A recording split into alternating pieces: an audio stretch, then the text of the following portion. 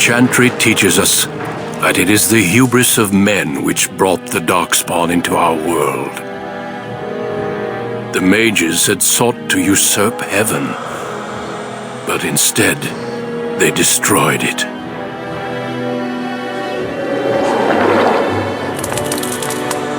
They were cast out, twisted and cursed by their own corruption. They returned as monsters, the first of the Darkspawn.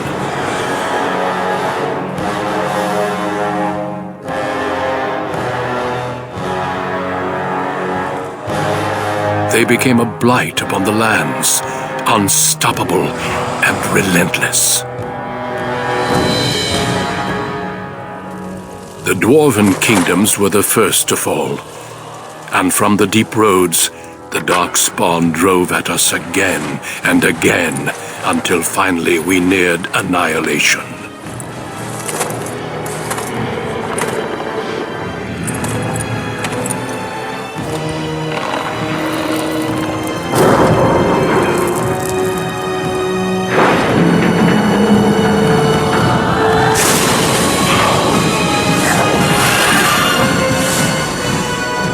Until the Grey Wardens came. Men and women from every race, warriors and mages, barbarians and kings. The Grey Wardens sacrificed everything to stem the tide of darkness, and prevailed.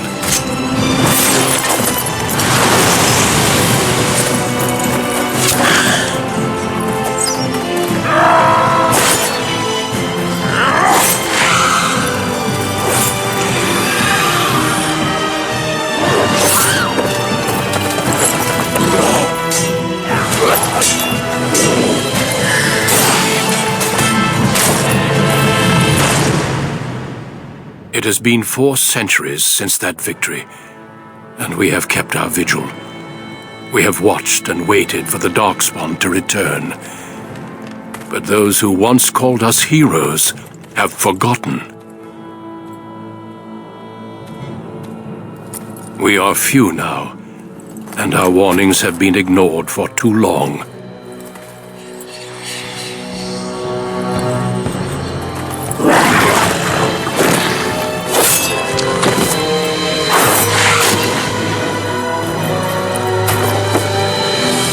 Even be too late. For I have seen with my own eyes what lies on the horizon. Maker, help us all.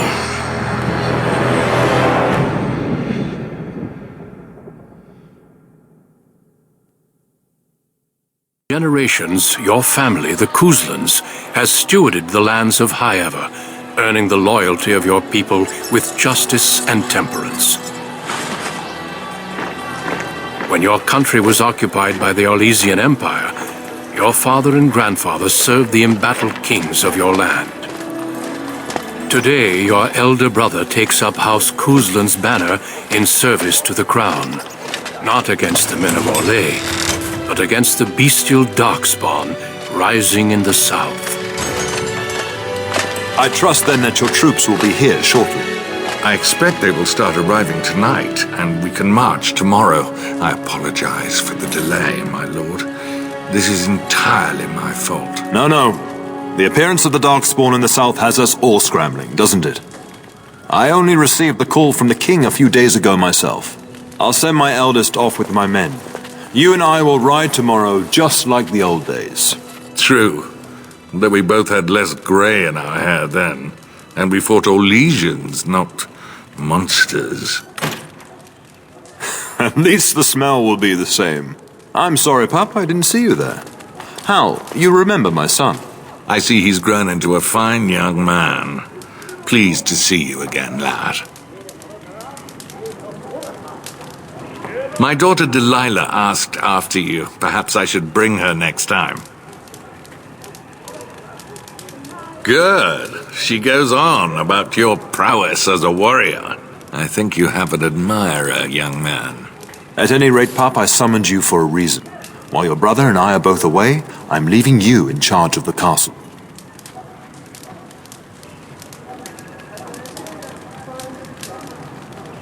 Only a token force is remaining here, and you must keep peace in the region. You know what they say about mice when the cat is away, yes? There's also someone you must meet. Please, show Duncan in.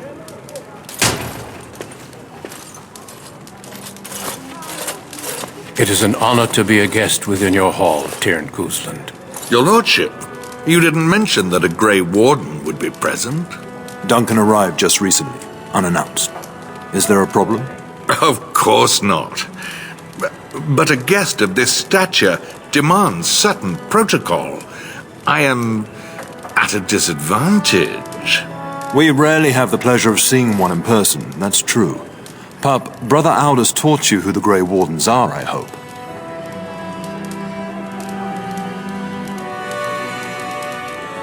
They are the heroes of legend, who ended the Blights and saved us all. Duncan is looking for recruits before joining us and his fellow Wardens in the south. I believe he's got his eye on Sir Gilmore. If I might be so bold, I would suggest that your son is also an excellent candidate. Honor though that might be, this is one of my sons we're talking about. I have not so many children that I'll gladly see them all off to battle. Unless you intend to invoke the right of conscription. Have no fear. While we need as many good recruits as we can find, I've no intention of forcing the issue. Pup, can you ensure that Duncan's requests are seen to while I'm gone? In the meantime, find Fergus, and tell him to lead the troops to Ostagar ahead of me. Upstairs in his chambers, no doubt, spending some last moments with his wife and my grandson. Be a good lad and do as I've asked. We'll talk soon. Tyrn had summoned you, so I didn't want to interrupt. Pardon my manners, my lord. It's simply that I've been looking all over the castle for you. I fear your hound has the kitchens in uproar once again, and is threatening to leave. Your mother disagrees. She insists you collect the dog, and quickly. You know these Mabari hounds. They listen only to their master. Anyone else risks having an arm bitten off. That would be wise, before Nan tears down the walls. You're quite lucky to have your own Mabari warhound, you know. Smart enough not to talk, my father used to say. Of course, that means he's easily bored. Nan swears he confounds her just to amuse himself. At any rate, your mother would have me accompany you until the matter is settled, shall we? Just follow the yelling. When Nan's unhappy, she makes sure everyone knows it. Get that bloody mutt out of the larder. But mistress, it won't let us near. If I can't get into that larder, I'll skin both of you useless elves, I swear it. Calm down, good woman. We've come to help. You and you! Your bloody mongrel keeps getting into my larder. That beast should be put down.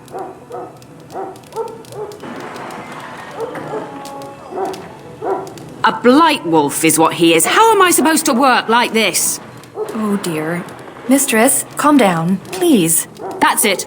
I'll quit. Inform the turner. I'll go and cook at some nice estate in the Banorn. Nan, please. We'll get the dog. Calm down. Just get him gone. I've enough to worry about with a castle full of hungry soldiers. You two, stop standing there like idiots. Get out of the way.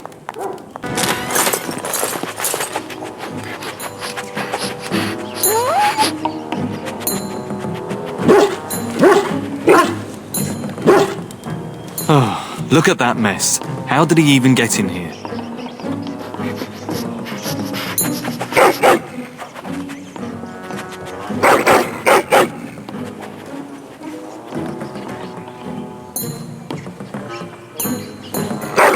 Oh, encourage the hound, why don't you? No wonder he keeps giving Nan fits.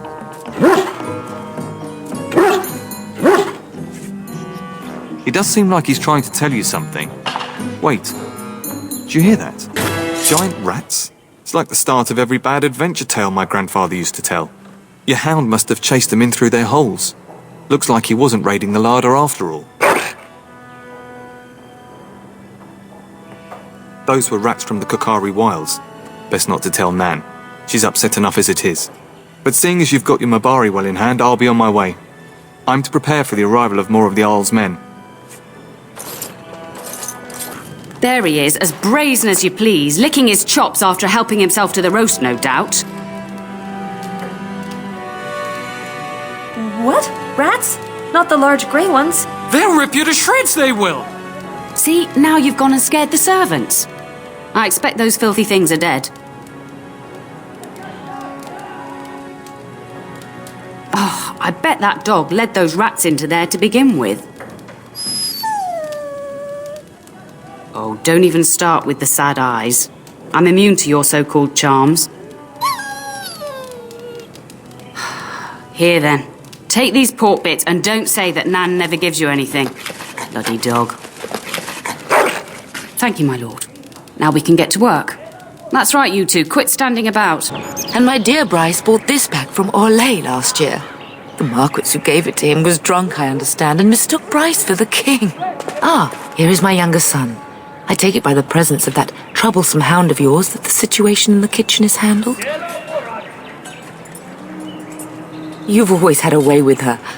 Darling, you remember Lady Landra, Ban Lawrence's wife? I think we last met at your mother's spring salon. You're too kind, dear boy. Didn't I spend half the salon shamelessly flirting with you? Right in front of your family, too. You remember my son, Dyron. I believe you two sparred in the last tourney. And you beat me handily, as I recall. It's good to see you again, my lord. And this is my lady-in-waiting, Iona. Do say something, dear. It is a great honor, my lord. I have heard many wonderful things about you. Don't look now, Eleanor. But I believe the girl has a crush on your lad. Lady Landra! Hush, Landra. You'll turn the poor thing scarlet. As it pleases you, my lord. I think perhaps I shall rest now, my dear. Dyron, I will see you and Iona at supper. Perhaps we'll retire to the study for now. Good evening, your lordship. You should say goodbye to Fergus while you have the chance. Yes, your father mentioned that. You haven't got it into your head that you want to be recruited. Nor I. And I do realize you didn't answer my question. There's enough here at the castle to occupy you. I don't need you off chasing danger like your brother. If he's not out with his men, probably upstairs with Oriana. I know it's difficult to stay in the castle and watch others ride off, but we must see to our duties first. You understand that, don't you? It's in the Maker's hands now, and we must cope as best we can. As do I. Your father and brother are marching off to fight Maker knows what. All the assurances in the world don't comfort me, but it wouldn't help for us to take up arms and follow. Fergus and your father have their duty, and we have ours. I love you, my darling boy. You know that, don't you? Go do what you must, then. I will see you soon. Is there really going to be a war, Papa? Will you bring me back a sword? That sword, Oren. And I'll get you the mightiest one I can find, I promise. I'll be back before you know it. I wish victory was indeed so certain. My heart is disquiet. Don't frighten the boy, love. I speak the truth. And here's my little brother to see me off. Now dry your eyes, love, and wish me well. He is as mortal as anyone, despite his refusal to believe. Now, love, no need to be grim. Then the Owl's men are delayed. You'd think his men were all walking backwards. Well, I'd better get underway. So many Darkspawn to behead, so little time. Off we go then. I'll see you soon, my love. I would hope, dear boy, that you plan to wait for us before taking your leave. Be well, my son. I will pray for your safety every day you are gone.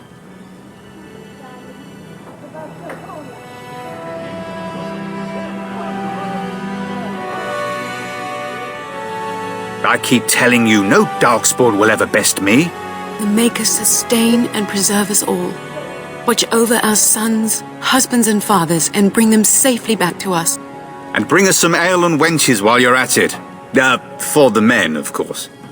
Fergus, you would say this in front of your mother?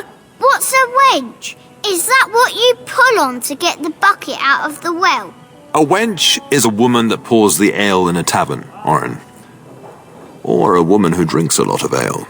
Bryce, maker's breath. I swear it's like living with a pack of small boys. I'll miss you, Mother dear. You'll take care of her, brother, won't you? Oh, good. How thrilling to know I'm so well taken care of. Enough, enough. Pup, you'll want to get an early night. You've much to do tomorrow.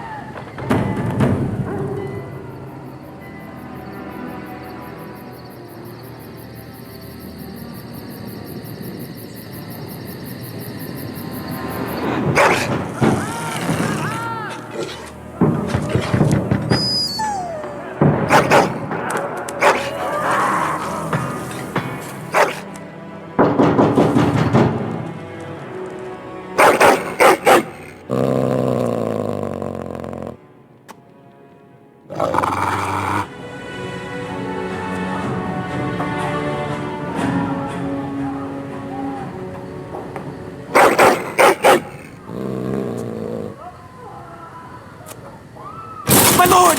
Help me! The castle is under attack! Darling, I heard fighting outside and I feared the worst. Are you hurt? Her scream woke me up. There were men in the hall, so I barred the door. Did you see their shields? Those are Hal's men. Why would they attack us? You don't think Hal's men were delayed? On purpose? That bastard. I'll cut his lying throat myself. Have you seen your father? He never came to bed. We must find him. I am no Orlesian wallflower. Give me a sword and I'll use it. Now let's go. No! My little Oren! What manner of fiend slaughters innocents?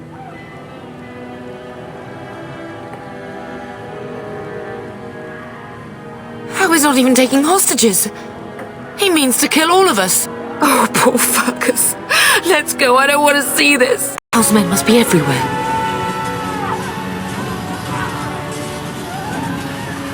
The servants' passage leads out from the larder. But we must find your father first. The front gates. That's where your father must be.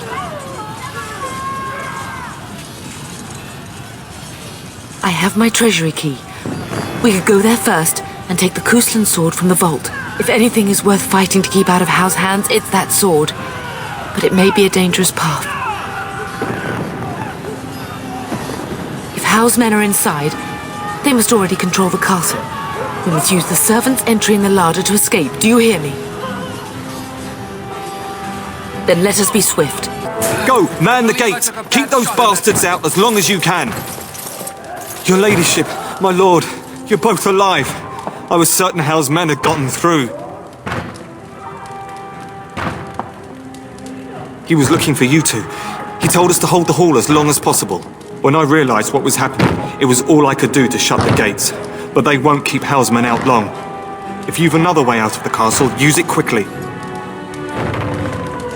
I've no idea. You don't think he's involved in this, do you? Perhaps he was sent to kill Bryce? Oh dear. Have you seen him? When I last saw the Terran, he'd been badly wounded. I urged him not to go, but he was determined to find you. He went towards the kitchen. I believe he thought to find you at the servants' exit in the larder. Bless you, Sir Gilmore. Make her watch over you. Make her watch over us all.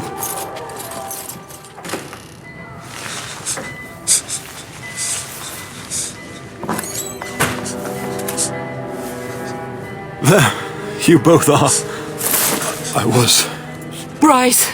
wondering when you would get here. Maker's blood, what's happening? You're bleeding! Hal's men found me first. Almost did me in right there.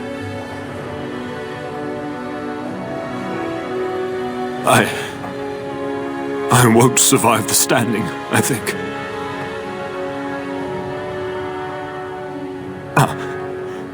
My boy. If only Will could make it so. Once Hal's men break through the gate, they will find us. We must go! Someone must reach Fergus. Tell him what has happened.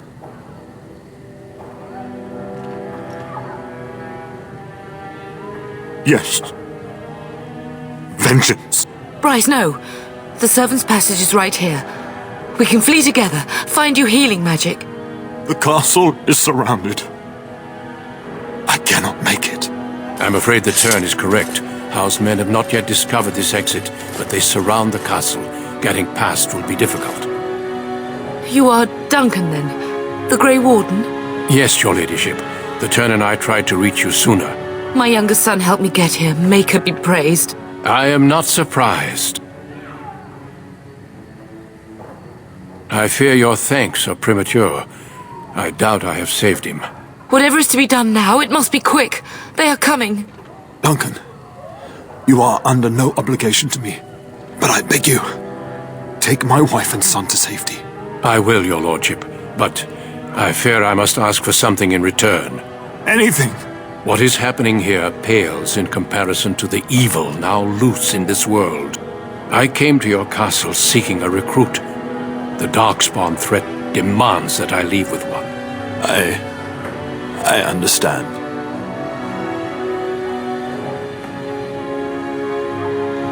You fought your way to me through Howe's men. I think the Maker's intention is clear. I will take the Tyrna and your son to Ostagar to tell Fergus and the king what happened. Then, your son joins the Grey Wardens. So long as justice comes to Howe. I agree. Then I offer you a place within the Grey Wardens. Fight with us.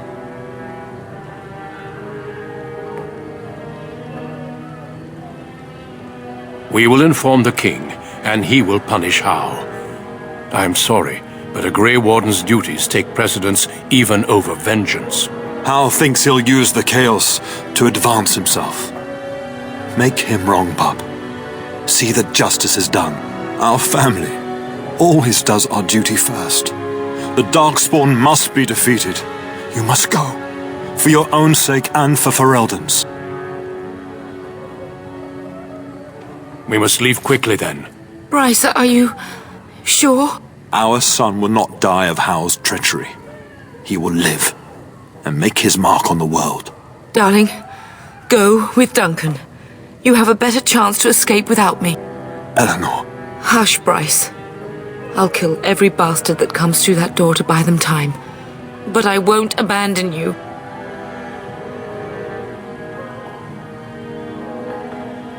My place is with your father. At his side to death and beyond. I'm just so sorry it's come to this, my love. We had a good life and did all we could. It's up to our children now. Then go, pup. Warn your brother. Know that we love you both. You do us proud. They've broken through the gates. We must go now. Goodbye, darling. Traveling south through the hinterlands to the ruin of Ostagar, on the edges of the Korkari Wilds. The Tevinter Imperium built Ostagar long ago to prevent the Wilders from invading the northern lowlands. It's fitting we make our stand here, even if we face a different foe within that forest. The King's forces have clashed with the Darkspawn several times, but here is where the bulk of the Horde will show itself. There are only a few Grey Wardens within Ferelden at the moment, but all of us are here. This blight must be stopped, here and now. If it spreads to the north, Ferelden will fall. Ho there, Duncan. King Caelan. I didn't expect a royal welcome? I was beginning to worry you'd miss all the fun. Not if I could help it, Your Majesty. Then I'll have the mighty Duncan at my side in battle after all. Glorious. The other wardens told me you'd found a promising recruit. I take it this is he? Allow me to introduce you, Your Majesty. No need, Duncan. You are Bryce's youngest, are you not? I don't think we've ever actually met.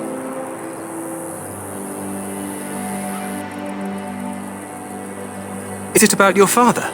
Your brother has been concerned about him. Dead? What do you mean? Duncan, do you know anything about this? Terran Cousland and his wife are dead, Your Majesty. Arl Howe has shown himself a traitor and overtaken High Ever Castle. Had we not escaped, he would have killed us and told you any story he wished. I can scarcely believe it. Well, how could he think he could get away with such treachery? As soon as we are done here, I will turn my army north and bring Howe to justice. You have my word.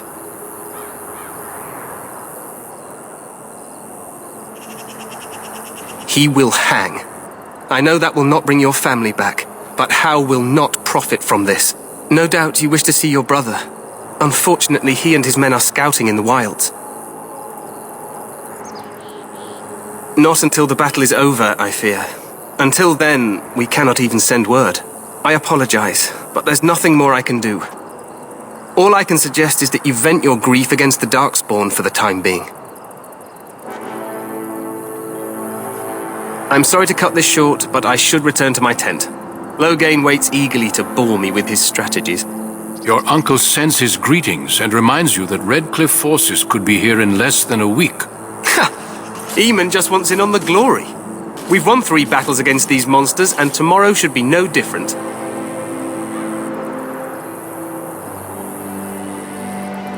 I'm not even sure this is a true blight. There are plenty of Darkspawn on the field, but alas, we've seen no sign of an archdemon.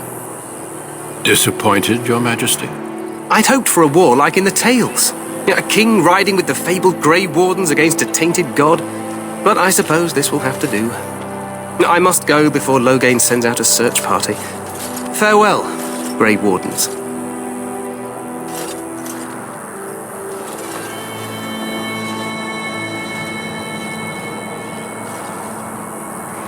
What the king said is true. They've won several battles against the Darkspawn here.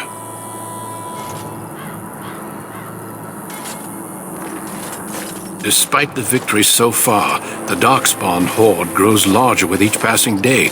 By now, they look to outnumber us. I know there is an archdemon behind this, but I cannot ask the king to act solely on my feeling.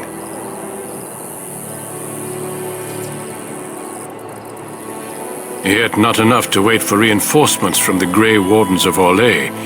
He believes our legend alone makes him invulnerable. Our numbers in Ferelden are too few. We must do what we can and look to Terran Loghain to make up the difference. To that end, we should proceed with the joining ritual without delay. Every recruit must go through a secret ritual we call the joining in order to become a Grey Warden. The ritual is brief, but some preparation is required. We must begin soon.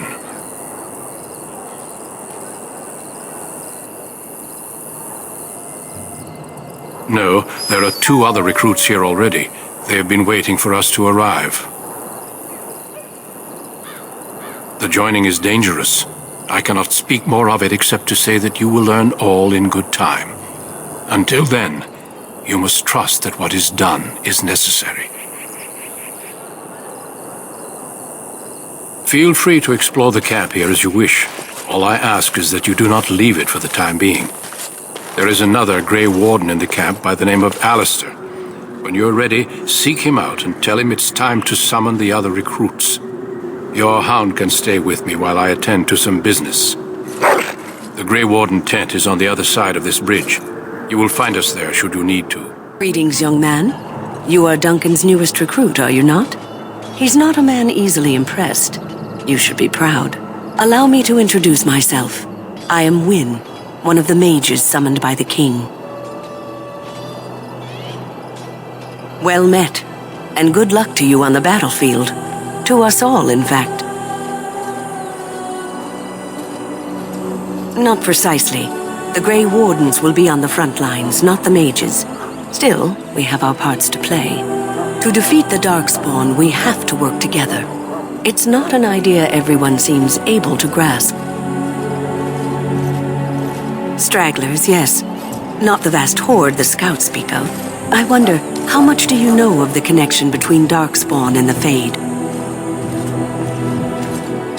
Anytime your spirit leaves your earthly body, whether it's to dream or to die, it passes into the realm we call the Fade. It's home to many spirits, some benevolent, others far less so. At the heart of the Fade lies the Black City.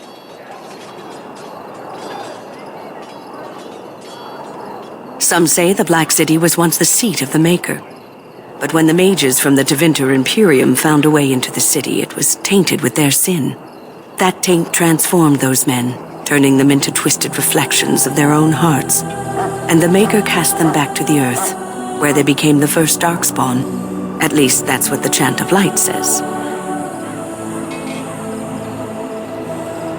It may be allegory, meant to teach us that our own evil causes human suffering. Or it may be true. It is as good an explanation as any for now.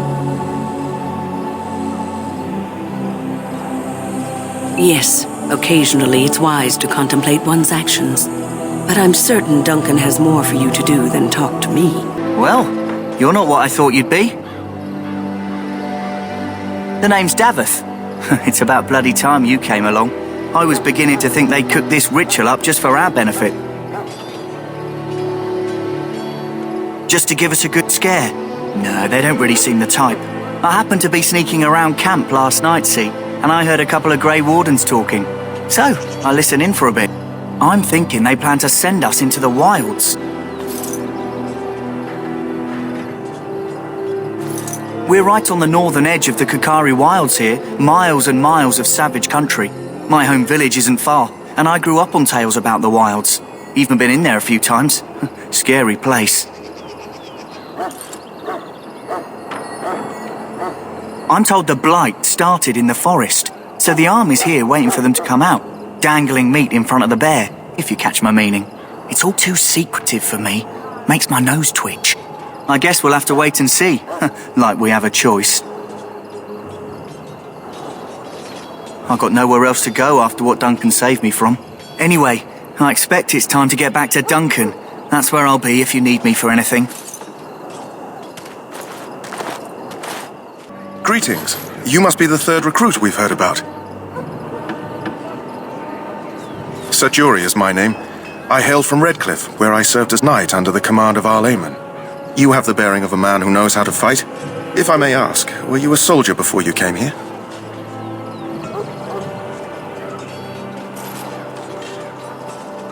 Are you a nobleman? I am honored to be in your company, my lord. I hope we're both lucky enough to eventually join the Wardens. Is it not thrilling to be given that chance? I would be lying if I said I wasn't. As a boy, my mother told us Darkspawn hunted down all children who misbehaved. It is a foolish superstition, I know, but I still shiver when I think of fighting them. Tell me, has anyone told you what this joining ritual entails? I never heard of such a ritual. I had no idea there were more tests after getting recruited. I suppose since you're finally here, I'd best get back to Duncan. I shall see you there. What is it now? Haven't Grey Wardens asked more than enough of the Circle? I simply came to deliver a message from the revered mother, Sir Mage. She desires your presence. What her reverence desires is of no concern to me. I am busy helping the Grey Wardens, by the King's orders, I might add. Should I have asked her to write a note? Tell her I will not be harassed in this manner. Yes, I was harassing you by delivering a message. Your glibness does you no credit. Here I thought we were getting along so well. I was even going to name one of my children after you. The Grumpy One. Enough. I will speak to the woman if I must. Get out of my way, fool. You know, one good thing about the Blight is how it brings people together. You're not the first to tell me that. Wait, we haven't met, have we? I don't suppose you happen to be another mage. And that makes you Duncan's new recruit, I suppose. Glad to meet you.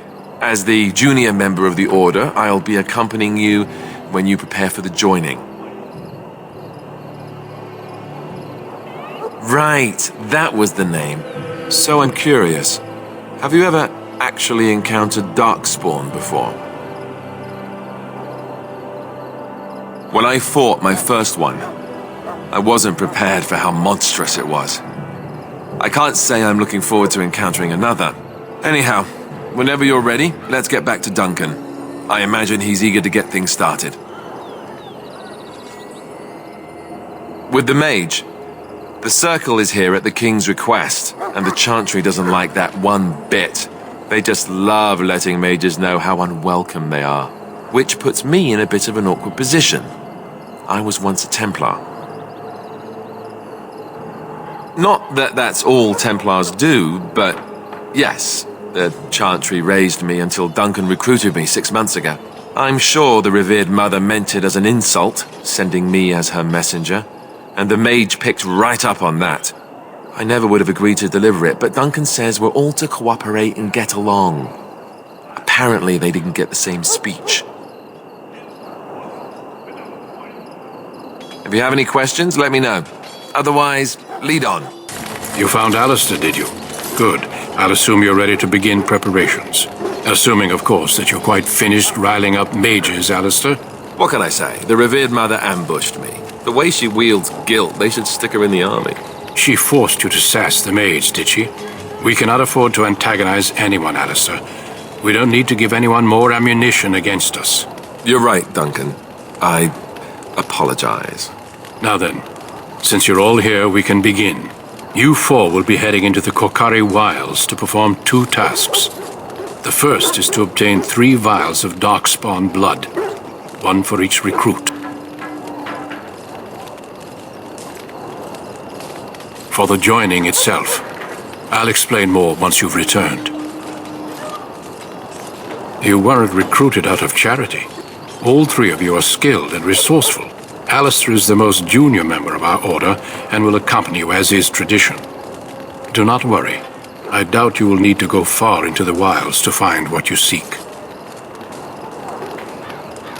There was once a Grey Warden archive in the wilds, abandoned long ago when we could no longer afford to maintain such remote outposts. It has recently come to our attention that some scrolls have been left behind, magically sealed to protect them. Alistair, I want you to retrieve these scrolls if you can.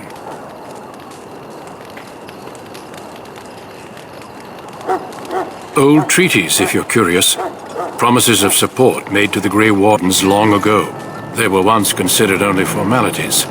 With so many having forgotten their commitments to us, I suspect it may be a good idea to have something to remind them with.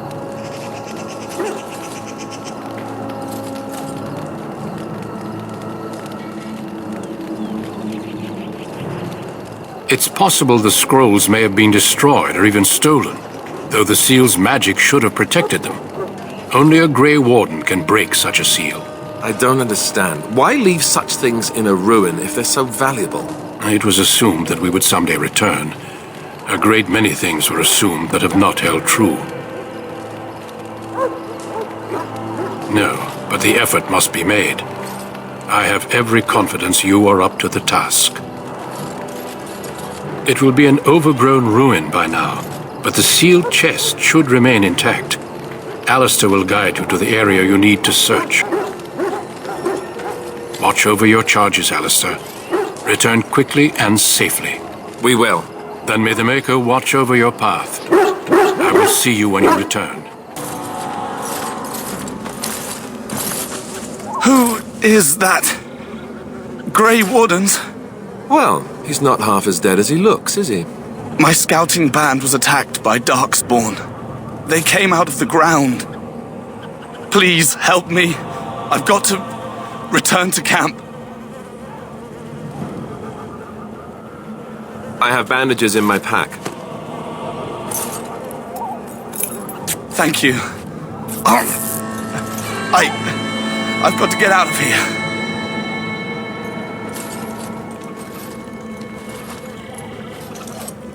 Did you hear? An entire patrol of seasoned men killed by Darkspawn. Calm down, Sir Jory. We'll be fine if we're careful. Those soldiers were careful, and they were still overwhelmed. How many Darkspawn can the 4 of us slay? 12? 100? There's an entire army in these forests. There are Darkspawn about, but we're in no danger of walking into the bulk of the Horde. How do you know? I'm not a coward, but this is foolish and reckless. We should go back. That's true. Know this.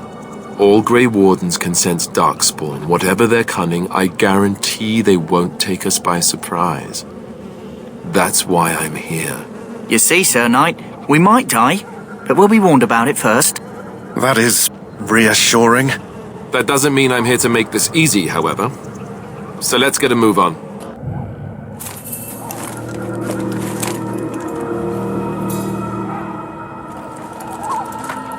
Well, well. What have we here? Are you a vulture, I wonder? A scavenger, poking amidst a corpse whose bones were long since cleaned? Or merely an intruder, come into these darkspawn-filled wilds of mine in search of easy prey?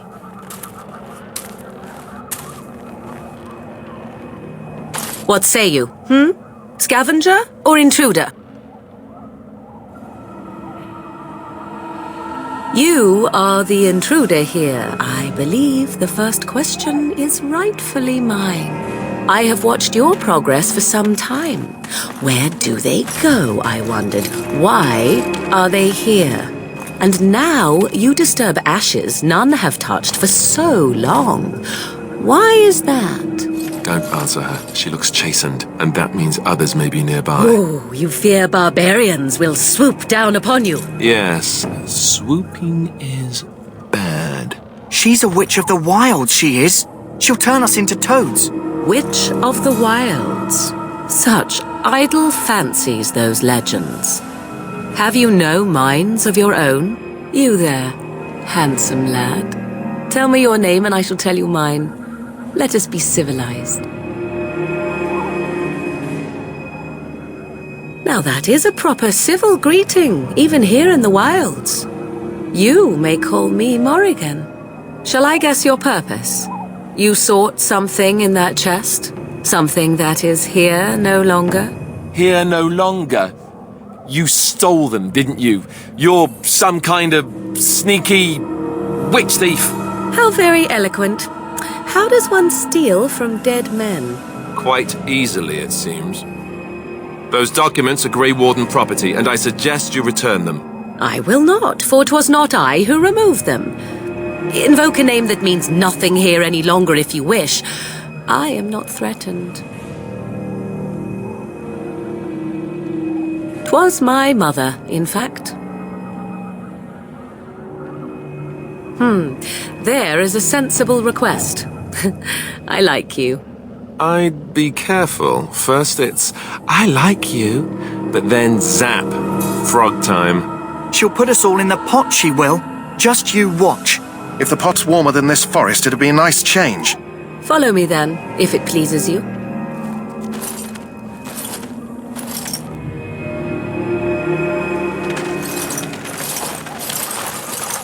Greetings, Mother. I bring before you 4 Grey Wardens who... I see them, girl. Much as I expected. Are we supposed to believe you were expecting us? You are required to do nothing, least of all believe. Shut one's eyes tight or open one's arms wide. Either way, one's a fool. She's a witch, I tell you. We shouldn't be talking to her. Quiet, Davith. If she's really a witch, do you want to make her mad? There is a smart lad. Sadly irrelevant to the larger scheme of things, but it is not I who decides. Believe what you will. And what of you? Do you possess a different viewpoint? Or do you believe as the others do?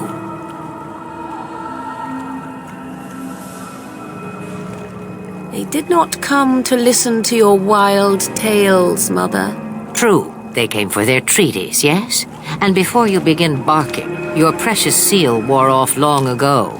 I have protected these. You... Oh, you protected them? And why not? Take them to your Grey Wardens and tell them this blight's threat is greater than they realize.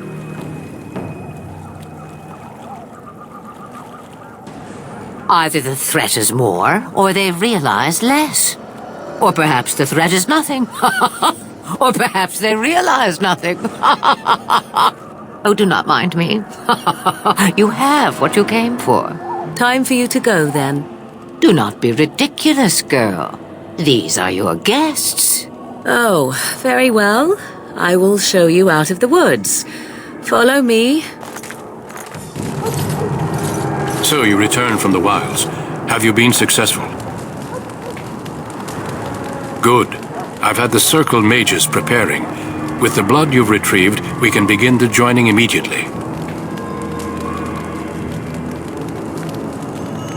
There was a woman at the tower, and her mother had the scrolls. They were both very odd. Were they wilder folk? I don't think so. They might be apostates. Mages hiding from the Chantry. I know you were once a Templar, Alistair, but Chantry business is not ours. We have the scrolls. Let us focus on the joining. I will not lie. We Grey Wardens pay a heavy price to become what we are. Fate may decree that you pay your price now, rather than later.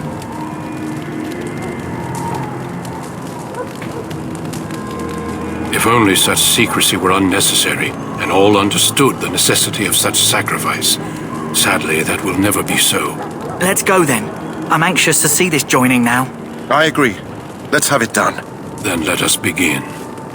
Alistair, take them to the old temple.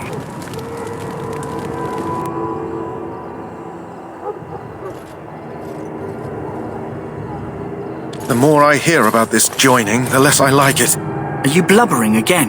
Why all these damn tests? Have I not earned my place? Maybe it's tradition. Maybe they're just trying to annoy you. I only know that my wife is in Highever with a child on the way. If they had warned me, it just doesn't seem fair. Would you have come if they'd warned you? Maybe that's why they don't. The Wardens do what they must, right? Including sacrificing us? I'd sacrifice a lot more if I knew it would end the Blight. You saw those Darkspawns tonight. Wouldn't you die to protect your pretty wife from them? Maybe you'll die. Maybe we'll all die. If nobody stops the Darkspawn, we'll die for sure. I've just never faced a foe I could not engage with my blade. At last, we come to the joining. The Grey Wardens were founded during the First Blight, when humanity stood on the verge of annihilation. So it was that the first Grey Wardens drank of Darkspawn blood and mastered their taint. We're going to drink the blood of those creatures. As the first Grey Wardens did before us, as we did before you. This is the source of our power and our victory. Those who survive the joining become immune to the taint. We can sense it in the Darkspawn and use it to slay the Archdemon.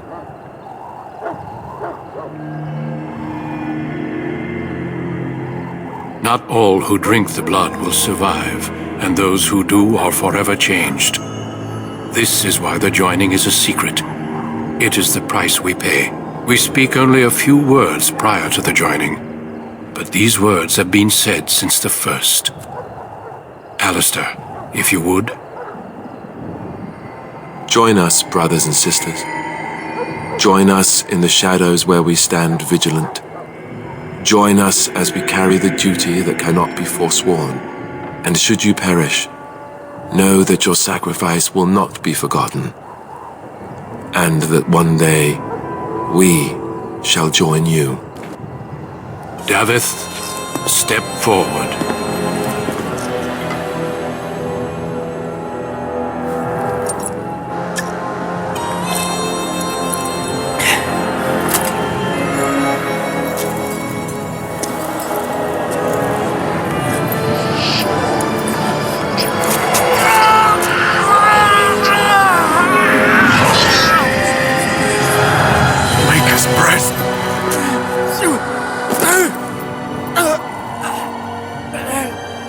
I am sorry, Davith. Step forward, Jory. But I have a wife, a child. Had I known... There is no turning back. No! You ask too much. There is no glory in this.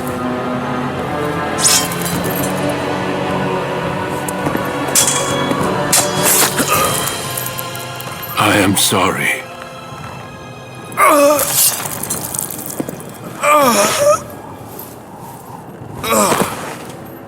But the joining is not yet complete. You are called upon to submit yourself to the taint for the greater good. From this moment forth, you are a Grey Warden.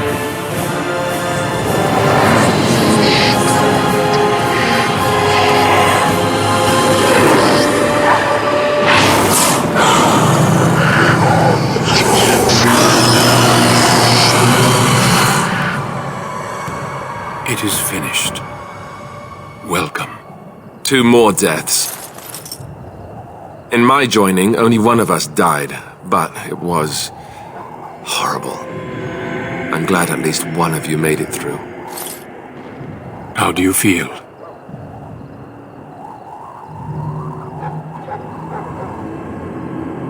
Such is what it takes to be a Grey Warden. Did you have dreams? I had terrible dreams after my joining. Such dreams come when you begin to sense the Darkspawn, as we all do. That and many other things can be explained in the months to come. Before I forget, there is one last part to your joining. We take some of that blood and put it in a pendant. Something to remind us of those who didn't make it this far.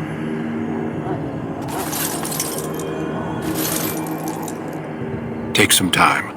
When you're ready, I'd like you to accompany me to a meeting with the king.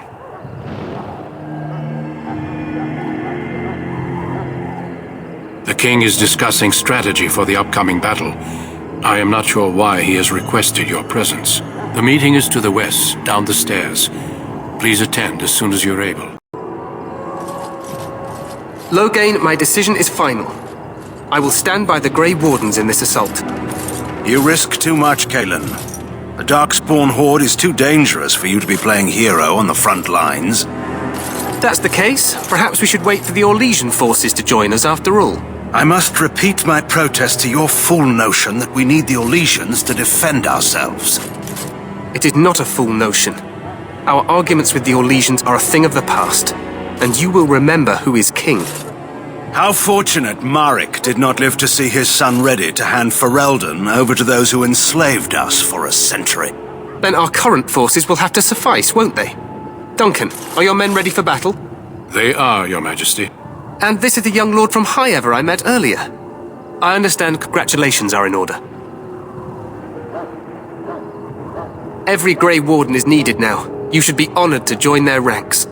Your fascination with glory and legends will be your undoing, Kalen. We must attend to reality. Fine. Speak your strategy. The Grey Wardens and I draw the Darkspawn into charging our lines, and then? You will alert the tower to light the beacon, signaling my men to charge from cover. To flank the Darkspawn, I remember. This is the Tower of Ishal in the ruins, yes? Well, who shall light this beacon? I have a few men stationed there. It's not a dangerous task, but it is vital. Then we should send our best. Send Alistair and the new Grey Warden to make sure it's done.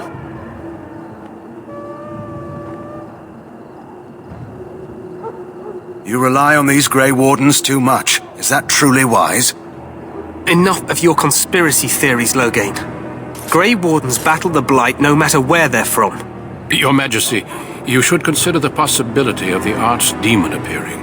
There have been no signs of any dragons in the wilds. Isn't that what your men are here for, Duncan? Yes, Your Majesty. Your Majesty, the tower and its beacon are unnecessary. The circle of not Magi... trust any lives to your spells, Mage. Save them for the Darkspawn.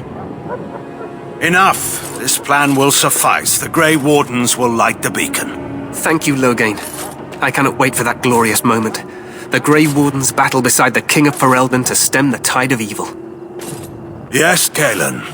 A glorious moment for us all.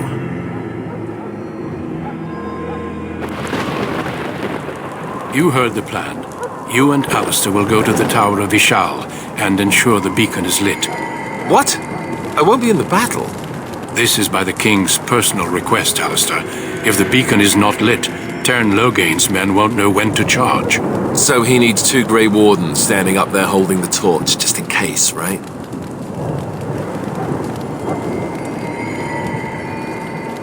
That is not your choice. If King Kalen wishes Grey Wardens to ensure the beacon is lit, then Grey Wardens will be there. We must do whatever it takes to destroy the Darkspawn, exciting or no. I get it, I get it. Just so you know, if the king ever asks me to put on a dress and dance the Remigold, I'm drawing the line. Darkspawn or no.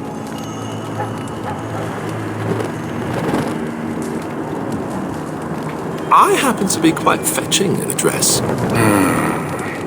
The tower is on the other side of the gorge from the king's camp, the way we came when we arrived. You'll need to cross the gorge and head through the gate and up to the tower entrance. From the top, you'll overlook the entire valley. We will signal you when the time is right. Alistair will know what to look for. We soil our drawers, that's what.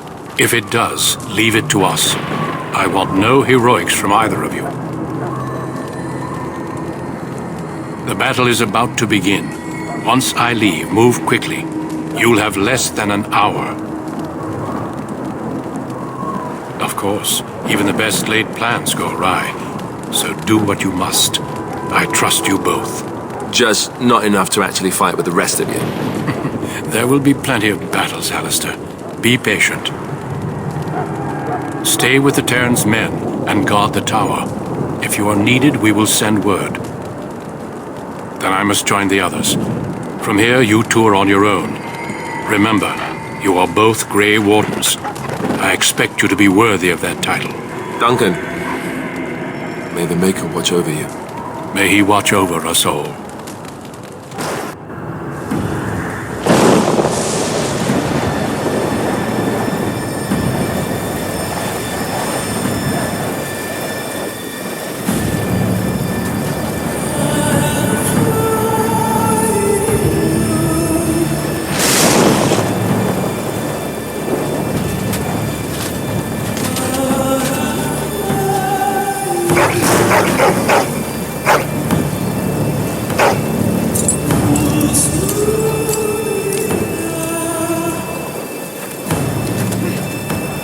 The plan will work, Your Majesty. Of course it will.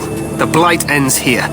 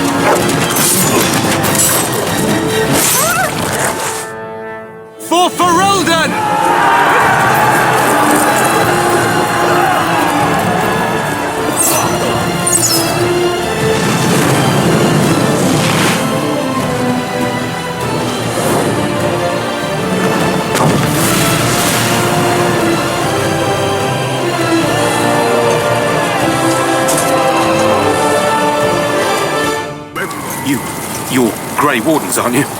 The tower, it's been taken. What are you talking about, man? Taken how? The Darkspawn came up through the lower chambers. They're everywhere. Most of our men are dead. then we have to get to the beacon and light it ourselves. His breath. What are these Darkspawn doing ahead of the rest of the Horde? There wasn't supposed to be any resistance here. Hey, you're right. I guess there is a silver lining here if you think about it. At any rate, we need to hurry. We need to get up to the top of the tower and light the signal fire in time. Taron Loghain will be waiting for the signal.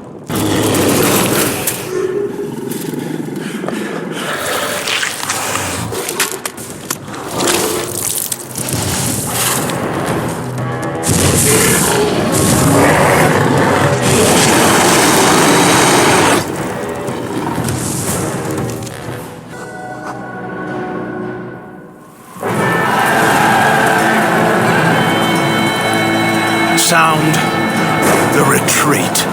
What about the king? Should we not... Do as I command.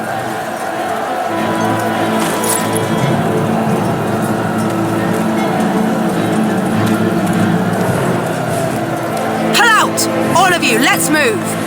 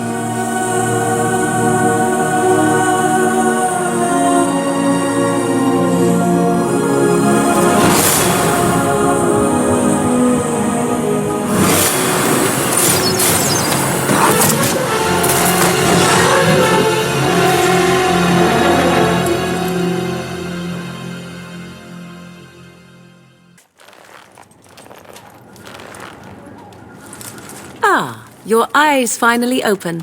Mother shall be pleased.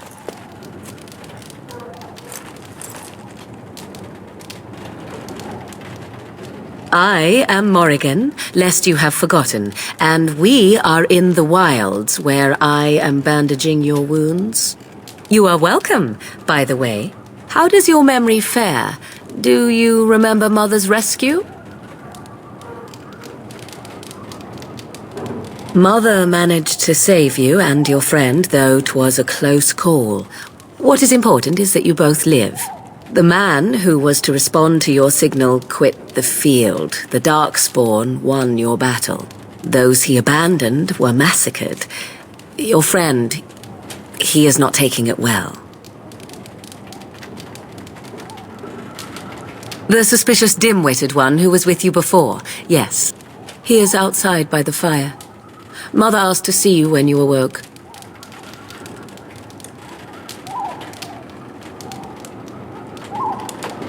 I do not know. She rarely tells me her plans. Yes, but I expect you shall be fine. The Darkspawn did nothing Mother could not heal. He is, as you are. I suppose it would be unkind to say he is being childish. And you think they would encourage his blubbering? If so, they are not the sort of Grey Wardens the legends note. I do not mind. Take your time. We are safe, for the moment. Mother's magic keeps the Darkspawn away. Once you leave, 'tis uncertain what will happen. The Horde has moved on, so you might avoid it. I wonder at that myself, but she tells me nothing. Perhaps you were the only ones she could reach. I would have rescued your king. A king would be worth a much higher ransom than you. I stand corrected. She turned into a giant bird and plucked the two of you from atop the tower, one in each talon. If you do not believe that tale, then I suggest you ask Mother yourself. She may even tell you. Only stragglers that are long gone. You would not want to see what is happening in that valley now. Are you sure you want me to describe it? I had a good view of the battlefield. 'Tis a grisly scene. There are bodies everywhere and Darkspawn swarm them, feeding, I think. They also look for survivors and drag them back down beneath the ground. I cannot say why. If you are willing to run into the midst of the Horde, perhaps. I do not know who this Loghain even is. Perhaps ask Mother of it. I agree. 'Tis time you speak with Mother, then be on your way. See, here is your fellow Grey Warden. You worry too much, young man. You're alive. I thought you were dead for sure. Oh, this doesn't seem real. If it weren't for Morrigan's mother, we'd be dead on top of that tower. Do not talk about me as if I am not present, lad. I didn't mean... But what do we call you? You've never told us your name? Names are pretty, but useless. The chastened folk call me Flemeth. I suppose it will do. The Flemeth? From the legends? Daveth was right. You're the Witch of the Wilds, aren't you? And what does that mean? I know a bit of magic, and it has served you both well, has it not?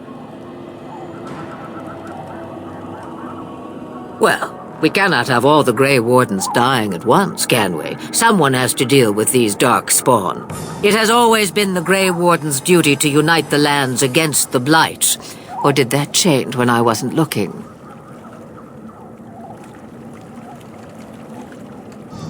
That doesn't make any sense. Why would he do it? Now that is a good question. Men's hearts hold shadows darker than any tainted creature. Perhaps he believes the Blight is an army he can outmaneuver. Perhaps he does not see that the evil behind it is the true threat. The Archdemon. It is said that long ago, the Maker sent the old gods of the ancient Tevinter Imperium to slumber in prisons deep beneath the surface. An archdemon is an old god awakened and tainted by Darkspawn. Believe that or not, history says it's a fearsome and immortal thing, and only fools ignore history. By ourselves? No Grey Warden has ever defeated a Blight without the army of a half-dozen nations at his back. Not to mention... I don't know how. How to kill the archdemon, or how to raise an army? It seems to me those are two different questions, Have the Wardens no allies these days? I don't know. Duncan said that the Grey Wardens of Orlais had been called, and Al Eamon would never stand for this, surely. I suppose. Al Eamon wasn't at Ostagar. He still has all his men. And he was Kaelin's uncle. I know him. He's a good man, respected in the Landsmeet. Of course, we could go to Redcliffe and appeal to him for help. Of course! The treaties! Grey Wardens can demand aid from dwarves, elves, mages, and other places. They're obligated to help us during a blight. I may be old, but dwarves, elves, mages, this Arl Eamon, and who knows what else. This sounds like an army to me. So can we do this? Go to Redcliffe and these other places and build an army? So you are set then, ready to be Grey Wardens.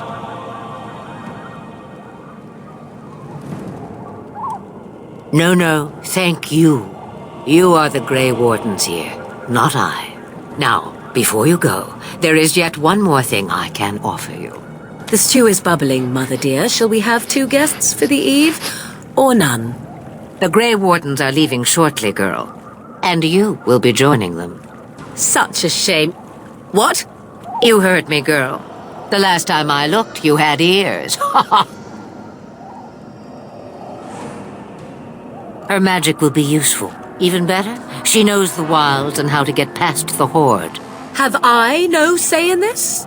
You have been itching to get out of the wilds for years. Here is your chance. As for you, Wardens, consider this repayment for your lives.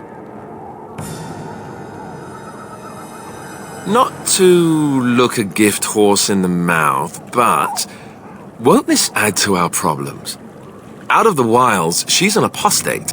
If you do not wish help from us illegal mages, young man, perhaps I should have left you on that tower. Point taken. Mother, this is not how I wanted this. I'm not even ready. You must be ready.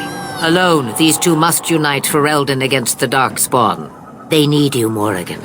Without you, they will surely fail, and all will perish under the Blight. Even I. I understand. And you, Wardens, do you understand? I give you that which I value above all in this world. I do this because you must succeed. Allow me to get my things, if you please. I am at your disposal, Grey Wardens. I suggest a village north of the wilds as our first destination. 'Tis not far, and you will find much you need there. Or, if you prefer, I shall simply be your silent guide. The choice is yours. You will regret saying that. Dear, sweet mother, you are so kind to cast me out like this. How fondly I shall remember this moment. Well, I always said, if you want something done, do it yourself. Or hear about it for a decade or 2 afterwards. Do you really want to take her along because her mother says so? I guess you're right. The Grey Wardens have always taken allies where they could find them. I am so pleased to have your approval.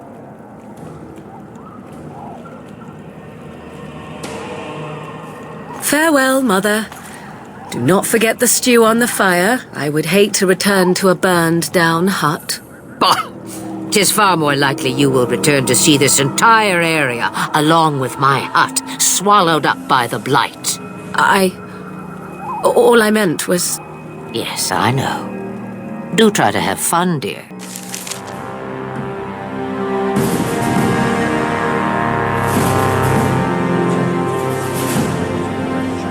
And I expect each of you to supply these men. We must rebuild what was lost at Ostagar, and quickly. There are those who would take advantage of our weakened state if we let them. We must defeat this Darkspawn incursion, but we must do so sensibly and without hesitation. Your lordship, if I might speak. You have declared yourself Queen Honora's regent and claim we must unite under your banner for our own good. But what of the army lost at Ostagar? Your withdrawal was most fortuitous.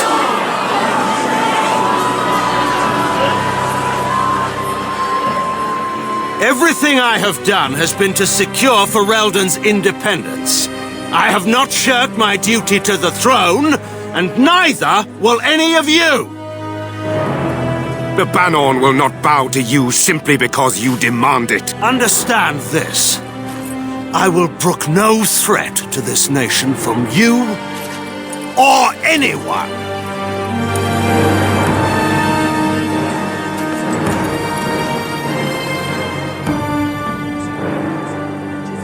Bantegan, please! Your Majesty, your father risks civil war. If Eamon were here... Bantegan, my father is doing what is best. Did he also do what was best for your husband, your Majesty?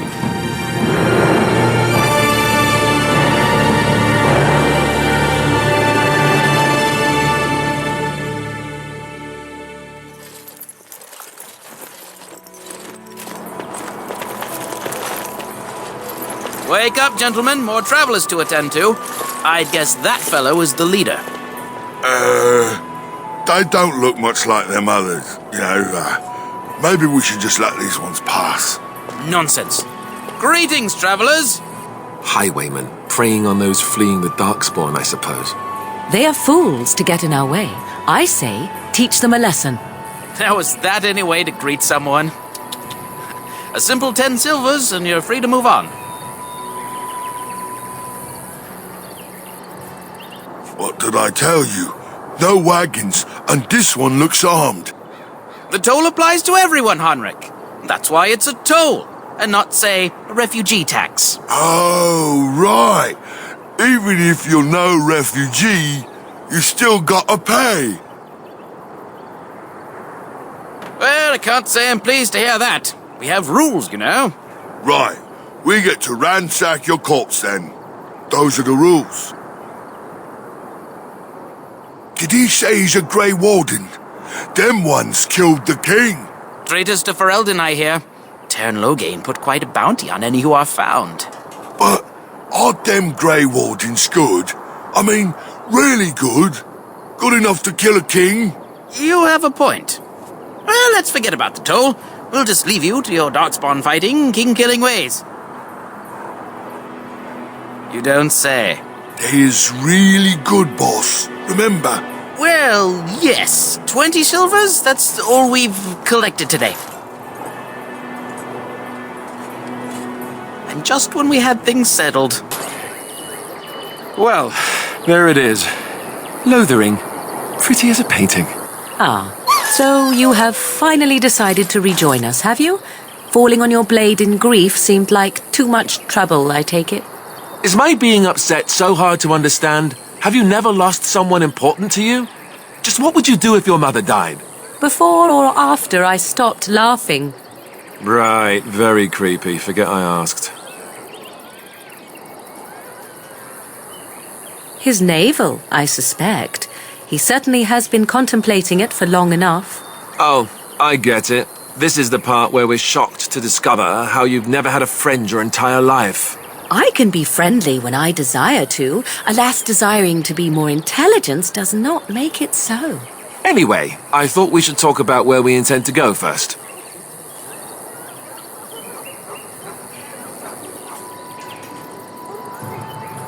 This should be good. I think what Flemeth suggested is the best idea. These treaties, have you looked at them? There are three main groups that we have treaties for. The Dalish Elves, the Dwarves of Orzammar, and the Circle of Magi. I also still think that Arleman is our best bet for help. We might even want to go to him first. Short of leaving Ferelden to seek them out, the only place to send word to would be Weishaupt Fortress. And that's thousands of miles away. Go after your enemy directly. Find this man Loghain and kill him. The rest of this business with the treaties can then be done in safety. Yes, he certainly wouldn't see that coming, and it's not like he has the advantage of an army and experience and... I was asked for my opinion and I gave it. If your wish is to come up with reasons why something cannot be done, we will stand here until the Darkspawn are upon us. I can give you directions, if you like. Then you have a plan. Fair enough. Let's head into the village whenever you're ready. Well, look what we have here, then. I think we've just been blessed. Uh-oh. Loghain's men. This can't be good. Didn't we spend all morning asking about a fellow by this very description? And everyone said they hadn't seen him. It seems we were lied to. Gentlemen, surely there's no need for trouble.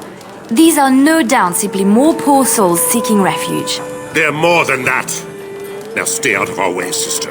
You protect these traitors, you'll get the same as them.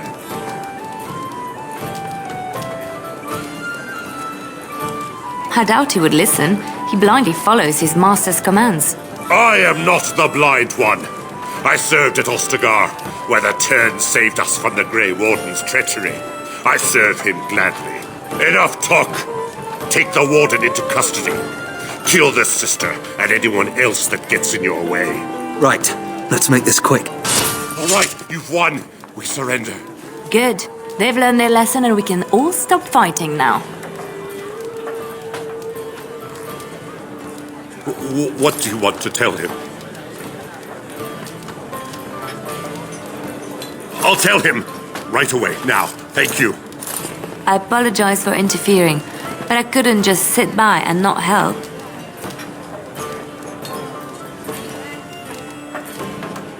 Save my life. I assure you, I can handle myself.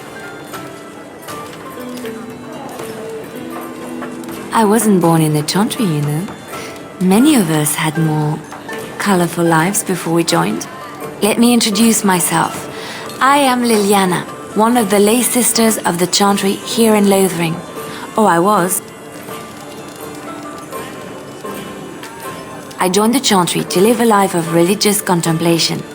But I am no priest, not even an initiate.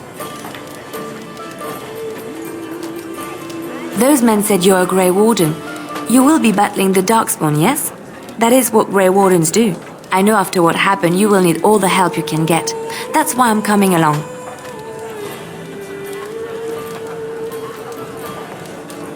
The Maker told me to. Then you believe me? I knew the Maker had sent a true dream. A vision that by serving you, I serve his holy plan. Perhaps your skull was cracked worse than Mother thought. Thank you. I appreciate being given this chance. I will not let you down. You aren't one of my captors. I will not amuse you any more than I have the other humans. Leave me in peace. I'm in a cage, am I not? I've been placed here by the Chantry. The revered mother said he slaughtered an entire family, even the children. It is as she says. I am Sten of the Beresad, the vanguard of the Kunari peoples. You mock me, or you show manners I have not come to expect in your lands. Though it matters little now, I will die soon enough. This is a proud and powerful creature, trapped as prey for the Darkspawn. If you cannot see a use for him, I suggest releasing him for mercy's sake alone. Mercy? I wouldn't have expected that from you. I would also suggest that Alistair take his place in the cage. Yes, that's what I would have expected. I suggest you leave me to my fate. No doubt. What help do you seek? The Blight. Are you a Grey Warden, then? My people have heard legends of the Grey Warden's strength and skill, though I suppose not every legend is true.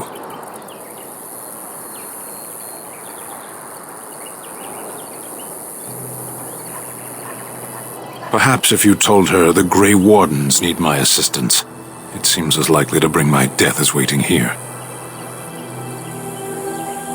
Farewell, then. To be left here to starve, or to be taken by the Darkspawn? No one deserves that. Not even a murderer. Who?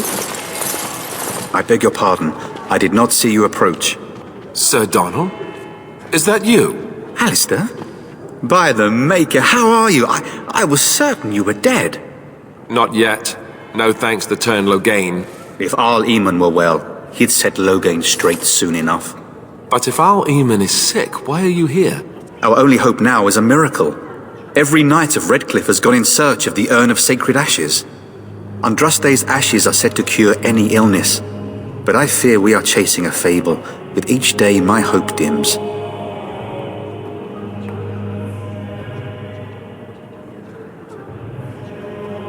My mission takes priority, but I fear I shall be returning to Redcliffe with nothing to show for my efforts. Why is that, if I may ask? I see. The Arl is a popular man, it's true. Tairn Loghain, however, is a hero throughout Ferelden. Whatever the Tairn has done or not done, the Arl remains ill, or worse. That is my primary concern. The Arl fell ill before the king died. But what if Loghain planned that too? Oh, such thoughts do not sit well with me. We should see what's happening in Redcliffe ourselves. I believe that now more than ever. If nothing else, I am certain you would be welcomed at Castle Redcliffe. The Arlessa is there, and she could tell you more than I could. I expected to take advantage of the Chantry's library, in fact, but my skills are better suited to battle than chasing down tales. Supposedly, the urn contains the ashes of the prophetess Andraste. Surely you know all this. If you're truly interested, there are books here containing a great deal of lore. Nothing I have found leads me to believe that this was anything more than a quest of desperation. I intend to return to Redcliffe soon and tell the Arlessa exactly that, once Sir Henrik arrives. What? And you have his locket? And a note? Maker's mercy. Thank you for giving me these. I would never have known otherwise. Thank you. I wonder how many of us have met similar fates on this mad quest. With Henrik gone, I need to return to Redcliffe. Perhaps later I will seek out the scholar his note mentions. But I must go. Thank you again, good sir. You have been most helpful. Good day, Sister Liliana. I'm surprised to see you're still in Lothering. It is good to see you as well, Your Reverence. I do not recognize your companion. Greetings. Will you be making a donation to the Chantry? Our need has never been greater. I understand. Not all are wealthy enough to spare even a few coins for the Maker's favor. What can I do for you then? It might have been kinder to execute him, but I leave his fate to the Maker. Why does he interest you?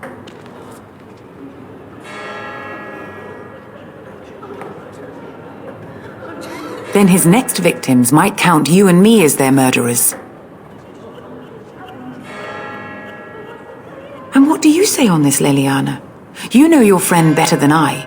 These are unusual times, Your Reverence. With us, the Kunari might do some good. I am sure of it, in fact. Were things not so desperate? Very well, I trust you. Take these keys to his cage and make her watch over you. Thank you, Your Reverence. Your trust is not misplaced. You wish something more of me? I confess, I did not think the priestess would part with it. So be it.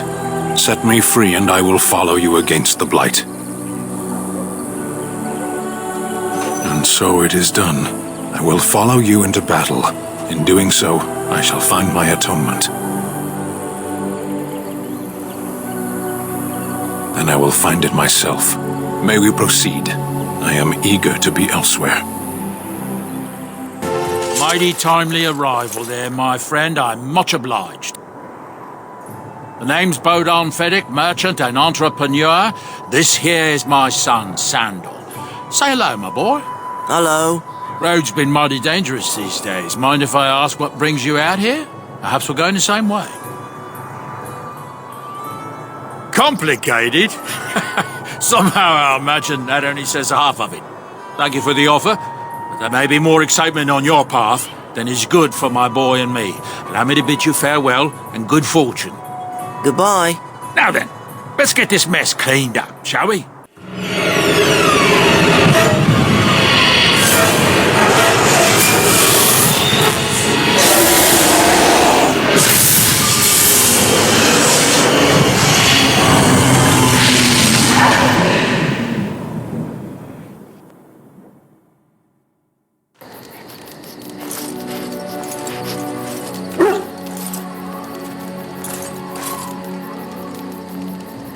Bad dreams, huh?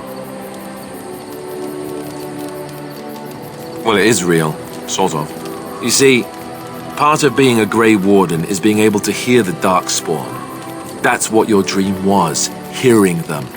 The Archdemon, it talks to the Horde, and we feel it just as they do. That's why we know this is really a blight.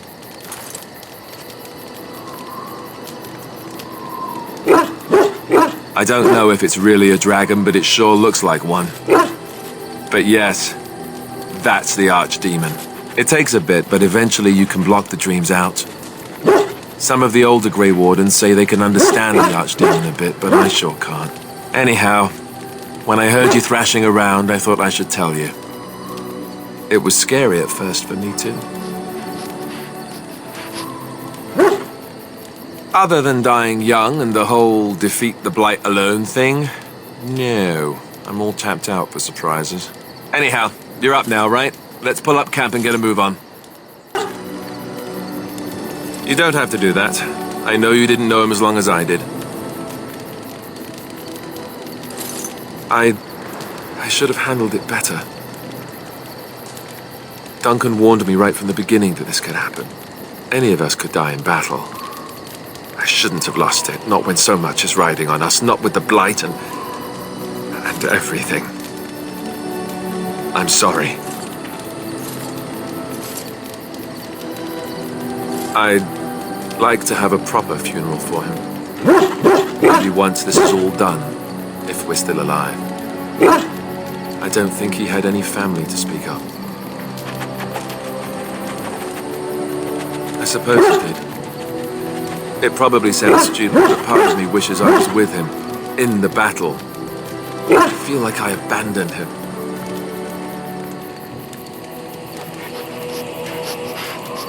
Yes, I know. I think he came from Hyeva, or so he said. Maybe I'll go up there sometime. See about putting up something in his honor. I don't know. Have you had someone close to you die? Not that I mean to pry, I'm just... Oh, of course. How stupid of me to forget. Here I am going on and on about Duncan, and you... I am so sorry. Thank you. Really, I mean it. It was good to talk about it, at least a little.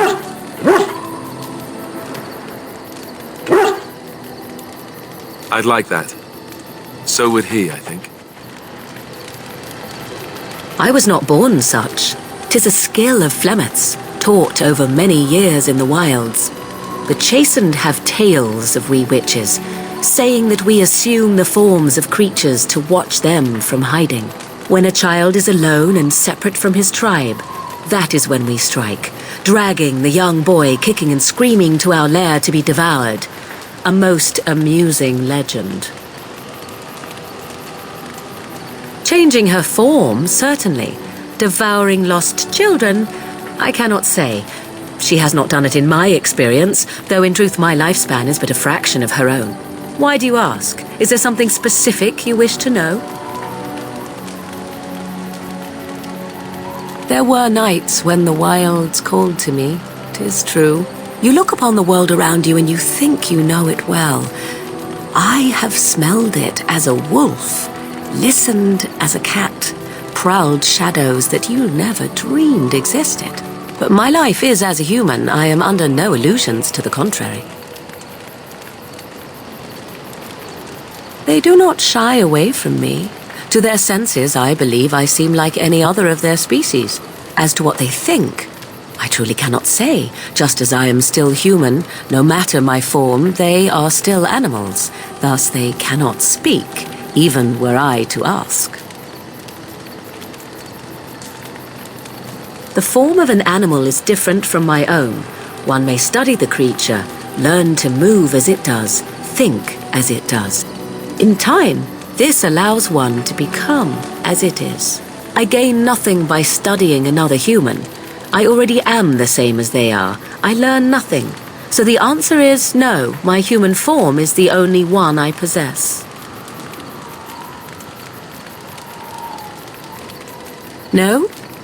'Tis not unheard of in the remote corners of the world.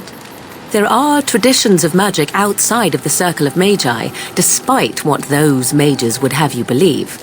Some of these traditions are old, indeed, passed down as carefully guarded lore from one generation to the next. The zealots of the chantry would uproot all such practitioners if they could. But as luck have it, some still exist. My mother is such a one. Not all apostates use the forbidden blood arts. Maleficarum do, but to condemn all who do not fall under the Circle's thrall for the sake of what might be is a dangerous path to walk. There are those who look on the word apostate as meaning freedom. Anyone with sufficient will, but the act of transformation is a magical one. 'Tis a spell and thus requires a mage's talents. If you had a notion to learn such a skill for yourself, sadly, you must remain disappointed. Indeed. Have you an opinion on my abilities, then? Am I an unnatural abomination to be put to the torch?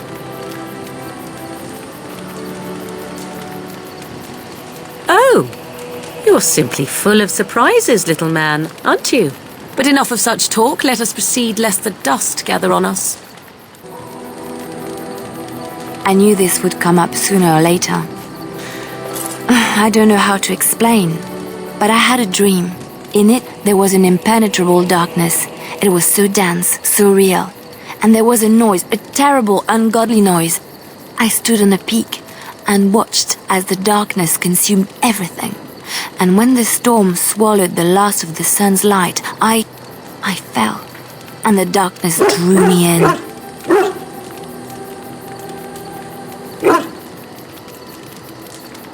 I have had dreams. This was different somehow. When I woke, I went to the Chantry's gardens, as I always do. But that day, the rose bush in the corner had flowered. Everyone knew that bush was dead. It was grey and twisted and gnarled, the ugliest thing you ever saw. But there it was, a single beautiful rose. It was as though the Maker stretched out his hand to say, even in the midst of this darkness, there is hope and beauty. Have faith. In my dream, I fell, or maybe I jumped. I'd do anything to stop the blight. I know that we can do it. There are so many good things in the Maker's world. How can I sit by while the blight devours everything?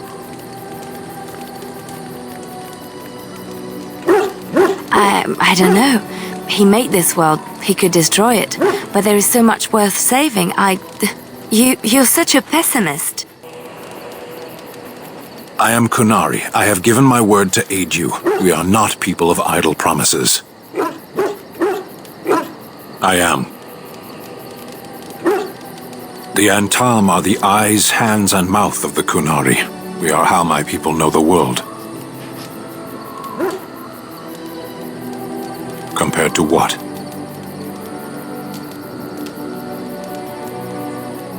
What does anyone truly know of the world? The world changes, we change. The Antam observe what we can, just as you do. There is no point to this. We are keeping the Darkspawn waiting. You are concerned. No need. I am fit enough to fight. No. People are not simple. They cannot be summarized for easy reference in the manner of, the elves are a lithe, pointy-eared people who excel at poverty. Many humans have said that to me. I do not understand it. If I were indeed hostile, you would be bleeding. Couldn't you tell? As you wish. Stop right there, outsider. The Dalish have camped in this spot. I suggest you go elsewhere, and quickly. I find that hard to believe. What business could we Dalish possibly have with a group like yours? A Grey Warden? How do I know you're telling the truth? I suppose that a lie wouldn't gain you much benefit. I shall bring you to the Keeper. In the camp, I suggest you keep your hands to yourself, and remember that our arrows are still trained on you. Follow me.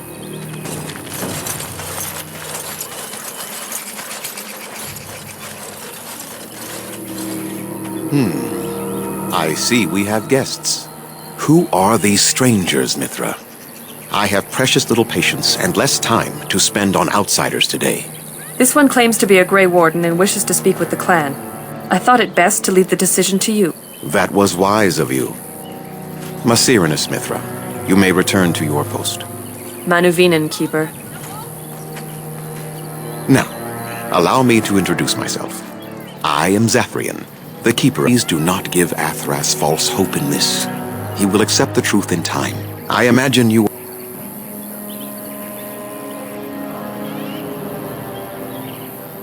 Manners. From a Shemlin. Interesting. What might be your mission here? Have you come to spread news of the Blight? I had already sensed the corruption spreading in the south. The existence of the Blight is not news to me. I would have taken the clan north by now, had we the ability to move. Sadly, as you can see, we do not. Yes, it seems like you've had your own troubles. What are the odds? So their first reaction to trouble is to flee from it. Curious. I imagine you are here regarding the treaty we signed centuries ago. Unfortunately, we may not be able to live up to the promise we made. This will require some explanation. Please, follow me.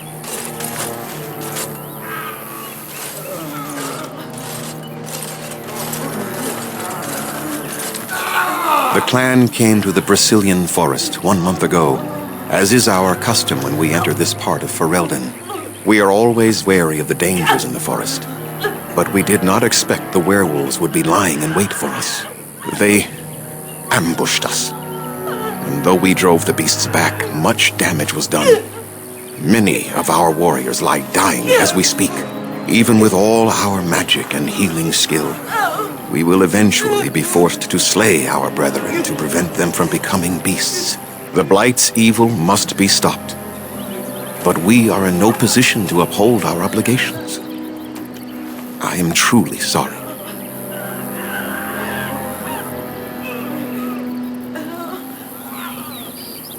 The affliction is a curse that runs rampant in their blood, bringing great agony and then ultimately either death or a transformation into something monstrous.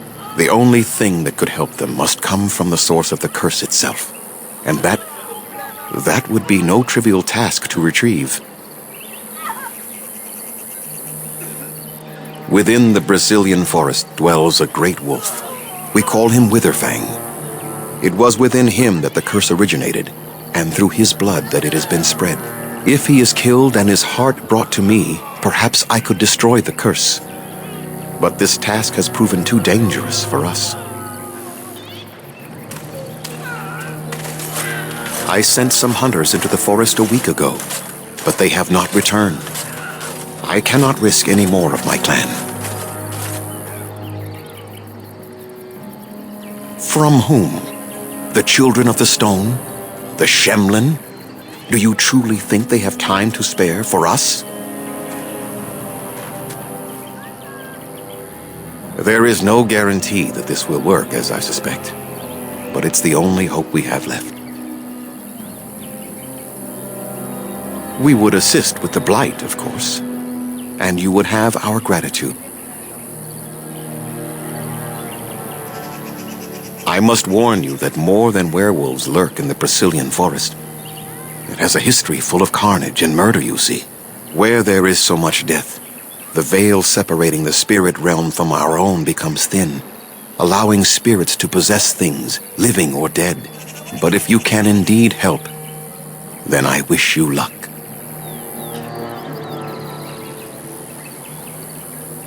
I must return to caring for my people. Creator's speed on your way.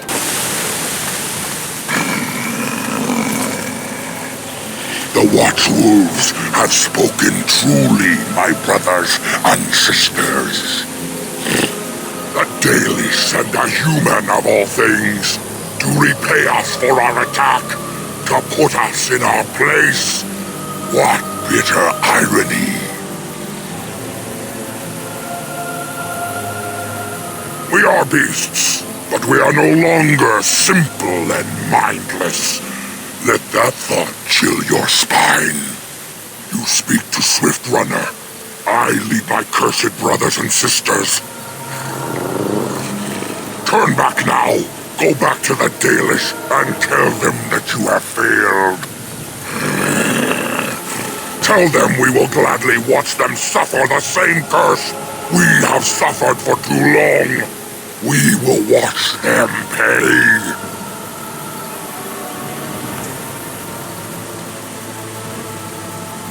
Was it not Zathrian who sent you? He wishes only our destruction, never to talk.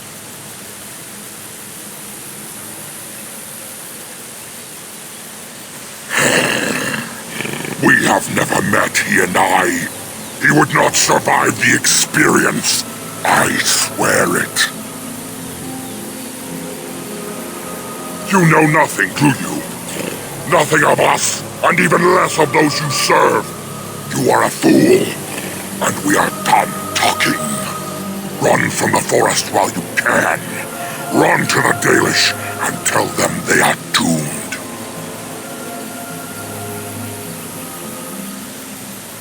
I do not wish to fight you either, but we cannot trust you. Come, brothers and sisters, let us retreat. The forest has eyes of its own, and it will deal with intruders as it always has.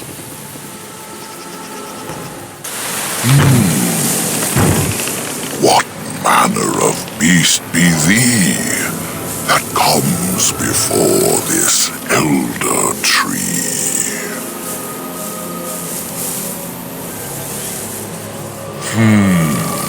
A were, thou sayest? How can this be? I sense no curse inside of thee. Could it be, instead, a lie? There is no need. Why even try? It is true thou seest it clear. There are beasts and thieves aplenty here. Allow me a moment to welcome thee. I am called the Grand Oak, sometimes the Elder Tree. It rhymes? 'Tis a rhyming tree. One can only imagine what manner of spirit is involved here. And unless thou think'st it far too soon, might I ask of thee a boon? I have but one desire, to solve a matter very dire. As I slept one early morn, a thief did come and steal an acorn.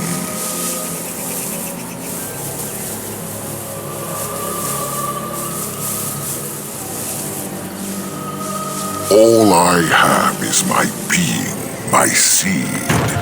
Without it, I am alone indeed. I cannot go and seek it out, yet I shall die if left without.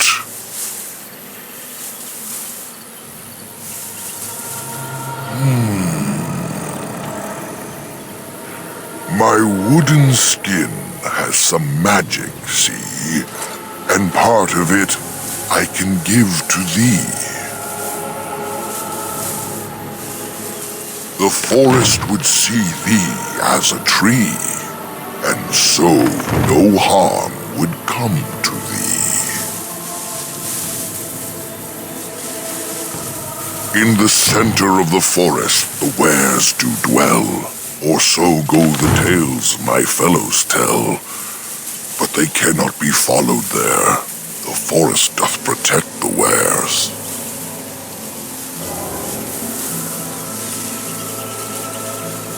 The forest would see thee as a tree, and so no harm would come to thee.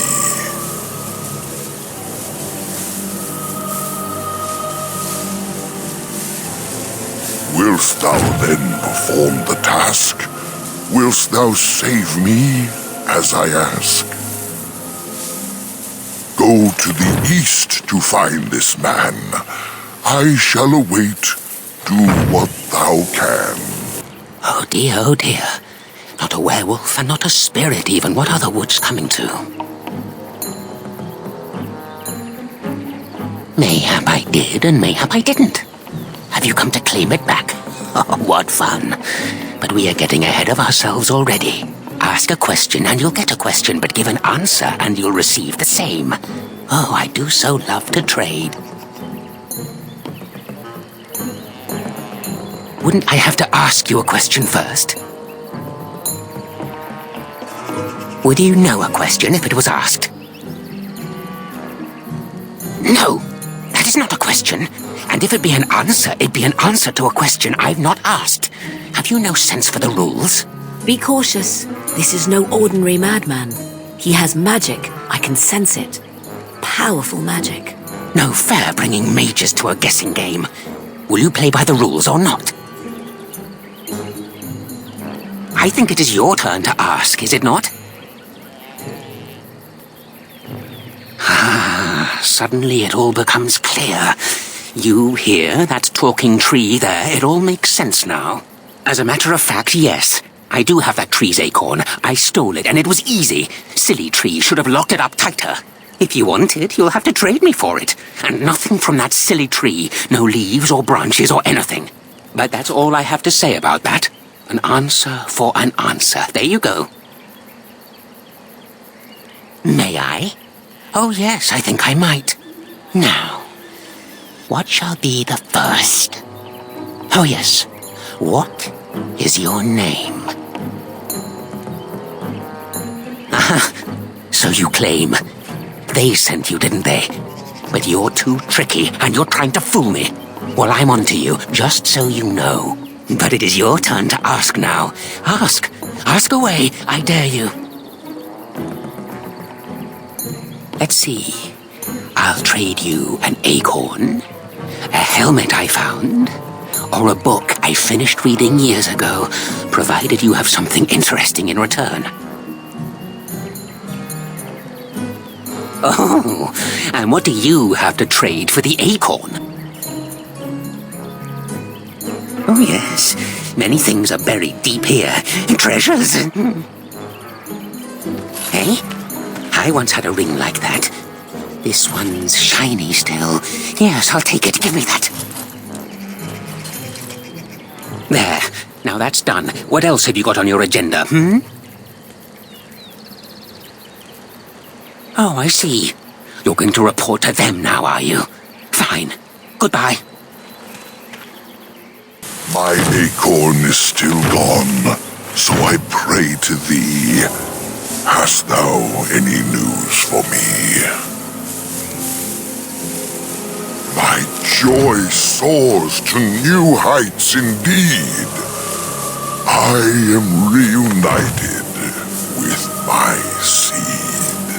As I promised, here it be. I hope its magic pleases thee. Keep this branch of mine with thee, and pass throughout the forest free. I wish thee well, my mortal friend. Thou brought my sadness to an end. May the sunlight find you, thy days be long, thy winters kind, and thy roots be strong. The forest has not been vigilant enough. Still you come. You are stronger than we could have anticipated. The Dalish chose well, but you do not belong here, outsider. Leave this place.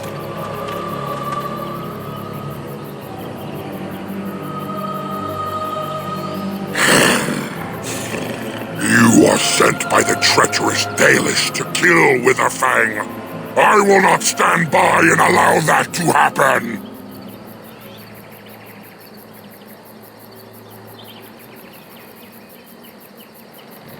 I do not believe you. I will not risk believing you. You are an intruder in our home. You come to kill, as all your kind do. We have learned this lesson well. Here, Witherfang protects us. Here we learn our names and are beloved. We will defend Witherfang and this place with our lives.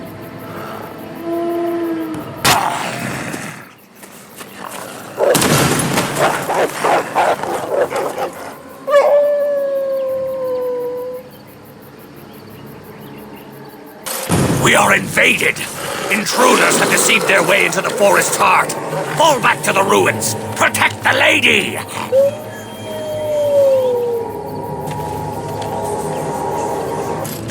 Stop! Brothers and sisters, be at ease. We do not wish any more of our people hurt. I ask you this now, outsider. Are you willing to parley?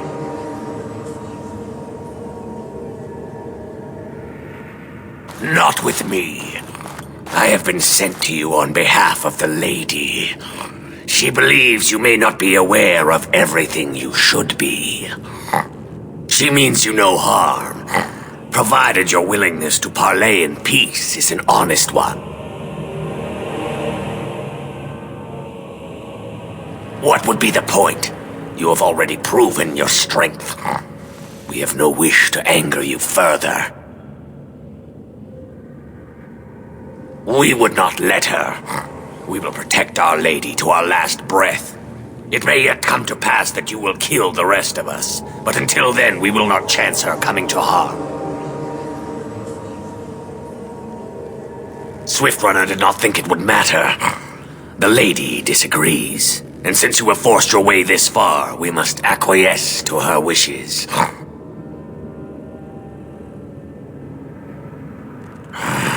Follow me. But I warn you, if you break your promise and harm her, I will come back from the Fade itself to see you pay.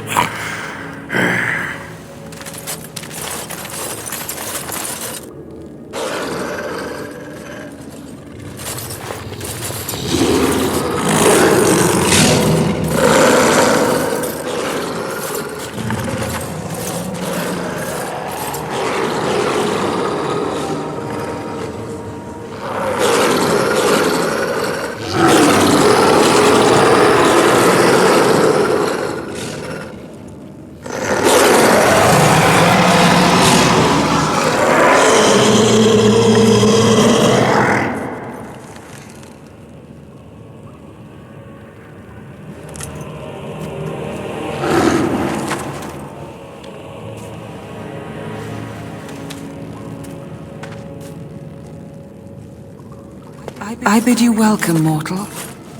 I am the Lady of the Forest.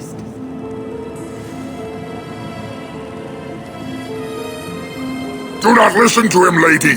He will betray you. We must attack him now. Hush, Swiftrunner. Your urge for battle has only seen the death of the very ones you've been trying to save. Is that what you want? No, my lady. Anything but that.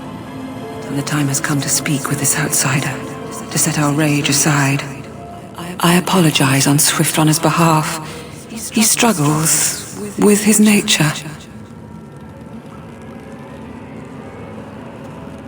Truer words were never spoken. But few could claim the same as these creatures, that their very nature is a curse forced upon them. No doubt you have questions, mortal.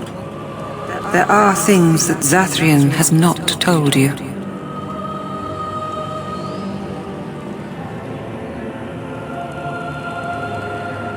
Because there are things that he would not tell. Things that you should decide for yourself, whether you need to know. It was Zathrian who created the curse that these creatures suffer. The same curse that Zathrian's own people now suffer. Centuries ago, when the Dalish first came to this land, a tribe of humans lived close to this forest. They sought to drive the Dalish away. Zathrian was a young man then. He had a son and daughter he loved greatly. And while out hunting, the human tribe captured them both. The humans tortured the boy, killed him. The girl they raped and left for dead. The Dalish found her, But she learned later she was with child. She killed herself.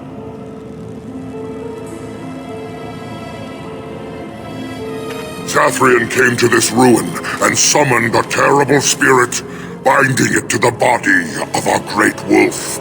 So Witherfang came to be. Witherfang hunted the humans of the tribe. Many were killed, but others were cursed by his blood, becoming twisted and savage creatures. Twisted and savage, just as Witherfang himself is. Deceit is the nature of men. They were driven into the forest. When the human tribe finally left for good, their cursed brethren remained, pitiful and mindless animals. Until I found you, my lady. You gave me peace. I showed Swiftrunner that there was another side to his bestial nature. I soothed his rage and his humanity emerged. And he brought others to me. In part, we seek to end the curse. The crimes committed against Zathrian's children were grave, but they were committed centuries ago by those who are long dead. Word was sent to Zathrian every time the landships passed this way, asking him to come, but he has always ignored us. We will no longer be denied. We spread the curse to his people, so he must end the curse to save them. Please, mortal, you must go to him. Bring him here.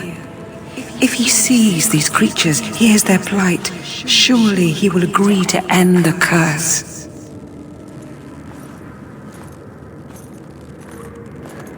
Tell him if he refuses, I will ensure that Witherfang is never found. He will never cure his clan. Outside of this chamber, the passage leading back to the surface has been opened for you. Return with Zathrian as soon as you can.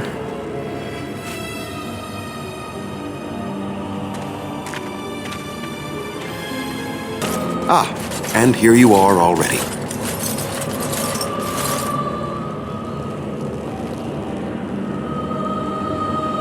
I am a keeper, with access to powers your king has long forgotten. I was never barred from this place. He wishes to see if we did his work for him. Is that not why you are here now, sorcerer? Do not call me that, witch. I am keeper of this clan, and have done what I must. Did you acquire the heart? You didn't. May I ask then, why are you leaving the ruin? Oh, is that what the spirit calls herself now? And what does she want with me, if I might inquire? To survive, I suspect. That is the common nature amongst all such creatures, the will to survive.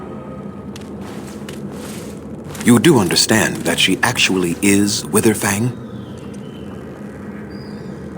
She is the powerful spirit of this ancient forest that I summoned long ago and bound in the body of the wolf. Her nature is that of the forest itself. Beautiful and terrible, serene and savage, maiden and beast. She is the lady and Witherfang both, two sides of a single being. The curse came first from her. Those she afflicted with it mirrored her own nature, becoming savage beast as well as human. I find that difficult to believe. They attacked my clan, and they were the same savages then that they have ever been. They deserve to be wiped out and not defended. Come, I will accompany you back to the ruin. Let us go and speak to the spirit, and I will force her into Witherfang's form. He may then be slain and the heart taken.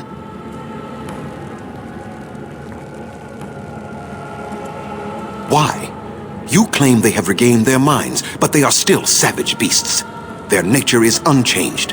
All they want is revenge, or a release that I will not give them. No, let us take the heart and end it. You were not there. You did not see what they did to my son, to my daughter, and so many others. You are not Dalish.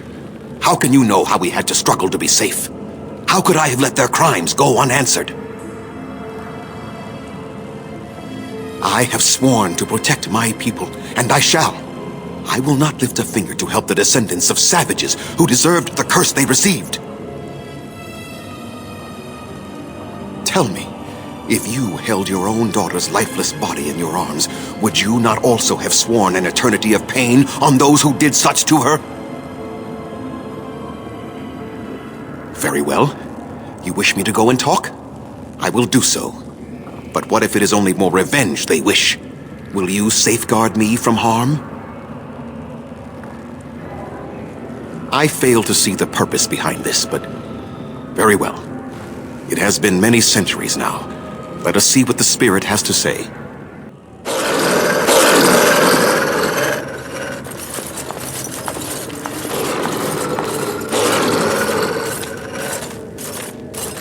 So here you are, spirit. She is the lady of the forest. You will address her properly. You've taken a name, spirit? And you've given names to your pets? These beasts who follow you? It was they who gave me a name, Zathrian. And the names they take are their own. They follow me because I help them to find who they are. Who they are has not changed from whom their ancestors were. Wild savages, worthless dogs. Their twisted shape only mirrors their monstrous hearts. He will not help us, lady. It is as I warned you. He is not here to talk. No, I am here to talk, though I see little point in it. We all know where this will lead. Your nature compels it, as does mine. It does not have to be that way. There is room in your heart for compassion, Zathrian. Surely your retribution is spent. My retribution is eternal, spirit, as is my pain.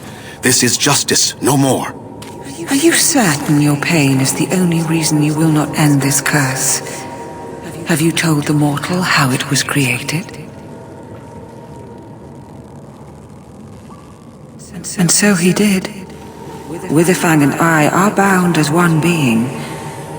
But such powerful magic could not be accomplished without Zathrian's own blood. Your people believe you have rediscovered the immortality of their ancestors, Zathrian, but that is not true. So long as the curse exists, so do you. No! That is not how it is!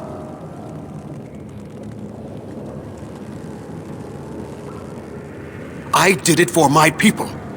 I did it for my son and my daughter. For them, for justice, I would do anything. The curse would not end with Zathrian's death. His life, however, relies on its existence. And I believe his death plays a part in its ending. Then we kill him! We tear him apart now! For all your powers of speech, you are beasts still. What would you gain from killing me? Only I know how the ritual ends, and I will never do it. Ha! You see? We must kill them all! See? They turn on you as quickly. Do what you have come here to do, Grey Warden, or get out of my way.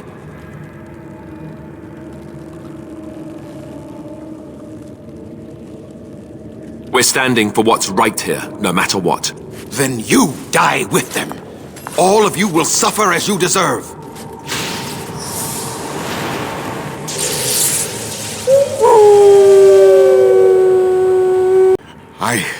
I cannot defeat you. Finish it! Kill him now!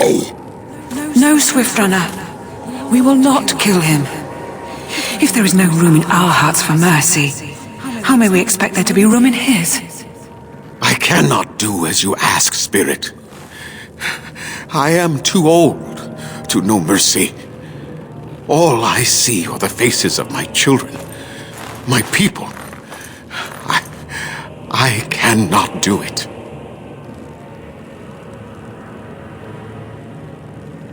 Perhaps I have lived too long. This hatred in me is like an ancient, gnarled root. It has consumed my soul. What of you, Spirit? You are bound to the curse just as I am. Do you not fear your end? You are my maker, Zathrian. You gave me form and consciousness where none existed. I have known pain and love, hope and fear, all the joy that is life. Yet of all things I desire nothing more than an end. I beg you, Maker, put an end to me. We beg you, show mercy. You shame me, Spirit. I am an old man, alive long past his time. Then you will do it? You will end the curse? Yes, I think it is time. Let us put an end to it all.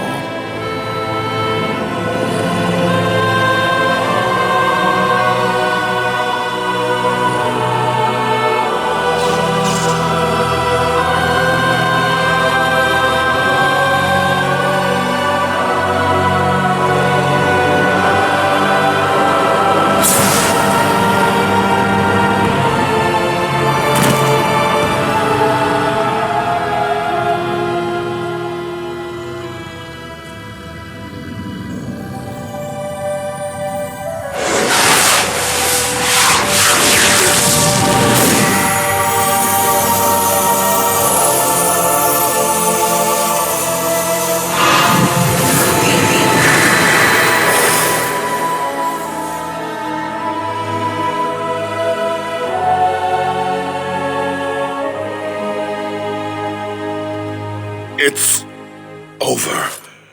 She's gone, and we're human. I can scarcely believe it.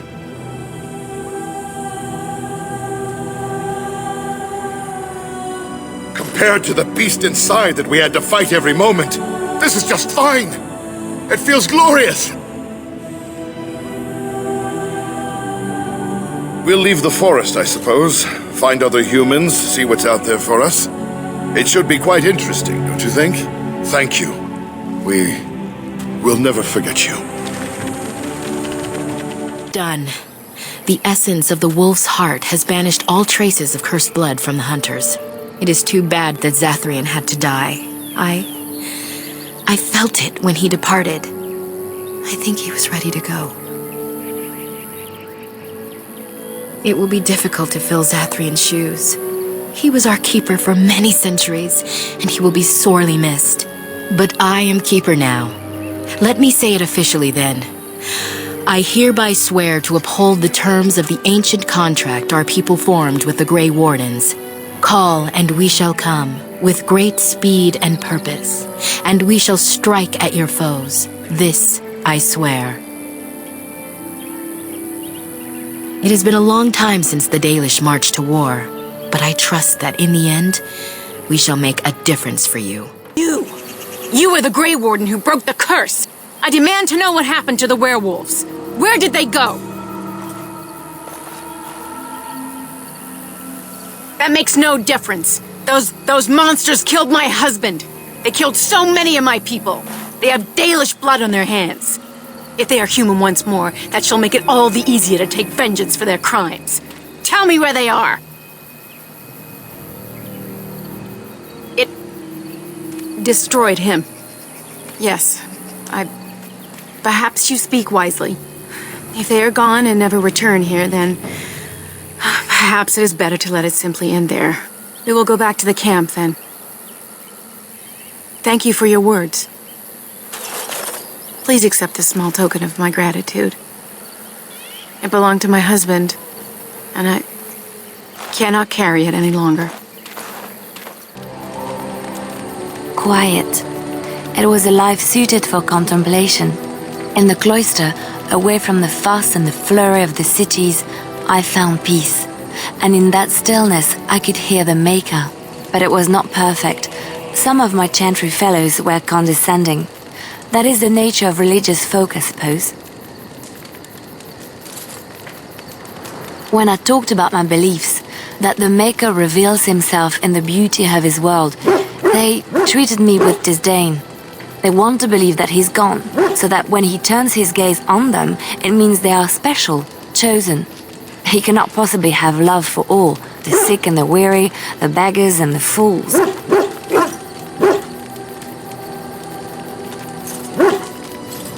Thank you. Maybe I am wrong. But it is the Maker's place to decide if I am worthy, not men, not the Chantry. But there is work to be done, and I have talked enough for now. Why do you ask me such questions? I do not probe you for pointless information, do I? Beg pardon then while I jump for joy. What is it you asked if I grew up in the wilds? A curious question. Where else would you picture me? For many years it was simply Flemeth and I. The wilds and its creatures were more real to me than Flemeth's tales of the world of man. In time I grew curious. I left the wilds to explore what lay beyond, never for long. Brief forays into a civilized wilderness. For the most part, Flemeth taught me well. For all that I had been taught, however, the truth of the civilized lands proved to be overwhelming. I was unfamiliar with so much. So confident and bold was I, yet there was much that Flemeth could never have prepared me for. Equal parts daring and foolhardy, perhaps. Only once was I accused of being a witch of the wilds, and that by a chastened who happened to be traveling with a merchant caravan. He pointed and gasped and began shouting in his strange language, and most assumed he was casting some curse upon me. I acted the terrified girl, and naturally, he was arrested. Men are always willing to believe two things about a woman. One, that she is weak, and two, that she finds him attractive. I played the weakling and battered my eyelashes at the captain of the guard. Child's play. The point being that I was able to move through human lands fairly easily. Whatever humans think a witch of the wild looks like, 'tis not I. Not that I did not have trouble. There are things about human society which have always puzzled me, such as the touching. Why all the touching for a simple greeting? To begin with, yes. What is the point of touching my hand? I find it an offensive intrusion. There were many nuances that Flemeth could never tell me of. When to look into another's eyes. How to eat at a table. How to bargain without offending. None of these things I knew. I still do not understand it all, truth be told, but then I gave up long ago any hope of doing so. When I returned to the wilds last, I swore to Flemeth that I had no intention of leaving again. Yes? Let's ignore the entire Darkspawn threat in the presence of a simpleton as your only other Grey Warden ally, then. Not that I lack appreciation for the intent of your comment. Thank you. Well, let's get on with it before the ground opens up and swallows us, yes? Blight, how will you end it? Is that all? It is surrounded by an ocean of Darkspawn. How will you reach it? If you reach it, how will you slay it? You say you are a Grey Warden. I have heard stories of this order. Great strategists and peerless warriors. That is what we hear of the Wardens. So far, I am not impressed. Evidently not. It remains only to see what you are here for. Did I say that? I meant that dogs raised me. Giant slobbering dogs from the Anderfells. A whole pack of them, in fact.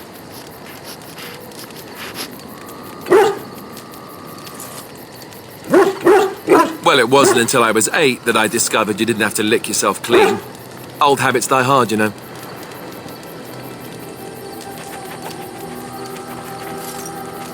And my table manners too. Though, come to think of it, they weren't all that different from the other Templars. Or did I dream all of that? Funny the dreams you'll have when you sleep on a cold, hard ground, isn't it?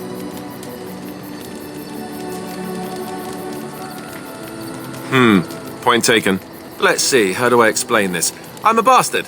And before you make any smart comments, I mean the fatherless kind.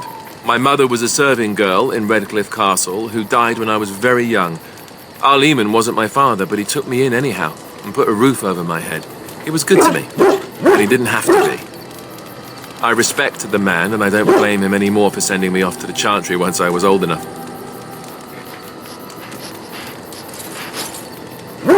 I know who I was told was my father. He died even before my mother did, anyhow. It isn't important. Al-Eman eventually married a young woman from Orlais, which caused all sorts of problems between him and the king because it was so soon after the war. But he loved her. Anyhow, then you, Arlessa, resented the rumors which pegged me as his bastard. They weren't true, but of course they existed. The Arl didn't care, but she did. So off I was packed to the nearest monastery at age 10, just as well. The Arlessa made sure the castle wasn't a home to me by that point. She despised me.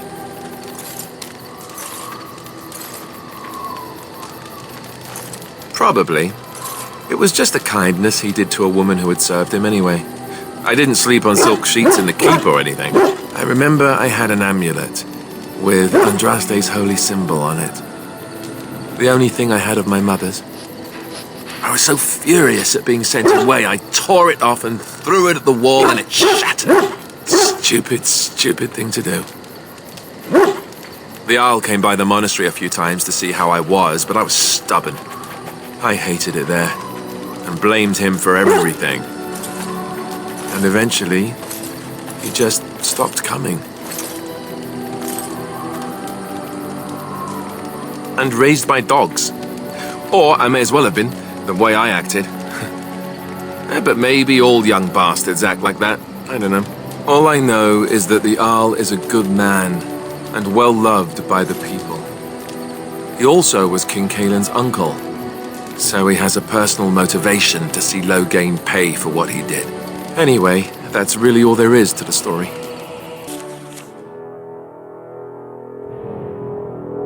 I bring word, sire. There are demands from the Bannorn that you step down from the Regency. They are said to be gathering their forces, as are your allies.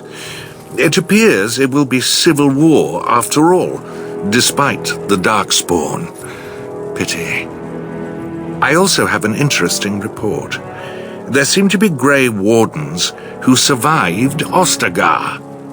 How, I don't know. But they will act against you. I have arranged for a solution, with your leave. The Antivan Crows send their regards. An assassin? Against Grey Wardens, we will need the very best, sire. And the most expensive. Just get it done.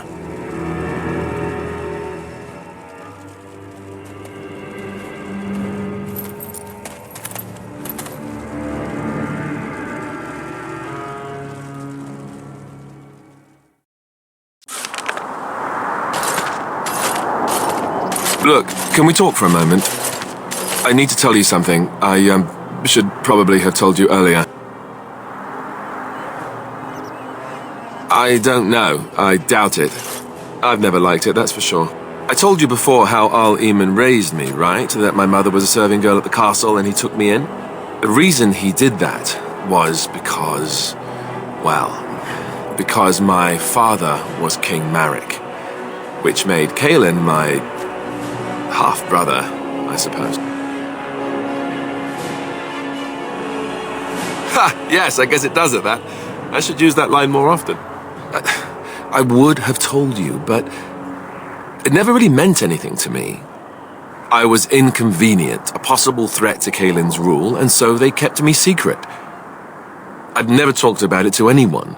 Everyone who knew either resented me for it or they coddled me. Even Duncan kept me out of the fighting because of it. I didn't want you to know as long as possible. I'm sorry. Why wouldn't he? He was King Marek's best friend. I don't know if that means anything, though. I certainly never considered the idea that it might ever be important. At any rate, that's it. That's what I had to tell you. I thought you should know about it.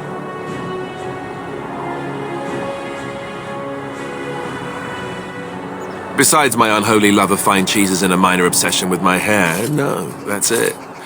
Just the prince thing. No!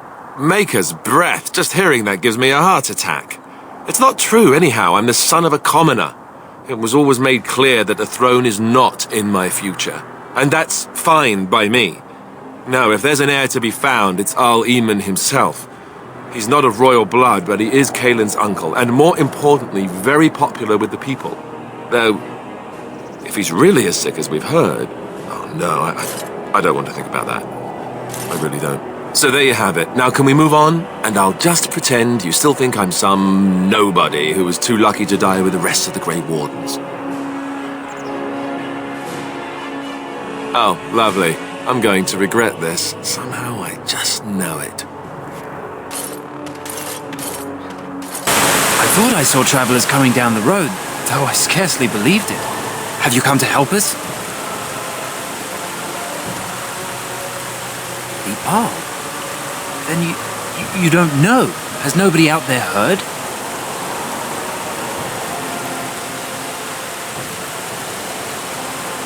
We're under attack. Monsters come out of the castle every night and attack us until dawn. Everyone's been fighting and dying.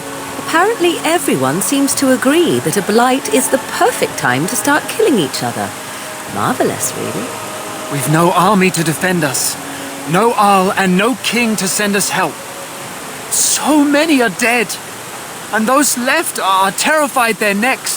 Hold on, what is this evil that's attacking you? I don't rightly know. I'm sorry, nobody does. I should take you to Ban Tegan. He's all that's holding us together. He'll want to see you. Ban Tegan, Al Eamon's brother. He's here. Yes.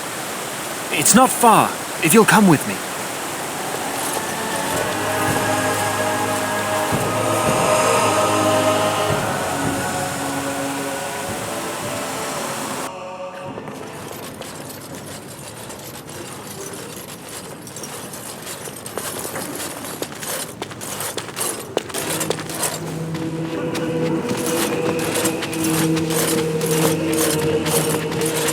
It's Thomas, yes? And who are these people with you? They are obviously not simple travelers. No, my lord. They just arrived, and I thought you would want to see them. Well done, Thomas. Greetings, friends. My name is Tegan, Ban of Rainersphere, brother to the Arl. I remember you, Ban Tegan. Though the last time we met, I was a lot younger and covered in mud. Covered in mud? Alistair? It is you, isn't it? You're alive! This is wonderful news. Still alive, yes. Though not for long if Tern Loghain has anything to say about it. Indeed. Loghain would have us believe all Grey Wardens died along with my nephew, amongst other things.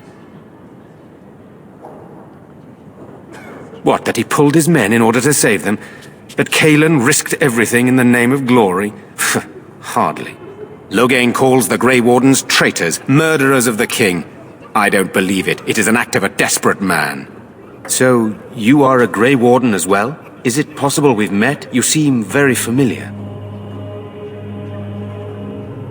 Ah, yes, that's it, exactly. A pleasure to meet you indeed, though I wish it were under better circumstances. You're here to see my brother? Unfortunately, that might be a problem. Eamon is gravely ill. No one has heard from the castle in days. No guards patrol the walls, and no one has responded to my shouts. The attack started a few nights ago. Evil things surged from the castle.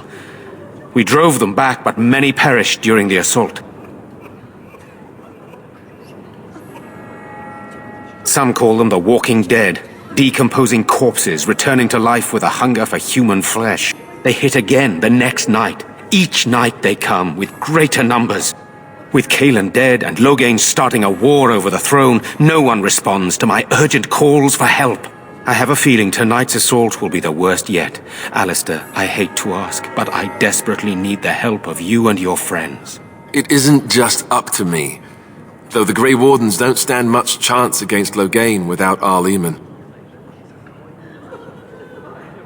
There are no darkspawn here, and nothing to gain. It is a fool's errand. Perhaps. How pointless to help these villagers fight an impossible battle. One would think we had enough to contend with elsewhere. Thank you. Thank you. This means more to me than you can guess. Thomas, please tell Murdoch what transpired. Then return to your post. Yes, my lord. Now then, there is much to do before night falls. I put 2 men in charge of the defense outside. Murdoch, the village mayor, is outside the chantry. Sir Perth, one of Eamon's knights, is just up the cliff at the windmill, watching the castle. You may discuss with them the preparations for the coming battle. Very well. Luck be with you, my friend. So you're the Grey Warden, are you? I heard they all died with the king.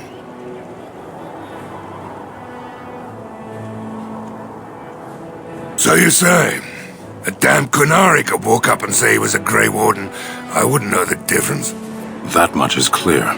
We aren't gonna turn aside anyone who wants to help, though. Don't take me for being an ingrate or nothing. Well, we do want to help however we can. You can trust us. Name's Murdoch, mayor of what's left of the village, providing we aren't all killed and hauled off to the castle tonight.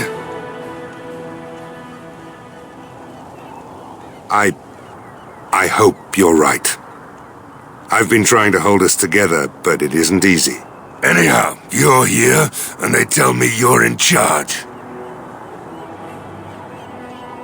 We need what little armor and weapons we got repaired, and quickly, or half of us will be fighting without either. Owen's the only blacksmith who can do it, but the stubborn fool refuses to even talk. If we're to be ready for tonight, we'll need that crotchety bastard's help. His daughter, Valena, is one of the Alessa's maids, so he hasn't heard from her since this whole business started. He demanded we attack the castle, break down the gate, and force our way in. I said it was impossible, but he wouldn't listen. He's locked himself in the smithy now. I can't force him to do repairs. He said he'd rather die first.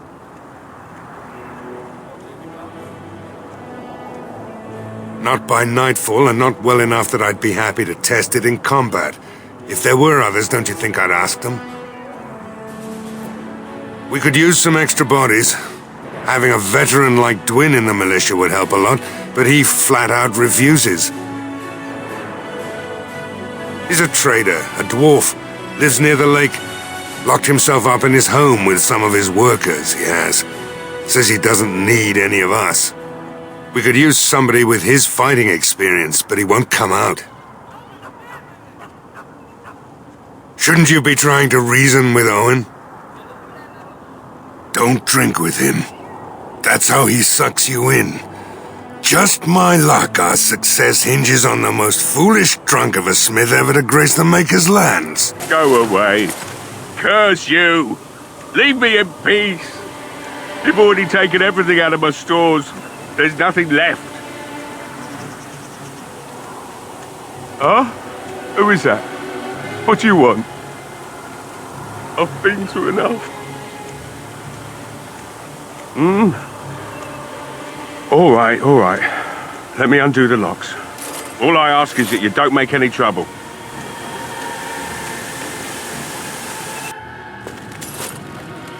Somebody's been drinking.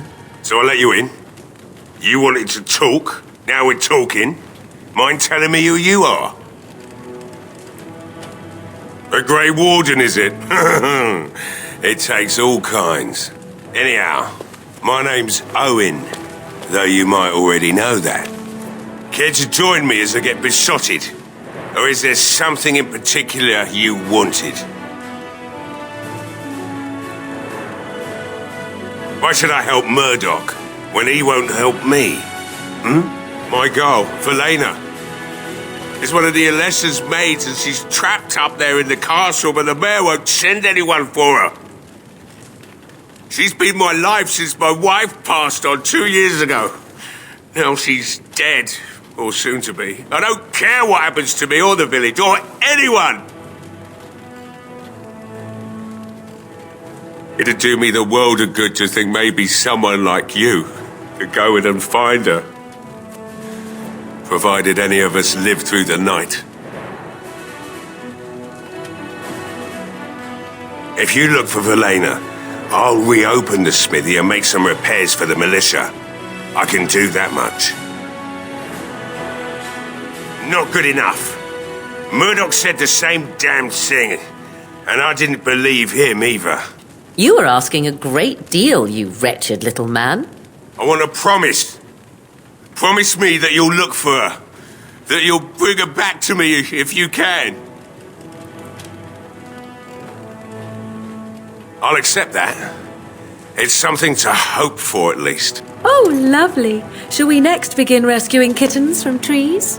Is this a promise we will not keep? Let's hope not. What's this? I said nothing to you, human. Right then. It seems I have some work to do relighting the forge, and I suppose I'll have to find some iron. Maybe at the mill.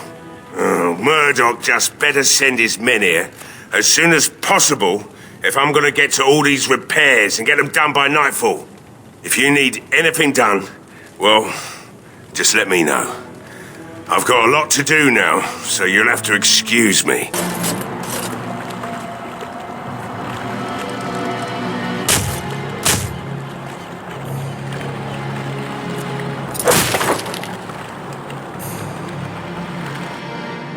Wonderful.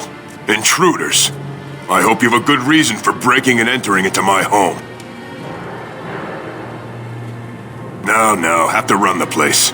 It's not like I could stop people like you anyway. The name's Dwin. Pleased to meet you. Now, kindly tell me why you're here. So what? You recruiting for him? I'll tell you what I told Murdoch. I'm not risking my neck for this town.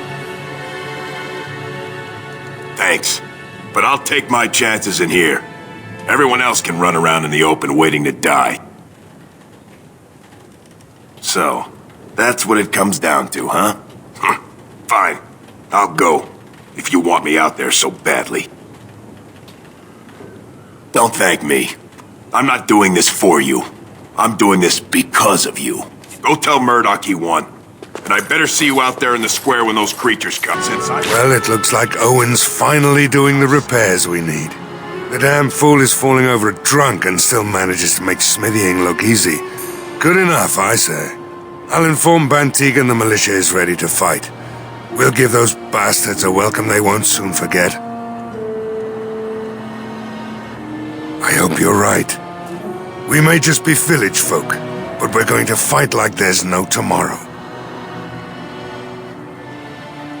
You'll find him and his men at the mill by the bridge, to the north. I have a good feeling about tonight. Greetings, Grey Warden. I am as relieved as Bantigan is to see you here. I must admit that I do not quite know how to address you. Is my lord sufficient? Very well then, my lord. I am humbly at your service. I am Sir Perth, until recently in direct service of Arl Eamon of Redcliffe. For now my charge is defending the village from these evil assaults. Would that I had chosen not to seek out the urn of sacred ashes. Perhaps I would have fended off whatever evil befell the castle, or perhaps I would be dead. Ah well, with the Grey Warden aiding our defense, perhaps all is not lost. No one told me of this. Oil, you say? How much exactly? Assuming that would hurt them. Yes, I see what you have in mind. That might be effective, if used carefully. Yes, excellent idea. I'll send some men to collect the oil. We'll use it to slow these creatures down. Have you anything else to ask me in the meantime? We have sufficient armor and weapons, but my knights are too few to stand against the monsters without assistance. Perhaps you could approach Mother Hannah in the Chantry for some holy protection against these evil creatures. Otherwise, I do not know what else you could provide beyond your own talents. We're as prepared for the onslaught as we could possibly be, all things considered. That gladdens my heart to hear it. No, nothing comes to mind. If you have not spoken to the Mayor, Murdoch, you should. His militia is far more in need of aid than we are. As you wish, my lord. May God watch over you. You are a stranger amongst us, yet you still agree to defend our village in its darkest hour. We are most grateful to you.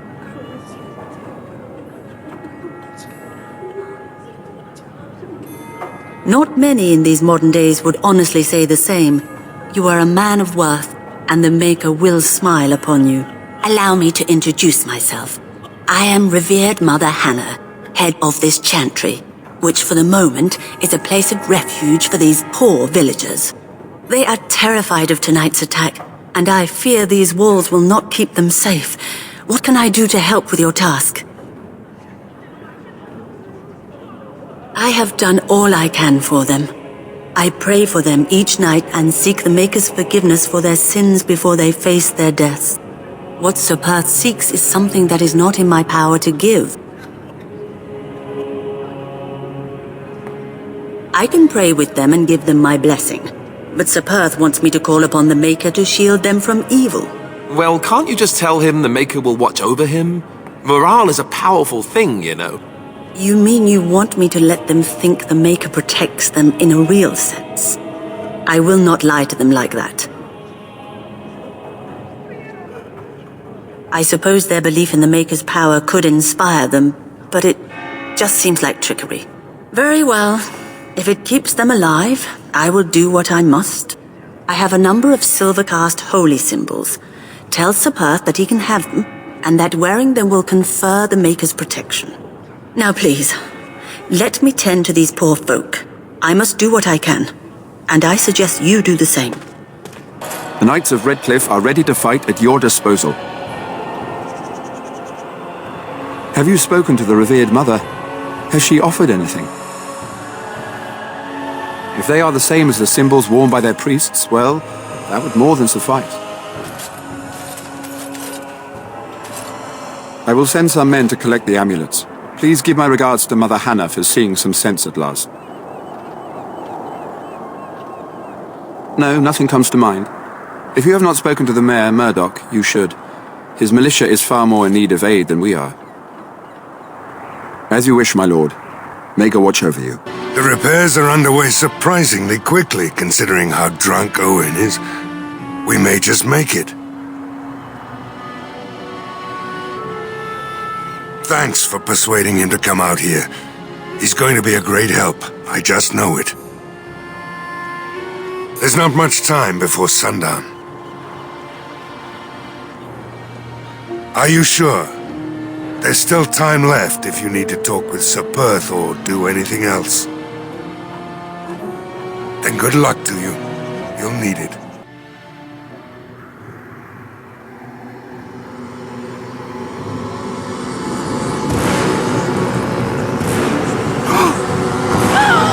They're coming!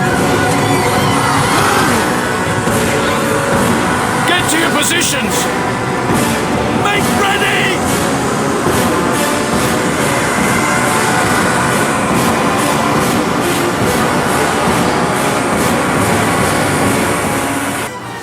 Dawn arrives, and we survive the night. We are victorious.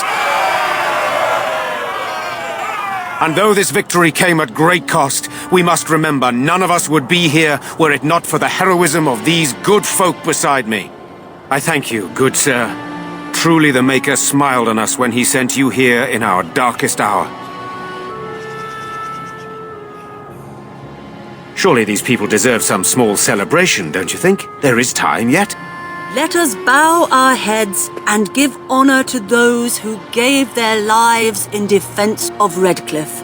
Murdoch of Redcliffe, Mayor and beloved father, we salute you. You and so many others who have perished here, walk with he who is your Maker. Long may you know the peace of his love. With the Maker's favor, the blow we delivered today is enough for me to enter the castle and seek out your Arl. Be wary and watch for signs of renewed attack. We shall return with news as soon as we are able. Now we've no time to waste. Meet me at the mill. We can talk further there. Odd how quiet the castle looks from here. You would think there was nobody inside at all. But I shouldn't delay things further. I had a plan. To enter the castle after the village was secure. There is a secret passage here, in the mill, accessible only to my family. I had no idea what lurked in the castle, and I couldn't abandon the people of the village. What if... Maker's breath. Tigan, thank the Maker you yet live. Isolde, you're alive. How did you... What has happened? I do not have much time to explain. I slipped away from the castle as soon as I saw the battle was over, and I must return quickly. And I need you to return with me, Tigan. Alone. What? Who is this man, Tigan? You remember me, Lady Isolde, don't you? Alistair. Of all the... Why are you here? They are Grey Wardens, Isolde. I owe them my life. Pardon me, I would exchange pleasantries, but... considering the circumstances... Please, Lady Isolde, we had no idea anyone was even alive within the castle. We must have some answers. I know you need more of an explanation, but I don't know what is safe to tell. Tigan, there is a terrible evil within the castle. The dead waken and haunt the living. The maid responsible was caught, but still it continues. And I think Connor is going mad. We have survived, but he won't flee the castle. He has seen so much death. You must help him, Tigan. You are his uncle. You could reason with him. I do not know what else to do. He is being kept alive so far, thank the Maker. Kept alive? Kept alive by what? Something the mage unleashed. So far it allows Eamon, Connor and myself to live. The others were not so fortunate. It killed so many and turned their bodies into walking nightmares. Once it was done with the castle, it struck the village. It wants us to live, but I do not know why. It allowed me to come for you, Tigan, because I begged, because I said Connor needed help.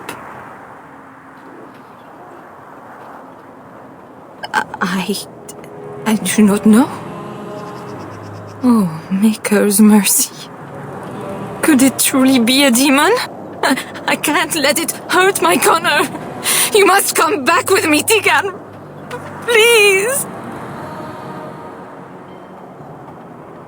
He is an infiltrator, I think. One of the castle staff.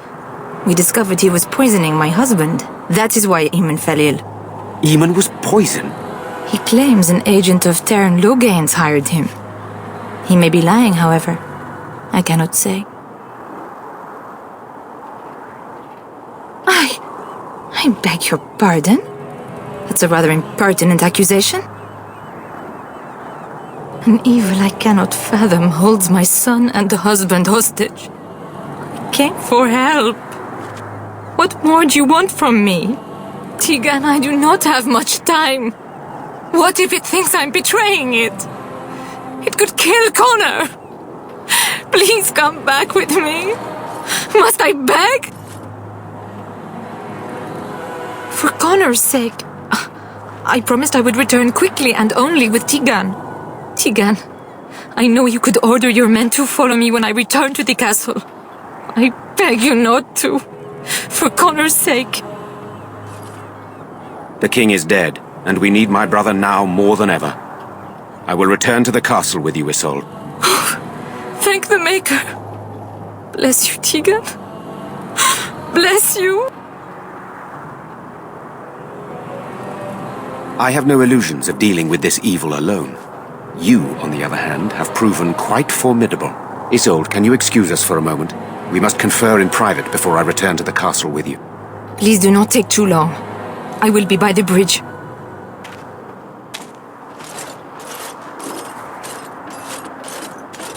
Here's what I propose. I go in with Isolde, and you enter the castle using the secret passage. My signet ring unlocks the door. Perhaps I will distract whatever evil is inside and increase your chances of getting in unnoticed. What do you say?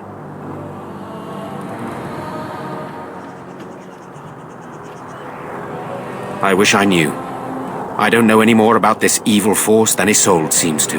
Sir Perth and his men can watch for danger at the castle entrance. If you can open the gates from within, they can move in and help you. I don't think there's anyone else who can help you.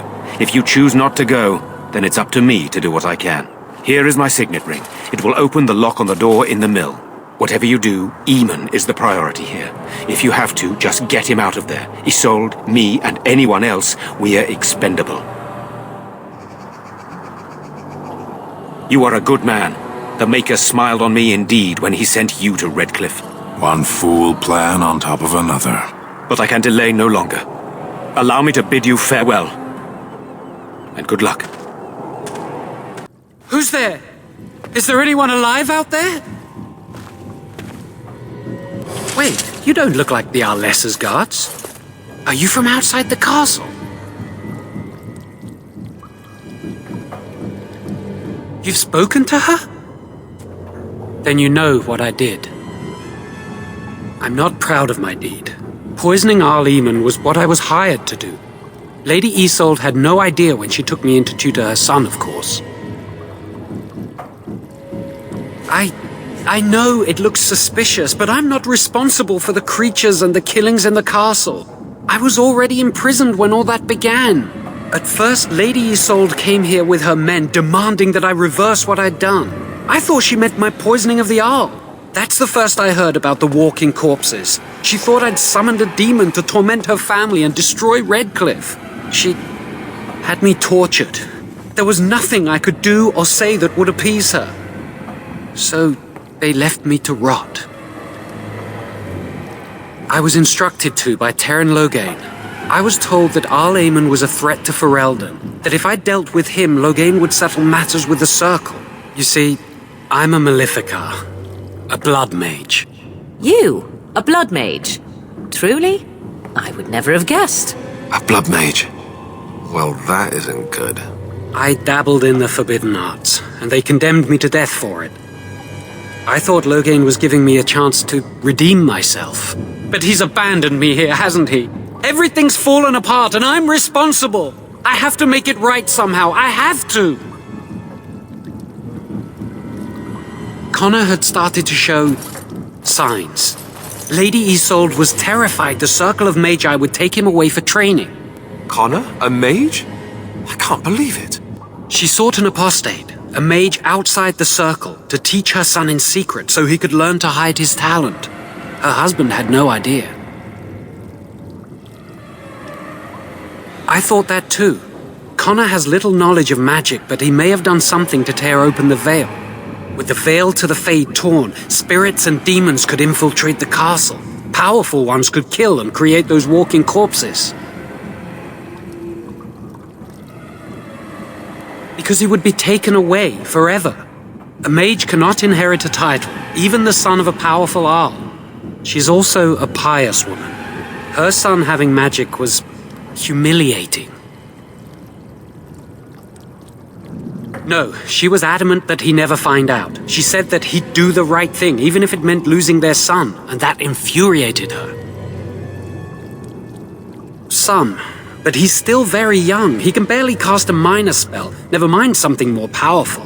At least not intentionally. Like I said, he may have torn the veil accidentally. If he's involved in this at all, I really don't know. I never meant for it to end like this. I swear. Let me help you fix this. I say kill the mage. He cannot be trusted. He doesn't need to die, surely. I say this boy could still be of use to us, but if not, then let him go. Why keep him prisoner here? Hey, let's not forget he's a blood mage. You can't just set a blood mage free. Better to slay him. Better to punish him for his choices. Is this Alistair who speaks, or the Templar?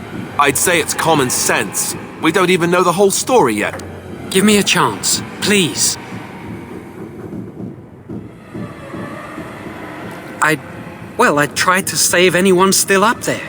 There must be something I can do.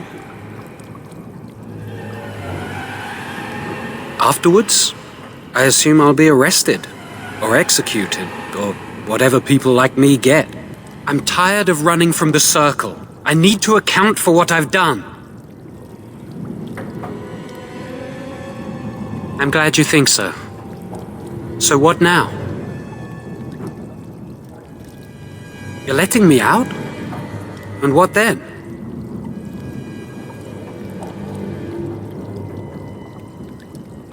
No, I'm not leaving.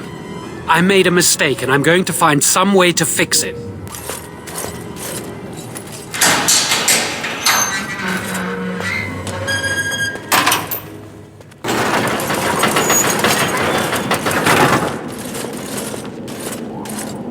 You have opened the gates. That is good. My men and I are eager to see our Arl again. Shall we enter the main hall together? It must be held if we are to regain control of the castle. Excellent. Let us go now, then, and see what awaits us there.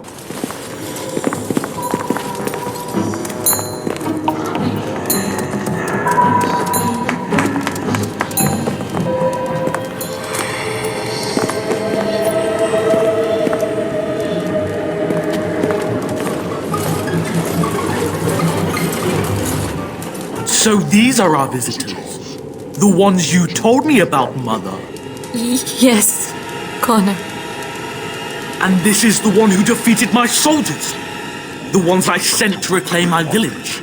Yes. And now it's staring at me. What is it, Mother? I can't see it well enough. This is just a man, Connor. Like your father. Oh, I am tired of hearing about him. Besides, he's nothing at all like Father. Look at him. Breathing and not dying in the slightest. I could change that, mind you. Connor, I beg you. Don't hurt anyone. Mother? What's happening? Where am I? Oh, thank the Maker. Connor, can you hear me? Get away from me, fool woman! You are beginning to bore me. Maker's breath. What has happened here? Grey Warden, please don't hurt my son. He is not responsible for what he does.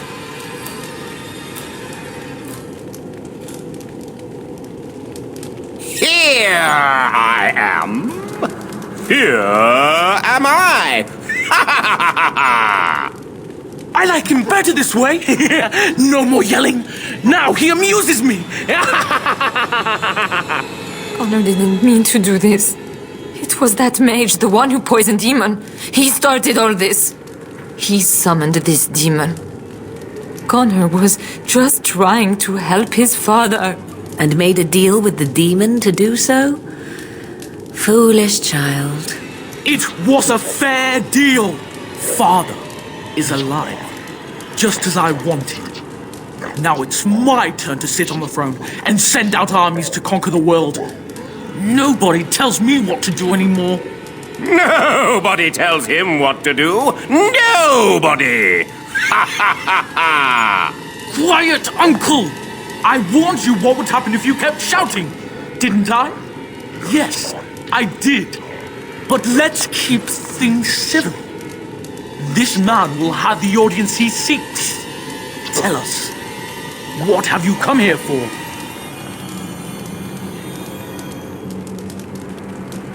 To help me? To help Father? To help yourself? Which? I was just having fun. Everyone else had fun too. Are you having fun, Uncle? Marmalade! You see? We're having fun. I think you're just trying to spoil things. What do you think, Mother? I think it's threatening me. I don't think... Of course you don't. Ever since you sent the knights away, you do nothing but deprive me of my fun. Frankly, it's getting dull. I crave excitement and action. This man spoiled my sport by saving that stupid village, and now he'll repay me. Tegan. Oh, Tegan. Are you all right? I am better now, I think. My mind is my own again. Blessed Andraste. I would never have forgiven myself had you died. Not after I brought you here. The fool I am. Please. Connor's not responsible for this. There must be some way we can save him. Yes. I didn't tell you because I believed we could help him. I still do. I'm sorry, my lady, but Connor has become an abomination. He's no longer your son. You! You did this to Connor! I didn't summon any demon. I told you. Please, if you'll let me help. Help?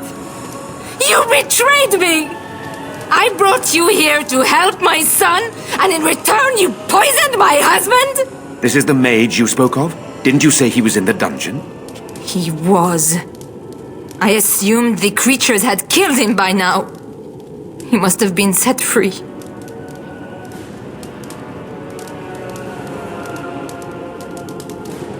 How dare you! If this man hadn't poisoned my husband, none of this would have happened. He should be executed. Your secrecy made his actions possible, Isolde. But I know what you must think of me, my lady. I took advantage of your fear. I'm sorry. I never knew it would come to this. Well, I shan't turn away his help. Not yet. And if Connor is truly an abomination... He's not always the demon you saw. Connor is still inside him, and sometimes he breaks through. Please, I just want to protect him. Isn't that what started this?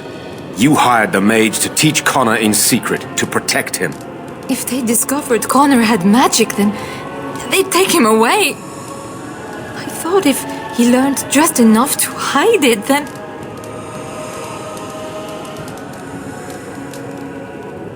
I think he ran upstairs, to the family quarters.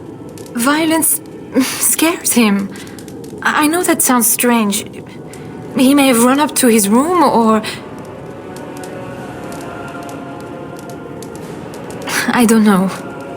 The fighting may have scared Connor into coming out again, and so he ran. So you're saying he may be vulnerable? Perhaps.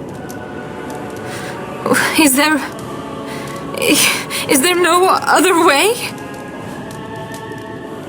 I wouldn't normally suggest slaying a child, but he's an abomination. I'm not sure there's any choice. There is another option, though I loathe offering it. A mage could confront the demon in the Fade without hurting Connor himself. What do you mean? Is the demon not within Connor? Not physically. The demon approached Connor in the Fade while he dreamt and controls him from there. We can use the connection between them to find the demon. You can enter the Fade, then? And kill the demon without hurting my boy? No, but I can enable another mage to do so. It normally requires lyrium and several mages, but I have blood magic. Lyrium provides the power for the ritual, but I can take that power from someone's life energy. This ritual requires a lot of it, however. All of it, in fact. So, someone must die? Someone must be sacrificed? Yes, and then we send another mage into the Fade. I can't enter because I'm doing the ritual. Maybe I shouldn't have said anything. It's not much of an option. The power has to come from somewhere, and that means either lyrium or blood. Then let it be my blood. I will be the sacrifice. What? Isolde, are you mad? Eamon would never allow this. Either someone kills my son to destroy that thing inside him, or I give my life so my son can live. To me, the answer is clear. Blood magic. How can more evil be of any help here? Two wrongs don't make a right. It does seem like a sensible choice, with a willing participant. Connor is blameless in this. He should not have to pay the price. It's up to you, my friend. You know more about such things than I do, and it's your companion going into the Fade. The decision is yours.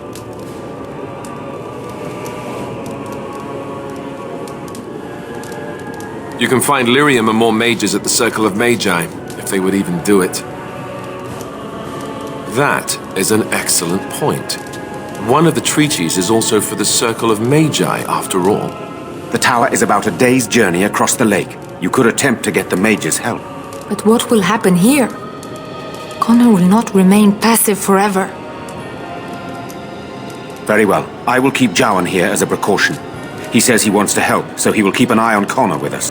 Go to the tower quickly, then. The longer you are away, the greater the chances of disaster. My mother was from Denerim, and I consider myself a Ferelden.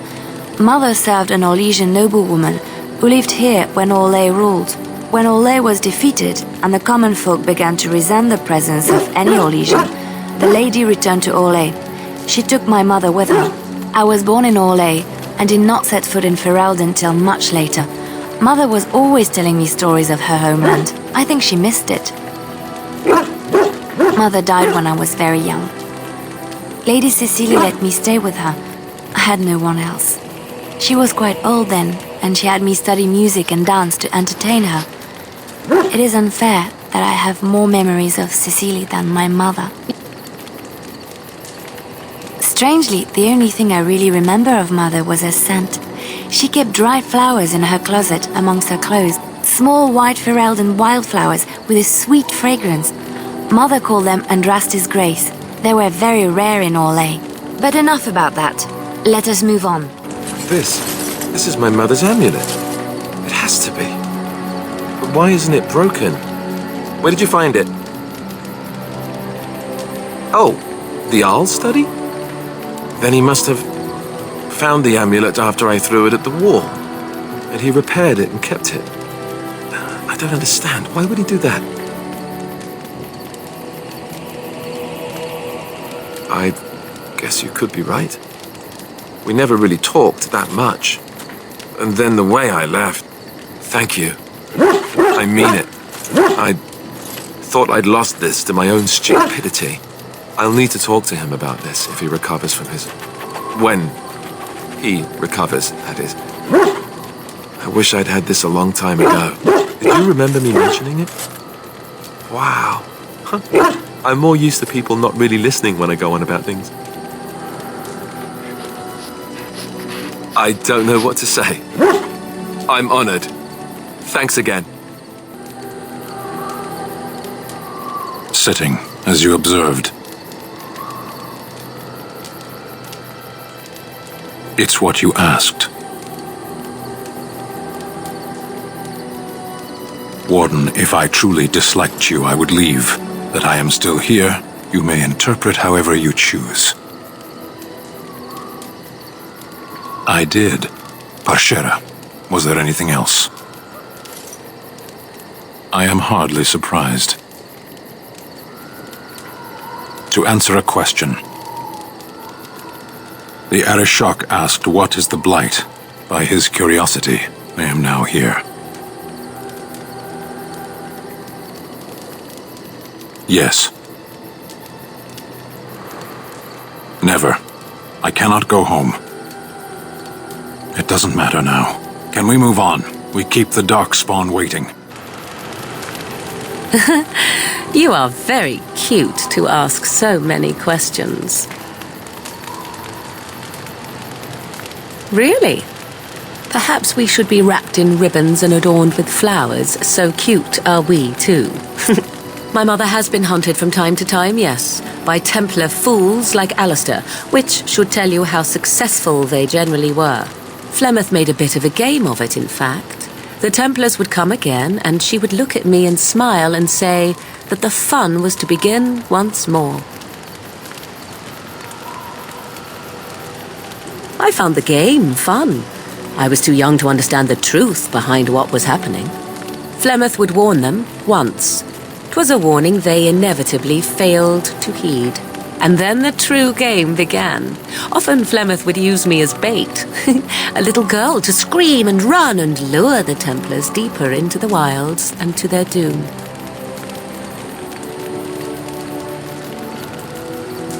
Me? No, I never did any of the killing, until later. And even then, Flemeth was a glutton for that sort of thing. Thankfully, the wilds is a vast place. Once they found us, Flemeth would simply move us elsewhere and we would be lost within the forest once again. I did not understand the danger we faced until I was much older. I had never heard of apostates or maleficarum. I think that my mother made it fun so that a child did not learn to fear. And I think that it was necessary. There are no trials for apostates, no prisons, no mercy. There are only absolutes, so only survival matters. If the wilds have taught me anything, 'tis this. First, you must survive. Do you disagree? Oh? I would ask what exactly, but I'm certain that would be a lengthy conversation, and suddenly I grow very weary. Enough of this talk. Let us return to the task at hand. Oh, thank the Maker. We need help. They attacked the wagon. Please help us. Follow me. I'll take you to them.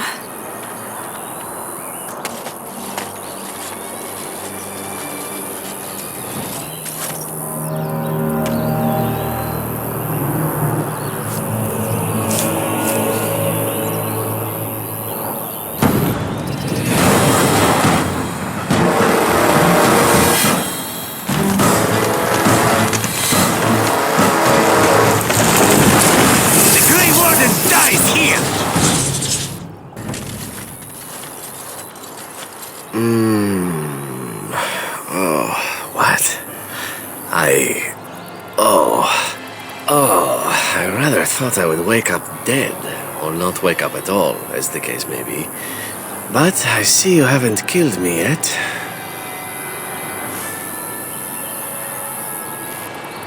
Ah, so I'm to be interrogated. Let me save you some time. My name is Zevran. Zev to my friends. I am a member of the Antivan Crows, brought here for the sole purpose of slaying any surviving Grey Wardens, which I have failed at, sadly.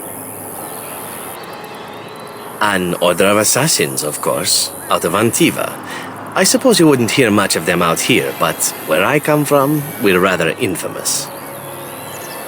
Not precisely. I was in the neighborhood when the offer came. The Crows get around, you see. Why not? I wasn't paid for silence. Not that I offered it for sale, precisely. Loyalty is an interesting concept. If you wish, and you're done interrogating me, we can discuss it further. Well, here's the thing. I failed to kill you, so my life is forfeit. That's how it works. If you don't kill me, the Crows will. Thing is, I like living. And you obviously are the sort to give the Crows pause, so let me serve you instead. To be completely honest, I was never given much of a choice regarding joining the Crows. They bought me on the slave market when I was a child. I think I paid my worth back to them plus tenfold. The only way out, however, is to sign up with someone they can't touch. Even if I did kill you now, they might just kill me on principle for failing the first time. Honestly, I'd rather take my chances with you. Possibly. I happen to know their wily ways, however. I can protect myself as well as you. Not that you seem to need much help. And if not, well, it's not as if I had many alternatives to start with, is it? Well, let's see. Being allowed to live would be nice, and would make me marginally more useful to you. And somewhere down the line, if you should decide that you no longer have need of me, then I go on my way. Until then, I am yours. Is that fair? Why? Because I am skilled at many things, from fighting to stealth and picking locks. I could also warn you should the Antivan Crows attempt something more sophisticated, now that my attempts have failed. I also know a great many jokes. 12 massage techniques, 6 different card games. I do wonderful at parties, no? I happen to be a very loyal person. Up until the point where someone expects me to die for failing. That's not a fault, really, is it? I mean, unless you're the sort who would do the same thing. In which case I don't come very well recommended, I suppose. What? You're taking the assassin with us now? Does that really seem like a good idea? All right, I see your point. Still, if there was a sign we were desperate, I think it just knocked on the door and said hello. A fine plan. But I would examine your food and drink far more closely from now on, were I you. That's excellent advice for anyone. I hereby pledge my oath of loyalty to you until such a time as you choose to release me from it. I am your man, without reservation. This I swear.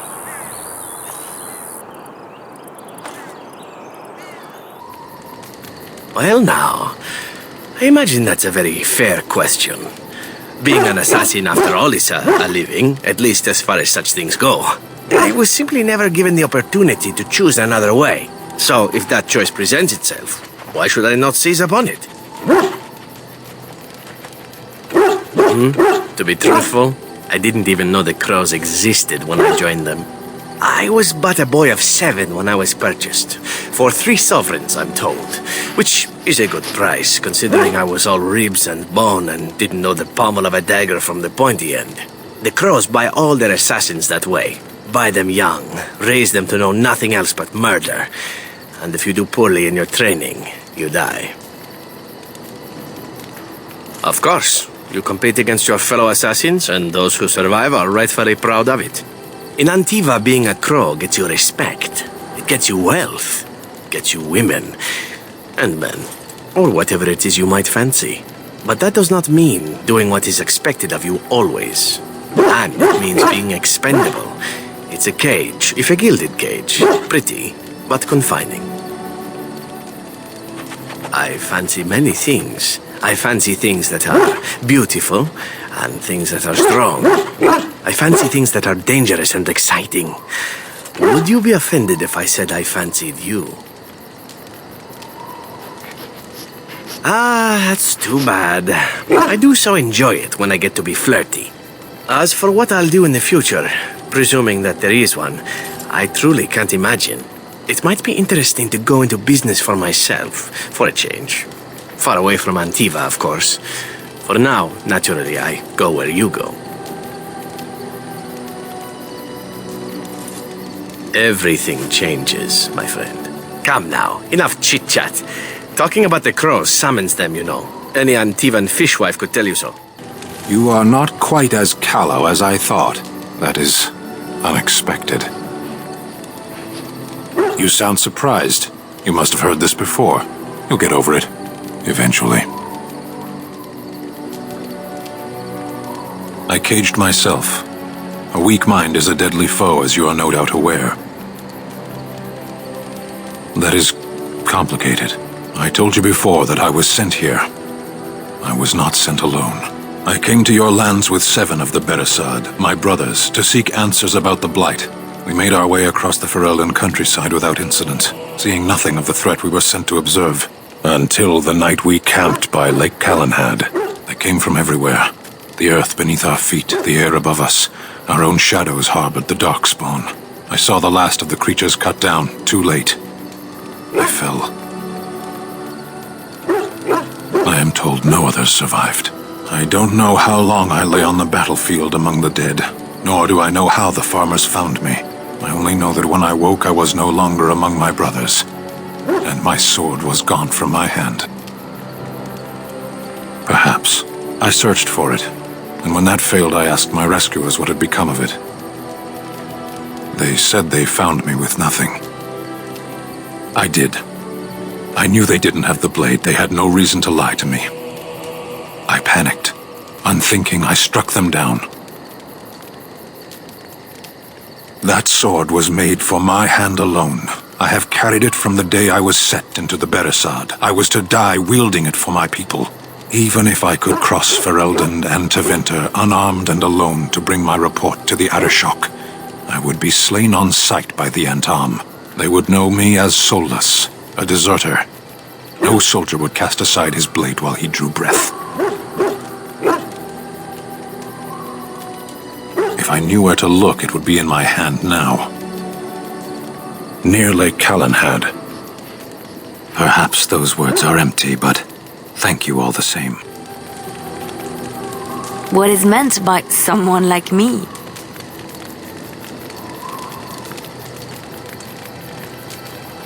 Did you think I was always a cloistered sister? The Chantry provides succor and safe harbor to all who seek it. I chose to stay and become affirmed.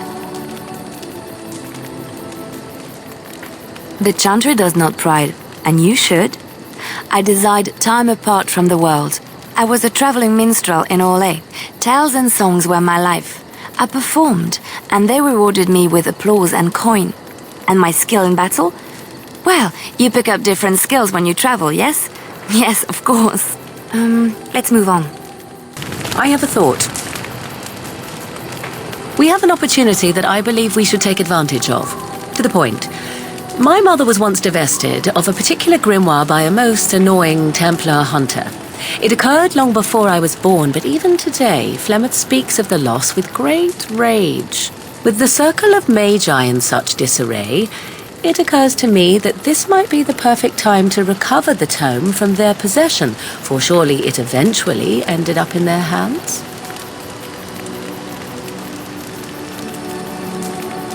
Flemeth is a sorceress of legend, is she not? And her grimoire would be more than a mere curiosity to mages that daren't even glance towards the places my mother has walked for eons. No doubt 'tis considered something dangerous, perhaps best locked away somewhere dark, yes? And if not, then at least I know it does not exist. But there is no harm in looking, surely? 'Tis a book of spells, of the sort that Flemeth has dabbled with throughout her long life.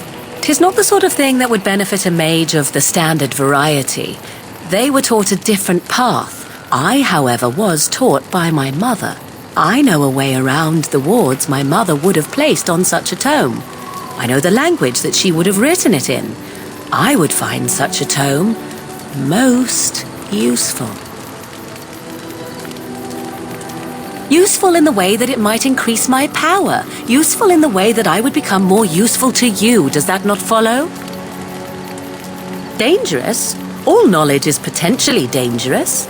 If you have some fear of me such that I should not be allowed such knowledge, then by all means deprive me of it. I have no ulterior motive for seeking it, however. Good. I am most interested to see its contents, should it be located. The grimoire is leather-bound and adorned with the symbol of a leafless tree, should you come across it. If not, however, then I shall simply put it out of my mind. Same way you did. You drink some blood, you choke on it, and pass out. You haven't forgotten already, have you?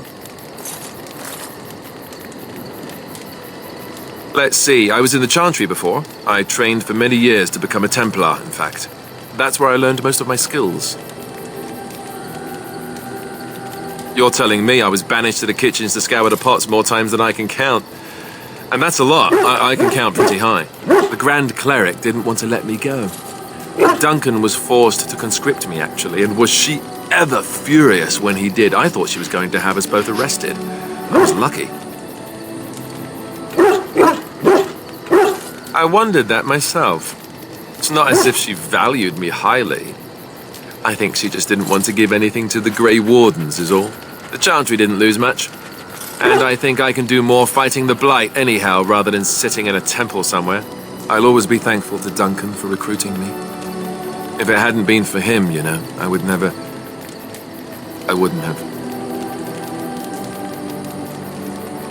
He was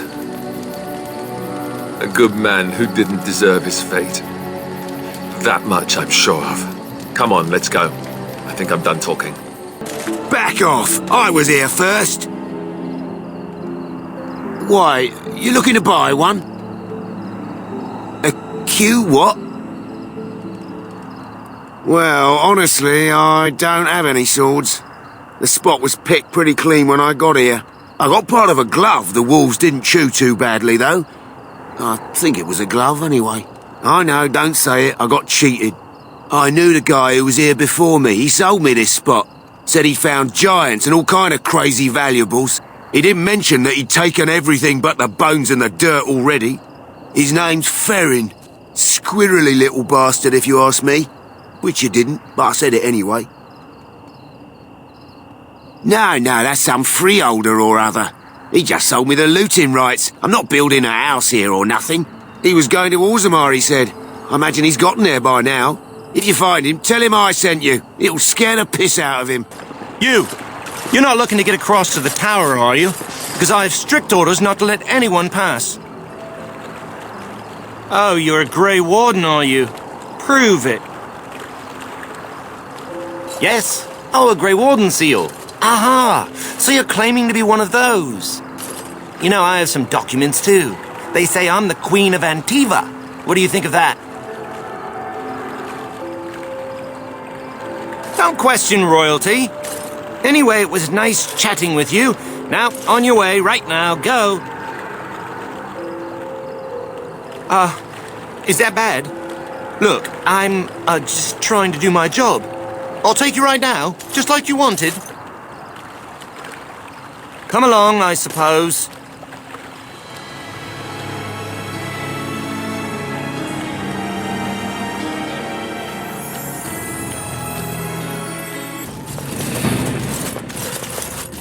And I want 2 men stationed within sight of the doors at all times.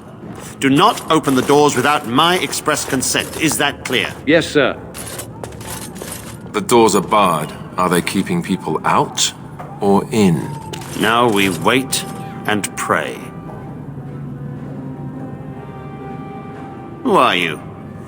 I explicitly told Carol not to bring anyone across the lake. We're dealing with a very delicate situation. You must leave for your own safety. I am weary of the Grey Warden's ceaseless need for men to fight the Darkspawn, but it is their right. You'll find no allies here. The Templars can spare no men, and the mages are indisposed. I shall speak plainly. The tower is no longer under our control. Abominations and demons stalk the tower's halls. The circle is lost. The tower has fallen. I have sent word to Denerim, calling for reinforcements and the right of annulment. The right of annulment gives Templars the authority to neutralize the Mage Circle. Completely. The mages are probably already dead. Any abominations remaining in there must be dealt with, no matter what. This situation is dire. There is no alternative. Everything in the tower must be destroyed so it can be made safe again. If any are still alive, the Maker himself has shielded them. No one could have survived those monstrous creatures. It is too painful to hope for survivors and find nothing. Only the Grand Cleric in Denerim can authorize the annulment of the Circle, and we must wait for reinforcements. If we enter the tower now, we will be massacred. I cannot order my men to their deaths. While the door holds, we wait. Denerim must have received our message. It cannot be much longer. If, by some miracle, you destroy the abominations, yes, the Templars will join your army. Without word from Denerim, I must determine our course. Surely destroying Darkspawn is a worthy goal.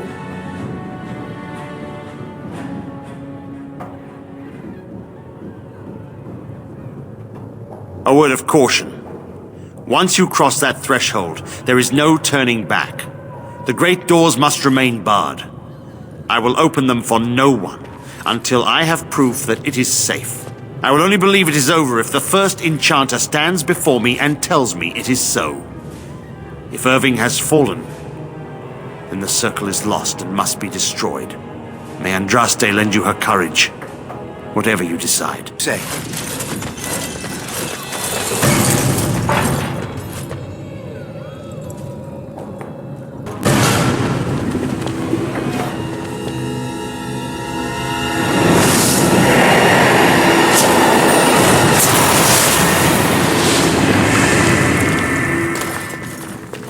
It's you. No, come no further. Grey Warden or no, I will strike you down where you stand. I am a mage of the Circle. More importantly, why are you here? The Templars would not let just anyone by. Then you do serve the Templars, as I feared. Do they have the right of annulment? So Gregor thinks the Circle is beyond hope. He probably assumes we are all dead. They abandoned us to our fate. But even trapped as we are, we have survived.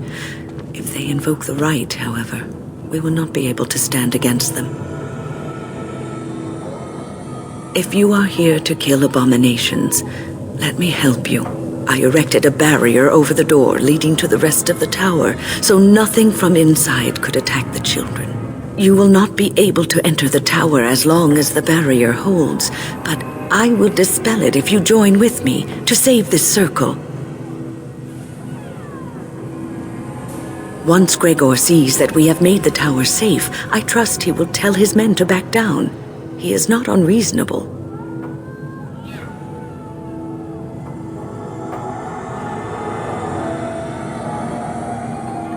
Then our path is laid out before us. We must save Irving.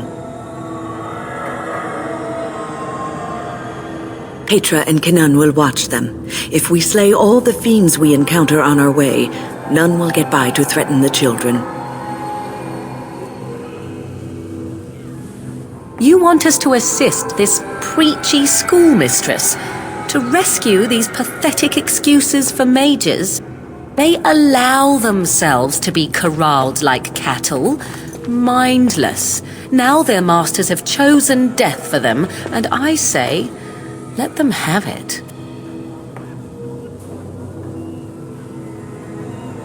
Look at how they live, servants of the Chantry. They lack respect for themselves and their own power. Why should I respect them?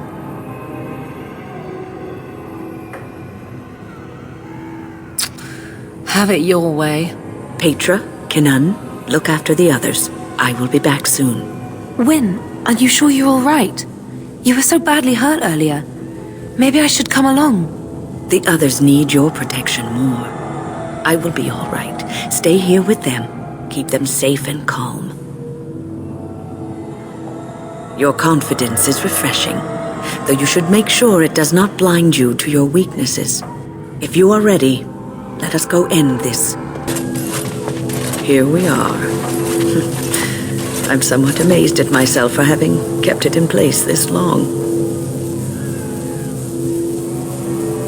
It made me very weary at times, but I had to stay strong to keep us safe.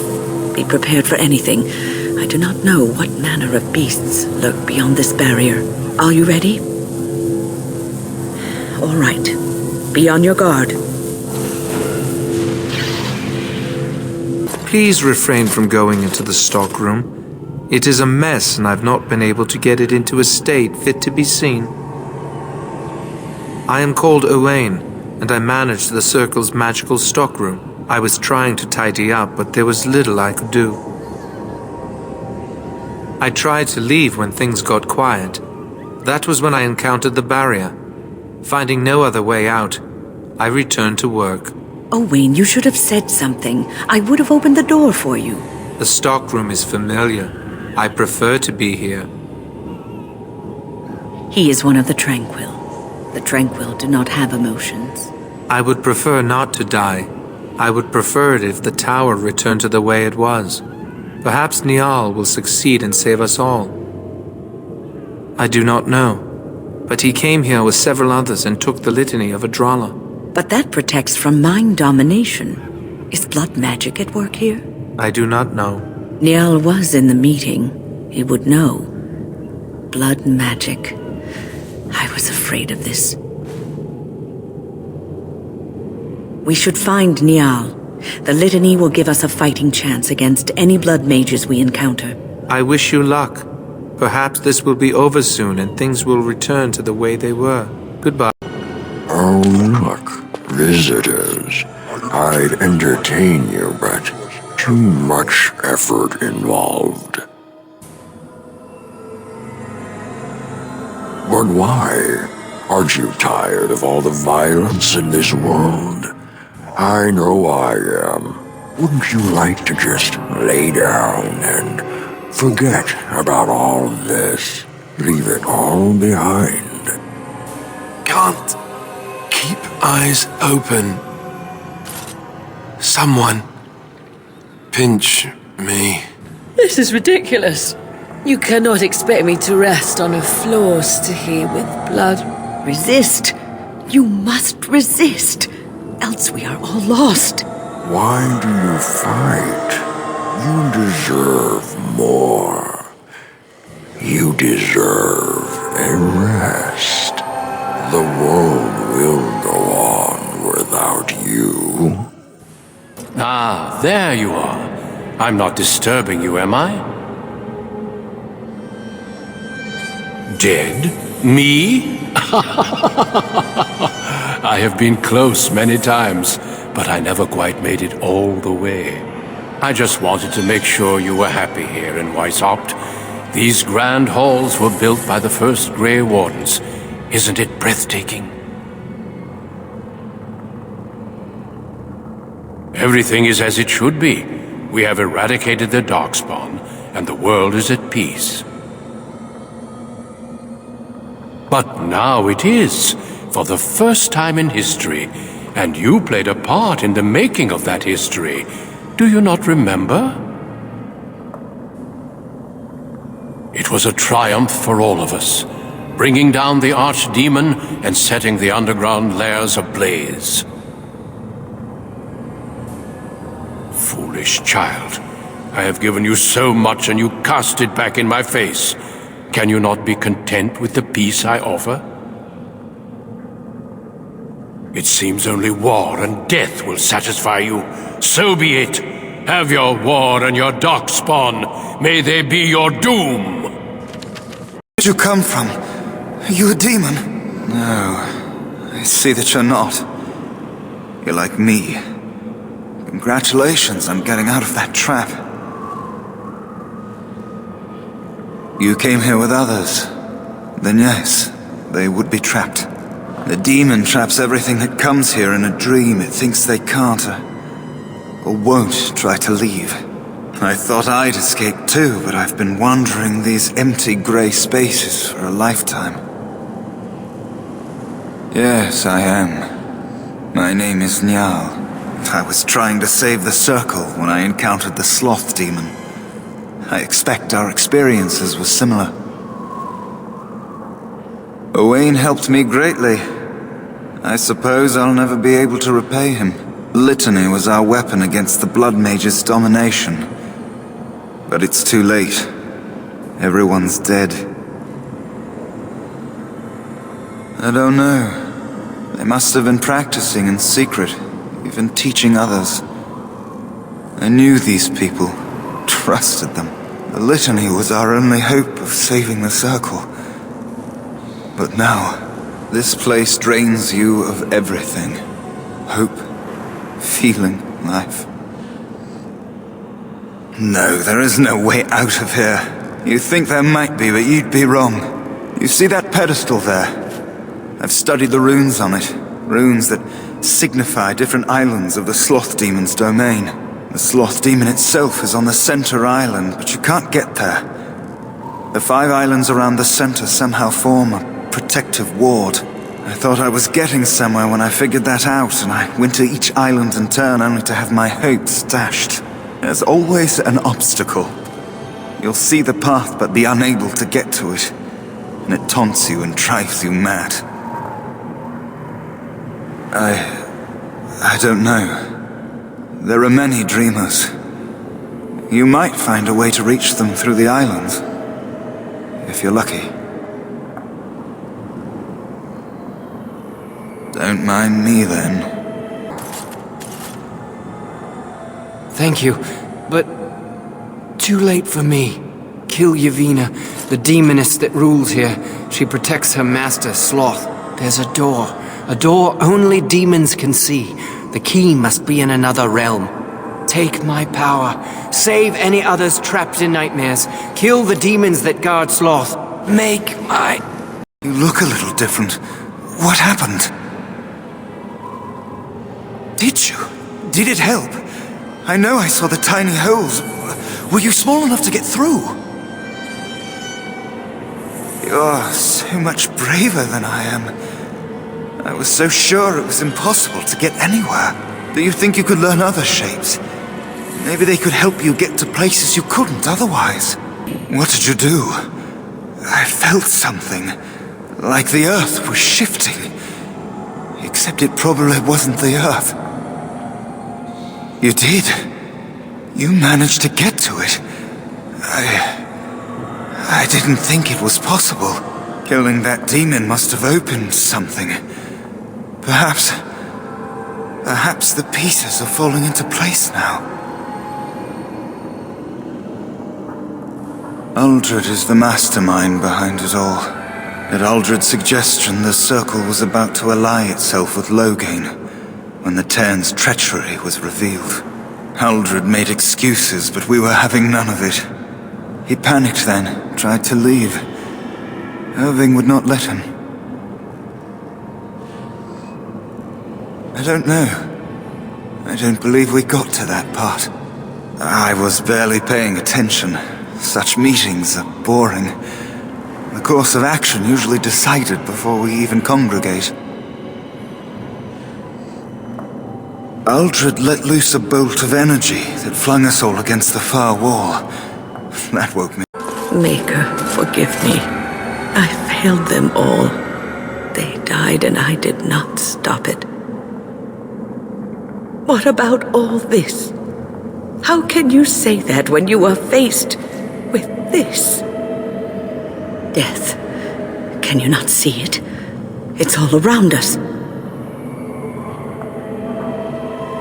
Why was I spared, if not to help them? What use is my life, now that I have failed in the task that was given me? Leave me to my grief.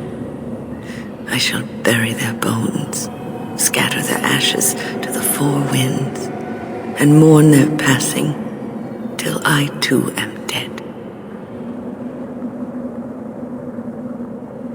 Your blatant disregard for the souls of the dead strikes me as being utterly inappropriate. I do not know what you are trying to tell me. Why must you make this more painful? And where were you when this happened?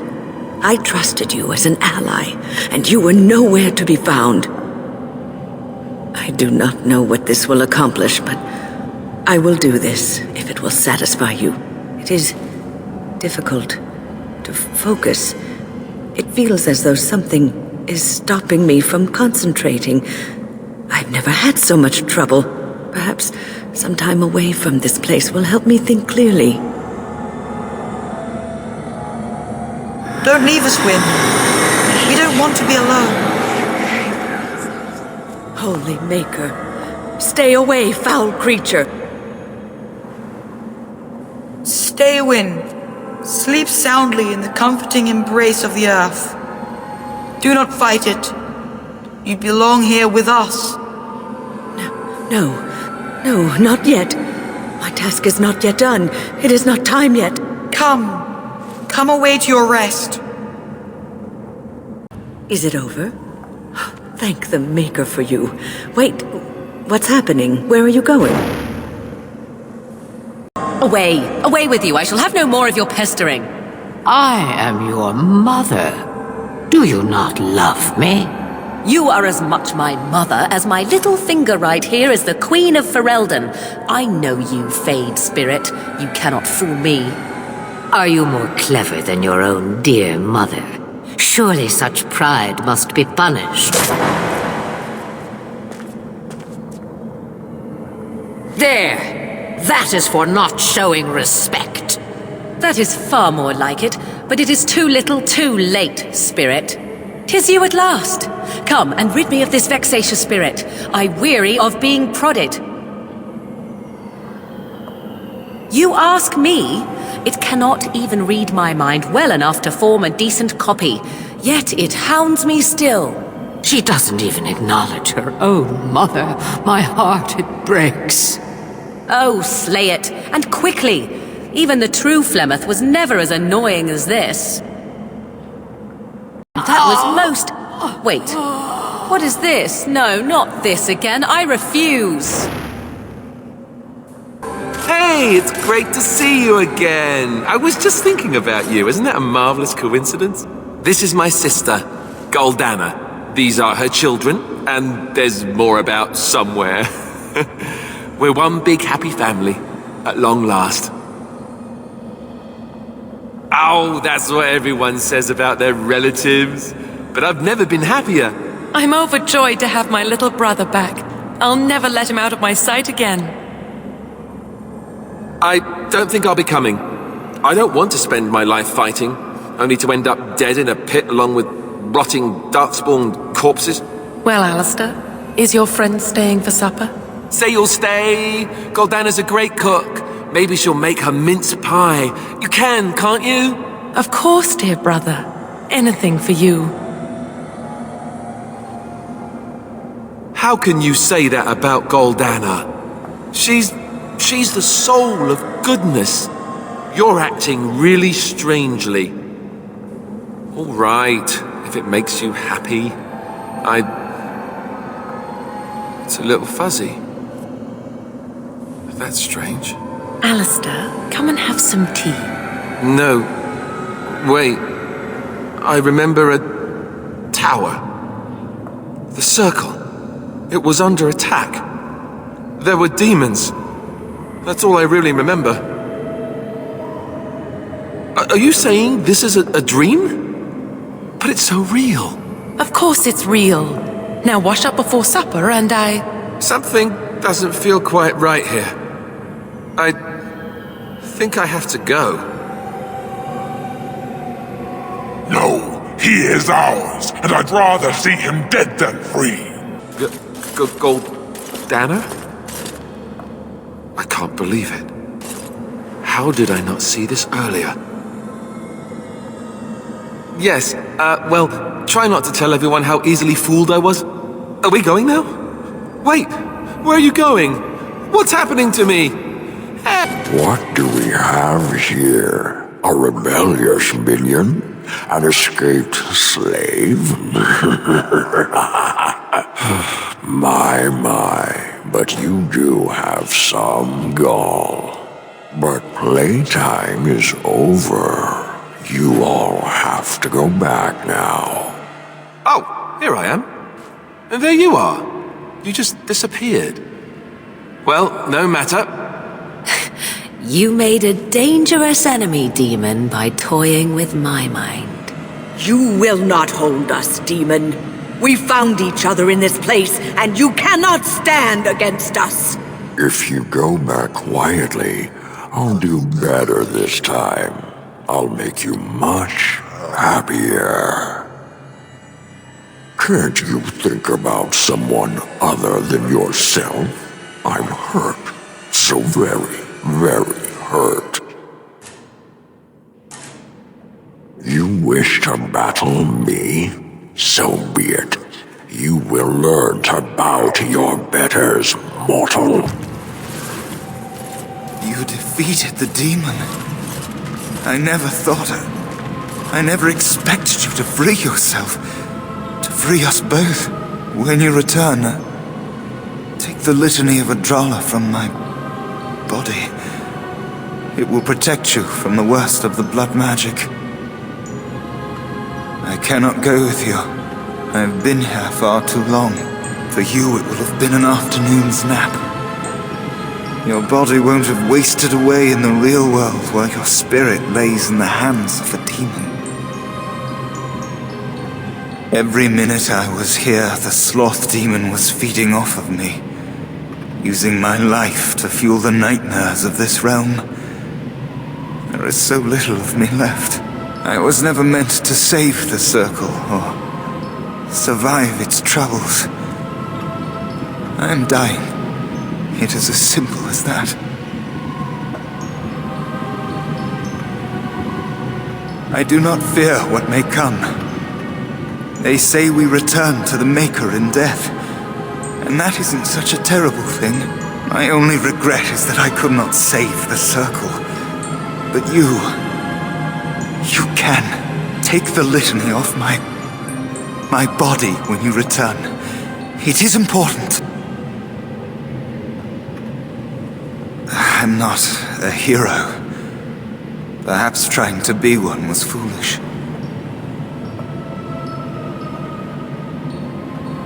Dark times, greater acts of heroism, eh?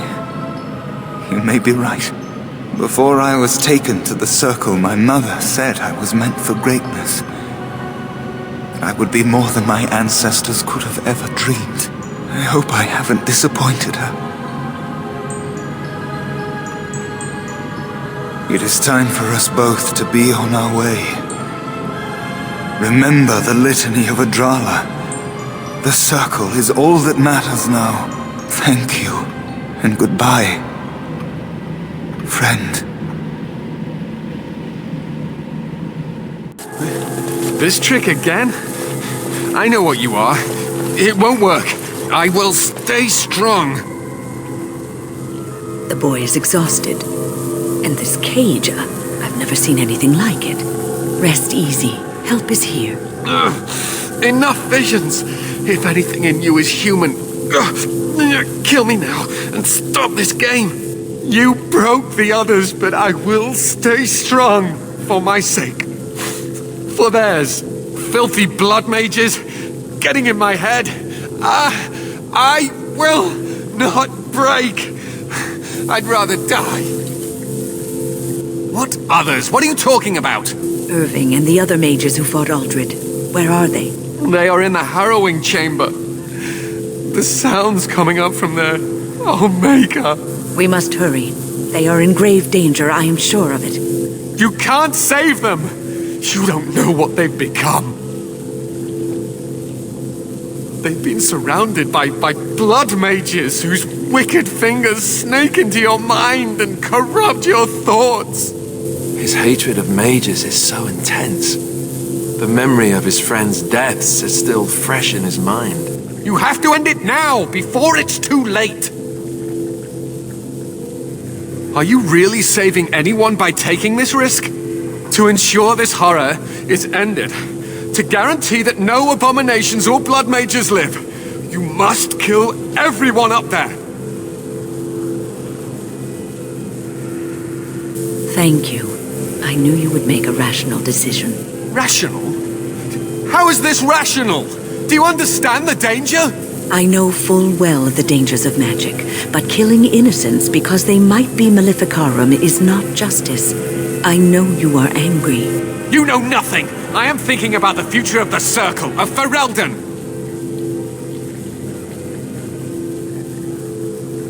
I am just willing to see the painful truth, which you are content to ignore. But what can I do? As you can see, I am in no position to directly influence your actions, though I would love to deal with the mages myself. My cage is Aldred's doing, or one of his mages. Once they're dead, I will be free. No one ever listens. Not until it's far too late. Maker turn his gaze on you. I hope your compassion hasn't doomed us all.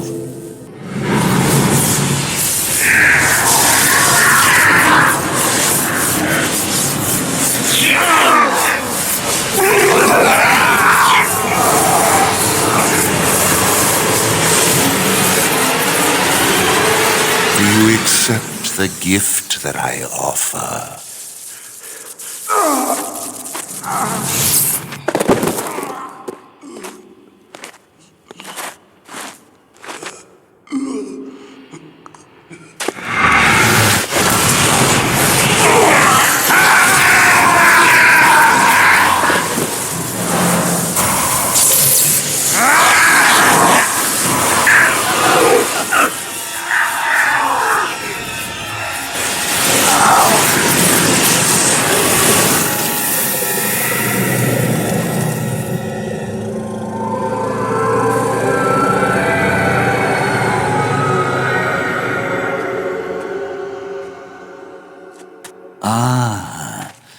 Look what we have here.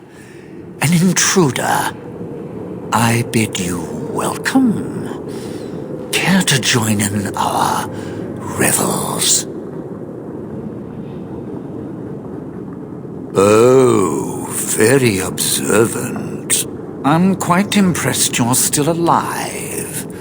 Unfortunately, that must mean you killed my servants. Oh, well, they are probably better off dying in the service of their betters than living with the terrible responsibility of independence. Wait! Let's not be hasty. I'm trying to have a civilized conversation here.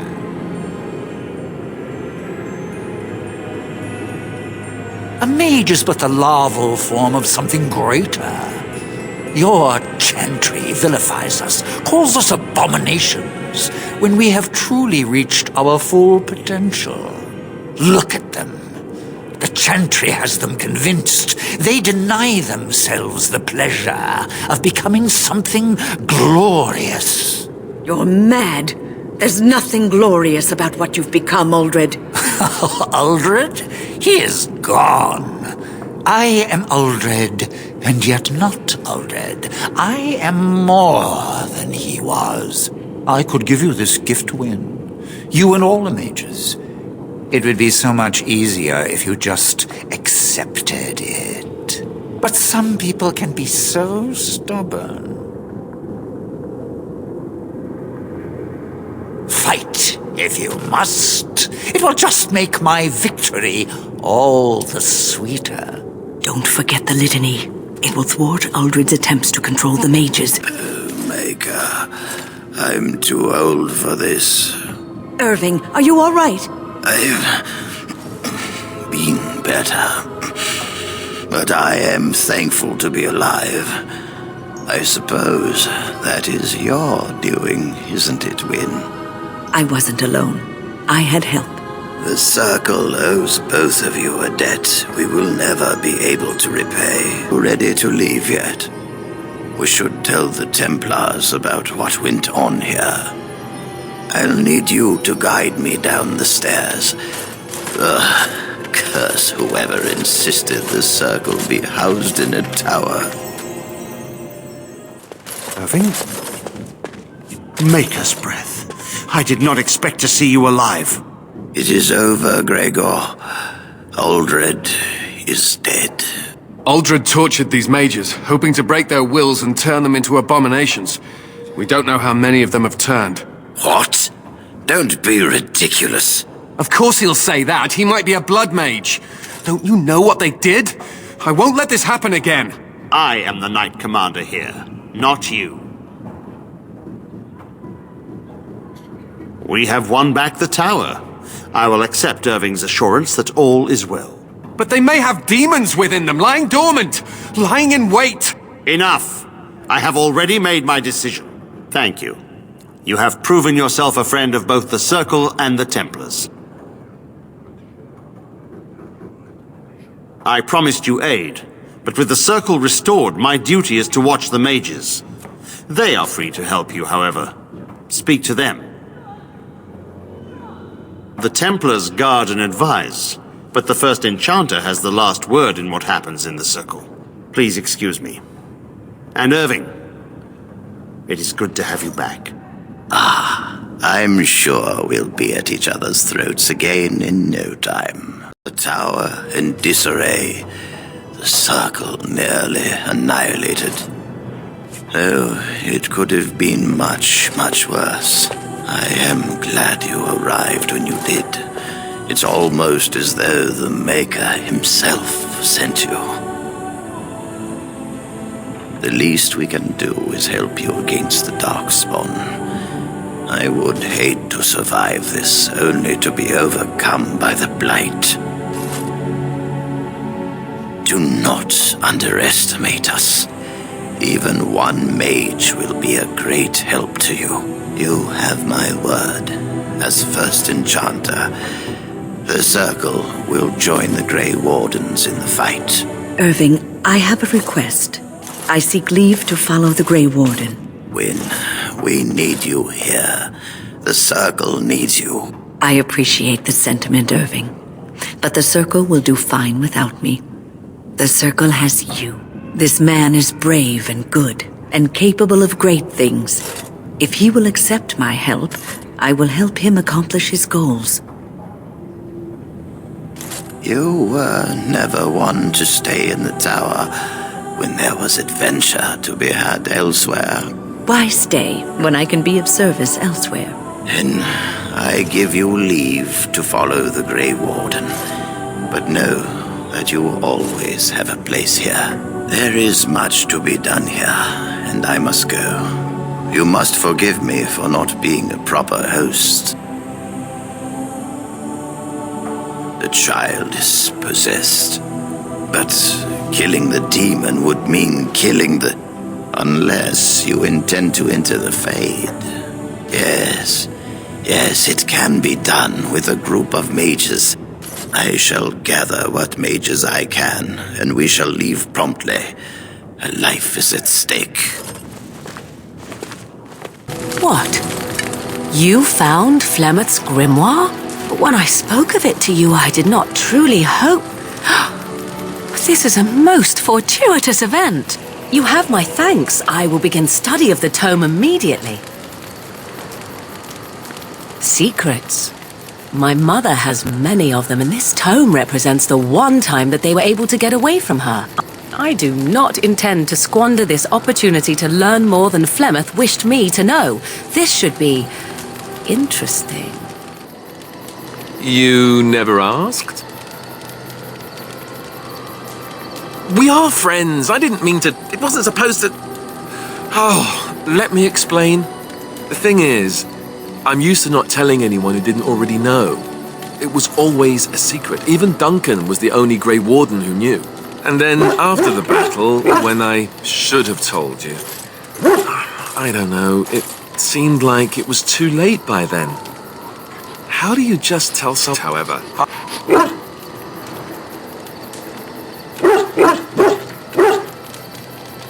Yes, well, I suppose part of me kind of liked you not knowing. They treat me differently. I become the bastard prince to them, instead of just Alistair. I know that must sound stupid to you, but I hate that it shaped my entire life. I never wanted it, and I certainly don't want to be king. The very idea of it terrifies me. You can say that again. I don't think I've ever had a choice in the matter. Right from when I was born, all my choices have been made for me. I guess I should be thankful that Arl Eamon is far more likely to inherit the throne. If he's all right. Oh, I hope he's all right. And for what it's worth, I'm sorry for not telling you sooner. It was a dumb thing to do. I guess it's kind of a relief that you know now. Let's go. My mother was from Denerim, and I consider myself a Ferelden. Mother served an Orlesian noblewoman who lived here when Orlais ruled. When Orlais was defeated and the common folk began to resent the presence of any Orlesian, the lady returned to Orlais. She took my mother with her. I was born in Orlais and did not set foot in Ferelden till much later. Mother was always telling me stories of her homeland. I think she missed it. Mother died when I was very young. Lady Cecilie let me stay with her. I had no one else. She was quite old then, and she had me study music and dance to entertain her. It is unfair that I have more memories of Cecilie than my mother. Strangely, the only thing I really remember of Mother was her scent.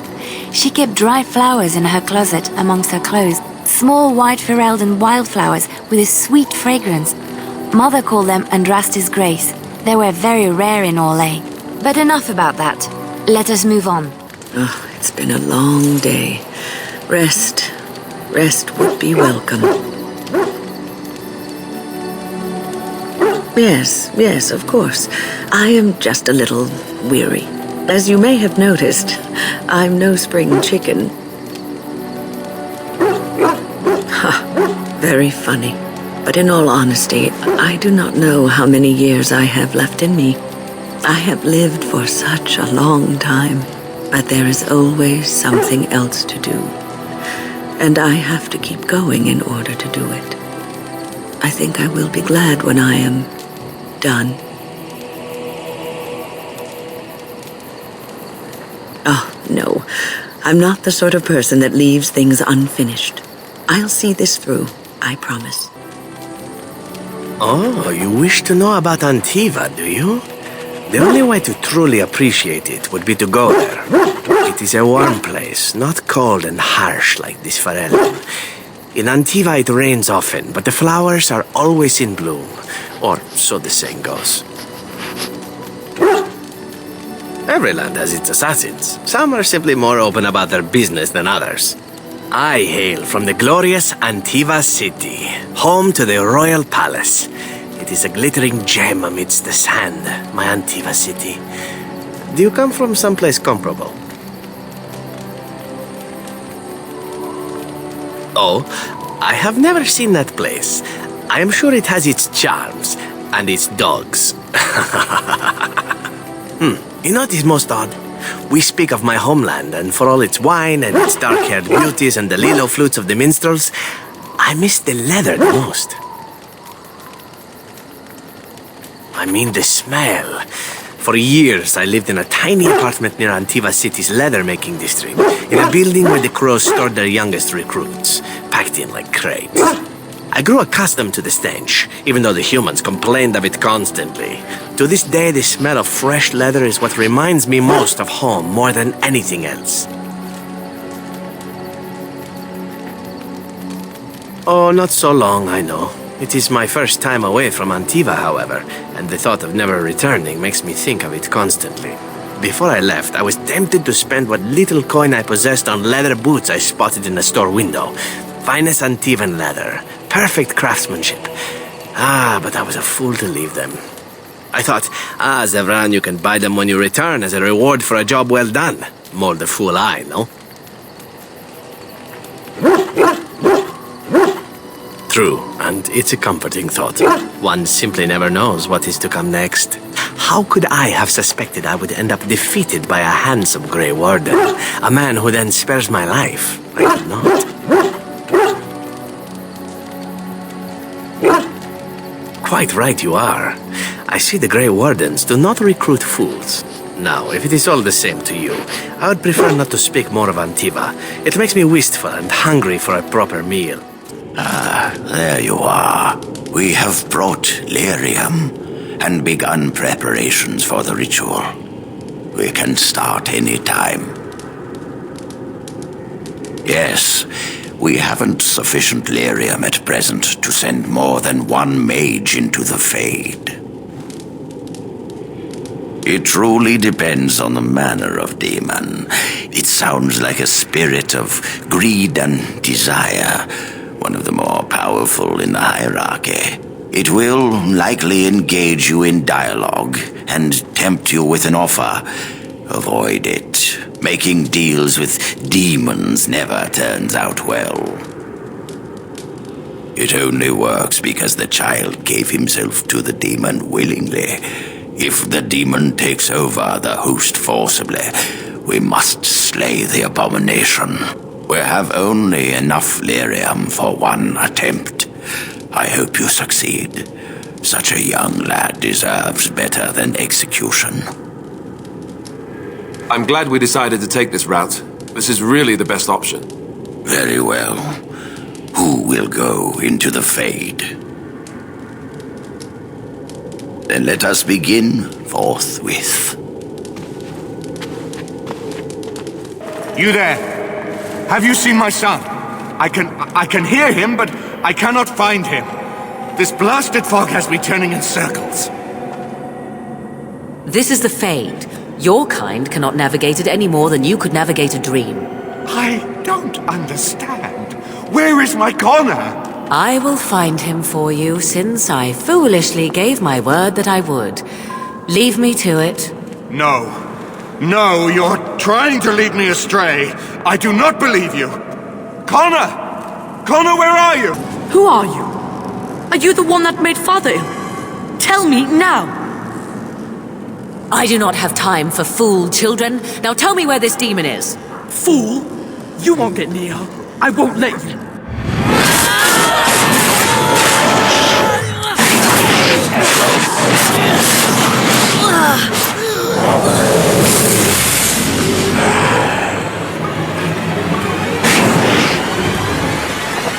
Why do you keep hurting me? Why are you trying to stop me? Enough of these games. Give me what I want. Trespasser! I will drive you out! Father wanders, seeking me, trapped within my web. All is as it should be. Why must you interfere? Why do you speak through illusions? Come, let us converse. No. It is time for you to go now. Do not persist, or things will go very badly for you. Very well. No more illusions. Now we meet face to face. You see my true form, and stand in my domain. It is here I am most powerful. And yet I have no wish to engage your power, nor should you be so eager to engage mine. Perhaps we should converse instead? I will not become an abomination no matter what you try. One soul I already possess. I do not need another. You need not fear me on that account. I wish only to talk. Do you take me for a fool? I know better than to bargain with your kind. Alas, that is sad. Very well then. If you wish a battle, you will have it. Let us see if your power matches your boldness, creature.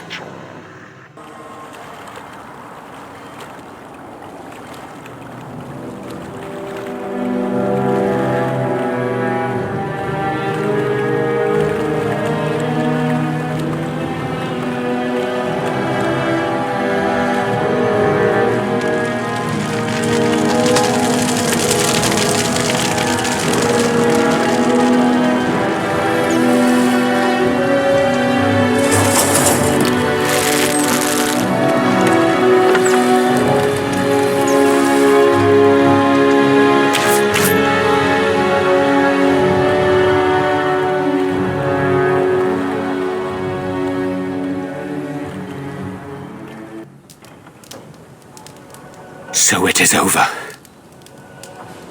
Connor is his old self. He does not seem to remember anything, which is a blessing. I suppose we will need to send him to the Circle of Magi's tower for training, once the war is over. It's so odd to think of the boy as a mage, of all things. Eamon has much to mourn and rebuild should he recover. But at least he can be thankful that both his son and wife are safe. I owe you my deepest thanks. I can scarcely believe Connor is the boy he once was. There is still the matter of Jowan. His poisoning Eamon began this whole mess, yet he lives. I must decide what becomes of him.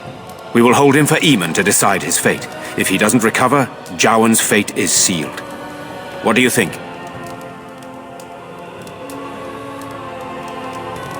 What do you mean? He is responsible for many of the problems here and is a Maleficar as well. Perhaps you are correct. But that is Eamon's decision, not mine. I'm sorry. Jowan stays in the dungeon for now. But our task is not done yet. Whatever the demon did to my brother, it seems to have spared his life, but he remains comatose. We cannot wake him. The urn of sacred ashes will save Eamon. It has been tried, and we will continue trying. Perhaps the demon's absence will make a difference. However, the relic is another option. My husband funded the research of a scholar in Denerim, a brother Genetivi. He has been studying the inscriptions on Andraste's birth rock. When Eamon fell ill, I sent the knights to speak to Genetivi. I hoped that he had finally discovered the location of the urn of sacred ashes itself. They were unable to locate Genetivi. In desperation, I sent more knights in search of the brother, or some clue of the urn's location. No one else can. Even if I wished to do it myself, I cannot abandon Redcliffe to its own devices. Perhaps you could seek out the brother's home in Denerim and see if any clues remain on his whereabouts. It is the only place to begin the search, I think. I must go to the hall and begin rebuilding. I wish you luck, and may the Maker go with you. Now that we're back at the camp, I want to talk about what happened at Redcliffe. I just wanted to thank you. You went out of your way to save the Arl's family, and you did it. Even though it would have been easier not to. There's been so much death and destruction. It makes me feel good that at least we were able to save something. No matter how small. I owed the Arl that much. You're right. Hopefully, by that time, there's still enough of Ferelden left to save. Good. Now that the warm, fuzzy part of the day is over with, we can get back to the ritual dismemberments. Oh wait, it's not Tuesday, is it? 'Tis cold in my tent, all alone. So you shall come to my tent? But whatever shall we do in that tiny little space together while we wait for it to warm? Good. Then let us waste no more time with foolish talk.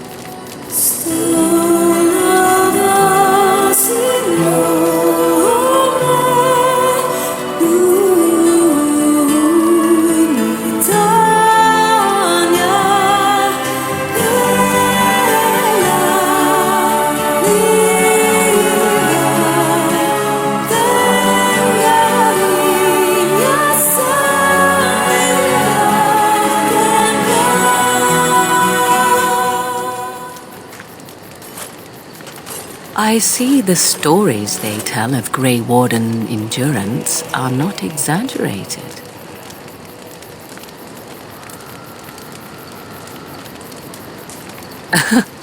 Indeed there are.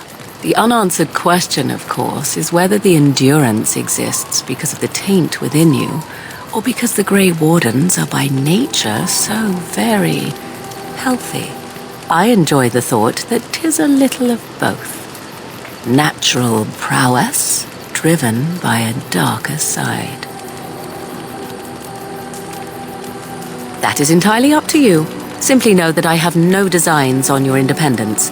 I wish only to do what I desire, and if that coincides with what you desire, then so be it. And should you decide not to continue our misadventure, then so be it. Very simple, is it not?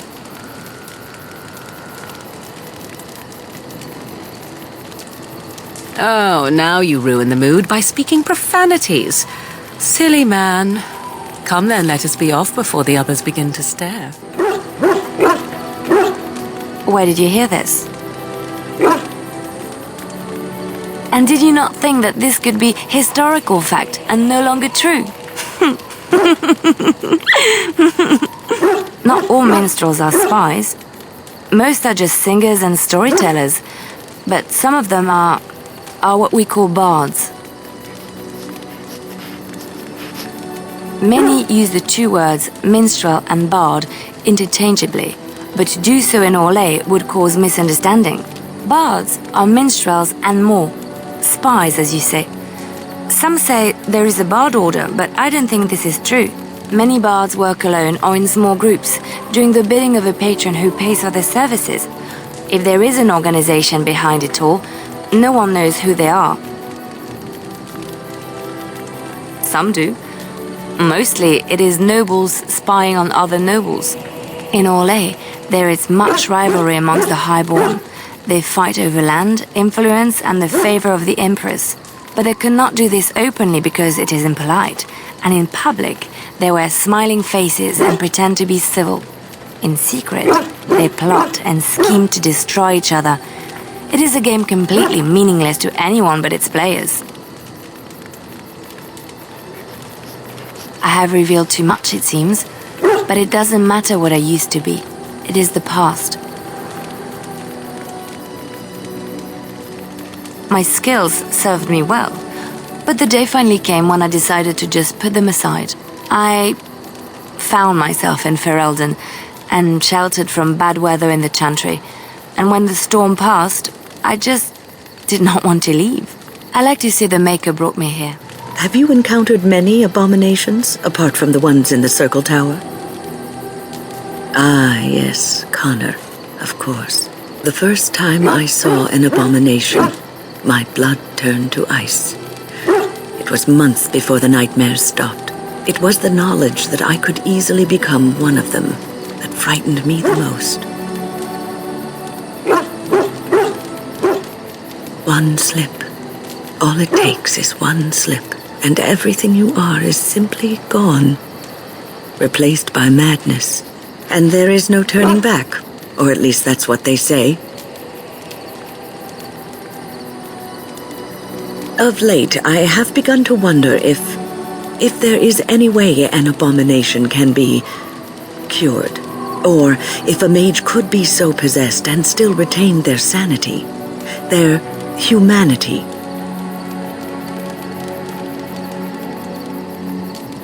Yes, it is madness and cruelty that define abominations.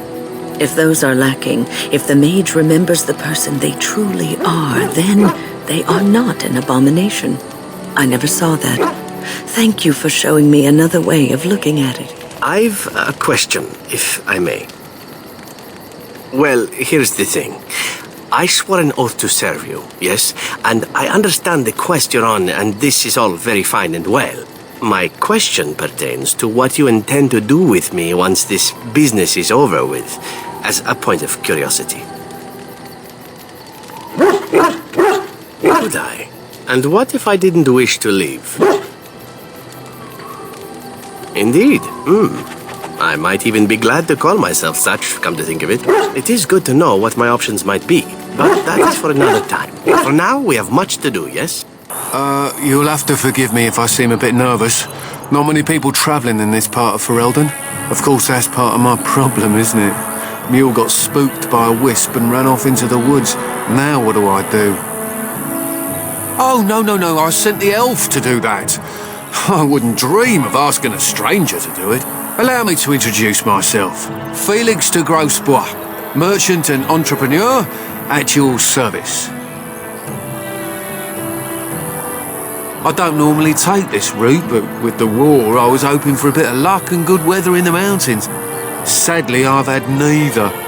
Ugh, this trip has been one miserable disaster after another. I don't suppose you consider helping a fellow out? Of all the other things that went wrong, the worst is this artifact I brought in Jada. It's a control rod, I'm told, for a golem. No point in me keeping it, however, as I'll never get to use it. But, maybe you could?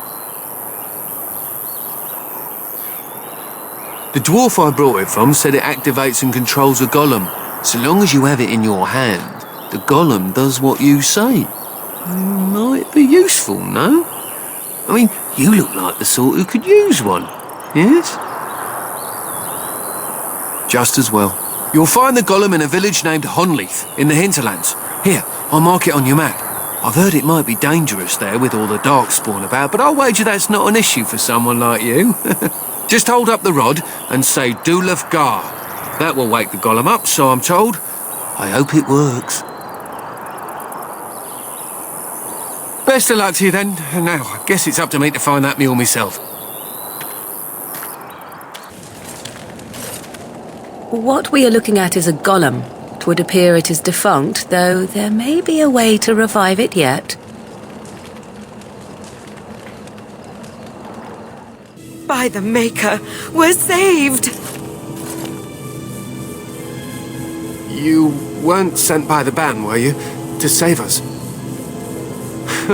I suppose I should be grateful that someone came at all, then. Thank you. But if you weren't sent by someone, why are you here? If you don't mind me asking. The statue outside? Why would... Oh, I think I see. You bought the control rod, didn't you? You came here looking for Shale.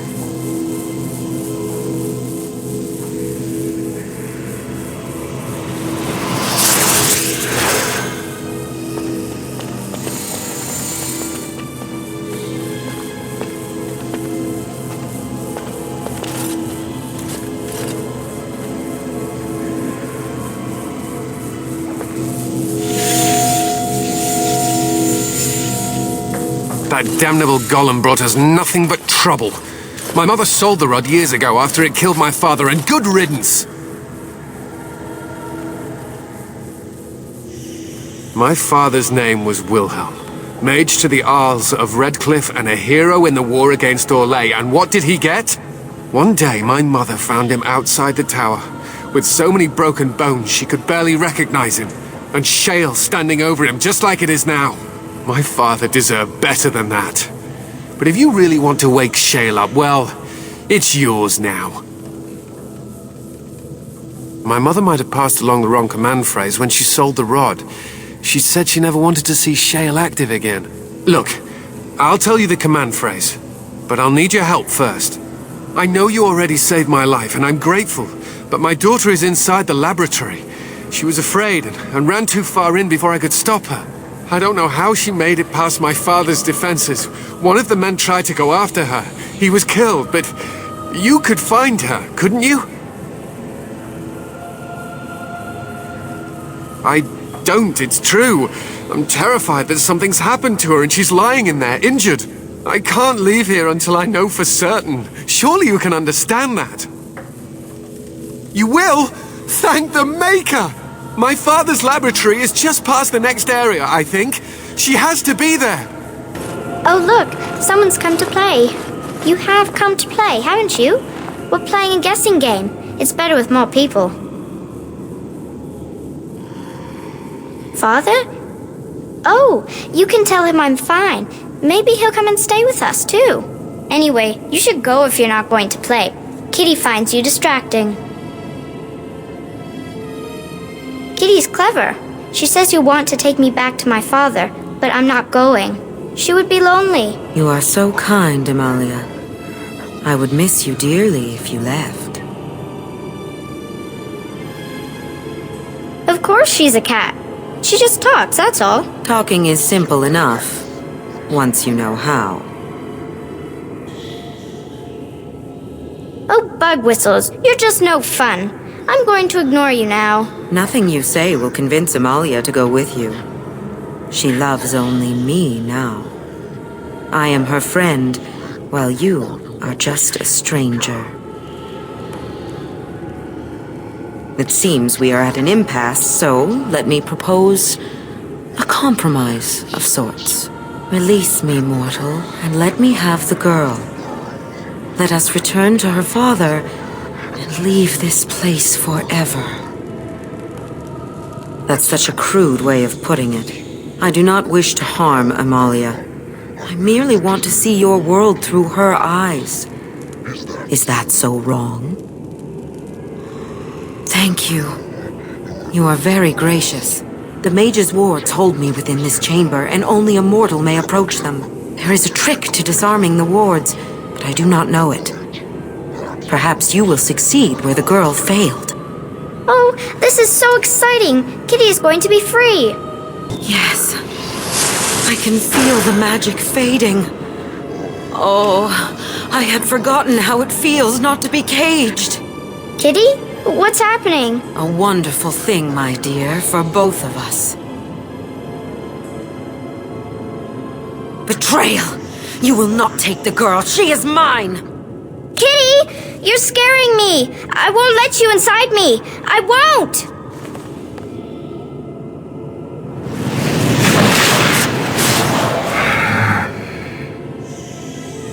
You did it! You freed her! Thank you so much! I'm sorry I ran away, Daddy. I was so scared. It's all right, Butterfly. You're safe now. All the bad creatures are gone. The phrase to activate Shale is Dulan Han. If you still want that bloody thing. I wouldn't if I were you. Now we should go, and quickly. Thank you again. We owe you our lives.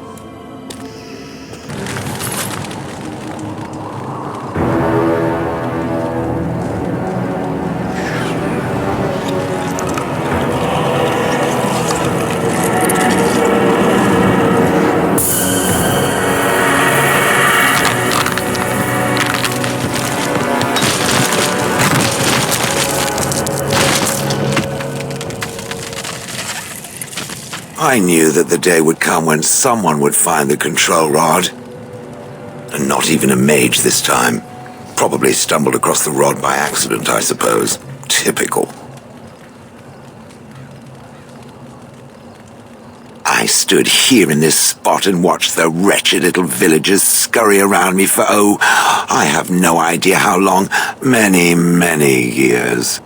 And the villagers had no idea they were being watched. Creepy. Then one wonders that you wouldn't be grateful to the one who allowed you to stretch your legs, Gollum. Another mage, I see. Charming. I was just beginning to get used to the quiet, too. Tell me, are all the villagers dead? Some got away then. How unfortunate. Perhaps I may have forgotten after all the years of being called Gollum. Gollum, fetch me that chair. Do be a good Gollum and squash that insipid bandit. And let's not forget, Gollum, pick me up. I tire of walking. It does have the control rod, doesn't it? I am awake, so it must. I see the control rod, yet I feel... Go on, order me to do something.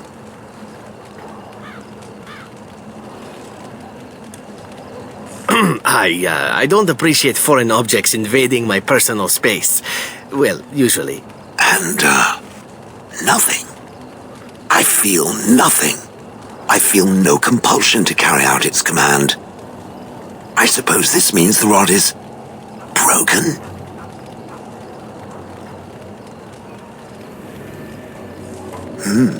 I suppose if I can't be commanded, this means I have free will, yes? It is simply, what should I do? I have no memories beyond watching this village for so long. I have no purpose. I find myself at a bit of a loss. What about it? It must have awoken me for some reason, no? What did it intend to do with me?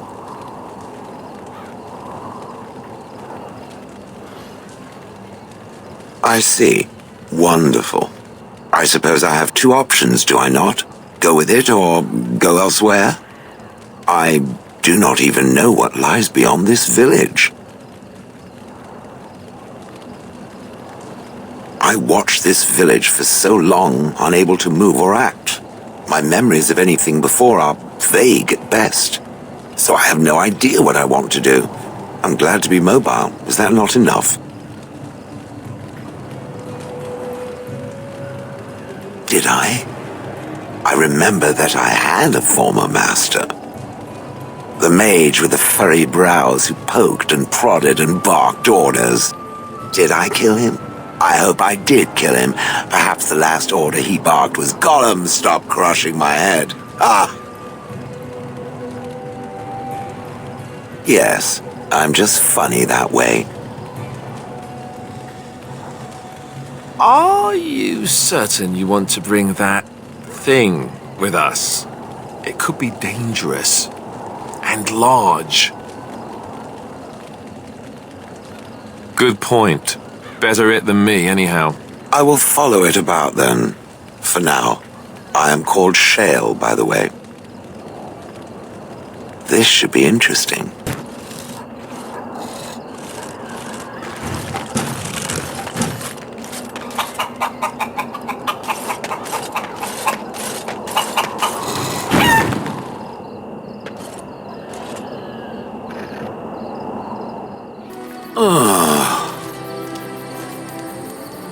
Oh, that. Merely reflecting on the hopeless nature of the task in front of it. The most likely outcome is that it and its companions will become a stain on some rock for the Darkspawn to tread upon. I shall be moved to a single tear by the tragedy. I think not. I am made of pure rock, skin to core.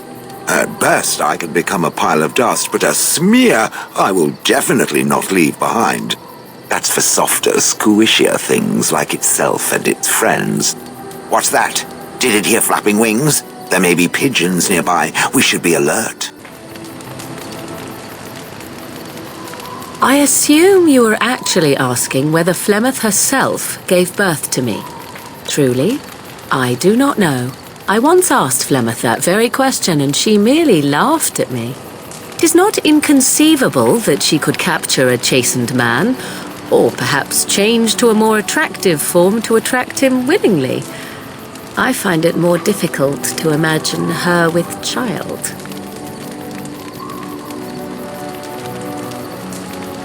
As a matter of fact, I remember her being younger once. She had black hair, much like my own, long and lustrous. But how could that be if she is centuries old? Has she become wizened only recently? Or are the tales of her legend only that, and nothing more? I do know the tales of Flemeth having many daughters, even though I have never met another. and Flemeth has always treated me as her blood.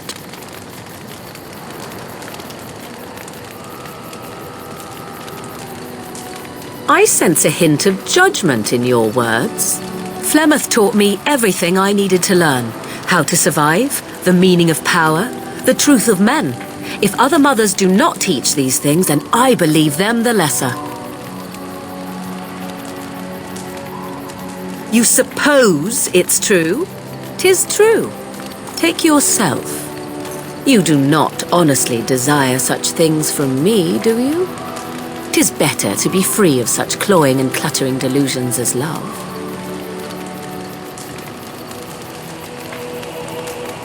Then more the fool you, I think. I tire of this discussion. Let us move on, shall we? My adventures? I'm hardly an old man just returned from across the ocean, am I? Should I shake my fist at nearby children while I talk about the good old days?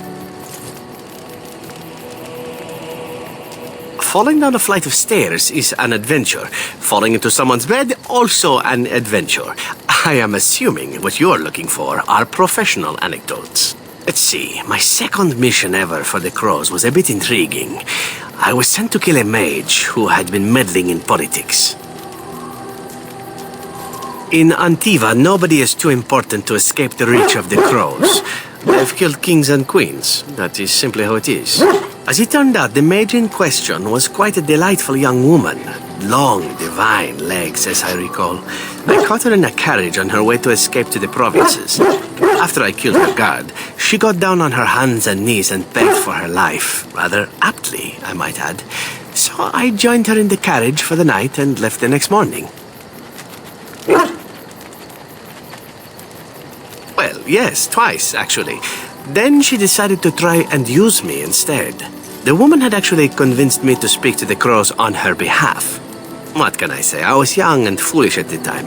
Then, as I was kissing her goodbye to return to Antiva City, she slipped on the threshold and fell backwards out of the carriage. Broke her neck. Shame, really, but at least it happened quickly. Not actually, no. I was a bit unimpressed by the development at first. Then I found out that she had told the driver to take her to Janellen instead. She had planned to lose me in the provinces.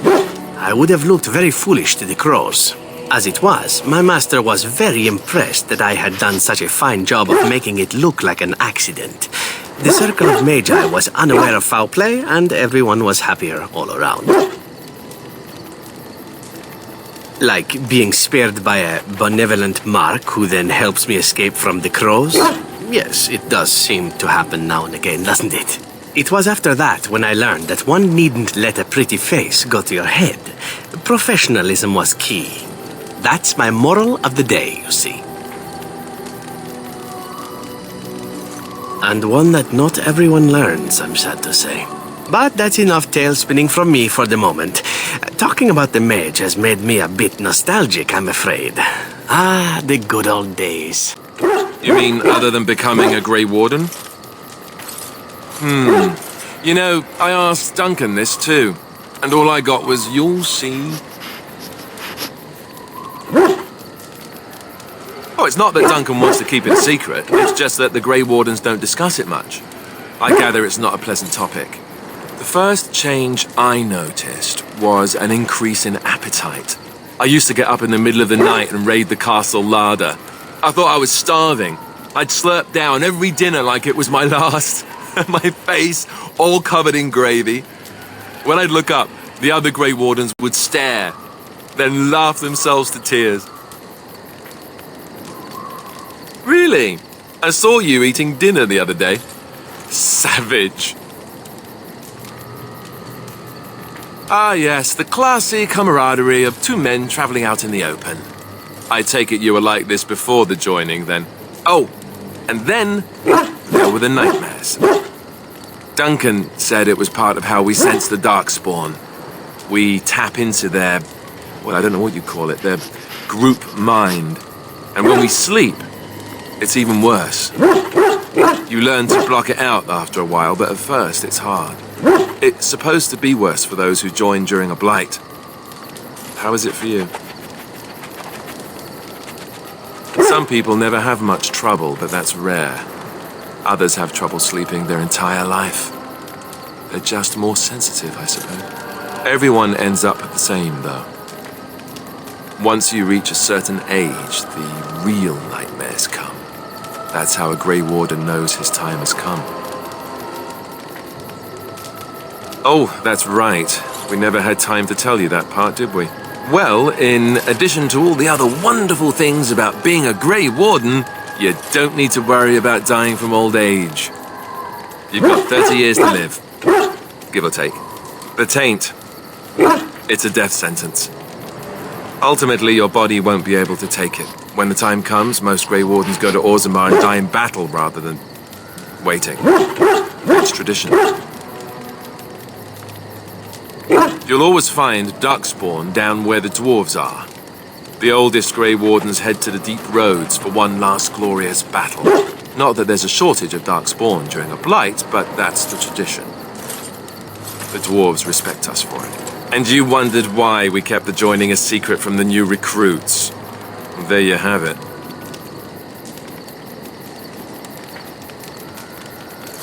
I suppose it is. We're the only ones who can stop the blight, however. Is there a price too high to pay for that? You know, Duncan, he started having the nightmares again. He told me that in private. He said it wouldn't be long before he'd go to Orzammar himself. I guess he got what he wanted. I just wish it had been something worthy of him. I know. Ending the blight should make this all worthwhile, right? So, tell me, how did you become a Grey Warden? Arl Rendon Howe? The Earl of Amaranthine? Why would he do such a thing to you? You are the last of the Couslands? I had no idea. My lord?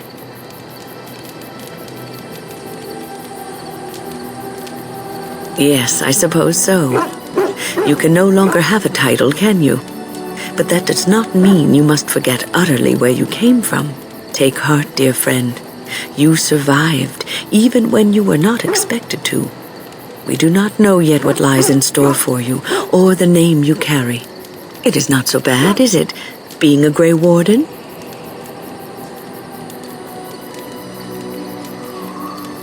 Sometimes it gives me comfort to think that everything will end up the way it's supposed to. That it will be all right. You were chosen. You survived the joining when others did not. Perhaps it was meant to be. To you, you know, about why I left Orlais. I didn't feel like talking about it then. What happened to me? Maybe it will affect us, maybe not, but you should know. I came to Ferelden and the Chantry because I was being hunted in Orlais. I was framed, betrayed by someone I thought I knew and could trust. Marjolaine. She was my mentor and friend. She taught me the bardic arts, how to enchant with words and song, to carry myself like a highborn lady, to blend in as a servant. The skills I learned, I used to serve her, my bard master, because I loved her and because I enjoyed what I did. You can say it was my fault. There was a man I was sent to kill. I was to bring Marjolaine everything he carried. I don't know who this man was. She gave me a name and a description, and I hunted him down. I found documents on his body, sealed documents. My curiosity got the better of me. Something told me that I needed to know what was in those letters. Marjolaine had been selling all kinds of information about Orlais to other countries, Nevarra and Antiva among others. It was treason. Some.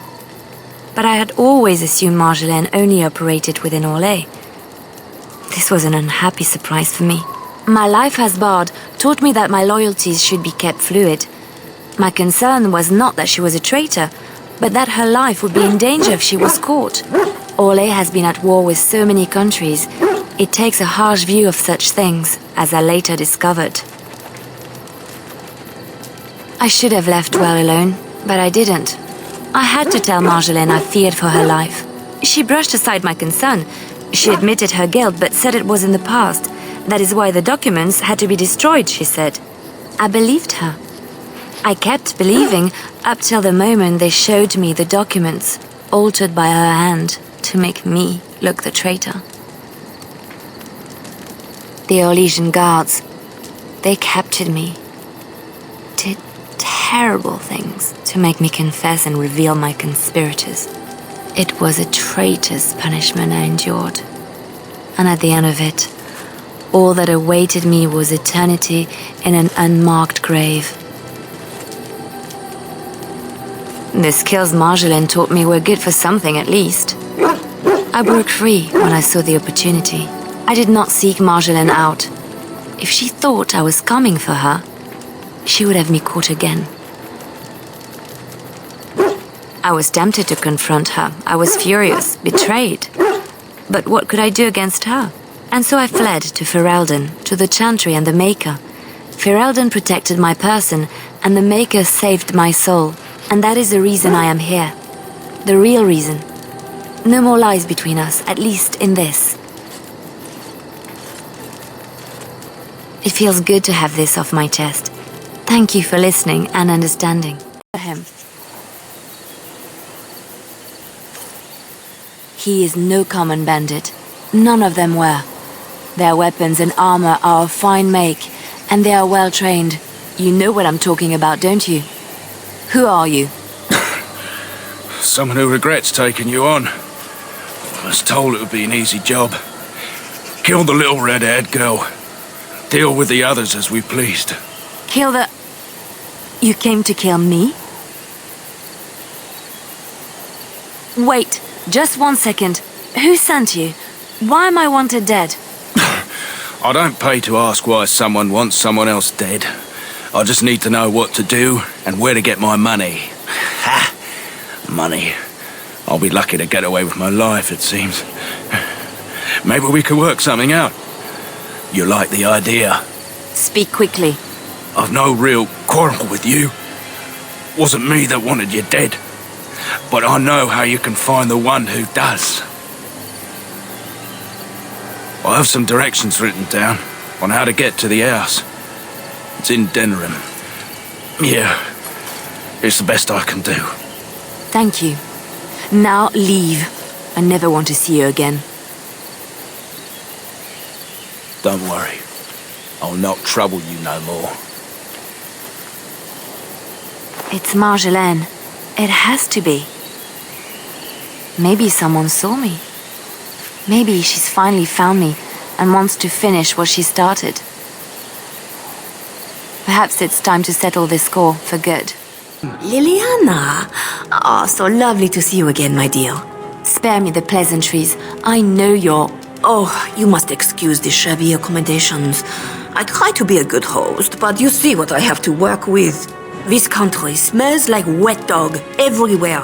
I cannot get the smell out. Even now it is in my hair, my clothes. Ugh. So businesslike, your companion.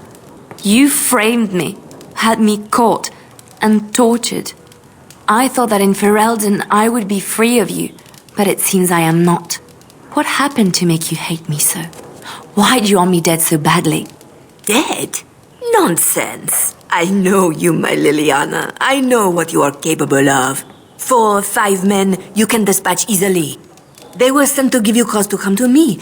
And see, here you are. Ignore what she says. She's lying. I know how she works. What are you up to, Marjolaine? Why are you in Ferelden? In truth, you have knowledge that you can use against me. For my own safety, I cannot let you be. Did you think I did not know where you were? Did you think I would not watch, my Liliana? What is she up to, I thought? The quiet life, the peasant clothes, hair ragged and messy like a boy. This is not her. You were planning something, I told myself, so I watched. But no letters were sent, no messages, you barely spoke to anyone. Clever, Liliana, very clever. You almost had me fooled. But then, You left the Chantry so suddenly. What conclusion should I draw? You tell me. You think I left because of you? You think I still have some plan for revenge? You are insane, paranoid.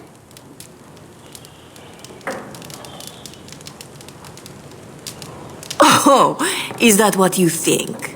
If I were you, I would believe nothing she says. Not a one. She will use you. You look at her and you see a simple girl, a friend, trusting and warm. It is an act. I am not you, Marjolaine. I left because I didn't want to become you. Oh, but you are me. You cannot escape it. No one will understand you the way I do, because we are one and the same. Do you know why you were a master manipulator, Liliana? It is because you enjoyed the game. You reveled in the power it gave you. You cannot change or deny this.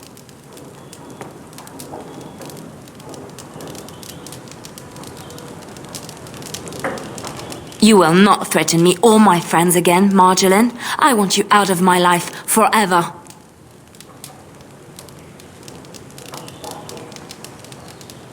Leave Ferelden.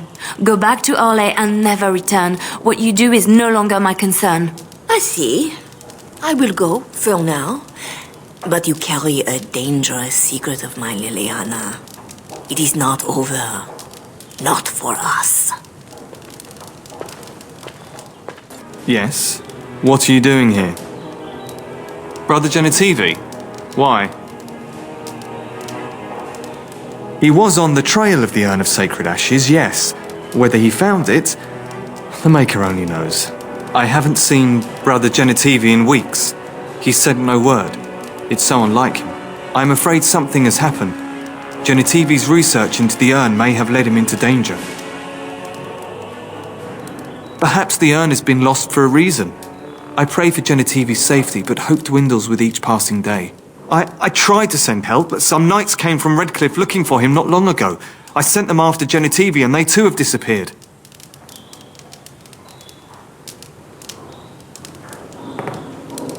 Now don't ask me where they went. You'll go after them. And what if ill luck should befall you too? This search is a curse on all of us. Some things are not meant to be found. I know that now. So be it. All he said before he left was that he would be staying at an inn near Lake Calenhard, investigating something in that area. I don't know. All I discovered from going through his research was that he was staying at the inn. Yes, of course he told me, but I also went through his things to see if I could find other clues to his whereabouts. That's not true. I told you everything I know. Brother Genitivi told me about the inn, and that's all. Us? I mean me! There is no us! Bah! Why do I keep up this charade? I gave you a chance to turn aside and forget you ever heard of Genitivi and the urn, but you persisted. Now it has come to this. Andraste, forgive me, I do this in your name! Oh, hello. Is there something you wanted to talk about?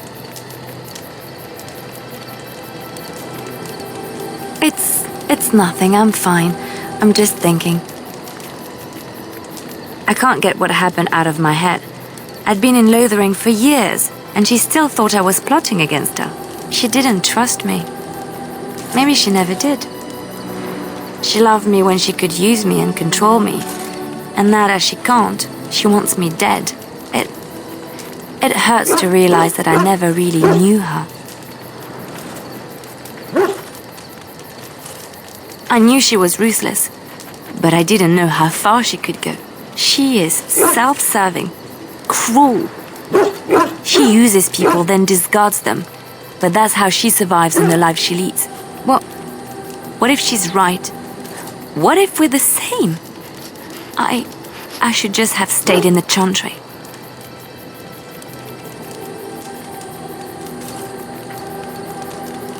Maybe, but that is not the point.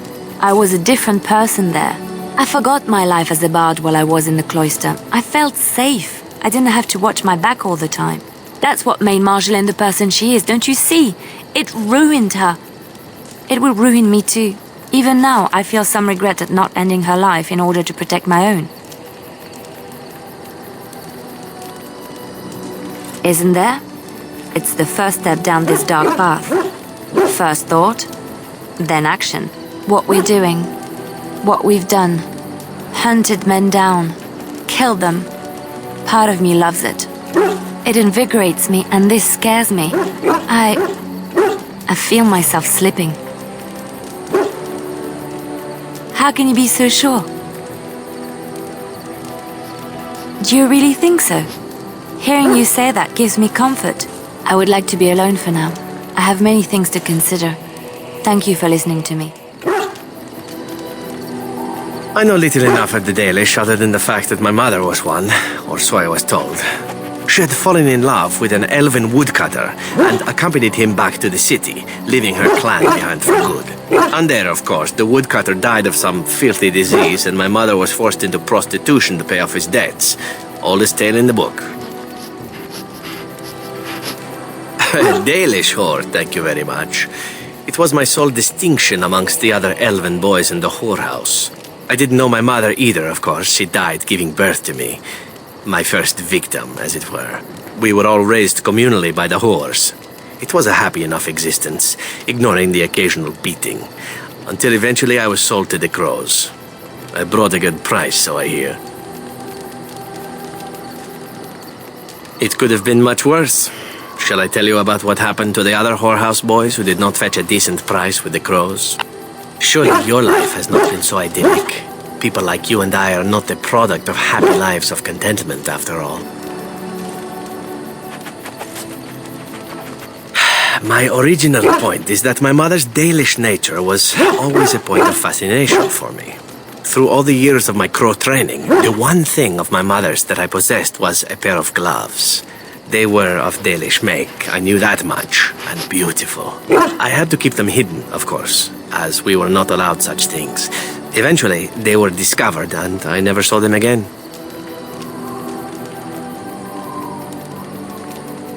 I don't feel anything about them. Oh, we heard about them in the city, even deep in Antiva. I even had the notion once to run off and join them. Naturally, the reality did not live up at all to the fantasies I had constructed as a boy, staring at those gloves. But such is life. Come, enough talk of the Dalish. Let us move on. Different? Different than what? Different than a statue? Different than a log? Should I talk in a monotone? Yes, Master, I exist to serve the Master. I shall kill for the Master and only for the Master. Perhaps it expected me to have a booming voice. Recite limericks. I can recite limericks, if it likes.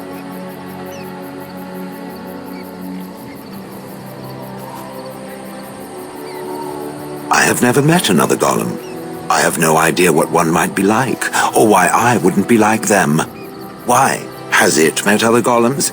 Did they not sound as I do? And now there shall be no more. I suppose it is for the best. I don't know what kind of dwarf I was, but as a golem, I am superior in every way. So there is no loss, surely. Imagine the benefits. No need to eat or sleep or perform other functions. Walk underwater, crush the heads of every opponent. The possibilities are limitless. Barring the occasional 30 years or so of paralysis, there's little to compare. Now stop talking so much. The wagging of its moist little tongue is distracting. I must ask, what does being a Grey Warden mean to you?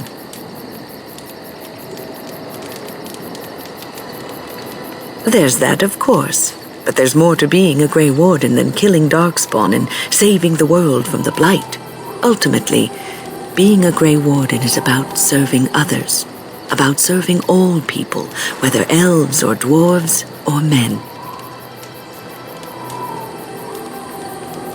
As a Grey Warden, you are a guardian of men, and you guard them because their continued existence is more important than you are. Thus it is you who serves, not they. A good king, a true king who cares for his land, uses his power to rule firmly but fairly. He serves his people first and foremost. The king who does not do this, who believes that he is entitled to his power, who abuses it and uses it for his own means, is a tyrant.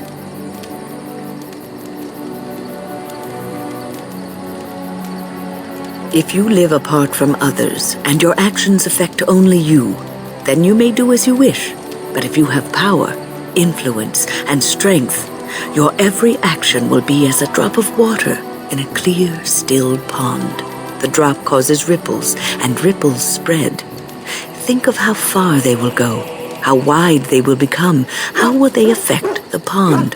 But I've lectured enough for today. I should stop before I wear out my welcome. At times, perhaps. A world full of people and buildings and things was all very foreign to me.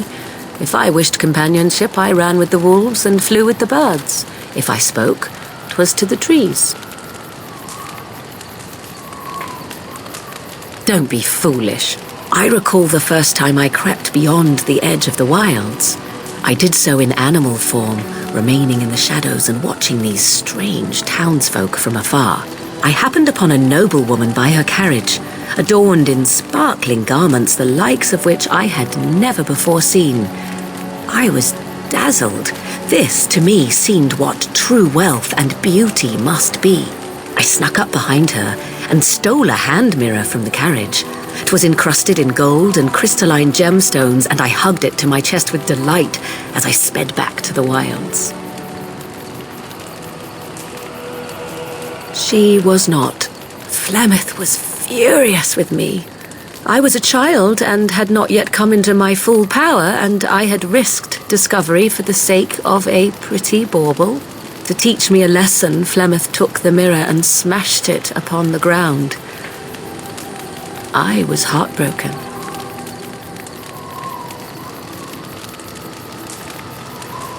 Beauty and love are fleeting and have no meaning. Survival has meaning. Power has meaning. Without those lessons, I would not be here today, as difficult as they might have been.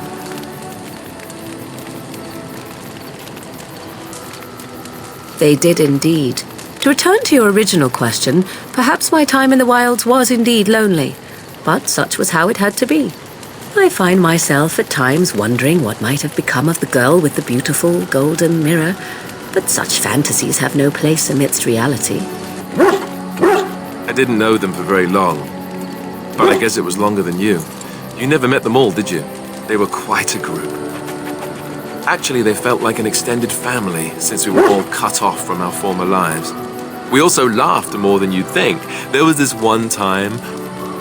Well, you probably don't want to hear stories about men you didn't know. There was one Grey Warden who came all the way from the Anderfells. What was his name? Gregor. He was a burly man with the biggest, fuzziest beard you've ever seen. And the man could drink. He drank all the time, but he never got drunk. Finally, we all made a pool to see just how many pints it would take to put him under the table. Sometimes, we were kin of a sort.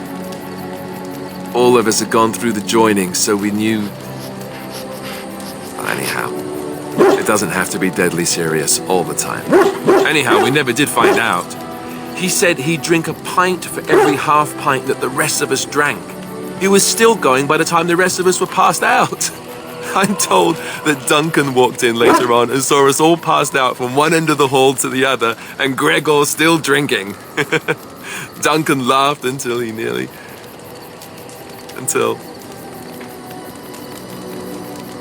Yes, I suppose so. I thought I was done with this, but it just struck me that I have nothing to remember Duncan by, nothing at all. There's no body, not even a token of his that I could take with me. That must sound really stupid to you. I just would have liked something of his to take with me, that's all. Well, there's no use in moaning about it, is there? He's gone. Let's just go. What are you doing in Haven? There's nothing for you here. What do you want? We do not appreciate lowlanders looking about our home as though it was some sort of zoo. Who? Perhaps revered Father Eirik will know of whom you speak. Unfortunately, he's ministering to the villagers at the moment and cannot be disturbed. A revered father, huh? That's new. I wonder what this means. It's always been thus in Haven.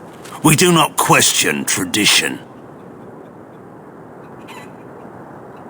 Our ways are not the ways of the lowland cities. The urn is nothing but a legend. I do not know who Brother Genitivi is or what he says. However, I'm sure people can convince themselves of anything. No. It's always been thus in Haven. We do not question tradition. You may trade for supplies at the shop if you wish. Then I suggest you and your companions leave. Did it just get a lot colder, or is it just me? They are hiding something. 'Tis obvious, is it not? Ah, quiet, insular communities. There's always something nasty going on behind the closed doors. I hope it involves chains. I hope they ask me to join in. We are blessed beyond measure. We are chosen by the holy and beloved to be her guardians. This sacred duty is given to us alone. Rejoice, my brethren, and prepare your hearts to receive her. Lift up your voices and despair not, for she will raise her faithful servants to glory when her... I understand that you are new here, but common courtesy dictates that one shouldn't interrupt. No matter. We were just about done here anyway. But, Your Reverence, we have not completed the sacraments of the Holy Mother or sung the invocation. Be calm, Nodda. We have an honored guest. Surely the sacraments can wait. How nightmarish to live in such a rural village. The only entertainment being priests who go on about the chant of this and that. Just once I'd like to walk into one of these places and discover a lively dance or a drinking festival or an orgy. But alas, no. That is all for today, my children. I shall see you tomorrow. For now, I should see to our visitor.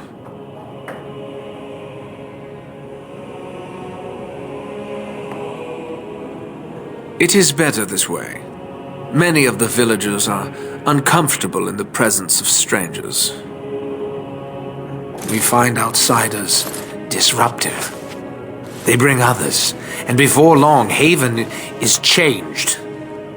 We will go to any lengths to prevent that. You understand a man's need to protect his family, don't you? Brothers, you know what must be done. Who are you? They've sent you to finish it. You don't know how glad I am to see someone who isn't from this village. The leg's not doing so well, and I can't feel my foot. The leg is wounded, but that will heal in time. The foot may have to come off. I thought you might say that. But if the foot goes, it goes. There are more important things than an old man's feet. I don't have time to rest now. I'm so close. The urn is just up that mountain. The Arl is sick. Will he live? Politics never did anyone any good. The Arl is a noble soul. But the ashes will surely cure him. Haven lies in the shadow of the mountain that holds the urn. There is an old temple there built to protect it. The door is always locked, but I know what the key is. Eirik wears a medallion that opens the temple door. I've seen what he does with it. Yes, that is your key. Take me to the mountainside and I will show you. It is not that far, and will you let me lean on you? For the urn, any pain is worth enduring. Ah, good. Help me up here. I'll try not to slow us down. Here we are. Give me the medallion, and let's see if I remember. Yes, you see, it can be manipulated, just like this. And there, a key to open the way. Now, where does this go?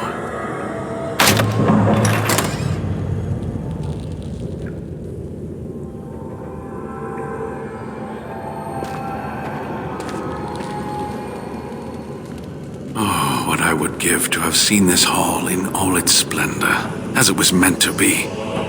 Still, sweep away the ice and the snow, and traces of beauty remain. I'm sorry, what? I was a little distracted, I apologize. These carvings were created just after Andraste's death, and they may reveal things about her life that we do not yet know. I think I need more time to study these statues and carvings. I could not keep up with you with my injuries. I should be safe. I don't think there are any villagers here. Go, I will be all right. Perhaps my destiny was only to lead you to the urn. It was designed to protect the urn from those who would steal it or do harm to it, namely the Tevinter Imperium. I expected you would say something like that. I'm not sure. The legends were never very specific on that point. Only the faithful shall lay eyes on the sacred ashes. Death and misfortune await the unbeliever. The Maker's gaze has fallen on Andraste's final resting place. He weeps for his beloved, and his wrath at her betrayers endures. That is what the legend says, and the Maker may indeed watch this place. Read between the lines, however, and you'll understand that it is merely a simple truth draped in hyperbole and metaphor. After all, no one wants to hear Willie toiled for many a year to perfect the curious mechanisms that would send a sharpened spike up the arse of the unwary intruder. I think my decision to stay here was the best one, don't you?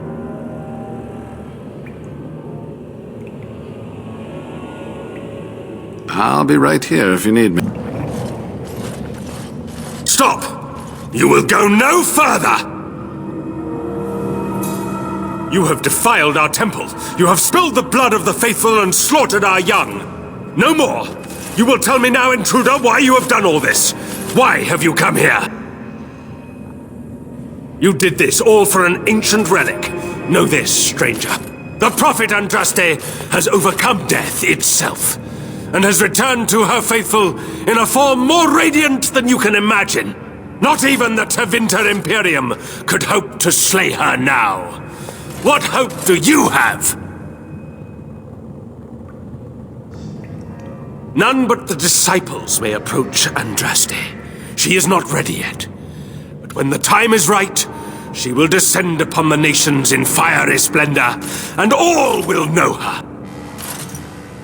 But perhaps there is a way to make up for your recent transgressions. It may be because I believe in second chances. All of us stumble through the darkness before being found and shown the light. Perhaps, through Andraste's mercy, her greatest enemy will become her greatest champion. Allow me to introduce myself. I'm Father Colgrim. I lead the disciples of Andraste. Atop this mountain lie the remains of the mortal Andraste. The urn is watched by an immortal guardian.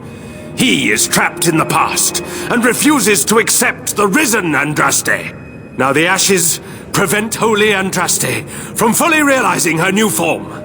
They are a remnant of her past incarnation, and she cannot move on as long as they exist.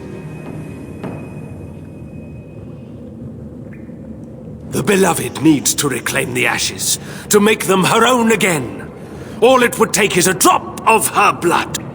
Blood carries power, strength, knowledge. Through it, all the power that is held in the ashes will be returned to Our Lady. The Guardian has foiled all our attempts to reach the urn. He keeps what power remains from the true Andraste. He knows the disciples, and we cannot touch him, for he draws his strength from the ashes themselves. But you could deliver Our Lady what is rightfully hers. I can just imagine the Grand Cleric if she were here. Her head would explode, I kid you not. The rewards for performing such a service would be great indeed. No, he waits for pilgrims to come venerate the urn. He will assume that you are one of these. The task is simple. I give you a vial of the Holy Andraste's blood, and you empty the vial into the ashes. Whatever magic was held in the ashes will be undone, and our great lady will be freed from the shackles of her past life! I don't know if I like the idea of us helping this Colgrim. Once that is done, you will have earned your place as our honored brother. You only need a small pinch for that. The rest of the power contained in the ashes must be returned to Andraste. There is a great power contained in blood. Through Andraste's guidance, we have learned to harness it. It can be yours, in exchange for a trivial task. A vial of blood emptied into the urn. That is all I ask. Take this. The blood of the dragon. You know what you must do. If we succeed, Colgrim and his fellows will be indebted to you. That puts you in a very advantageous position. Excellent. With Colgrim on our side, we could make it through this entire ordeal with our necks intact. Ooh, bad idea. Remember the last time you had to drink blood? Only worse.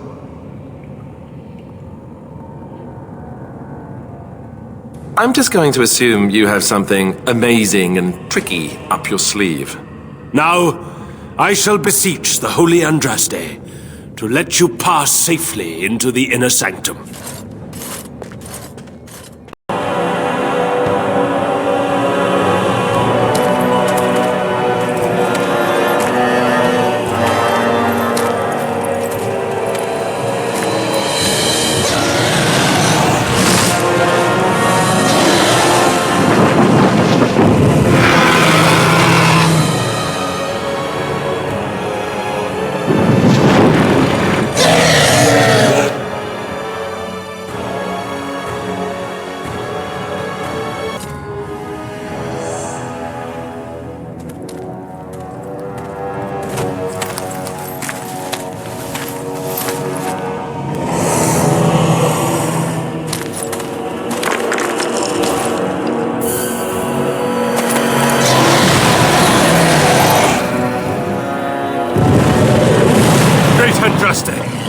I pray you, stay your wrath.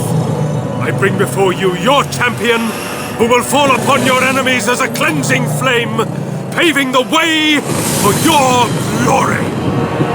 O beloved Andraste, O holy Andraste, we praise your name.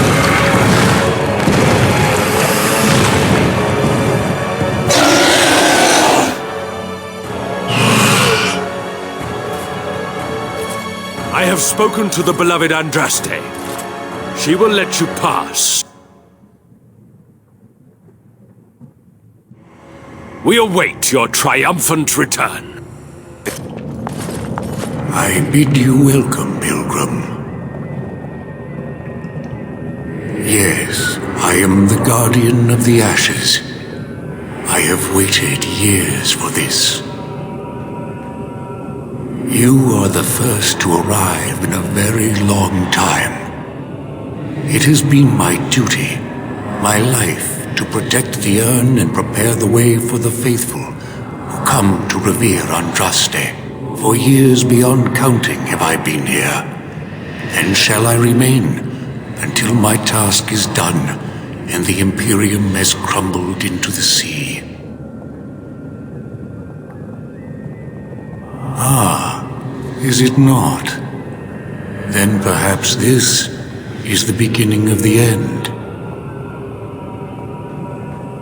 When my brethren and I carried Andraste from Tevinter to this sanctuary, We vowed to forever revere her memory and guard her. I have watched generations of my brethren take up the mantle of their fathers. For centuries they did this, unwavering, joyful in their appointed task. But now they have lost their way.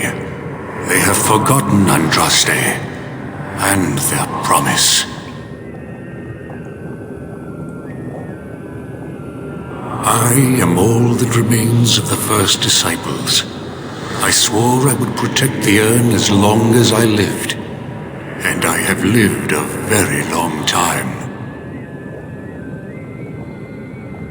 I made a vow to Andraste and to the Maker. My life is tied to the ashes. As long as they remain, so will I. You already know that the urn contains the remains of the prophet Andraste. What else is there to tell?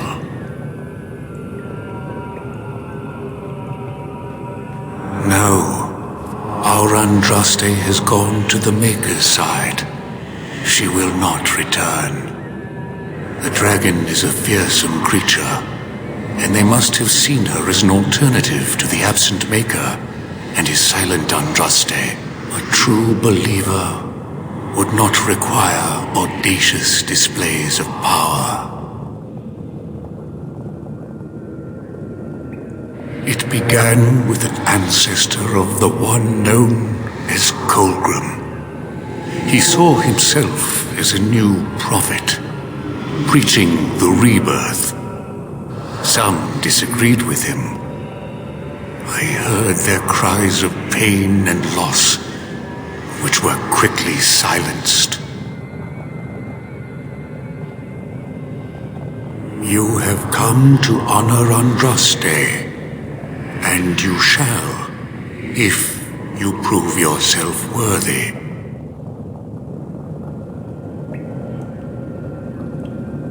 It is not my place to decide your worthiness. The gauntlet does that. If you are found worthy, you will see the urn and be allowed to take a small pinch of the ashes for yourself. If not, no. Before you go, there is something I must ask. I see that the path that led you here was not easy. There is suffering in your past, your suffering, and the suffering of others. You abandoned your father and mother, leaving them in the hands of Rendon Howe, knowing he would show no mercy. Do you think you failed your parents?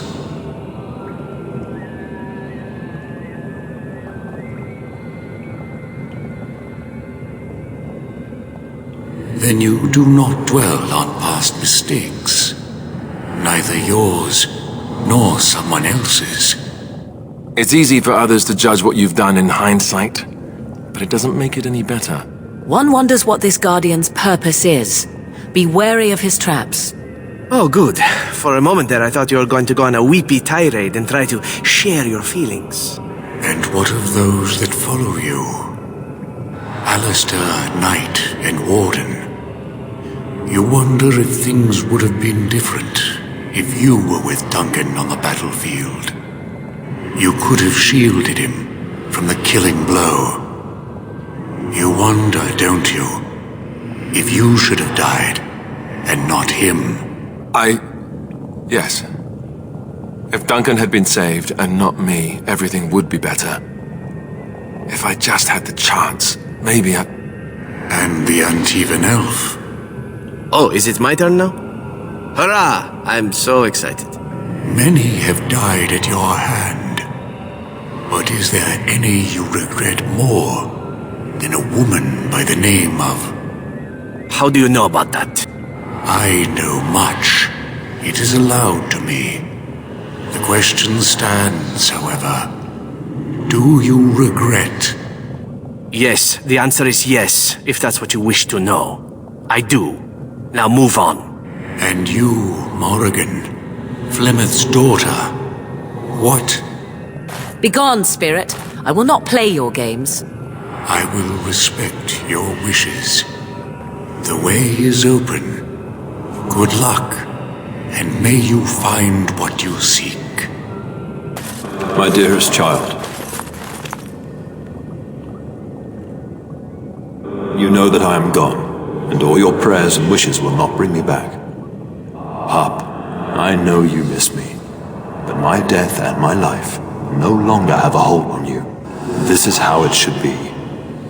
Set your eyes on the horizon. Do not look back, and do not falter. You have such a long road ahead of you, and you must be prepared. And so I leave this in your hands. I know you will do great things with it.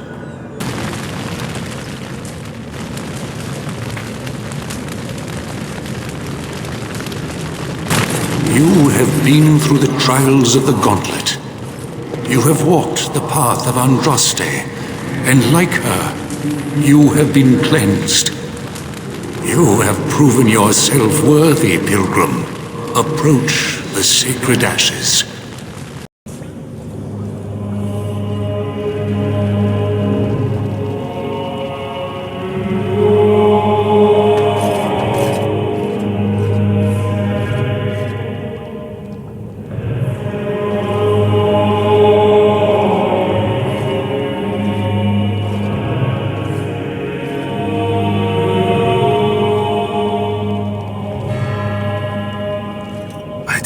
Anyone could succeed in finding Andraste's final resting place.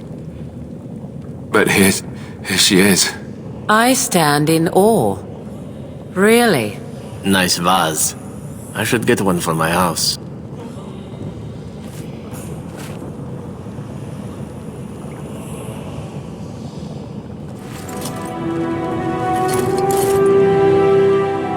You have been to the urn, but Andraste has not been freed? What manner of treachery is this? Lies! You have betrayed us! Betrayed our lady! And now you will die! Behold the fiery vengeance of Andraste herself! Welcome back. You were gone for quite some time. Well, did you find it? Is that? There's some dust on... No, that's not dust. Omega, I'm not worthy to look upon. What was it like, coming to the urn, I mean? Tests? Interesting. Very interesting. Perhaps my research will not seem so much like blasphemy to the Chantry now. We must organize an expedition. There is so much history here, it must be studied. And pilgrims should be allowed to come to the urn. And eventually, it shall be exploited by the rich and the powerful, as these things usually are. I must return home. I have much to do. If you ever find yourself in Denerim, please visit me. I am not a rich man, but I have a small collection of interesting artifacts, and I do owe you a reward for coming to my rescue. I hope to see you soon, my friend. Gloves? You're giving me gloves? What for? Maker's breath. You're right. It is like my mother's. The leather was less thick and it had more embroidery, but these are very close and quite handsome. Do I seem surprised? Perhaps I am. Still, I appreciate the fact that you even thought of me. No one has simply given me a gift before. Thank you. I see it found some augmentation crystals. I was not even aware it knew about them. Well done. So, what does it think? They don't make me look any wider, do they? I find I'm already too wide as it is. It must be the vertical pattern it put them in. Did it know to do that? It must have. I think it should find some more as soon as possible. I want to glitter from ear to ear, so to speak. I must ask, what does being a Grey Warden mean to you?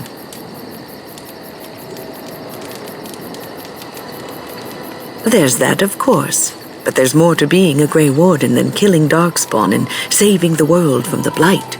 Ultimately, being a Grey Warden is about serving others, about serving all people, whether elves or dwarves or men. As a Grey Warden, you are a guardian of men, and you guard them because their continued existence is more important than you are. Thus it is you who serves, not they. A good king, a true king who cares for his land, uses his power to rule firmly but fairly. He serves his people first and foremost. The king who does not do this, who believes that he is entitled to his power, who abuses it and uses it for his own means, is a tyrant.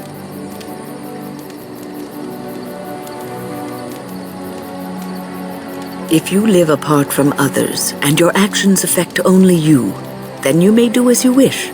But if you have power, influence, and strength, your every action will be as a drop of water in a clear, still pond. The drop causes ripples, and ripples spread. Think of how far they will go, how wide they will become, how will they affect the pond. But I've lectured enough for today. I should stop before I wear out my welcome. I assume you were actually asking whether Flemeth herself gave birth to me. Truly, I do not know. I once asked Flemeth that very question, and she merely laughed at me. 'Tis not inconceivable that she could capture a chastened man, or perhaps change to a more attractive form to attract him willingly. I find it more difficult to imagine her with child.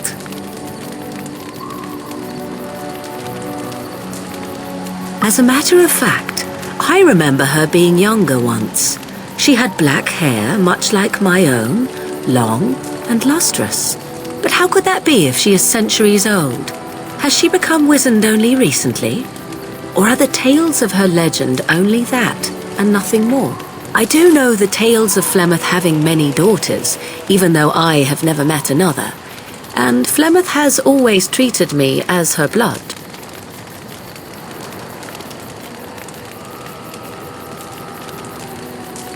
I sense a hint of judgment in your words. Flemeth taught me everything I needed to learn. How to survive, the meaning of power, the truth of men. If other mothers do not teach these things, then I believe them the lesser.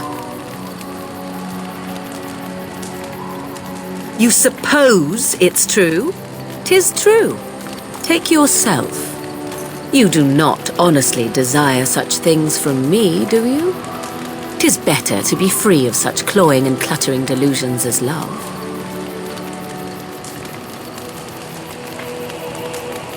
Then more the fool you, I think. I tire of this discussion. Let us move on, shall we? I miss Val Royeaux. Unlike other cities where the people are the lifeblood and the character, Val Royeaux was her own person, and her people little more than decorations. There was always music in Val Royeaux, streaming from the many windows, quiet refrains and triumphant choruses, and always, floating above that all, the chant, coming from the Grand Cathedral. It was magnificent. Oh, it would take me a day or two to talk about the many splendors of Orlais, her golden fields, her lush meadows. Of course, there are good things and bad things about Orlais, like anywhere else. Sometimes I miss it dearly, and sometimes I'm glad I'm rid of it. And you will laugh at this, but I miss the fine things I had in Orlais. I left behind much, leaving Orlais, but there is more to life than dresses and furs. It is sad that many have lost sight of this. Orlais is very fashionable, almost ridiculously so. But the shoes! Living with those ridiculous trends was worth it for the shoes.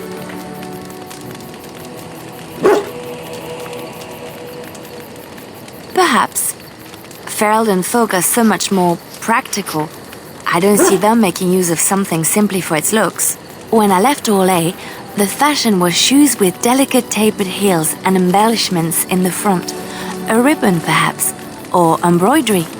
In soft colors, of course. It was spring. I had my eye on a pair my shoemaker was working on. It was covered in pale blue silk with amber beads on the toe. The shoes made in Olay were exquisite. Not at all like these clunky fur-lined leather boots you have in Ferelden. Ugh, just look at them.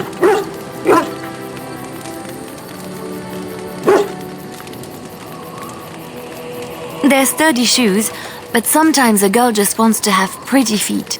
Oh, I could talk about shoes all day, but we have things to do, don't we? Something on your mind? Of course. Never what? Had a good pair of shoes? Oh, so that's what we're talking about. Well, if you really want to know, you tell me first.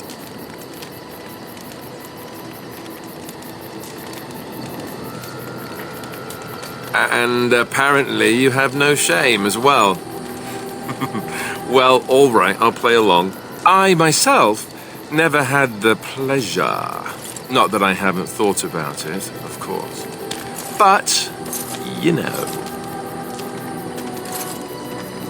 Oh, that's funny. Your cruel japes will be remembered, son.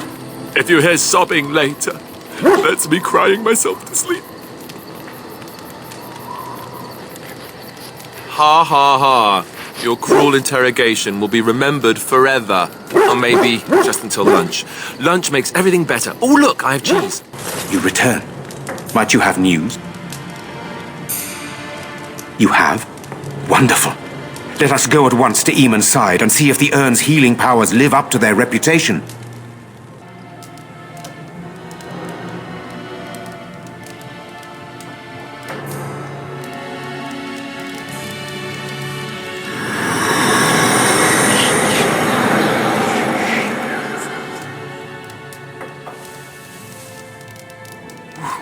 Where am I? Be calm, brother. You have been deathly ill for a very long time. Do you remember nothing? Tegan? What are you doing here? Where is Isolde? I am here, my husband. And Connor? Where is my boy? Where is our son? He lives, though many others are dead. There is much to tell you, husband. Dead? Then it was not a dream. Much has happened since you fell ill, brother. Some of it will not be easy for you to hear. Then tell me. I wish to hear all of it.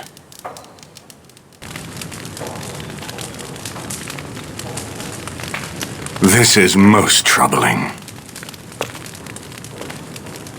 There is much to be done, that is true. But I should first be thankful to those who have done so much.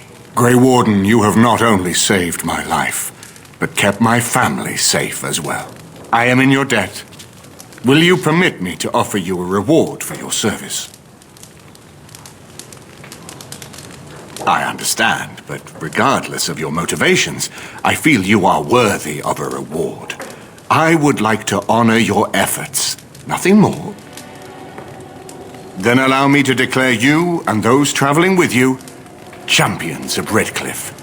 You will always be a welcome guest within these halls. And for you, Warden, a shield of the same make as those that have been given to our finest knights. We should speak of Loghain, brother. There is no telling what he will do once he learns of your recovery. Loghain instigates a civil war even though the Darkspawn are on our very doorstep.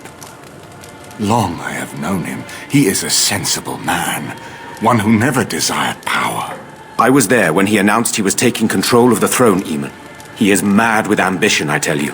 Mad indeed. Mad enough to kill Kaelan, to attempt to kill myself and destroy my lands. Whatever happened to him, Loghain must be stopped. What's more, we can scarce afford to fight this war to its bitter end. I could unite those opposing Loghain, yes. But not all oppose him. He has some very powerful allies.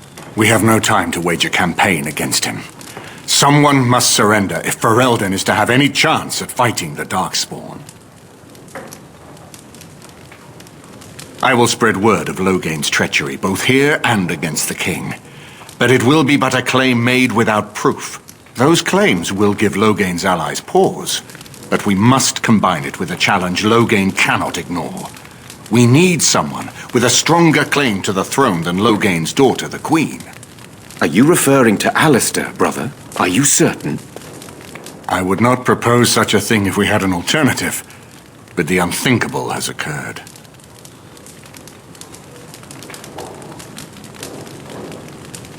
Tegan and I have a claim through marriage, but we would seem opportunists no better than Loghain. Alistair's claim is by blood. And what about me? Does anyone care what I want? You have a responsibility, Alistair. Without you, Loghain wins.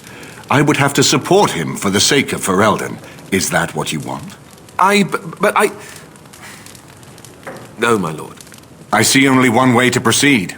I will call for a landsmeet, a gathering of all of Ferelden's nobility in the city of Denerim. There, Ferelden can decide who shall rule, one way or another. Then the business of fighting our true foe can begin. What say you to that, my friend? I do not wish to proceed without your blessing. None of this would be possible without you. You led Alistair here. You saved my life with the urn of sacred ashes. It's your lead I follow. I am a credible enough figure in this nation to call the landsmeet, but I hold no illusions that I could face Loghain without you. Surely you see that.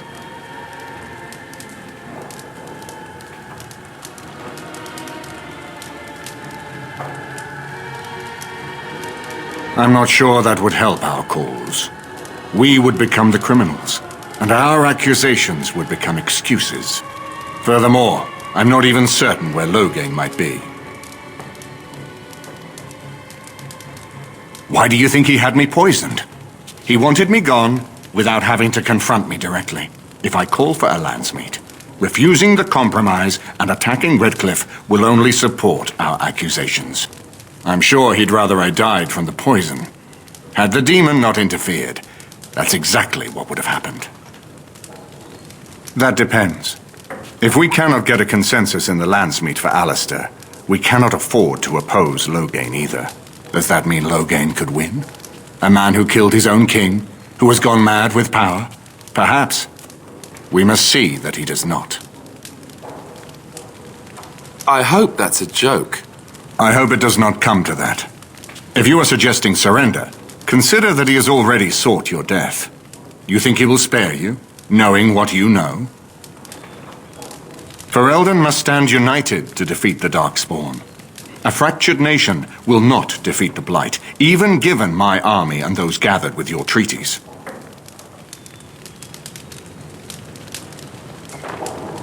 You have already found allies, but we need those to fight Darkspawn.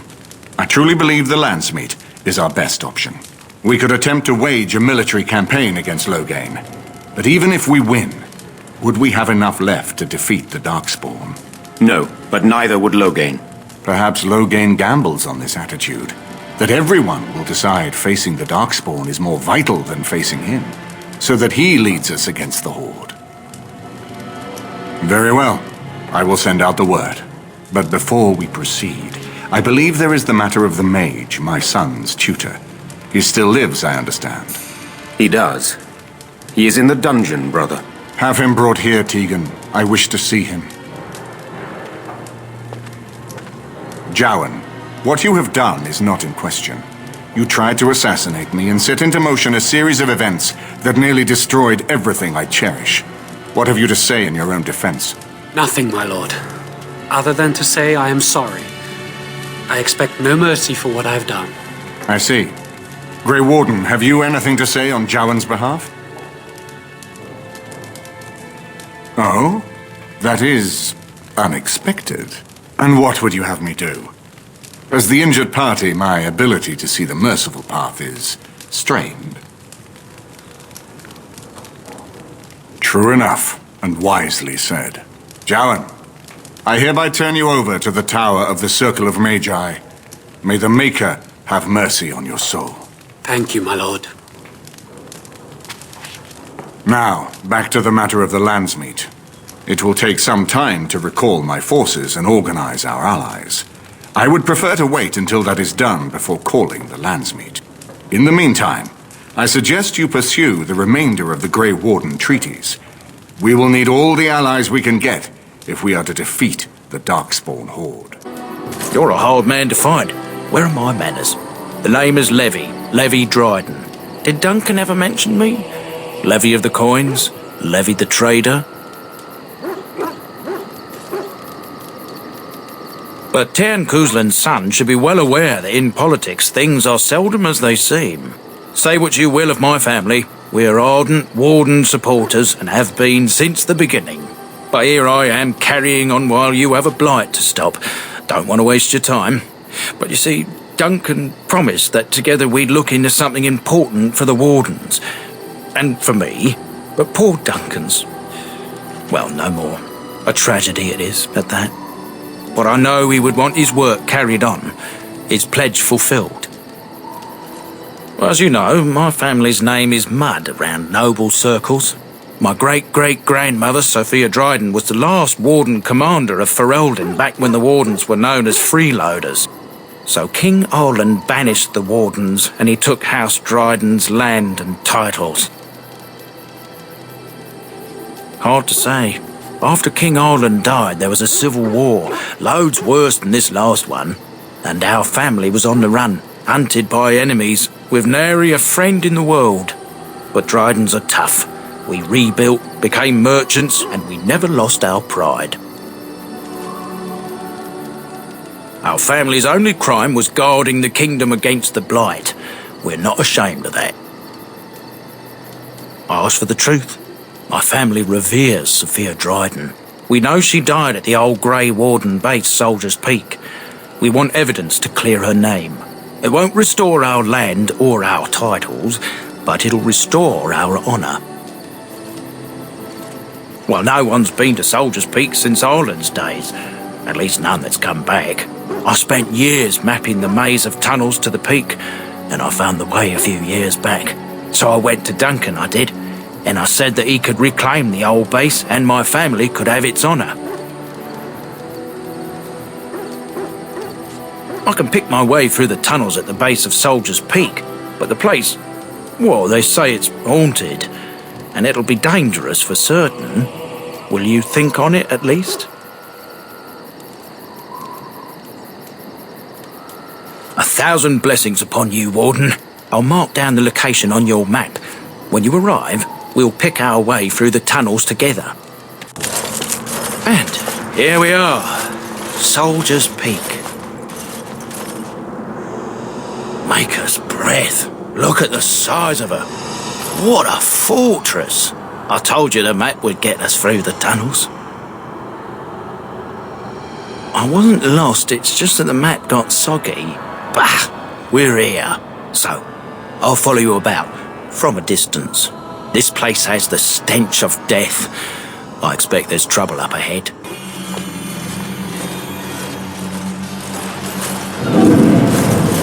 Fall back! Fall back already! Taking the peak will not be easy, my lord. I gave the Wardens one chance to die with honor. Instead, they hole up like cowards. We follow the King's advice, then. Starve them out. But the peak has months of supplies. Then we wait. When they are too weak to lift their weapons, we will send them to their final judgment. What was that? Felt a bit woozy there. I'm not mad, am I? You saw it too? How's that possible? This place truly is haunted. The Veil? Demons? Thank Andraste you came, Warden. After you. One will never give up! I, for one, will never surrender just to dance on Arland's gallows. So I propose here and now, in these hallowed halls where generations of our brethren stood vigil against darkspawn and evil, that we send a message to that fat bastard. In this sacred place, proud men, strong men stood defiant, and would rather die than submit to tyranny. So brave, even when starving, and my great-great-grandmother stood with them. Not much is known of King Arland. The War of Succession that followed his death, now that was a piece of work. Lasted nearly a decade, and almost burned Denerim and the palace to the ground. Loads of history was lost, but maybe there's answers to that inside. But I've gabbed enough. Lead on, my friend. Make them pay for every inch, men! Hold the flank! Avernus, we need you!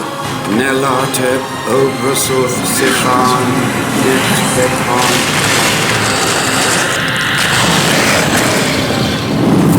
Andraste's blood! What? More Avernus! Whatever it takes! Deni E Benfrutus Victus! Press them! Press them now!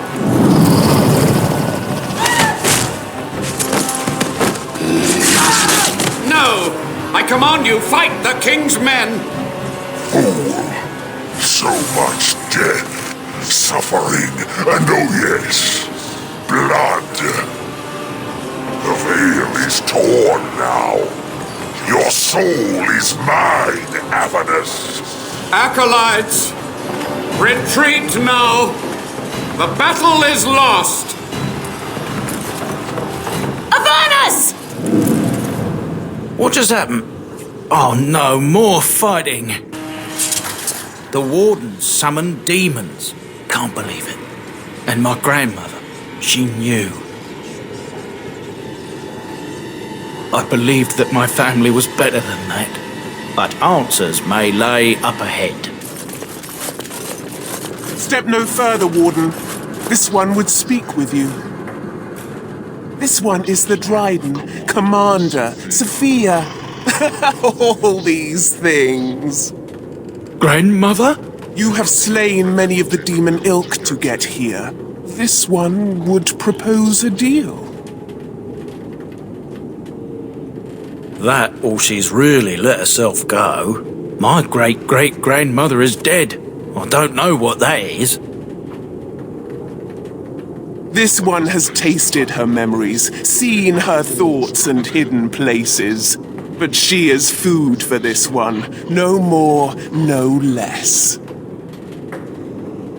What is one woman-child compared to your might? Strike me down if my terms offend. A fool this one would be to betray the Warden. Making deals with demons now, are we? I must say the crows have misjudged wardens. You are more cunning and ruthless than we suspected. Carry on. Do not let me get in the way. Your crow is wise. This one will explain the deal. The Soldier's Peak traps me. This one sees so many tantalizing places in the Dryden's memories. This one would see the world herself. For me to be free, into the Old Mage Tower you go and destroy. In return, this one seals the veil. No more demons. No more enemies. Your peak would be safe. Just let this one go into the world. This one will roam. This one will see. This one will feed. But without me, the veil will grow weaker. More demons, more misery. You choose just one of my kind, or many. This one knows all, but will only talk after the tower lies broken. The magics, all moving things, the very stone if you have the power. Something inside keeps my kind locked away. Yes.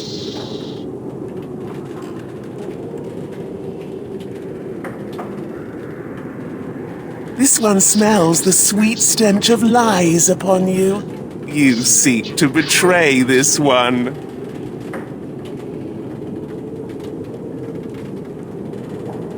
Then you are useless to this one! Die! I hear you. Don't disrupt my concentration.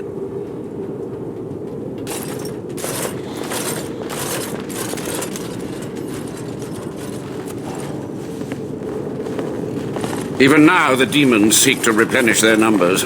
are you to thank for this welcomed but temporary imbalance? Only just. I have only a short time left. Why are you here? What is your intent? Agreed. This must be the first priority. The only priority. To what questions, I wonder? Ask. Master Mage, sir, my family name has been worth less than dirt for over a century. Do you have any proof that Sophia was a hero? The boy who braved the mists. So you heeded my call. Ha ha ha ha! And you are a Dryden. The cosmos has a sense of humor. He was but a boy when he entered the tunnels below the peak. His heart pure, his character certain. In dreams, I gave him the keys he would need. He would be my deliverance. Your great-great-grandmother was the best of us. Brave, charismatic, fiery, utterly devoted to the fight. But still we lost. We fought against a tyrant, you know, so full of vigor then, so blind to consequence. But proof? There's none to be had. I had hoped. But thank you, Warden. The Chantry foolishly forbids blood magic, but there are so many secrets to uncover. As my body decayed, I found ways to extend it. But that can only go so far. What use would storytelling serve? The tyrant Arland is long dead, as is all our noble co-conspirators and the Grand Rebellion. Sophia's corpse may walk and talk, but she, too, is no more. He ruled with fear and poison, his treachery pit noble against noble in terrible battle. We thought him a monster. We gathered allies to rebel. But the toll of years has erased our failure, hasn't it? It seemed so pressing then, but the kingdom lives on. Too many mouths to quiet. Even sorcery can only go so far. So we met with Tirn Kuzland. With him on our side, we had a chance of victory. Instead, the King's Guard ambushed us. Commander Dryden and I barely escaped. Is it? You lost many family members that day. I saw the Tyrn's head on the meeting table, with an apple in its mouth. Arland's butchers, no doubt, slaughtered enough Kuzlands to make them pliable. Perhaps, but it was survival. For months, I prepared the summoning circles, researched the darkest depths of the Fade. That moment was a triumph of demonic law. Dozens of demons, called by my hand. But with so many variables, I suppose, calculation errors were inevitable. I was so close. From a warden, that means something. So tired, so old. Let me undo my greatest of mistakes. Let me cleanse this place. Then I will accept whatever justice you feel I merit. She gave the order. I would have summoned the demons anyway. Only under wardens can true magical research continue. A chance to rediscover the secrets of ancient Tevinter. Chantry lies told to subjugate the mages, to keep them docile. And how do you know they are right? Their faith would have you swallow a great deal for small comfort. So be it. My only request, if justice or vengeance drive you, stay your hand until the demons are dealt with. That will do for now. We must go to the Great Hall. There, I will repair the damage I caused so long ago. There will be peril. The demons will fight us every step of the way. Come, act quickly. The demons are clawing on the gates. The veil must be closed. I will unravel the summoning circles I drew so long ago. Waves of spirits and demons may come through. Dispatch them. I will begin.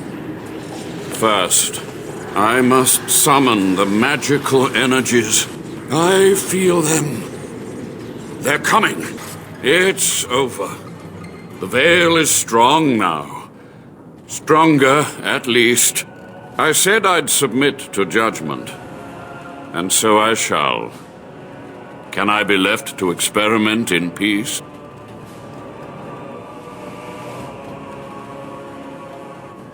With what time I have left, I will do this.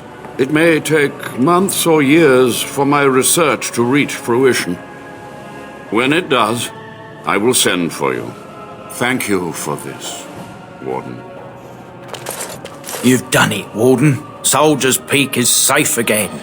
That old geezer Avernus deserves the gallows if you ask me, but people will do queer things to survive. But if he does the proper research, without the sacrifices and blood magic and all, maybe he'll turn up something good. But there was no proof to redeem my family.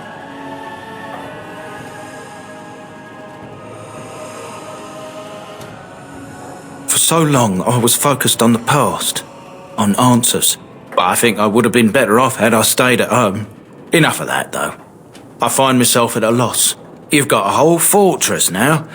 I suppose I should start plying my trade again. You know I'm no good in a fight, but I'm a fair trader if I do say so myself.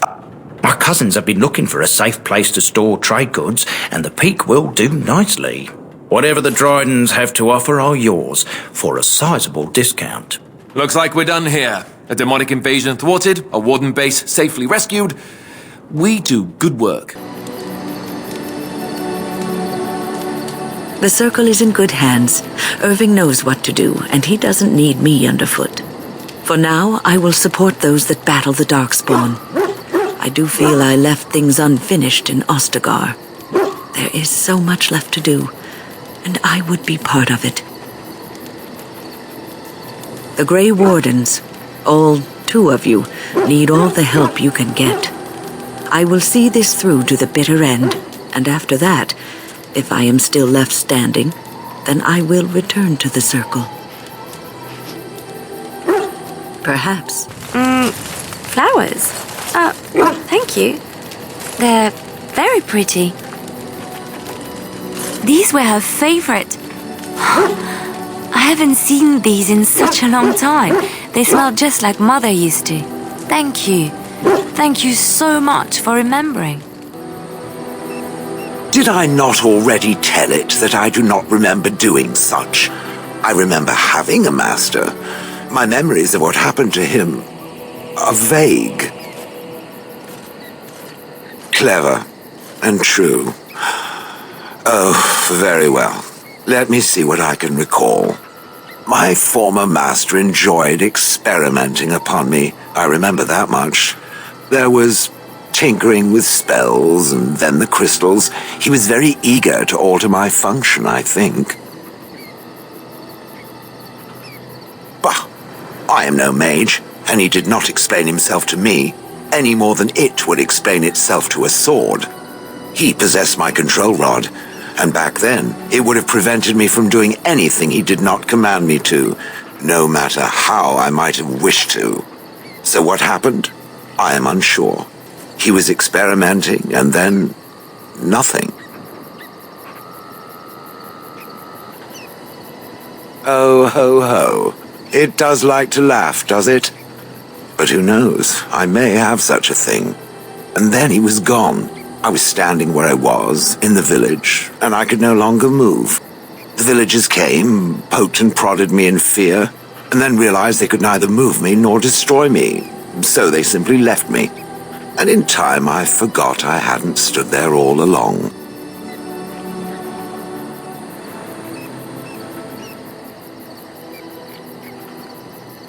Oh, yes. Yes, yes, yes. Very much so. For so many years, I'd had to leap to that little toadstool's every command. Get this, pick up that, put it down, pick it up again. The gall! At first, I'd hoped he'd simply decided to leave me there paralyzed. An acceptable trade-off. After years passed, I simply stopped caring.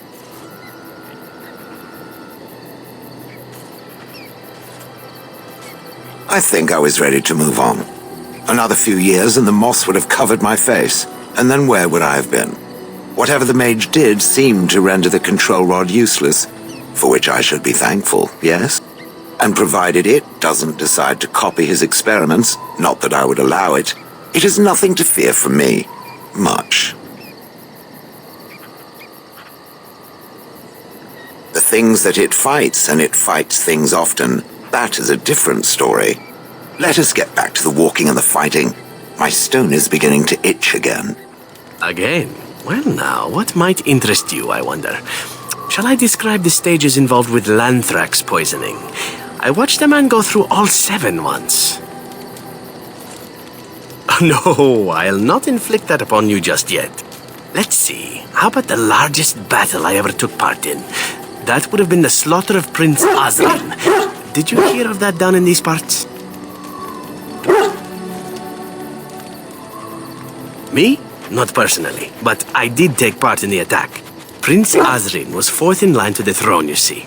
He started off as 11th, but worked his way up the old-fashioned method by inheriting control of an entire Crocel from his grandfather. After assassinating his way through the royal family, the king hired 3 other cells to take down Prince Azrin once and for all.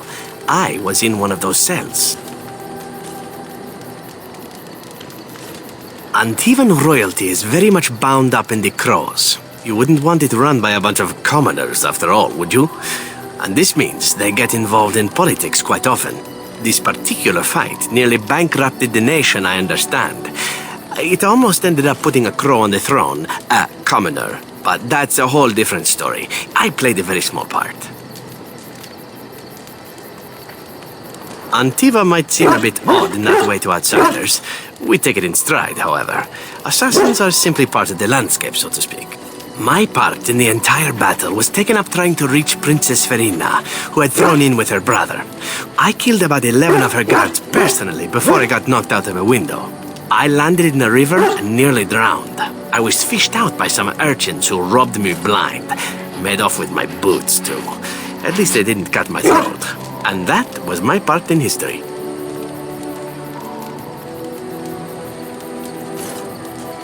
I had to find my way back to the safe house, bruised and naked, and thankful to be alive. But there you go. Tale told. Let's be off before I tell more embarrassing stories, huh? Discuss away. What is there to speak of? Do you wish me to tell you how wonderful you are? Shall I say you are virile and manly?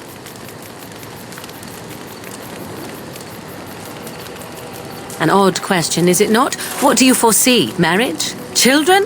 Shall we settle in the countryside? You paint the shed while I bake the bread?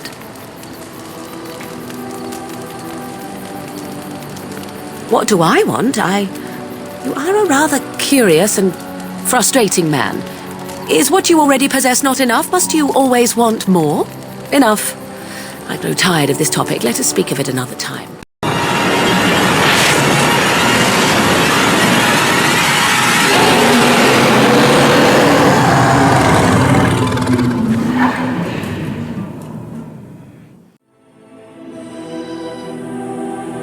You're awake. Did you feel it too? It was like the archdemon saw us. Saw us! What does that mean? I think... Wait. Did you hear that? I guess it's like Duncan once said. We can sense them, and they can sense us. We'd best be more careful from now on. This camp isn't safe any longer. Step right, make us breath. Oh, beg your pardon, friend. You, startled me a bit. Can what? I'm sorry, I don't know what that... Where is my sword? I don't know what you mean, sir. I don't have it. I swear by Andraste's knickers. I sold it on the way here. A dwarf near Redcliffe. Dwyn, I think his name was.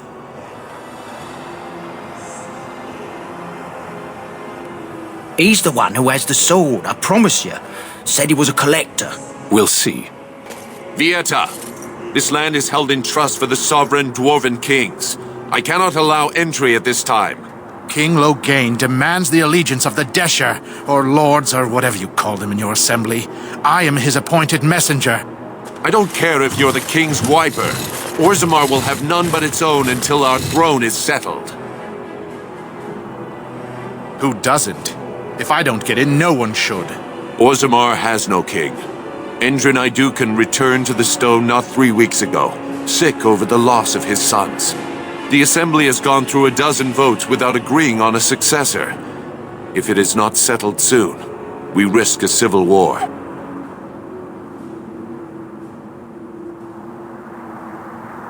The Wardens killed King Cailan and nearly doomed Ferelden.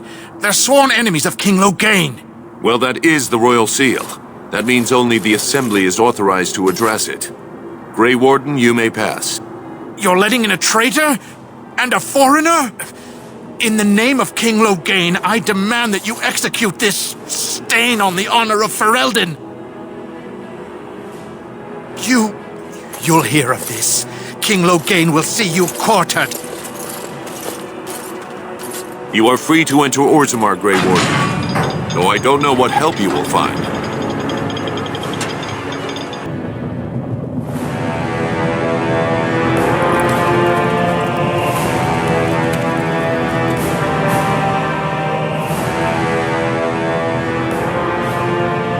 It is the Assembly who makes a king, and a king who nominates his successor. None of it is carried in the blood. Or, as now, when someone tries using the Assembly to pull a coup. Who's to say what my father said in his final hours, when the usurper Harrowmont was the only one by his side? I'll have you thrown in prison. You've bitten off more than you can chew. Handlers, separate these Deshers in the Diamond Quarter. I will not have Balin incite a riot. Not speak that way about the man who should be king!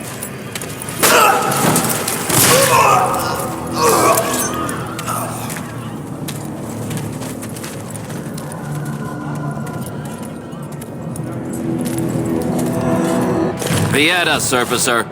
I'm bid to let you walk the commons, but keep your place. Warden or not, I want order. Surface problems. Well, we have no king to hear you. You can join the shouting at the Assembly in the Diamond Quarter if you want. Bunch of Desher lords bickering over sand. Balin, Harrowmont. Is one so different? No paragons here. They've caged themselves for fear of each other. As you've seen, keeping order down among us working people is dodgy. No place for a proper lord. Balin speaks through his second, Vartag Gavorn, in the Assembly. Lord Harrowmont speaks through Dulin Ferender from his estate. Surfacers appoint no paragons? Truly, you're lost in all that sky. They are the best of us, declared living ancestors. If you must be our warden, at least know us. Go to the Shaper of Memories in the Shaperate, the true bright spot in the Diamond Quarter. See, that's why I don't want you surfacers seeing our worst. You'll think that's all we are. The market is thin, but busy, and the tavern never closes. Bad blood is usually kept to the proving. Should toss Balin and Harrowmont in there, sort this all out in a hurry. Personal battles for honor and ancestor. I don't expect a surfacer to understand. If you must be our warden, at least know us. Go to the Shaper of Memories in the Shaperate. The true bright spot in the Diamond Quarter. Yes, you should. Your mind has gone to dust if you think we would pass such a writ. Half our houses would go broke without the surface trade. The proposal is only effective until we have a king to ensure we are respected by the surfacers. Leaving you conveniently positioned to take over all contracts. I'll see your head on a pike first. Desher's lords and ladies of the Assembly. I've already doubled the guard to prevent violence. Must I summon more? Steward Bandalore, Balin's sympathizers are tying our hands with trivialities, they may as well open us to the sky. I suggest we put the matter to a vote. And I suggest you have a taste of my family's mace. Enough! The Assembly is in recess until the members can regain control of their emotions.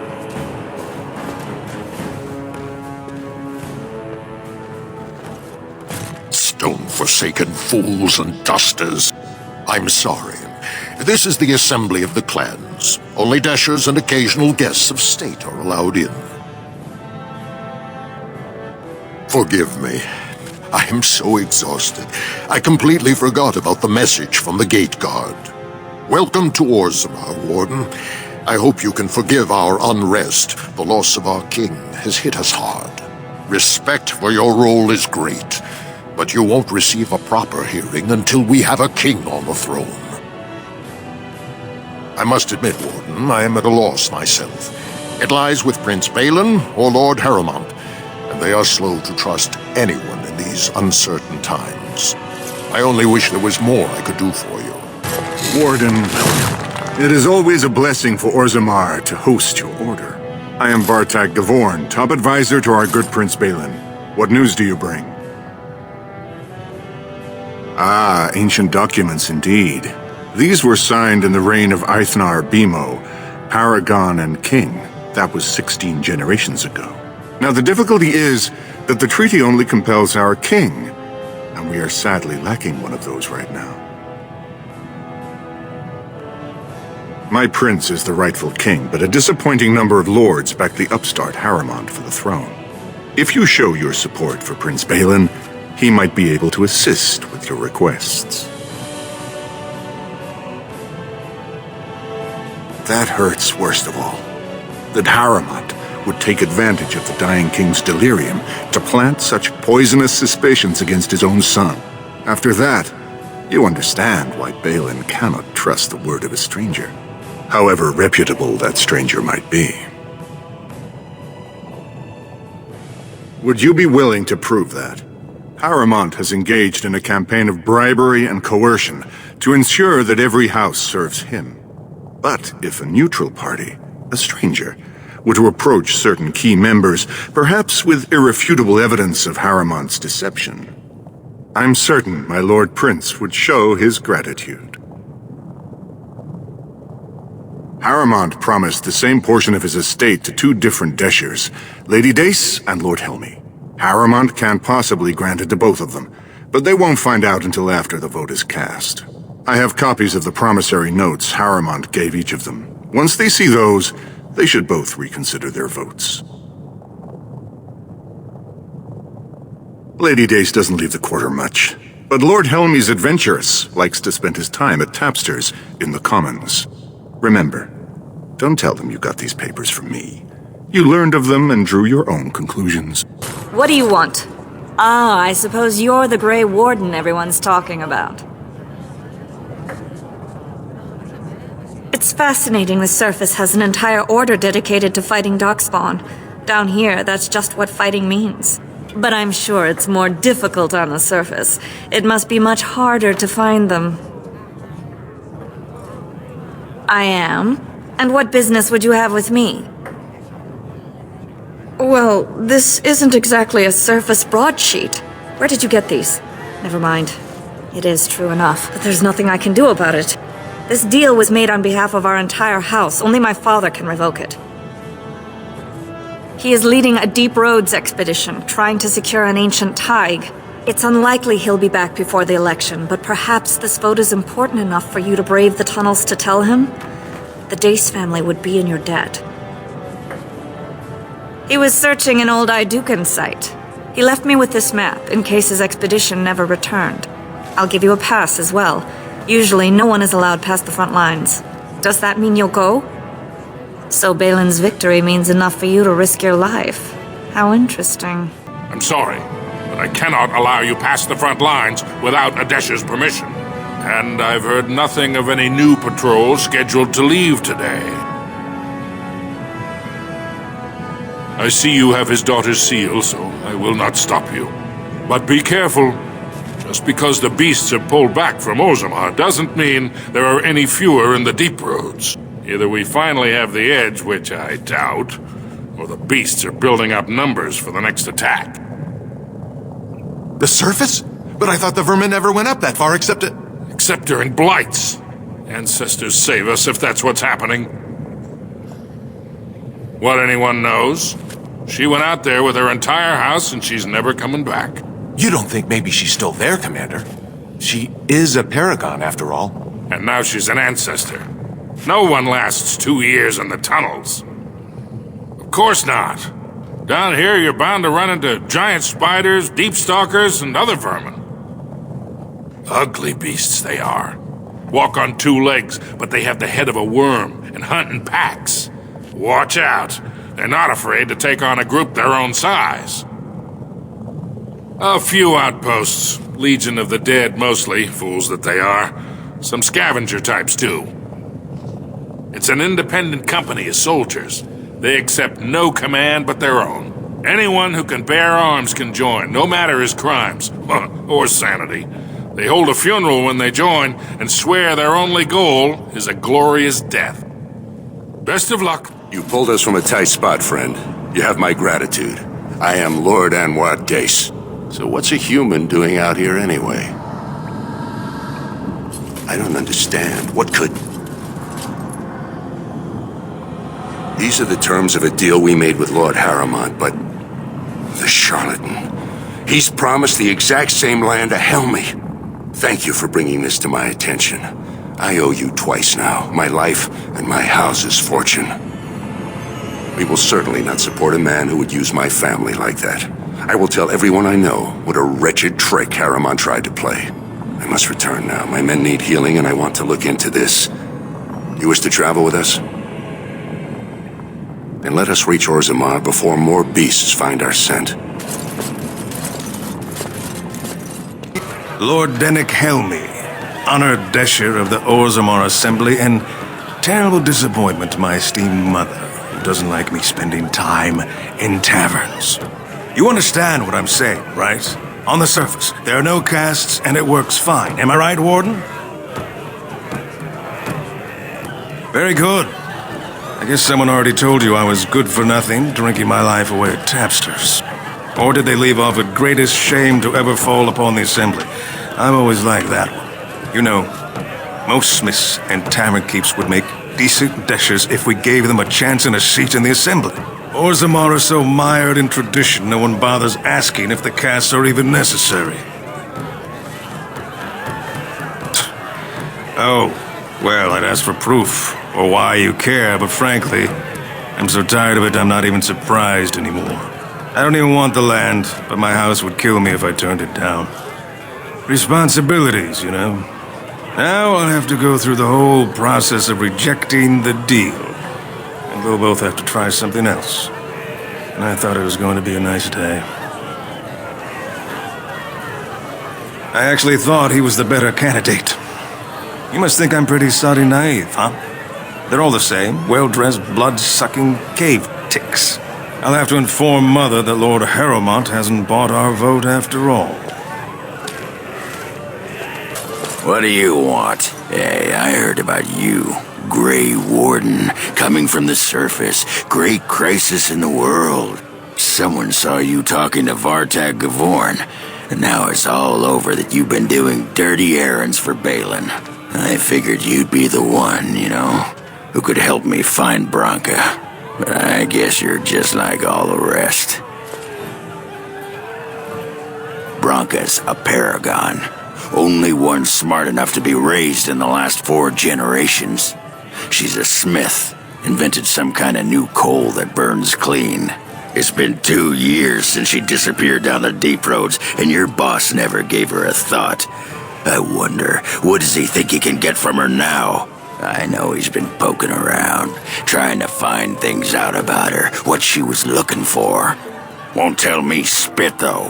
He wants it for himself, right? A little blessing from the ancients' technology, and he's assured the throne. Is that it? Too little, too late. But it's a nice gesture, Warden. If you think your boot kissing will get you an in I don't have, you're welcome to try this. I know both Harrowmont and Balin have been asking about her. 2 years without a peep, and suddenly now they want to start looking. If you find out what they know, it might just put me a step closer to finding her. Or sit here and have a drink. It's all the bleeding same to me. Barkeep? Lady Dace just came through the quarter on a tear. She's telling everyone who'll listen what a leech and a liar Harrowmont is. Good job. So you were serious about wanting to help us. Are you ready to meet Balin now? I warn you, be on your best behavior, and keep your weapons sheathed. I am impressed, Warden. Not many outsiders so quickly grasp Orzamar's rather convoluted politics. I am Prince Balin. Fartag told me of your efforts against the usurper who tried to claim my father's throne. Then we have a common goal. We may not like each other, but the Blight is our first priority. We need absolute unity to fight against the fulcrum of true evil. Absolutely. And sworn on the mail of my ancestors as soon as Orzammar is united under my rule. Unfortunately, while this debate rages, I have no power to send the troops you need. You've seen for yourself, the city is a slaughterhouse. Criminals run lawless. I could never hold the throne if I allowed such chaos. Jarvia and her Carta are behind this bedlam. If you can eliminate them, I promise as king, I will send as many troops as you need to fight the Darkspawn. Unfortunately, I have little information on Jarvia. Her base of power is in Dust Town, the lowest part of the city, and my men have few sources there. Maybe the castless will talk more freely with a stranger. That's all I can ask, but I can be of no help until this problem is solved. And every minute we wait, more Darkspawn swarm into human lands. I have heard much about the halls of the Dwarven Kings, but the stories do it no justice. It is so strange, harsh, yet beautiful. And have you seen those tiny pig-like burrowing animals? They are adorable. I wish I could have one as a pet. But they must be hard to catch and... Oh, just ignore me. I'm so silly sometimes. Let's just go. Yes? Why is someone like you hanging about Dust Town so much?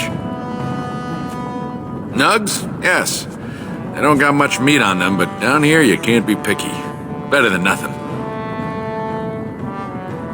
What for? You going to cook them up yourself? Yeah, I can find a nug for you. Could even get one from outside the city. Those ones in the deeps don't eat as much garbage. I don't know what they eat, but they always seem healthier, you know? Shiny coats, bright eyes. How much you giving me? Real silver, huh? I'll get you a big one for that. Give me some time. I'll hunt them down for you. Well, look at that. It's not often old Nadezda sees a fine-dressed stranger here in Dust Town. Help a poor cripple. What are you looking for? Know her. I used to run with her. Jarvia took over the Carta not more than a year ago, and already she's got every duster with both legs bearing swords for her. Won't be easy.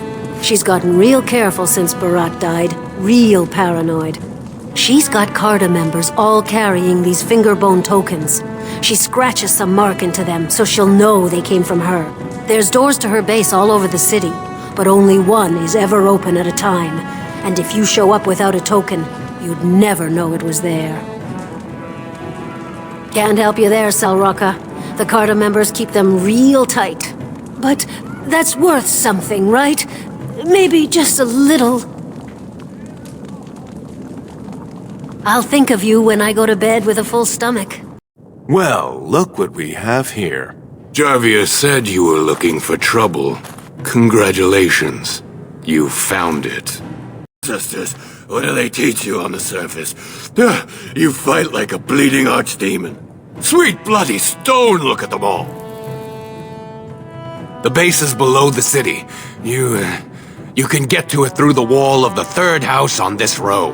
Put this token through the slot, and it'll open. Well, will you let me go now? Really? Oh, thank you. You're a good person. How do they say it? The ancestors have shown their favor. Bless you.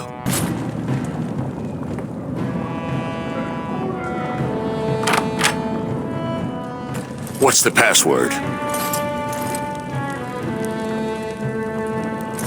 Looks like we have a martyr, boys.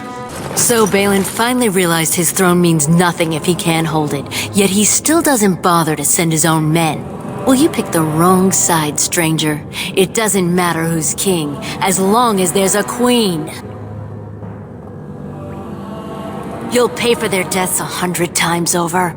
Kill them, but leave the mouthy one alive. I have plans for him. Well, you've simply outdone yourself.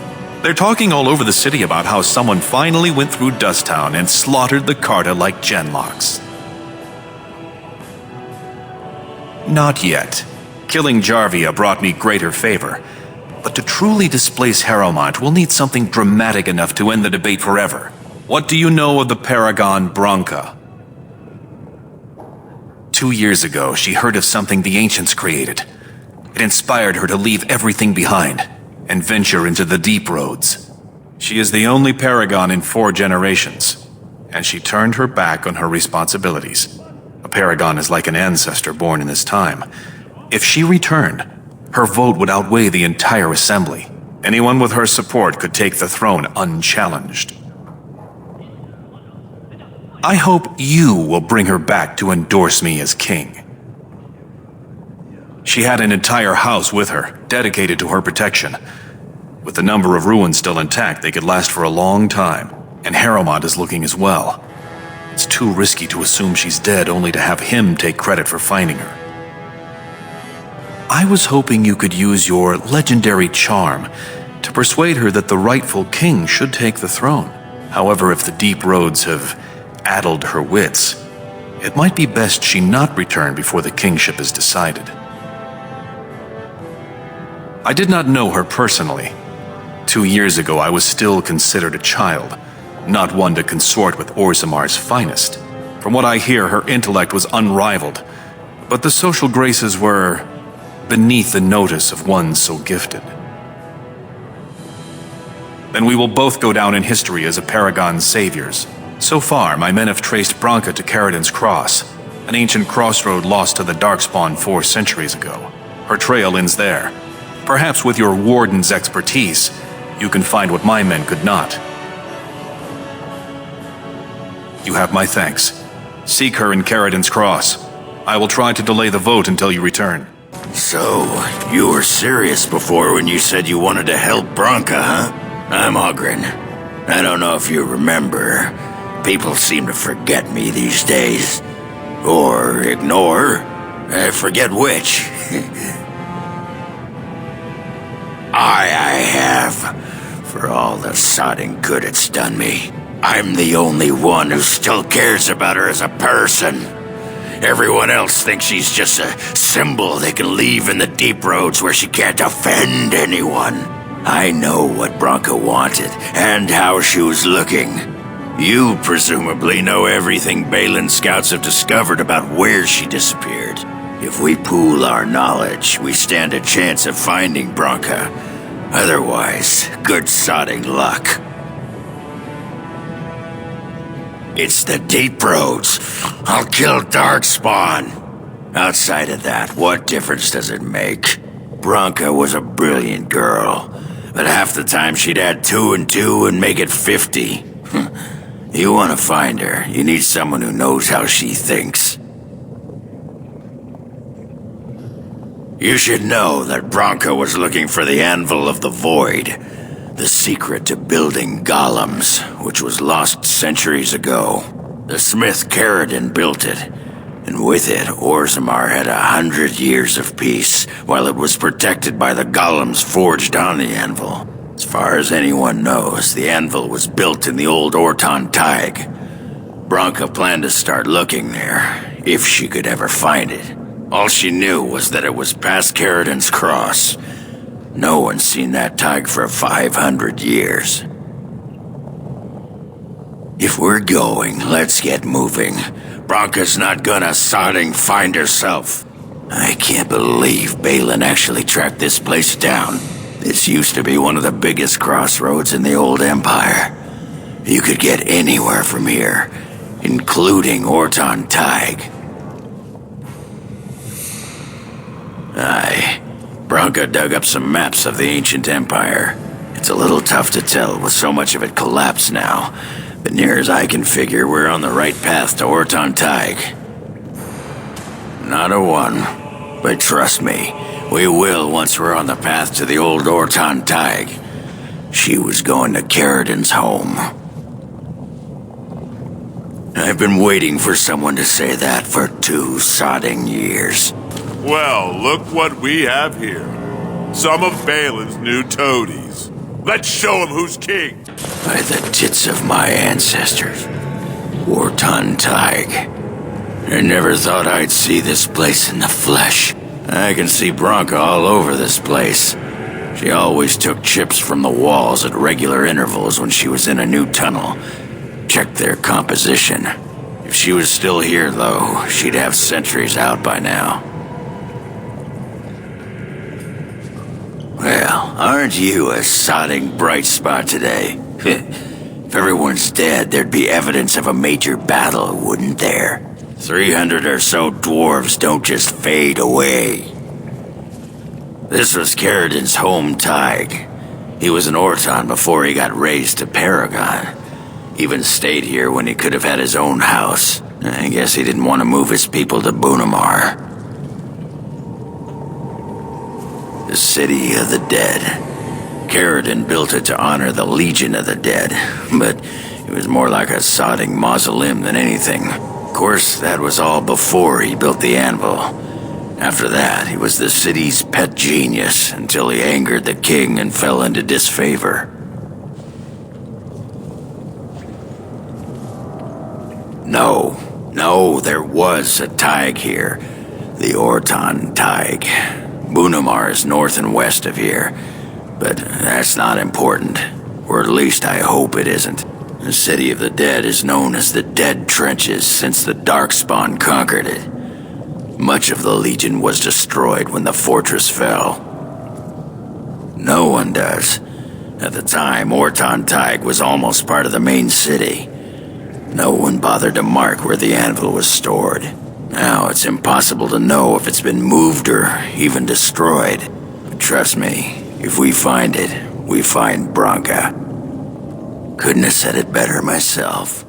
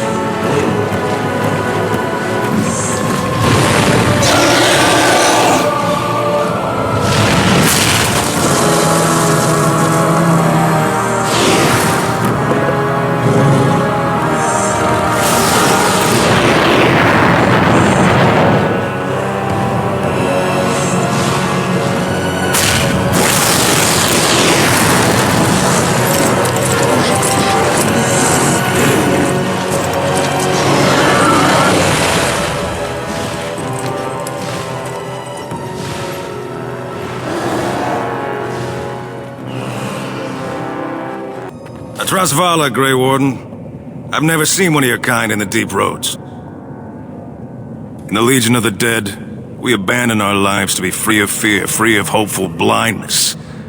The coming blight is obvious to us. The surprise is not that you have come, but that you have come in so small a number. What do you want here, Warden? It's an odd tactic, recruiting from the front line. The Darkspawn pitched their camps in our tunnels between your blights, you know. Give me a dwarven reason to look topside. Who put this dull idea in your head? We got other things to worry about in Orzammar. Now I see. The Deep Lords in the Assembly can't make up their minds, so the Pretenders need added influence. I get that right? Warden, you've got your work cut out for you. Paragon Branca is dead, everyone with sense knows it. Past our line, the Darkspawn kill everything. I'd gladly lead an assault through the dead trenches, but without an ass in the throne, we have no orders. I won't take fool's gold from a pretender. You want to go digging blind? You go right ahead. Black Dusters I've heard of respect. Never seen it. And if it exists, it wasn't meant for me. But if you're looking for paragons, you may as well look for the Anvil and Endless Lyrium. Let us know if you find any paragons. You're as likely to find a dozen as one. And Warden, watch yourself. Drunks make poor allies.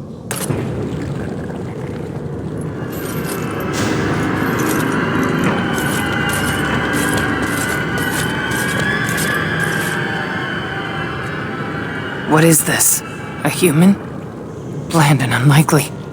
Feeding time brings only kin and clan. I am cruel to myself. You are a dream of strangers' faces and open doors. First day they come and catch everyone. Corruption. The men did that. Their wounds festered and their minds left. They are like dogs, marched ahead, the first to die. Not us, not me, not Laren. We are not cut. We are fed. Friends, and flesh, and blood, and bile, and all I could do was wish Laren went first. I wished it upon her so that I would be spared. But I had to watch. I had to see the change.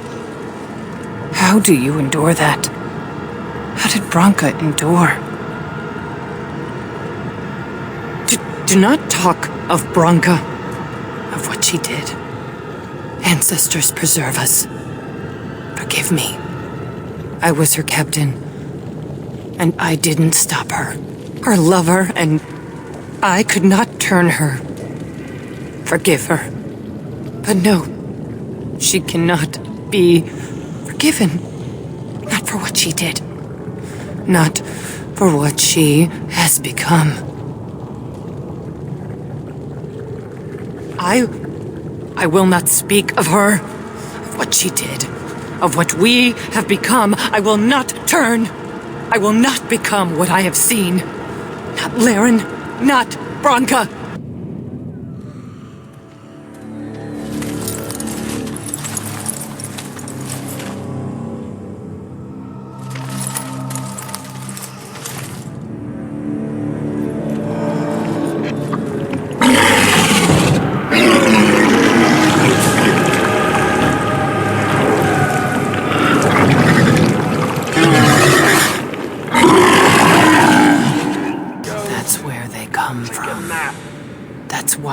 Hate us. That's why they need us. That's why they take us.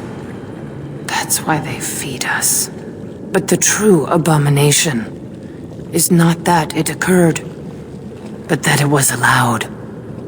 Branca, my love. The stone has punished me, dream friend. I am dying of something worse than death. Betrayal.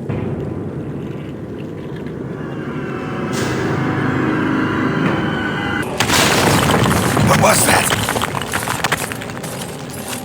Let me be blunt with you. After all this time, my tolerance for social graces is fairly limited. That doesn't bother you, I hope. Well, shave my back and call me an elf. Branca, by the stone! I barely recognized you. Oghren. It figures you'd eventually find your way here. Hopefully you can find your way back more easily. And how shall I address you? Hired sword of the latest lordling to come looking for me? Or just the only one who didn't mind Ogren's ale breath? Be respectful, woman. You're talking to a Grey Warden.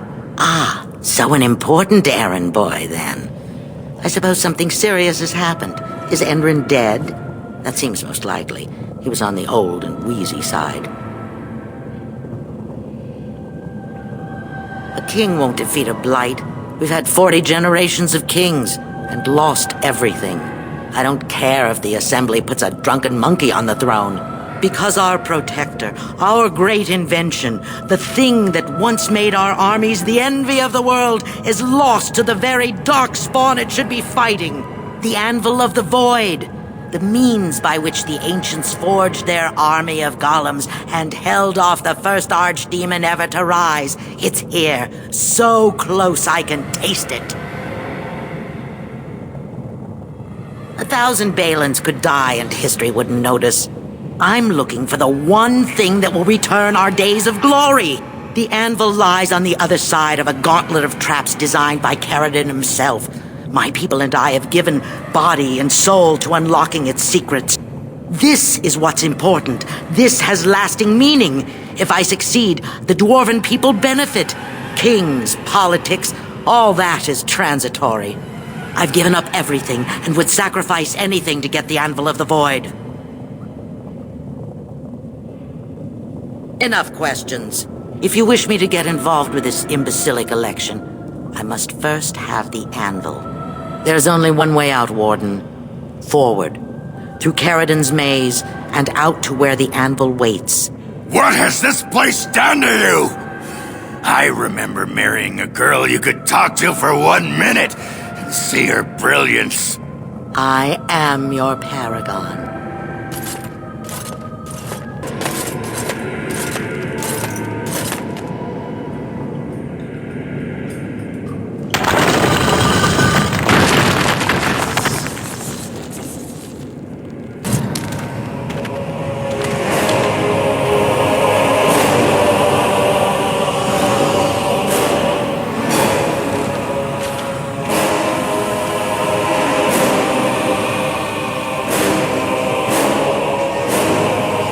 My name is Caradon. Once, longer ago than I care to think, I was a paragon to the dwarves of Orzammar. If you seek the anvil, then you must care about my story, or be doomed to relive it. Though I made many things in my time, I rose to fame and earned my status based on a single item, the Anvil of the Void. It allowed me to forge a man of steel or stone as flexible and clever as any soldier. As an army, they were invincible, but I told no one the cost. No mere smith, however skilled, has the power to create life. To make my golems live, I had to take their lives from elsewhere.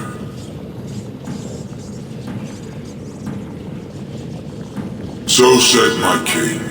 I had only intended to use volunteers, but he was not satisfied, and soon a river of blood flowed out of this place. Finally, it was too much. I refused, and so Valtor had me put on the anvil next.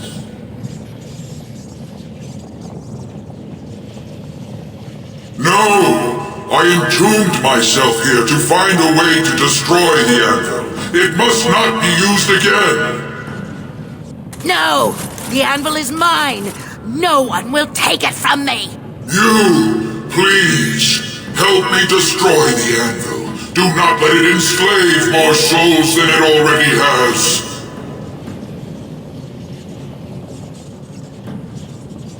As long as the anvil exists, it may be used to create slaves, and it will be used. Why seek a more difficult path when another, easier path is available? Help me destroy it. You must destroy the anvil while you have the chance. As long as it exists, one day you or I may fall under the hammer. Remember that. I cannot allow you to do this, stranger. To me, golems! Defend the anvil, whatever the cost! Here it is! The Anvil of the Void! So sweet! Such power! You found the anvil. Are you happy now? Maybe we could go back to Orzammar, share the good news. Look at it. It was worth it. All of it. The anvil is everything I thought it would be. I should have known. I thought that once you had the anvil, you'd be satisfied. Perhaps I could use it now. A reward for defeating Caradon. You wanted a crown, no? Or have you set your sights higher than the petty kings of Orzammar? Then stand aside and I shall forge it for you. Take it to whomever you please.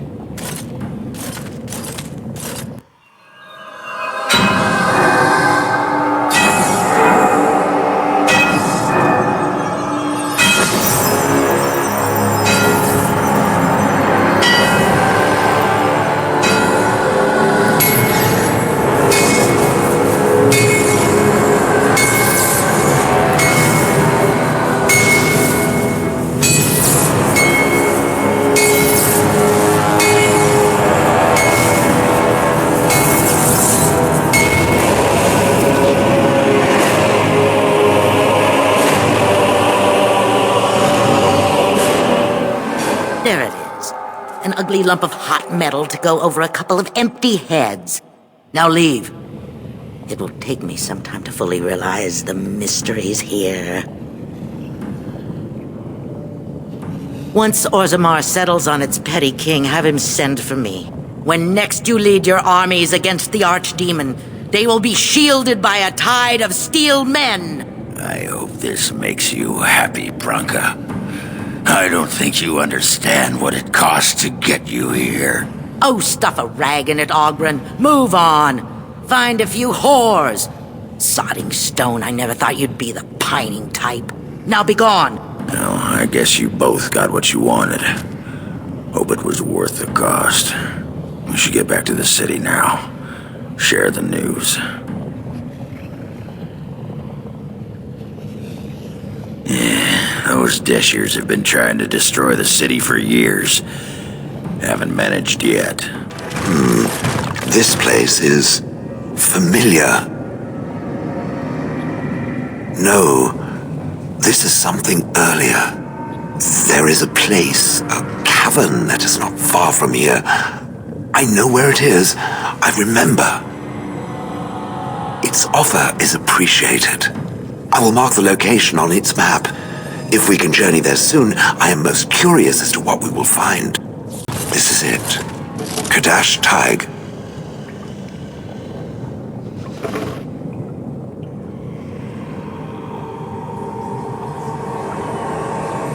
These ruins are always overrun by vermin. There may be something noteworthy further in, however. What is this? This I remember.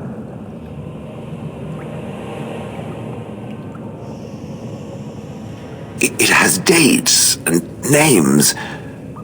This is to honor those who volunteered, those who became golems. And there is my name. Shale of House Kadash. I recognize it. I was not created as I am now. I was once a creature of living flesh, a dwarf and a woman. This is a revelation. Perhaps. It is one thing to believe, however, and another to know.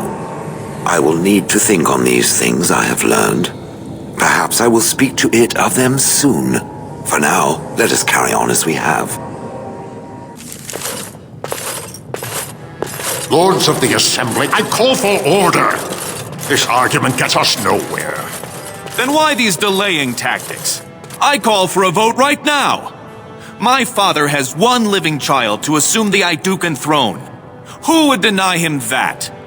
Your father made me swear on his deathbed you would not succeed him. I apologize for the interruption, Lord Steward, but the Grey Warden has returned.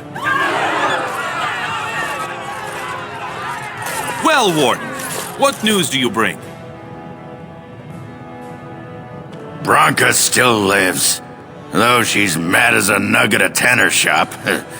She finally found the Anvil of the Void and chose to stay in the deep to work it.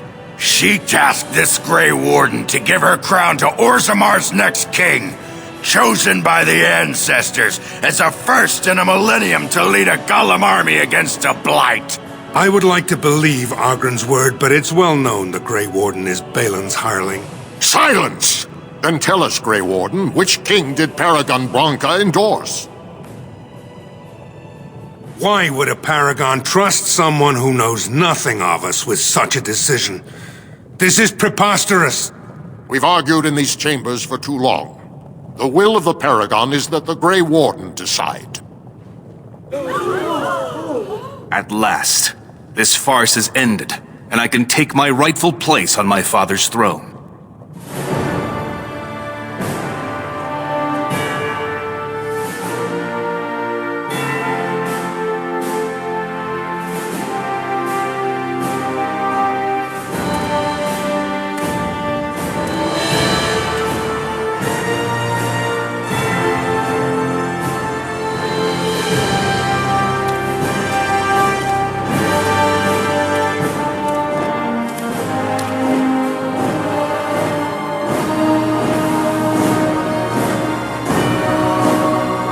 Let the memories find you worthy. First amidst the lords of the houses, the King of Orzammar. Do you acknowledge me as king? I cannot defy a paragon. The throne is yours, King Balin.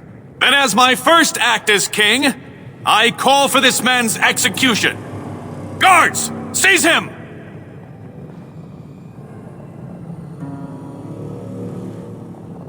You know better than anyone the war facing us, Warden. Orzammar cannot afford to be divided.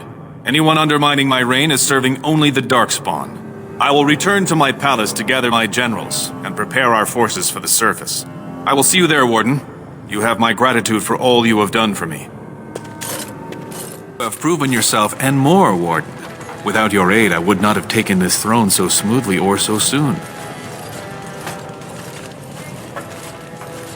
I've already sent a mission to Branca. I'm certain by the time you call for us, I can send you a vanguard of golems for your army. Since you did more than I expected, I offer a personal reward as well. This was a mall favored by my brother Trian. Take it with you, as a reminder of your ties to Orzammar. Now, I have much to do. If there is nothing else,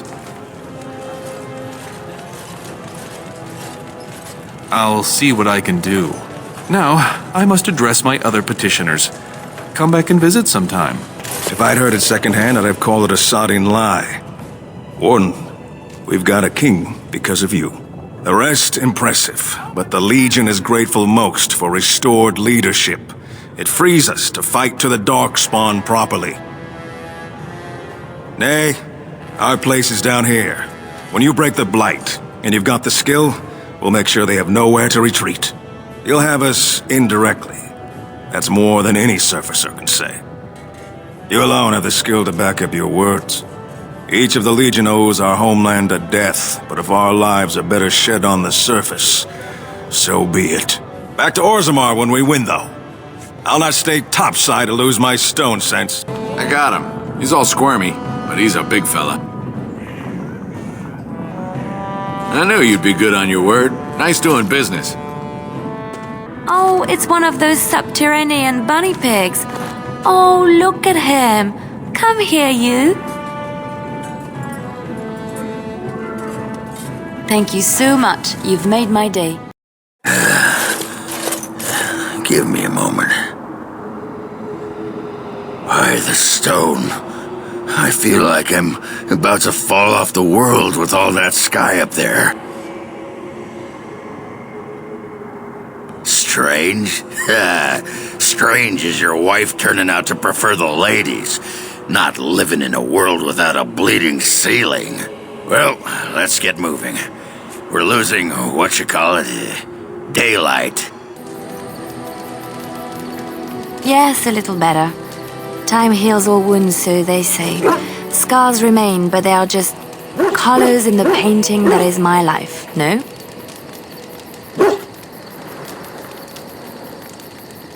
Yes, that is what I'm saying.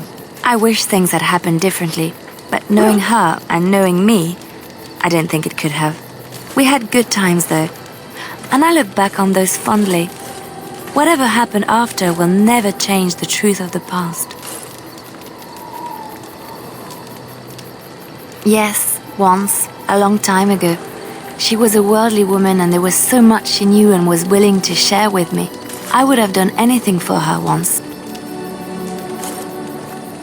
She used to be different. Happier, I think. She loved music and had a weakness for sugary cakes. Maybe she was always lying about who she was.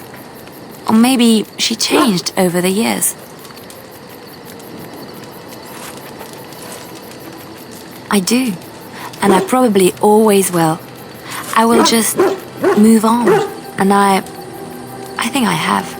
You are how she used to be years ago. A joy to be around, a constant companion and a listening ear in times of need.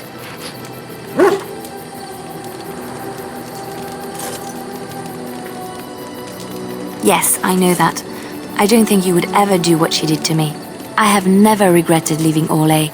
I do not regret any of the pain, the anger, the loneliness, because it brought me to you. And I love you. It's so wonderful to say that to someone again. But people are starting to look at me strangely. We will speak of this again, I promise. I have something for you. Here's a ring. Now, before you get any foolish notions, let me explain. Flemeth once gave me the ring because it allowed her to find me no matter where I went, in case I was ever captured by hunters. I disabled its power as soon as we left the wilds. Recently, however, I thought to change it. Now, I will be able to find whoever wears it instead. It is not to track you, you understand. I believe you are too important to risk. If you were to get captured, however, it would be far easier to find you with this.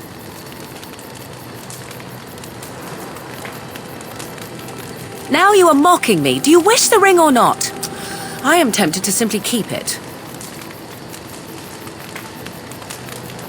You are welcome. Perhaps it will be useful someday. There you are. Wanted to talk to you. Here we go. You and I, you know how sometimes you spend time with people and things. What? Keep your hands where I can see them. Sheesh. Can a man address a friend without getting all weird? I was just asking a favor. You had to go all that on me. I was thinking, I do know some people out here on the surface. A person, actually. The girl I knew in Orzammar. Before I left, obviously. What? Oh, you mean where we were running? Oh, aye. After Branka left for the deep roads. Name's Felsi. She was a fiery one. I'm sure she's forgiven me by now. Thought maybe I'd track her down, see how she's been living.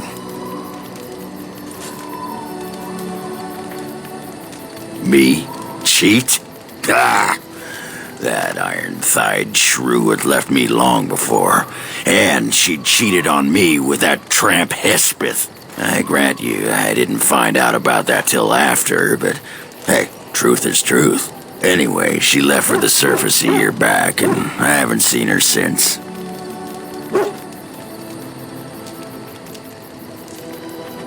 I tried to look her up the last time we were at Lake Calenhad. She wasn't at work at the inn. At home with her sick mother, they said. I figured it was just the ancestors telling me something, but I keep thinking about her.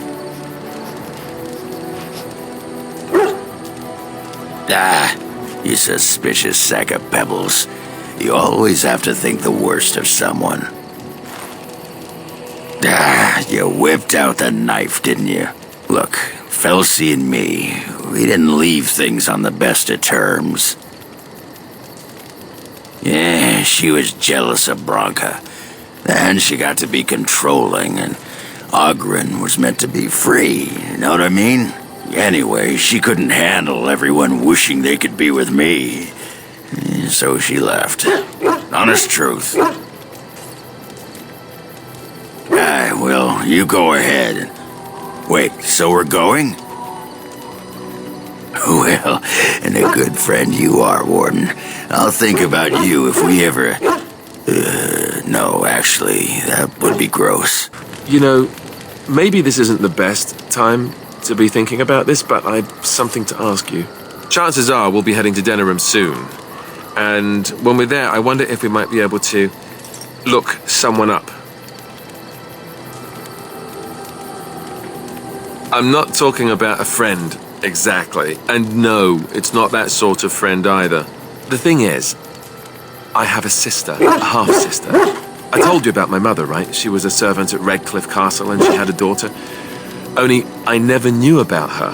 I don't think she knew about me either. They kept my birth a secret, after all. But after I became a Grey Warden, I did some checking and, well, I found out she's still alive. In Denerim. No. I thought about writing her, but I never did. And then we were called down to Ostagar, and I never got the chance. She's the only real family I have left. The only family not also mixed up in the whole royal thing. I've just been thinking that maybe it's time I went to see her. With the blight coming and everything, I don't know if I'll ever get another chance to see her. Maybe I can help her. Warn her about the danger, I don't know. Could we? I'd appreciate that. If something happened to her and I never went to at least see her, I don't know if I could forgive myself. Her name is Goldana, and I think she remarried but still lives just outside the alienage. If we're in the area, then, well, it's worth a look. People don't become mages. They are born mages. The talent just surfaces later. But you are asking how I ended up at the Circle. I was brought there by the Templars, just like many of the other apprentices. I don't remember very much. I was very young then. I didn't have a family. I never knew my real parents. My earliest memory was of hiding in a hayloft on a farm, trying to keep warm. I was found, and the farmer's wife was kind enough not to send me away. But they had children of their own, and I was never made to feel welcome. The eldest son was the worst. He was always calling me a stray, and throwing anything he could get his hands on at me. And I don't know how it happened, but one day, he just found his hair on fire. Fortunately, there was a large trough nearby. I had singed his hair and eyebrows, but injured little other than his pride. Who knows what they would have done to me had he been more seriously hurt. Thankfully, all I had to endure was a few nights locked in a cold barn with a bowl of water and a crust of bread. The Templars arrived several mornings later. One of them ignored me, but the other was kind to me. He gave me sweets and even sat me on his shoulders once when I wanted to look over a high wall that ran along the road. I'll never forget the moment the Templars led me into the entrance hall of the tower. I had never seen anything so grand in my life. I stopped being afraid then. I knew I was home. Well, that's about all there is to my tale. That's how I came to the Circle. I would be lying if I said it was easy. First, there were rules, and we were constantly watched to make sure we behaved appropriately. Then there was the study of magic. We had to cast the spells just so, control the effects completely. A single word spoken incorrectly, a gesture out of sync, and lack of focus. And we needed to have perfect focus, or we would be in danger.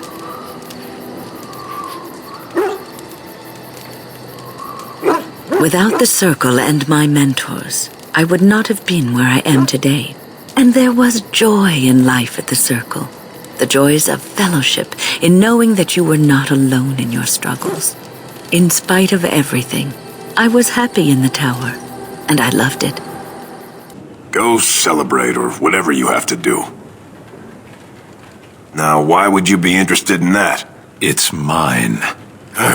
You know, Farron didn't mention the giant he took it from was alive. 6 sovereigns.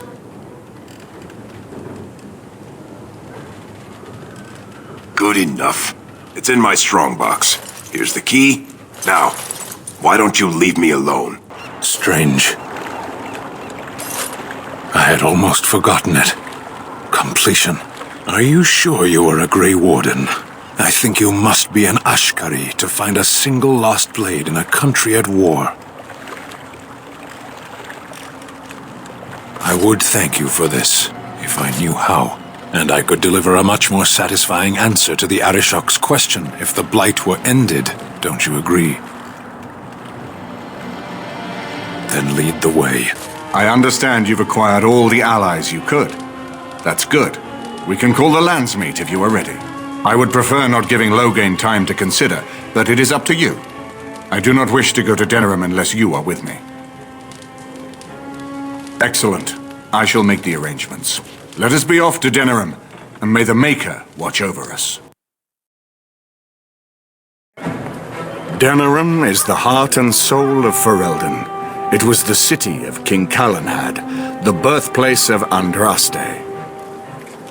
As stubborn as a Mabari, and as good to have on your side. If we defeat Loghain here, the rest of the nation will follow us.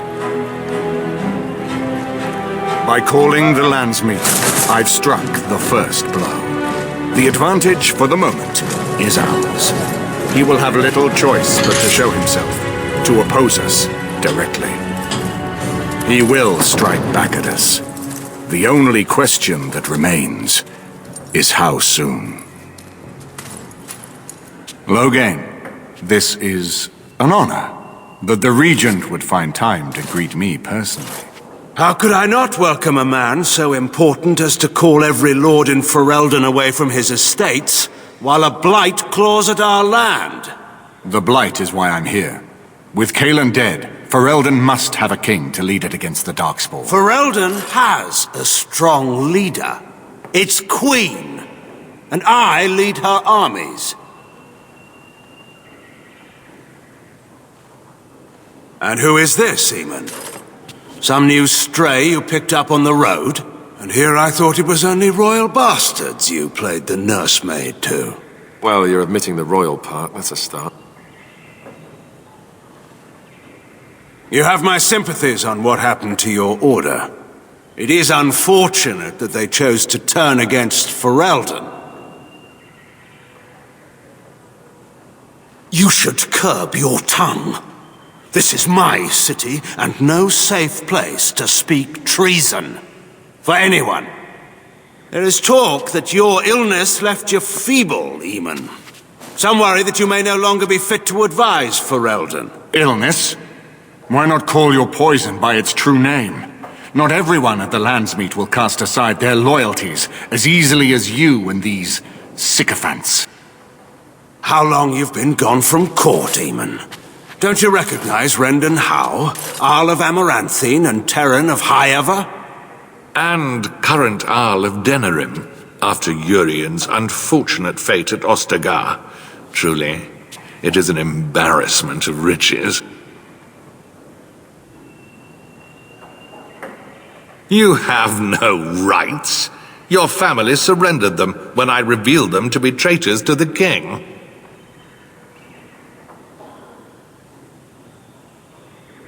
You are either very bold or very stupid to threaten the Ten before witnesses. Enough, Calthrian. This is not the time or place. I had hoped to talk you down from this rash course, Eamon. Our people are frightened. Our king is dead. Our land is under siege. We must be united now if we are to endure this crisis. Your own sister, Queen Rowan, fought tirelessly to see Ferelden restored. Would you see her work destroyed? You divide our nation and weaken our efforts against the Blight, with your selfish ambitions to the throne. I should put my faith in untried foreign hands. Do you think I'm blind? Cailan depended on the Grey Warden's prowess against the Darkspawn, and look how well that ended. Let us speak of reality rather than tall tales. Stories will not save us. I cannot forgive what you've done, Loghain. Perhaps the Maker can, but not I. Our people deserve a king of the Theron bloodline. Alistair will be the one to lead us to victory in this blight. Oh, is that all I have to do? No pressure. The Emperor of Orlais also thought I could not bring him down. Expect no more mercy than I showed him. There is nothing I would not do for my homeland.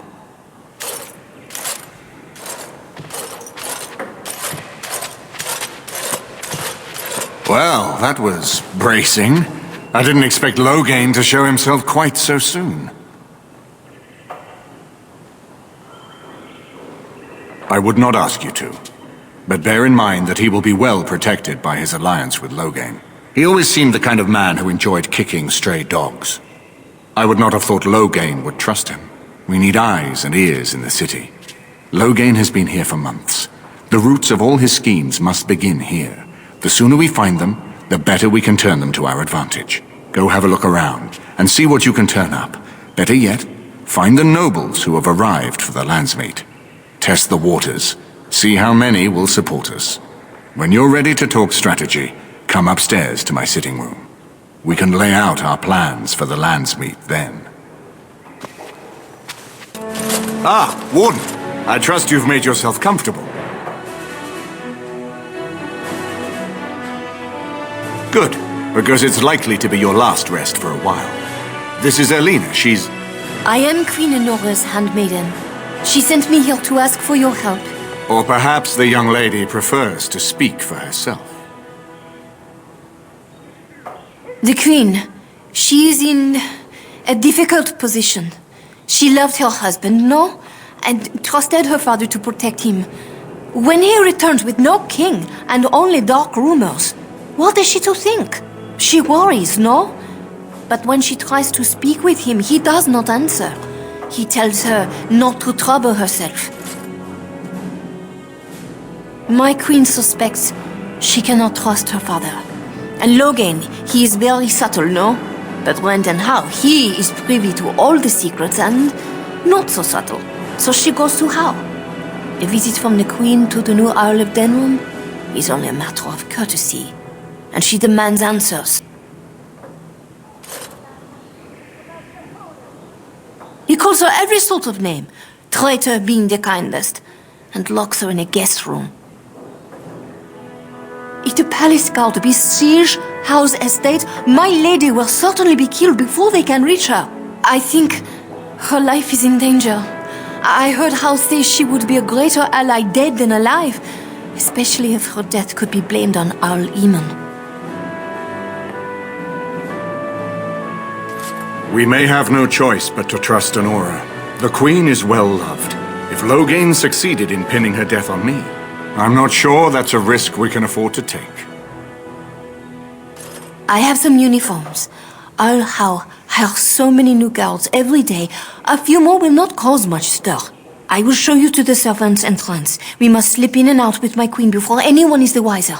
I will go ahead to House Estate. Meet me there as soon as you can. That smell. This is Antivan leather, isn't it? I would know that anywhere. I don't know how you found it, but thank you. But I'm not finished admiring them yet. Can you smell that? Like rotting flesh. Just like back in Antiva City. Now, if only you could find me a prostitute or two. A bowl of fish chowder and a corrupt politician. I'd really feel like I was home. And they fit as well. Marvelous. My sister's house. I'm almost sure of it. This is the right address. She could be inside. Could we go and see? Will she even know who I am? Does she even know I exist? My sister. That sounds very strange. Sister. Oh, now I'm babbling. Maybe we should go. Let's go. Let's just go. Hello? Hey, you have linens to wash? I charge 3 bits on a bundle. You won't find better. And don't trust what that Natalia woman tells you either. She's foreign and she'll rob you blind. I'm not here to have any wash done. My name's Alistair. Well, this may sound sort of strange, but are you Gordana? If so, I suppose I'm your brother. My what? I am Goldana, yes. How do you know my name? What kind of tomfoolery are you folk up to? Look, our mother, she worked as a servant in Redcliffe Castle a long time ago before she died. Do you know about that? You! I knew it! They told me you was dead. They told me the babe was dead along with mother, but I knew they was lying. They told you I was dead? Who? Who told you that? Them's at the castle. I told them the babe was the king's and they said he was dead. Gave me a coin to shut my mouth and sent me on my way. I knew it. I'm sorry, I didn't know that. The babe didn't die. I'm him. I'm your brother. Ugh, for all the good it does me. You killed mother, you did, and I've had to scrape by all this time. That coin didn't last long, and when I went back, they ran me off. And who in the maker's name are you? Some servant of his to carry all his riches, I expect. Hey, don't speak to him that way. He's my friend, and a Grey Warden just like me. Oh, I see. A prince and a Grey Warden too. Well, who am I to think poorly of someone so high and mighty compared to me? I don't know you, boy. Your royal father forced himself on my mother and took her away from me. And what do I got to show for it? Nothing. They tricked me good. I should have told everyone. I got 5 mouths to feed. And unless you can help with that, I got less than no use for you. I'm sorry, I don't know what to say. Well, so he's found it. I'm his sister. But what are you to me, boy, except the one who took my mother away, You think I wished her dead? I never wanted that. I didn't have the life you think I did, Goldana. I suppose not. A bastard is still a bastard, isn't he? But brother or no, I've got 5 mouths to feed and no time to spare until they are. And let me promise you this, Goldana. I'll do whatever I can, speak to whomever I have to ensure you and your children are taken care of. That sounds all well and fine. But you'll have to forgive me if I don't exactly hold my breath. You have my promise. I can't give you more than that. Let's go. I want to go. Goodbye, sister. Well, that was not what I expected, to put it lightly. I lived up to my promise, I suppose, but this is the family I've been wondering about all my life? I can't believe it. I guess I was expecting her to accept me without question. Isn't that what family is supposed to do? I feel like a complete idiot.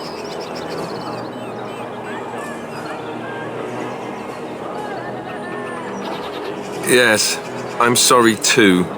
I guess I should have known better. Let's just go. I don't want to talk about this anymore. And so here is the mighty Grey Warden at long last. The crows send their greetings once again. So they sent you, Taliesin? Or did you volunteer for the job? I volunteered, of course. When I heard that the great Zevran had gone rogue, I simply had to see it for myself. Is that so? Well, here I am, in the flesh. You can return with me, Zevran. I know why you did this, and I don't blame you. It's not too late. Come back and we'll make up a story. Anyone can make a mistake. And I'm not about to let that happen. What? You've gone soft. I'm sorry, my old friend, but the answer is no. I'm not coming back. And you should have stayed in Antiva. And there it is. Taliesin is dead. And I am free of the crows. They will assume that I am dead along with Taliesin.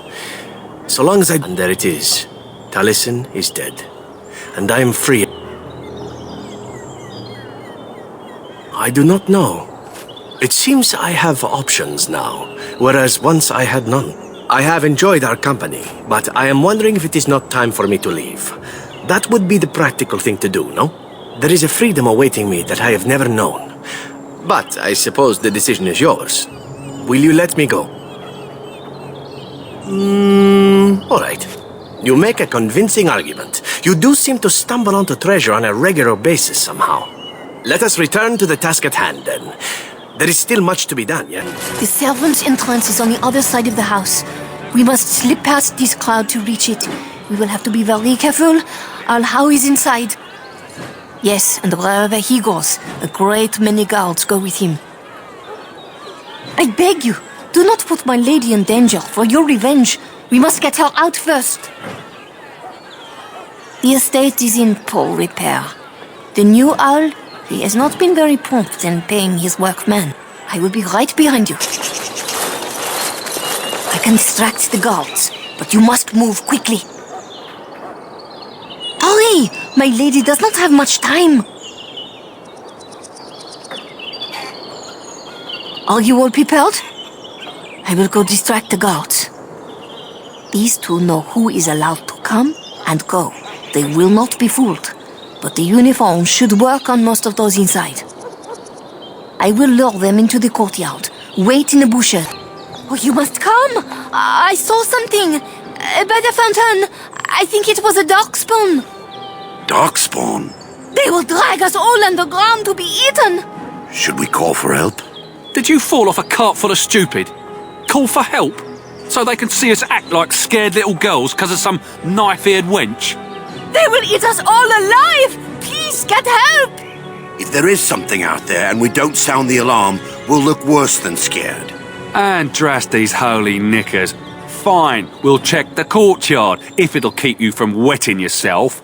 But there's nothing there. Thank you. Oh!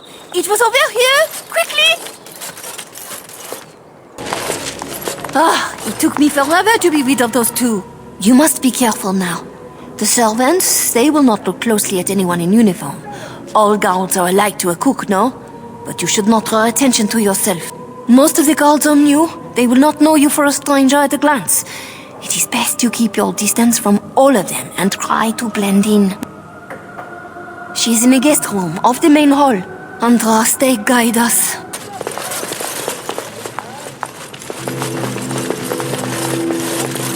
The Grey Warden is here, my lady. Thank the Maker. I would greet you properly, but I'm afraid we've had a setback.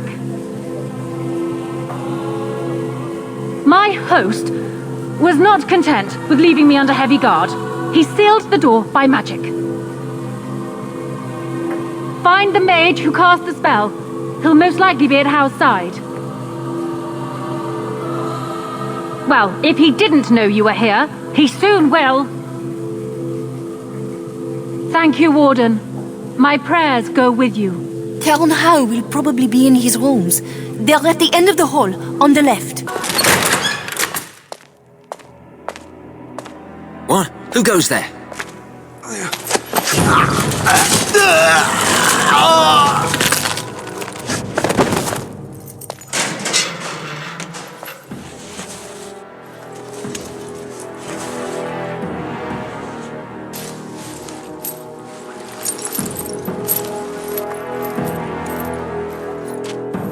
I thank you for creating such distraction, stranger. I have been waiting days for the opportunity. Do you think you could... Alistair? Is that you? Who? Wait. I do know you. You were at my joining. He's one of us. A warden from Orlais. Jada, I think. Or was it Montsemar? I'm afraid I don't remember your name. I'm Riordan, senior warden of Jada, but born and bred in Highever, and glad to be home. With an offer of hospitality and a poisoned chalice. I was fool enough to think Loghain didn't yet know who I was. I saw him going to the dungeons. He may still be there. For the most part, attempting to hold my tongue. I was sent when we received no word from King Caelan as to the outcome at Ostagar. The king had invited all the wardens of Orlais and their support troops to join him. Then nothing. We had 200 wardens and 24 divisions of cavalry. The first we heard of Loghain's edict was when everyone was turned back at the border. That was when the rumor reached us that wardens were being blamed for the massacre. We finally decided it was safest to send someone alone to learn how best to fight the Blight and this regime simultaneously. As a native Ferelden, I volunteered to make the crossing. The other wardens won't risk their strength fighting Ferelden's civil war. If they spend themselves against Loghain, there is truly no hope. They recall accounts of the First Blight, how many cities fell. If Ferelden is too foolish to save itself, at least we'll be ready when the Archdemon leads its forces further. Besides, I hear you haven't been doing badly at raising an army yourself. But perhaps if the edict can be lifted, I will send a message as soon as we are gone from this place. Yes, these are my records. The names of the dead I could recognize at Ostagar. What I could find of Duncan's own recruitment records. Copies of the joining ritual I rescued from our Denerim vault. Those should never be seen by any outside eyes, but I trust in their encryption. I wouldn't be much use to you in my current condition. And if you'll pardon me, I've a sudden desire to breathe some free air. I will seek you out later, after I find a good physician. And good luck, brother. Who goes? You think you're clever, do you? Anybody tries to come in here without Hal's say-so, we get to do what we like with them. I think we finally got a bit of entertainment here, lads. Was this supposed to be a lesson? Did my father think it funny to leave me for so long before sending you? You move in august company, stranger. I am Oswin, son of Ban Sigurd, of the Dragon's Peak Banon. If you aren't one of our soldiers, pray tell me, who should I be thanking for my rescue? Then I have no question about why you would come, Warden. For it is your men who have suffered the most here. You have my heartfelt gratitude. And I assume the gratitude of the entire Dragon's Peak Banon. If my father sent no one after me, I can only assume that he does not yet know the true colors of the snakes he is allied with. But if you talk to him, I'm certain he would offer you any reward you might ask. Then there is a Landsmeet after all. Hal said the Isle of Redcliffe was dead and the Landsmeet called off. I swear if there be any forum to speak out against Loghain, my father will be there. Now please, I must try to get to him. I cannot see the last of this place too soon. What month is it? Are you some enemy of our Illyrians? Please, I feel like I've spent half my life down here. Dead. Then who's ruling? His son, Vaughn. He struck me down and I woke up here. People were so angry, they were thinking of petitioning the king. There have been many changes since they caught me. I need to find out what happened. I need to get home, or flee the city. I thank you for your aid, stranger. I wish I had more than gratitude to offer.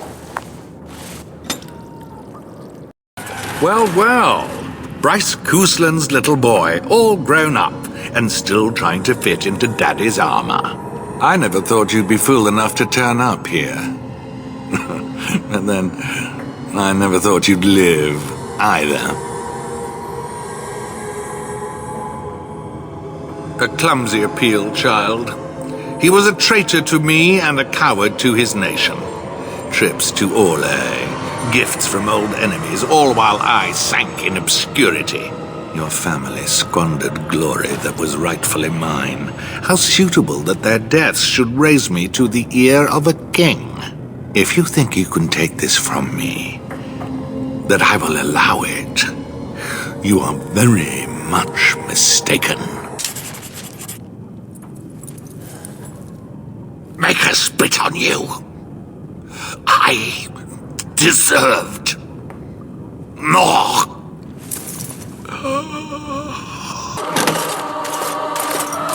My thanks. Funny. Very funny. We must go quickly and avoid notice. If Hal's people find me, I'll be killed. And my people will insist on escorting me back to the palace, where my father may also have me killed. Warden, in the name of the Regent, I am placing you under arrest for the murder of Rendon Howe and his men-at-arms. Surrender, and you may be shown mercy. Don't be ridiculous. The Queen isn't being held prisoner here or anywhere else. Her father would never stand for such a thing. What? Sir Catherine? Praise the Maker you're here. This brigand tried to kidnap me. Unbelievable. Bring them down! Loghain wants the Warden dead or alive! Eamon, I may have done a terrible thing. Barely met, and already she betrays us. She and my mother would get along famously. What in Andraste's name has happened? Are you all right? The Wardens have been captured. Oh, but she leaves out the best part of this tale. The part where she threw us all at Loghain's henchmen and ran. What? How could this happen? Never mind that. The question is how to free him. Surely you mean them, Your Highness. We need Alistair too. Yes, of course, I meant Alistair too. I know where they are. The Grey Warden is in possession of a ring that allows me to locate him. Getting to him, however, is quite something else.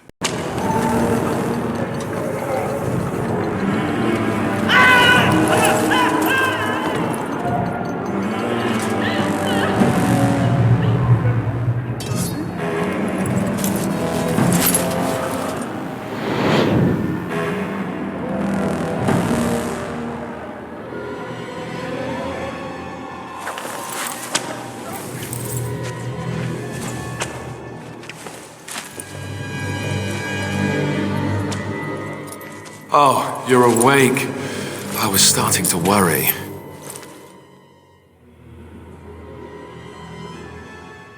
Do you mind if I pin her down while you do? Or perhaps kick her?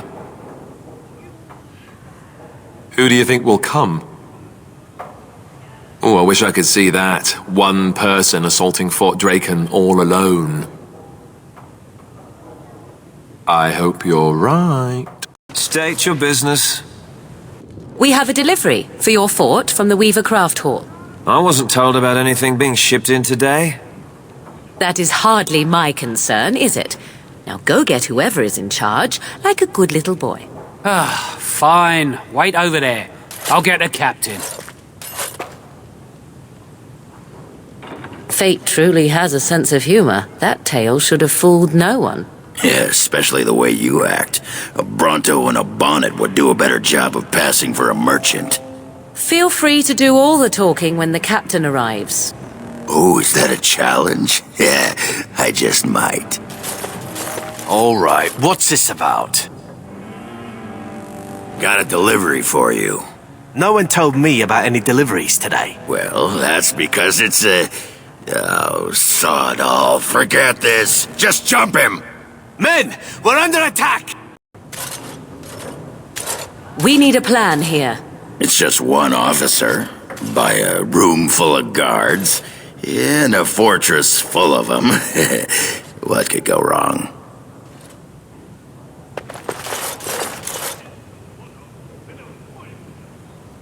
State your business. So this is your lot in life. Are you satisfied? What do you mean? They task you with standing here for hours. All day, perhaps? What a life you must lead, full of wonder and excitement. That's true, I guess. No doubt your masters prefer that you never think on it. Better that their peons continue to think themselves free. You have a point. This isn't what I had in mind when I signed on with the army. I'm going to live my life before it's too late. Let somebody else guard their stupid door. Come quickly, Warden, though I doubt you are inclined to linger. Thank the stone. You won't believe what they wanted me to do to get you out. Maker's breath. It's good to see you in one piece, my friend. Indeed. After your rather alarming lack of subtlety, I feared the worst for you. I prayed for your safe return. Well, what did you expect me to do? You announced me to my father's most trusted lackey. Did the purpose of my disguise entirely escape you? I barely managed to slip away from her when we reached the palace. I am hoping that, despite our unfortunate beginning, We can still work together. Will you hear me out? You have only just arrived in the city, so perhaps you are unaware of some recent events. Denerim has been in turmoil since Ostagar. Many people here are angry or grieving. Strangely, the unrest is worst in the alienage. Few elves accompanied the army. They should have little reason to be upset, which means that Hao and my father must have given them reason. I don't know what is happening there, but I am certain my father has his hands in it. A useful lead, Honora, but you could have sent this information with your maid. That is true. I feared for my safety as Hao's prisoner. But to tell the truth, I sent Elena to you because I hoped we might join forces. You need that evidence for the Landsmeet. But you also need a stronger candidate for the throne. You need me. I have no doubt Alistair is biddable enough, and decent, but even with his blood, he is no king. You think only I can see it? Not only that, Alistair is a Grey Warden. It will look like you are trying to put a Grey Warden on the throne, despite your claims. I am a neutral party, and I am already queen. Honora, you are indeed Kaelin's widow, but I am the daughter of Ferelden's greatest general. Who do you think truly ruled this nation for the last 5 years? Kaelin. I am what this country needs, not an untrained king who does not even want the throne. I can help you stop my father. Consider what I have said. For now, I think I will retire to my room. Warden, when you have a moment, I ask that you speak to me in private.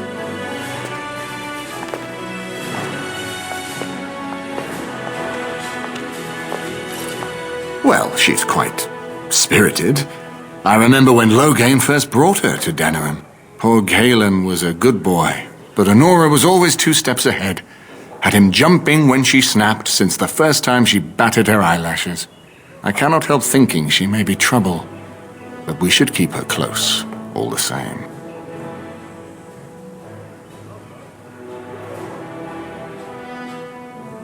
This is an alliance of convenience. For the moment, we are united against Loghain. Be careful how much trust you place in her. I do not for a moment think Honora means to give up her power easily. Still, I would rather have her where we can watch her than actively working for Loghain. Honora was a capable administrator for Kaelin's lands, but she has not a drop of royal blood. We did not fight the Orlesians all those years just to lose our royal line in a single generation. Not when there's a surviving son of the blood. Are you serious? No, never mind. I don't even want to hear the rest of this. You two just keep talking about me. I'm going to stand over here with my fingers in my ears. That would certainly solve a lot of problems, and put forth the strongest argument before the Landsmeet to remove Loghain from power. With Therin blood on the throne, and Honora's wisdom and popularity, Ferelden could present the most united front against the Blight. Unfortunately, the marriage would never happen, unless they both agreed to it. And I suspect that might take a lot of persuading to get past her pride and his humility. Ferelden was first united by Calenhad, the Silver Knight. For 400 years, his descendants have ruled Ferelden. That was the heritage we preserved from the Orlesians, and it is the heritage I will fight for as long as one of Calenhad's descendants still lives. Without that to unite us, we could scatter back to warring Turniers. We certainly have a great deal to plan. Maker knows what that man is capable of now. Of course, if I might make a suggestion, go speak with Honora. She will either be a powerful ally or a powerful enemy, and the sooner we know which she is, the better. Hello again, friend. It looks as though you're no worse for wear after your stay in Fort Draken. We went through our joining together, more years ago than I like to remember. He was exactly the same back then, tough as stone and just as grizzled. I think he understood sooner than the rest of us how ugly a choice it is to let the few be sacrificed to protect the many. Always left himself a soft spot for his recruits, though. Only way he ever let himself down. When I'm well enough, I'm going to continue my journey toward Ostagar. Hopefully I'll be able to trace the heart of the Blight and where the Archdemon itself abides. If we want to defeat this Archdemon, we need to know where it is and how soon it might strike. If there were more of us, I would agree. But as it is, I don't think we can deprive all the armies you've gathered of a commander. It's located just off the Market District in the northern alley past the Nord Noble Tavern. I'll sketch out the code which will let you pass the lock wheel. Inside you can take your pick of whatever equipment remains. It is the stockpile the Wardens have kept for centuries, for the defense of Denerim. Well, I'd be happy to tell you what I know, but it seems to me that you've picked the important parts up yourself. Be firm in your beliefs, protect people from their own ignorance, and be as loyal as you can to your brothers, even knowing you'll share their deaths. It's tough to say. Only the fortress in Weishaupt has every record. But there are certainly a few dozen or hundreds in every nation in Thedas. The Anderfells are home to over 1,000. It's almost like the Archdemon chose Ferelden deliberately, knowing how unguarded it is. Once only, and I'd rather not go again. It's far, lad. And very foreign. The Wardens there, they fight Darkspawn like you and me. But they're shaped by the winters there in the forest. They're a cold group and don't care like they should about the rest of the world. Their king is weak, and many Anders look to the Wardens to rule. I hate to say this, but some of them seem to want it that way. It was near 1,200 years ago, and no one knows for sure, except that it began with a group of Ander soldiers. Apparently, they defected from their king's army, vowing that fighting the Blight was more important, and traveled all the way to Tevinter themselves. They were the first ones to track down the Archdemon Dumat, and the ones to slay him, though none survived the battle. But they had picked up followers by then, and it was they who formally founded the Order, and were recognized by Thedas. Archdemons don't awaken on their own, you know. It takes the Darkspawn, tunneling and tunneling, searching for centuries to find one. And with no one to lead them, it must be sheer chance, or maybe instinct, which leads them. What's surprising isn't that it takes so long between blights. What's surprising is that they succeed at all. But I imagine the old gods call to them, and it's that voice in the darkness which drives them through so many generations. The important thing to remember is, none of that matters. When you're facing Darkspawn, all you need to know is to stop them at all costs. What have you there? A mirror? It is just the same as the mirror which Flemeth smashed on the ground so long ago. It is incredible that you found one so like it. I am uncertain what to say. You must wish something in return, certainly. I have never received a gift. Not one that did not also come with a price attached.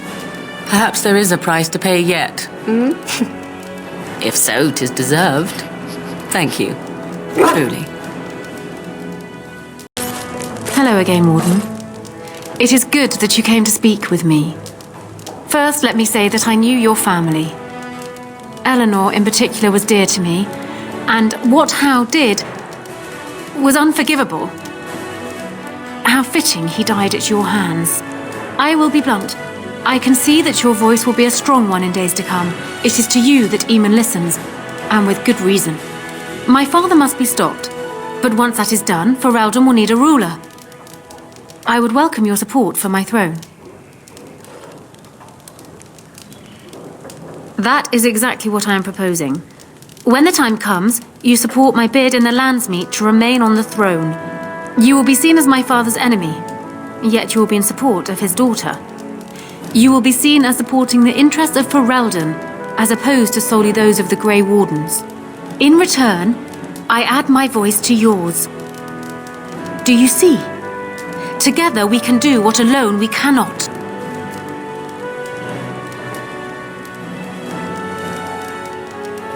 Once I am queen, I will be in a position to grant you whatever you wish. And I shall. This is in addition to Highever being properly restored to you. That should go without saying, I trust. Alistair might promise you the same, I suppose. But I would ask which is better. The gratitude of a weak king, or of a strong queen. And even if it is not for you, think of what I could do for the Grey Wardens. Think of what I could do for your companions. I trust I have made my point. Ignoring that the man looks so much like Kaelan, my recently dead husband, if you'll recall, my main fear is that he might govern like Kaelan as well. But it is true that Alistair has Theron blood. To some, this is more important even than practical considerations. A union might be considered a compromise, but is this something Alistair even desires? Let me say this. If Alistair is willing to stand back and allow me to continue governing the nation, then I would be willing to have him as my king. It is my understanding that governing does not appeal to him anyhow. If that is so, this is a compromise I can live with. Do so. I will be interested to hear what he has to say.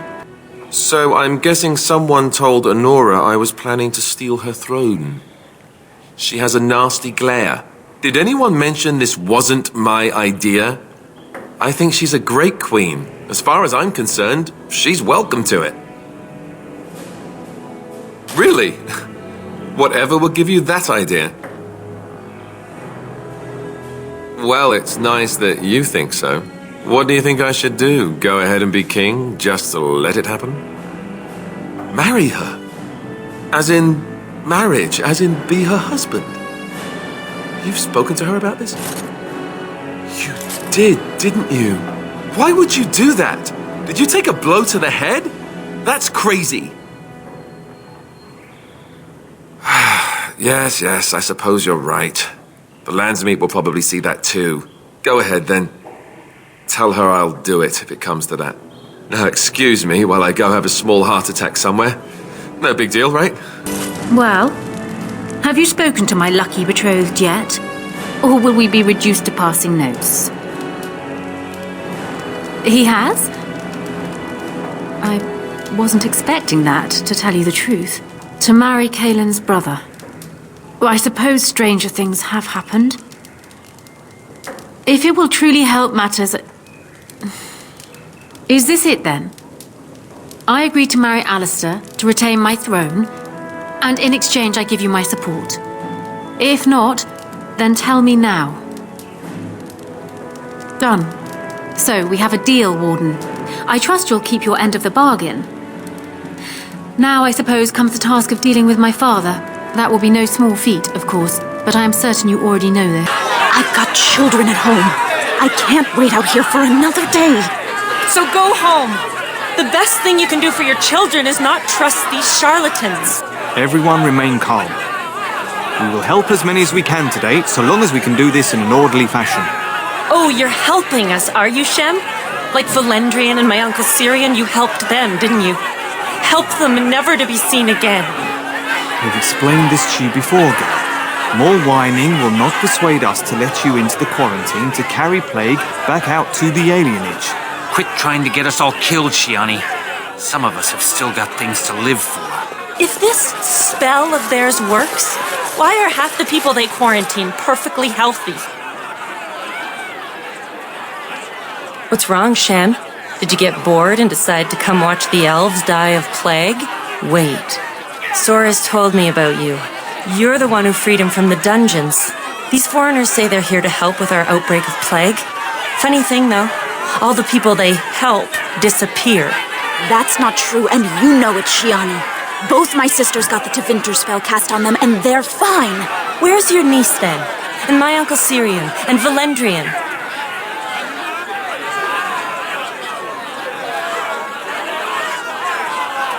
These foreigners have taken dozens of elves into that house over the last few weeks, and none of them have been seen again. One of them was our Haran, Valendrian. And I don't know what we're going to do if we don't get him back. They won't just let you in.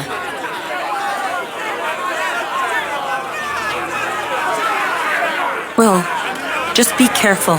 Those men are mages. I ask you to stand back. Some of these people are carrying the plague. The alienage is not safe for visitors. I'm afraid that is not possible. Guards, help me subdue him. Well, that's one way of getting through the front door. Are you going to go inside? I hope they don't hurt anyone because of this. Thank the Maker. Please, hurry. Help us, please! We're not sick! Let us out of here! Thank you, friend. I don't know, and I don't want to find out. We're leaving. Maker keep you. What's this? Another shipment already? We weren't... Wait. You're no Tevinter.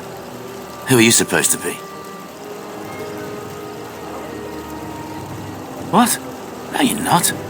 There's nobody relieving us until midnight. Quick, get them, hurry! What is the meaning of this? We were told that there would be no interference from the authorities. You will regret this, you know. Believe it or not, we have been given dispensation to do our business here. You Fereldans talk a great deal about how very wrong slavery is. But isn't it funny how quickly the smell of gold overcomes such ideals? So I should feel kinship for these sheep? Don't be a fool. I am Tevinter first and a servant of the Minrathu Circle second. Those are the things that matter. But enough. I am here to halt your slaughter, nothing more. I am no fool. I can see that you are capable. So be it. I will let Caladrius deal with you while I fetch the Regent's men. I suggest you leave while you still can.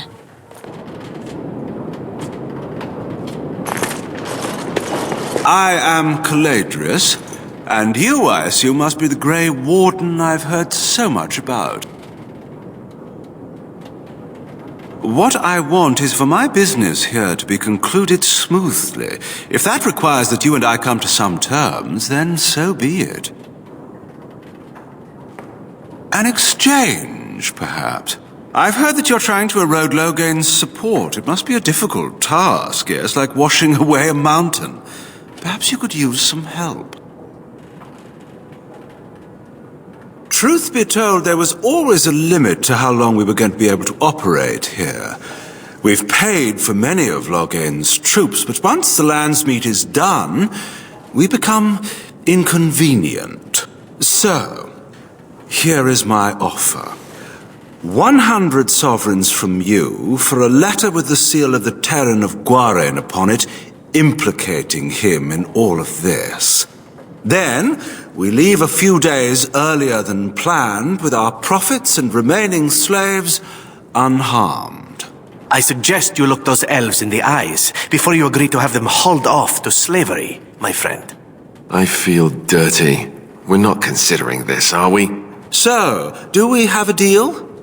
Even you must admit it's much better than resorting to barbarism, yes?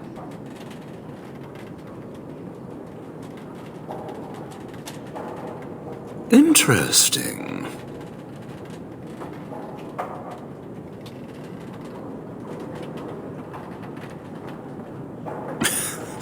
Now, that's not much of a deal, is it? Let's do this the hard way, then. Men, shall we? Enough! Enough! It seems your reputation is an accurate one. I surrender. No, wait! Hear me out, kind sir. Were I to use the life force of the remaining slaves here, I could augment your physical health a great deal. Allow me to leave this place alive, and I would be more than happy to do this little service for you. So, is my offer of interest to you, yes? Then, I don't suppose you would consider just letting me go? Ah. Well, that is a shame, isn't it? You don't look like a Tevinter. Not that it means much. Are you one of them? What happens to us now? Shiani? Did she send you here? Praise the Maker. We will not trespass long on your good graces. Come, everyone, let's go home. Ah, there you are. I was about to send out a search party. I've been hearing of a great commotion in the alienage. What exactly happened there? Make her forgive me. I should be appalled that such a thing could exist here. But I'm overjoyed you can implicate Loghain. We must end the civil war quickly. What the Blight does not corrupt in this land, politics surely will. The last of our allies have arrived in the city. We cannot delay any longer. I will call for the Landsmeet to convene. Bring Alistair and join me at the palace as soon as you are ready, Warden. This shield, it's Duncan's, isn't it? That's his crest.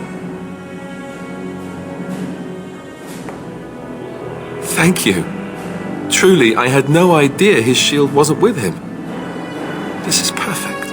I don't know how else to express my gratitude. This means a great deal to me. I can't believe you remembered it at all. I'll treasure this. Thank you. Warden, I am not surprised it has come to this. And Alistair, if you were even remotely worthy of being called Merrick's son, you would already be in the Landsmeet. Now wouldn't you? You have torn Ferelden apart to oppose the very man who ensured you were born into freedom. But do not think you will get past me to desecrate the Landsmeet itself.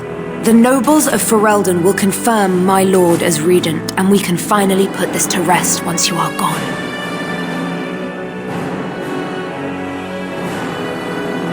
You say that with such righteousness.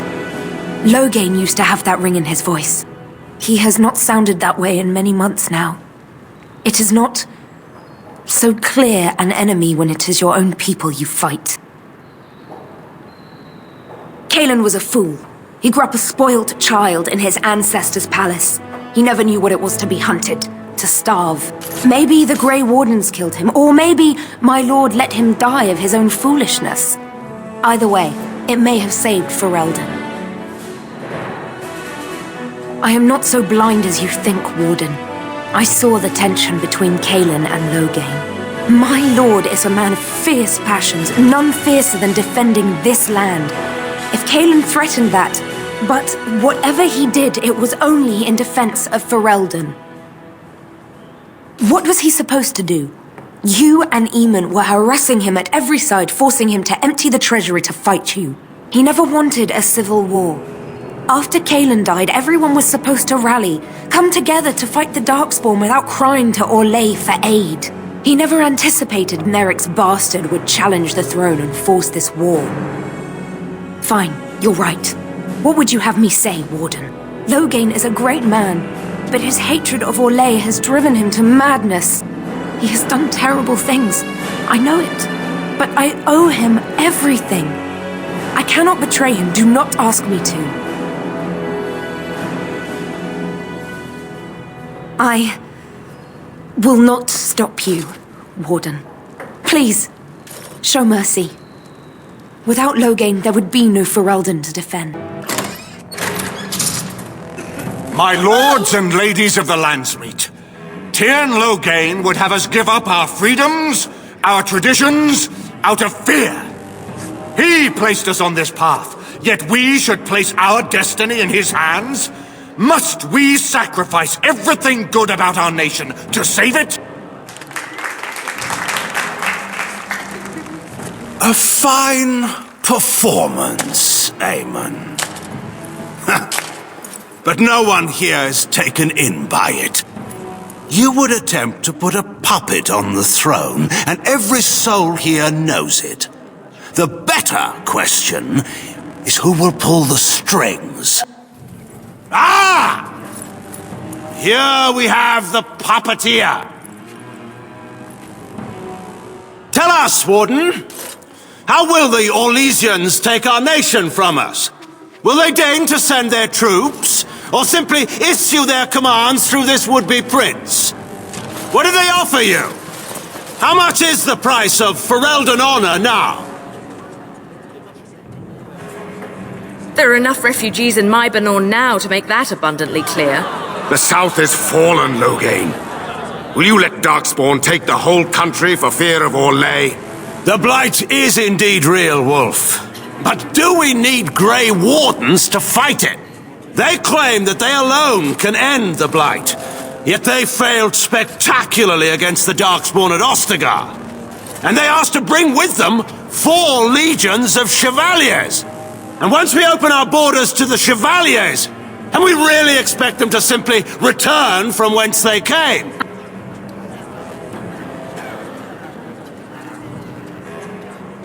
The Warden speaks truly. My son was taken under cover of night. The things done to him, some of them are beyond any healer's skill. Hal was responsible for himself. He will answer to the Maker for any wrongs committed in this life, as must we all. But you know that. You were the one who murdered him. Whatever Hal may have done, he should have been brought before the Seneschal. There is no justice in butchering a man in his home.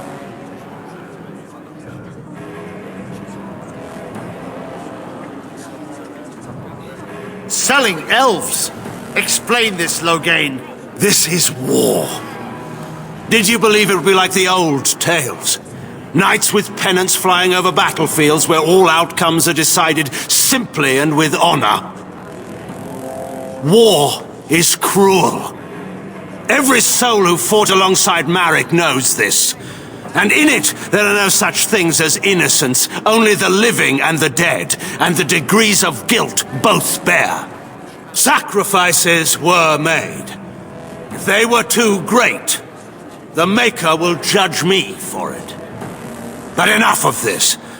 I have a question for you, Warden. What have you done with my daughter? You took my daughter, our queen, by force, killing her guards in the process.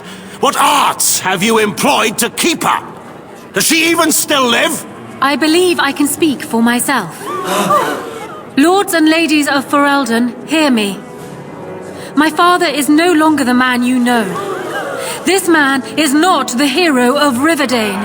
This man turned his troops aside and refused to protect your king as he fought bravely against the Darkspawn. This man seized Kaelin's throne before his body was cold and locked me away so I could not reveal his treachery. I would have already been killed, if not for this Grey Warden. So, the Warden's influence has poisoned even your mind, Enora. I wanted to protect you from this. My lords and ladies! Our land has been threatened before! It's been invaded and lost and won times beyond counting. We Fereldans have proven that we will never truly be conquered so long as we are united. We must not let ourselves be divided now.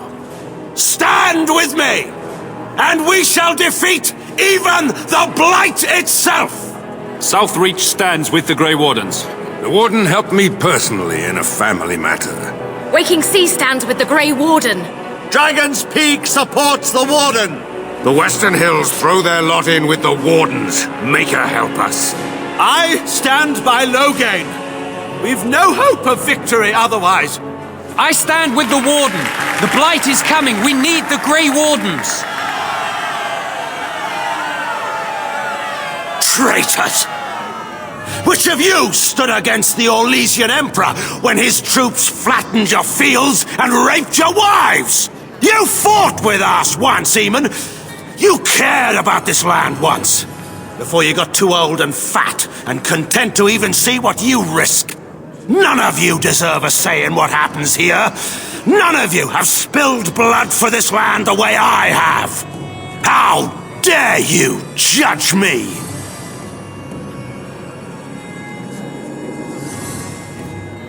Then, let us end this. I suppose we both knew it would come to this. A man is made by the quality of his enemies. Marek told me that once. I wonder if it's more a compliment to you or me. Enough. Let the Landsmeet declare the terms of the duel. It shall be fought according to tradition. A test of arms. in single combat until one party yields. And we, who are assembled, will abide by the outcome. Will you face me yourself, or have you a champion? It is you or me the men will follow. So, let us fight for it. Prepare yourself.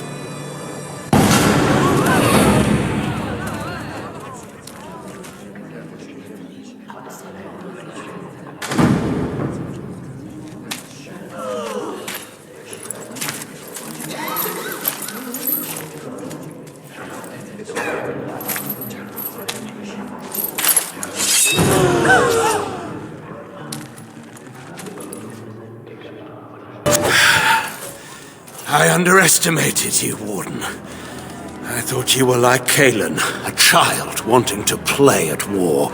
I was wrong. There's a strength in you that I have not seen anywhere since Marek died. I yield. Wait, there is another option. Batean is a warrior and general of renown. Let him be of use. Let him go through the joining. There are 3 of us in all of Ferelden, and there are compelling reasons to have as many wardens on hand as possible to deal with the Archdemon. The joining itself is often fatal, is it not? If he survives, you gain a general. If not, you have your revenge. Doesn't that satisfy you? Absolutely not! Riordan, this man abandoned our brothers and then blamed us for the deed. He hunted us down like animals. He tortured you. How can we simply forget that?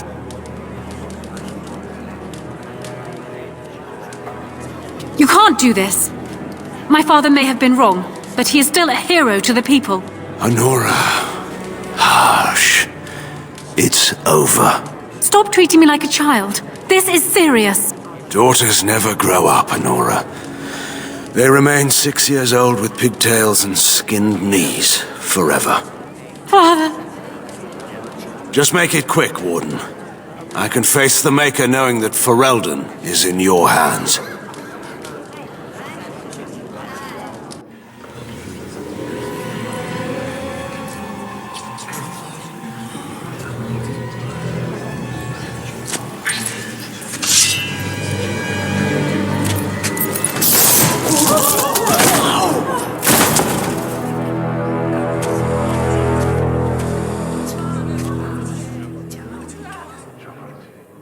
So it is decided. Alistair will take his father's throne.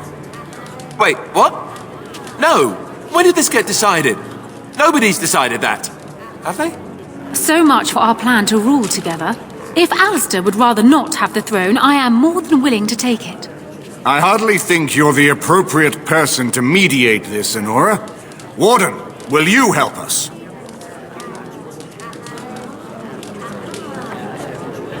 As the arbiter of this dispute, what is your decision? Who will lead Ferelden? We do. I believe this is what King Merrick wanted. To see his blood tied to my father's to begin a new line of Ferelden kings. But I did swear an oath. What I mean is, I'm all for founding a new line of kings. But, well, there's the Blight. What the king is trying to say, my lords and ladies, is that he will be taking the field with his fellow Grey Warden to do battle with the Archdemon. Yes. That. Until then, I shall stay in Denerim and rule in my husband's absence, as I did for Kalen. But I trust Alistair shall reach a more heroic ending. My fellow Grey Warden will, I hope, take Loghain's place as the leader of my armies. Shall we finish this thing together?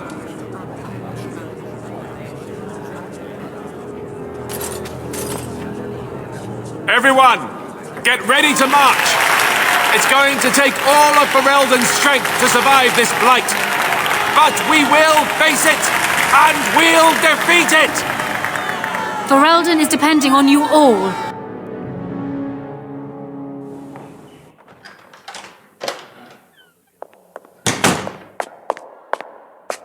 You made me king. After all this is over with, they're actually going to put me on the throne. I'm still I'm going to be the king. Congratulations. Congratulations? Why would you do this to me? How could you? I've done nothing but regret my blood since the day I was born. I don't want this. I never wanted this. I hate the very idea of it. I knew that Arleman wanted this for me, but I never did. I thought for sure that there would be a way out of it.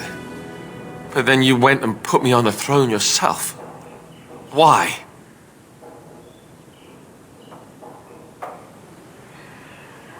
And what I want doesn't factor in anywhere, does it? Funny how it always works out like that. I've just never thought of myself as a leader. I'm going to make a terrible king, you have to know that.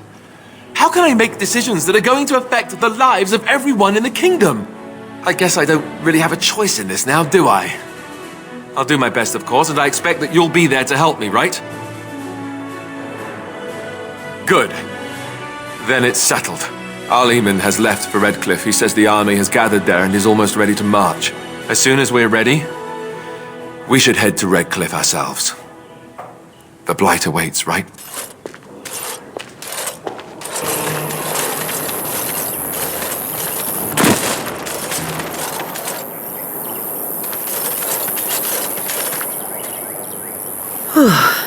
I fell.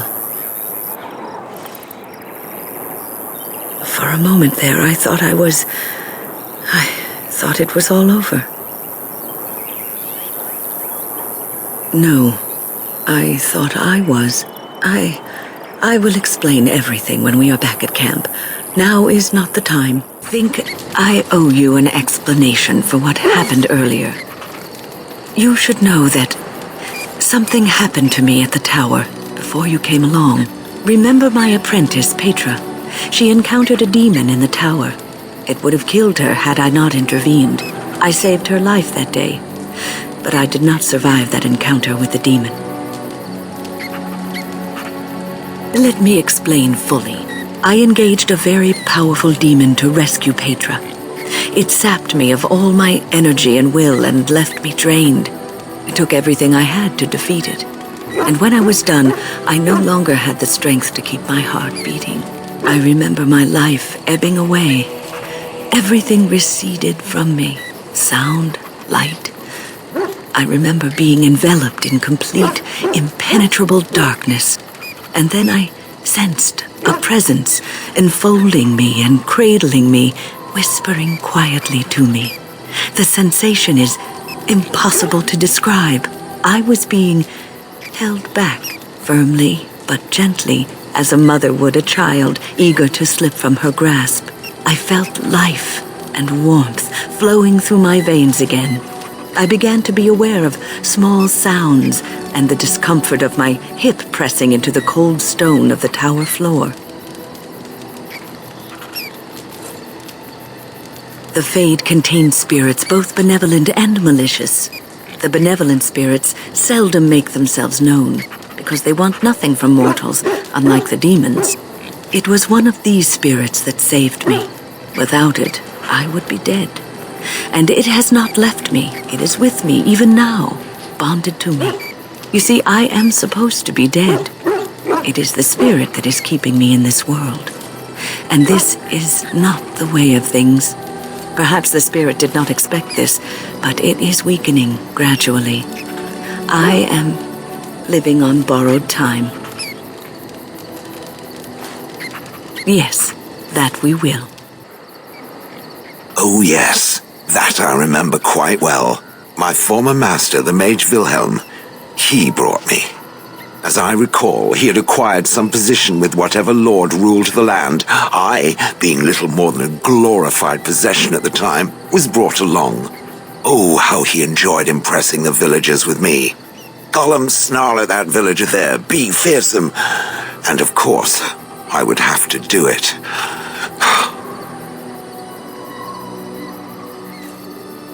I'd have happily stomped them all into paste, and then ripped down their little houses and stomped on them, too. In fact, after 30 years of watching them, I'd do it twice. What I didn't like was being ordered to do it. Dangled in front of those frightened morons like some scary thing.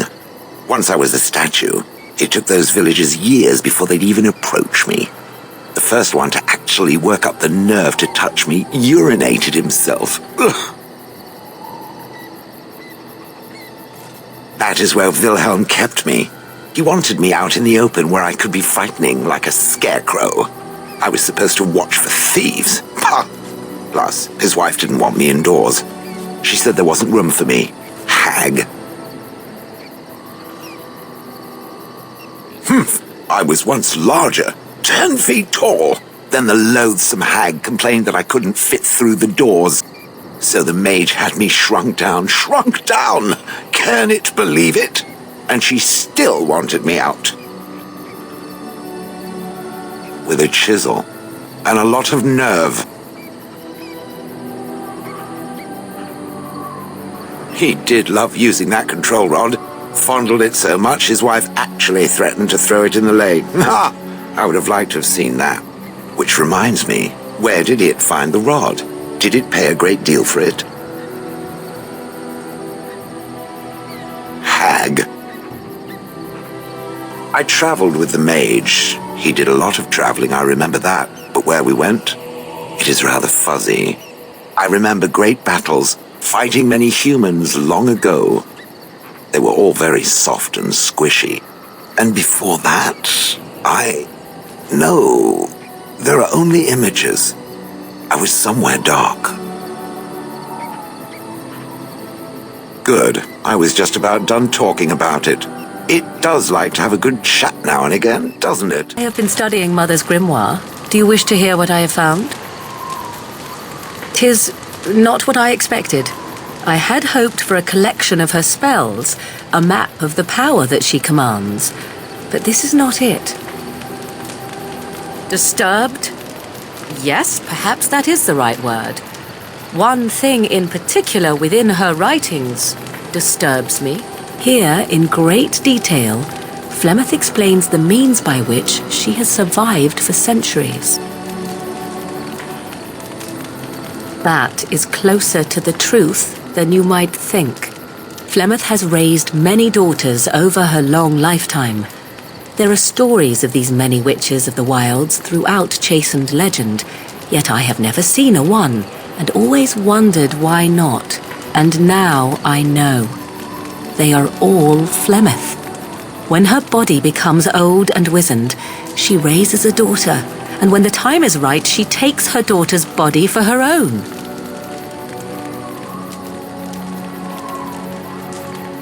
I do not know.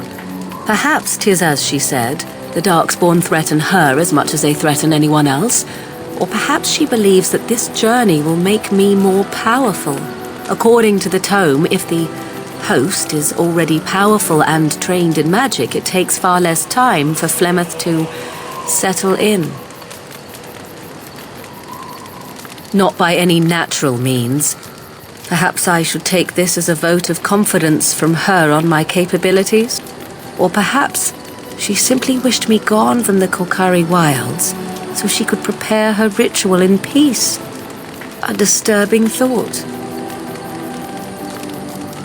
Whatever spark of the demon that made her what she is remains within her, keeps her from dying of old age, but her body deteriorates.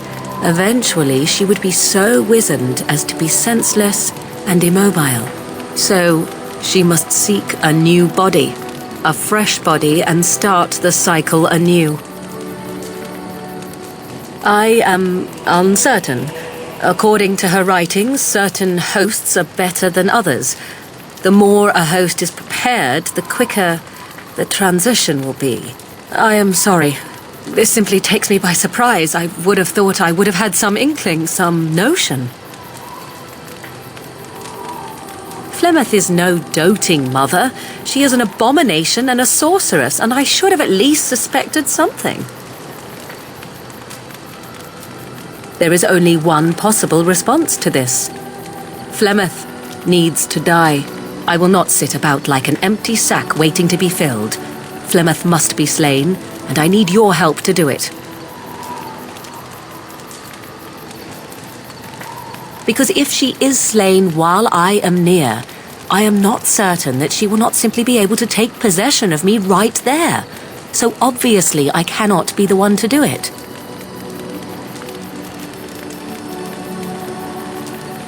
And what would that do?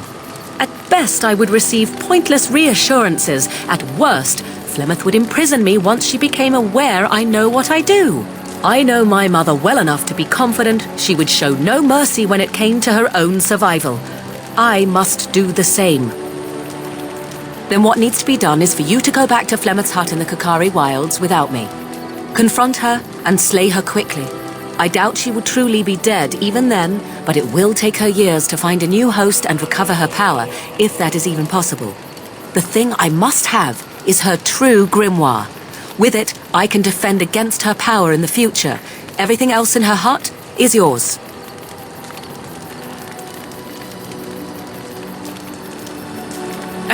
She would like everyone to think she is invincible, but I highly doubt that is the case.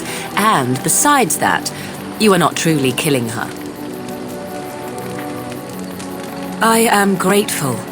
The sooner this can be done, the sooner it will set my mind at ease. Yes, I suppose it is time. You have been a good friend to me after all. There is no reason to be silent. There is a reason I accepted this mission in Ferelden, far away from home, and it had nothing to do with any thought that I might leave the Crows. Meeting you, after all, was quite an accident. My last mission before this one did not end well. You must realize that until that day I was cocky and arrogant. I was the best crow in Antiva, I believed, and I bragged of my conquests often, both as an assassin and lover. Indeed, I was often told I was insufferable, right before I ended up in bed with someone. Such is how it was. One of the crow masters grew tired of my boasting. My bid for an incredibly difficult mark was accepted, much to my surprise. A wealthy merchant with many guards and completely silent. Taliesin agreed to be part of my team, as well as an elven lass named Rina. She was a marvel. Tough, smooth, wicked. Eyes that gleamed like justice. Everything I thought I desired. Rina was special. I had closed off my heart, I thought. But she touched something within me. It frightened me. When Taliesin revealed to me that Rina had accepted a bribe from the merchant, told him of our plan, I readily agreed that she needed to pay the price and allowed Taliesin to kill her. Rina begged me not to. On her knees, with tears in her eyes, she told me that she loved me and had not betrayed us. I laughed in her face and said that even if it were true, I didn't care. I convinced myself it was. Taliesin cut her throat, and I watched her bleed as she stared up at me. I spat on her for betraying the crows. When Taliesin and I finally assassinated the merchant, we found the true source of his information. Rina had not betrayed us after all. I wanted to tell the crows what we had done, our mistake. Taliesin convinced me not to. He said it would be a foolish waste.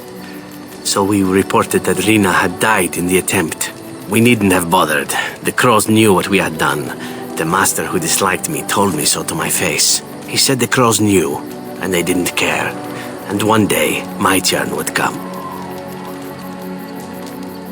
To rub it in my face, perhaps. That I was nothing. That she was nothing.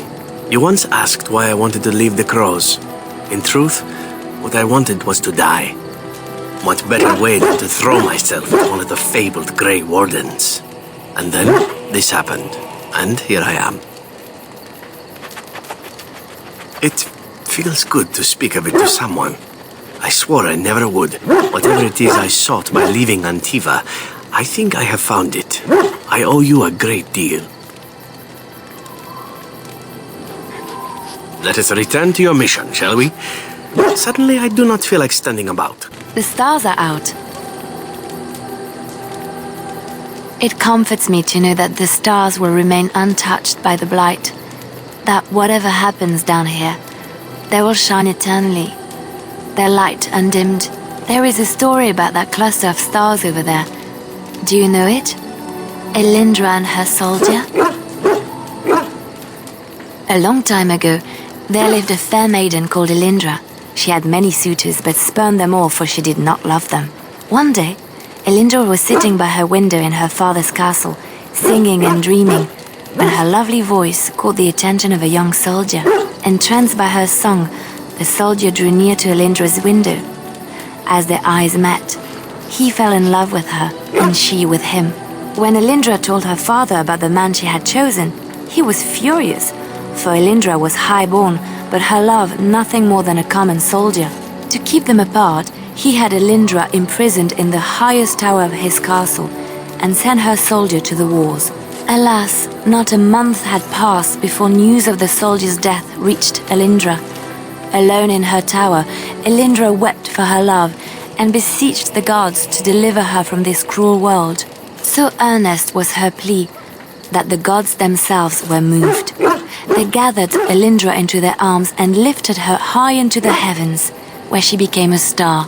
The gods also raised up the soul of Elindra's soldier love, and there he dwells, across the horizon from her. The band of stars between them is a river of Elindra's tears, cried for her lost love. They say that when Elindra has cried enough, she will be able to cross the river to be reunited with her soldier. This story is one of my favorites, a tale of a love so great and so enduring that it defies death and moves the gods to action. Sometimes I ask myself, does such a love exist? Can it exist?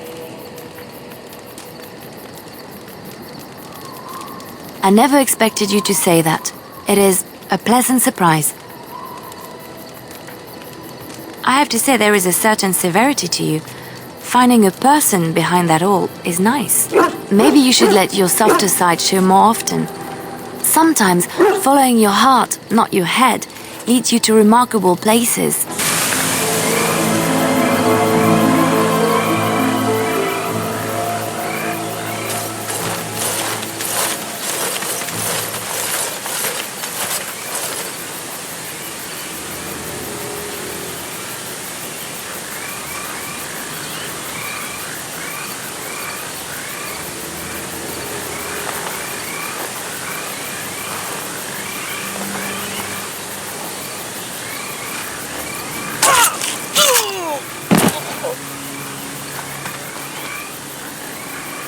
Is all that blood mine?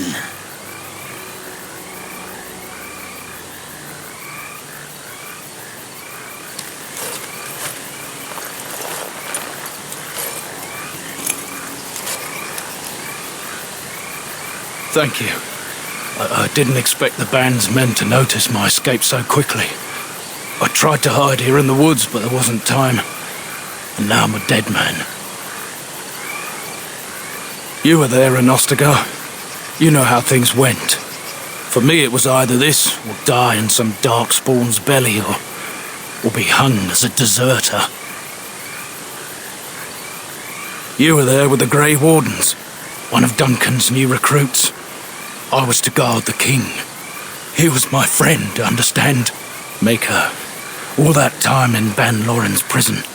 And I couldn't stop thinking about all they suffered that one dark night at Ostagar.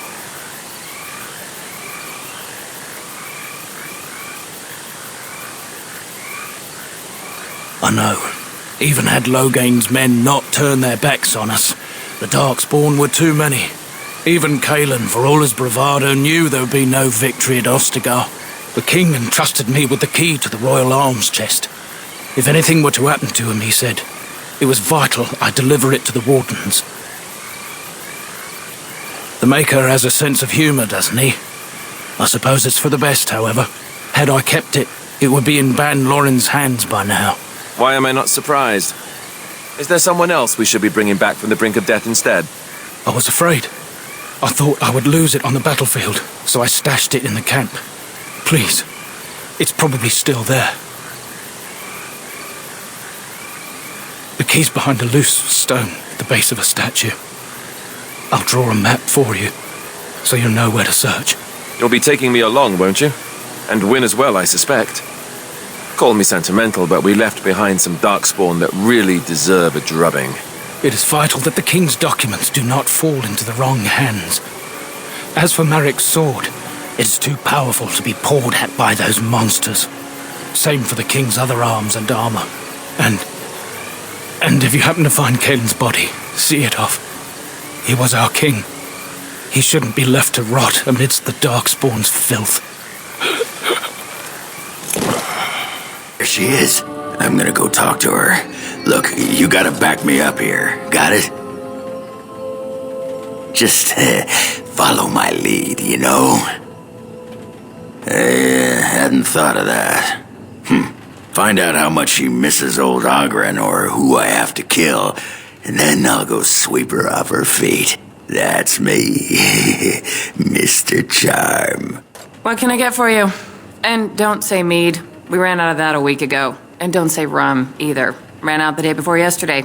And don't say brandy. Oh, we haven't yet. It's just terrible. We got it from a shady Orlesian trader, and I think it might really be turpentine. Felsi! I need tables clean, girl! I've got a customer! Aye, who wants to know? Did you have to bring his name up? I just ate. You could say that. You could also say I would rather kiss a deep stalker on the lips than see him again. What happened? Is that a serious question? Have you met Ogren? He got drunk. Drunker than usual, even.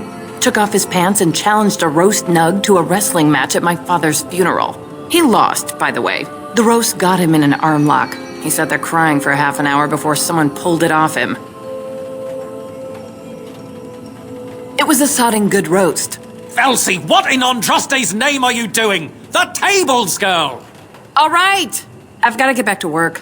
Well, what does she say? That fight was rigged. Anyway, the guard said it wasn't worth pressing charges, so she's no call to hold a grudge. Did she say anything else? Just be ready to pry her off when she throws herself at me. We don't want to make a scene here. Well, don't pry her off me too soon. I mean, a little scene's all right. Are you sure you're not a baker? 'Cause you got a sodding nice set of buns. Well, look what the nug dragged in. I should have known you were in the neighborhood, by the stench. What are you doing here? Just trying to kick back with a pint. Fighting darkspawn's a lot of sodding work, you know? You're fighting darkspawn?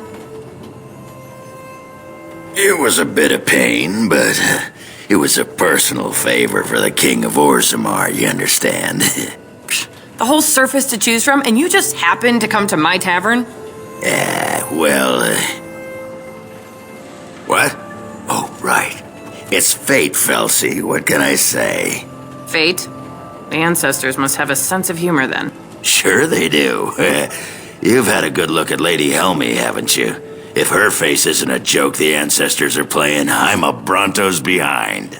So, Lady Helmi must be a paragon of beauty, then. I've been thinking about you, Felsi. What do you want, Ogren? Nothing. Just thought I'd see how you were doing is all. Well, maybe that and grease up the Bronto, if you know what I mean. Well, you've seen me. You'll have to go back to Orzammar for the Bronto. If by fun you mean more likely to light farts on fire, yes. Oh well, it's been fun, Felsi, but I better go. Wait, you're leaving? You just got here. I haven't called you a shaft rat yet. Well, you can't keep the archdemon waiting. You hurt its feelings, it might just turn the whole blight around and go home. Nobody wants that. Well, you don't need to fight it right now, do you? I mean, you could have a pint first. You could call me a surly Bronto. I could tell you that you smell like nug droppings.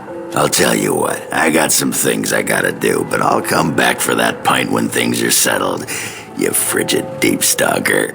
Fine, but you better not keep me waiting, you worthless copper-plated swordcast. Wouldn't dream of it. And so you return. Lovely Morrigan has at last found someone willing to dance to her tune. Such enchanting music she plays, wouldn't you say? Which one, I wonder? What has Morrigan told you? What little plan has she hatched this time? That she does. The question is, do you? Ah, but it is an old, old story. One that Flemeth has heard before, and even told. Let us skip right to the ending, shall we? Do you slay the old wretch as Morrigan bids, or does the tale take a different turn? The truth, as if it were nothing. How like a man. No, no. Far better the lie. Far better the comfort of blankets and shadows and a mother's love. Morrigan wishes my grimoire? Take it as a trophy. Tell her I am slain.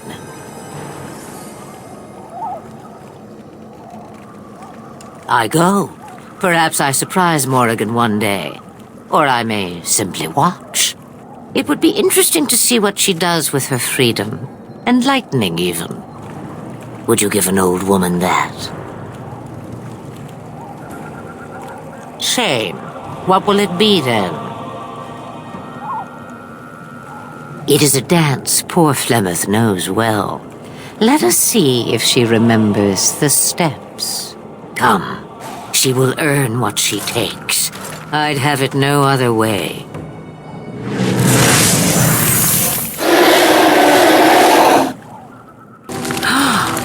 Mother's real grimoire, is it? I am glad you were able to find it after all. My thanks for retrieving it. I shall begin studying it immediately and unlock the power that it holds in your mind. Cure me? What, am I sick now?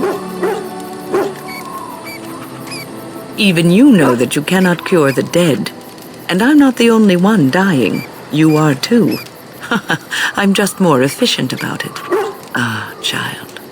Your concern is heartwarming. But death comes to everyone, and it is not something to fear.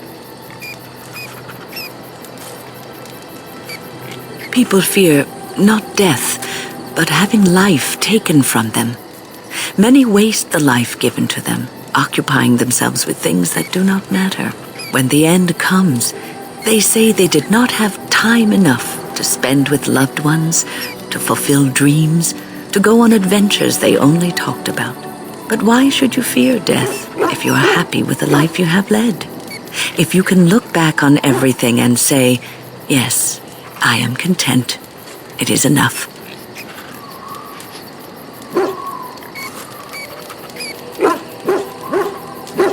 Ah, human nature. You are right.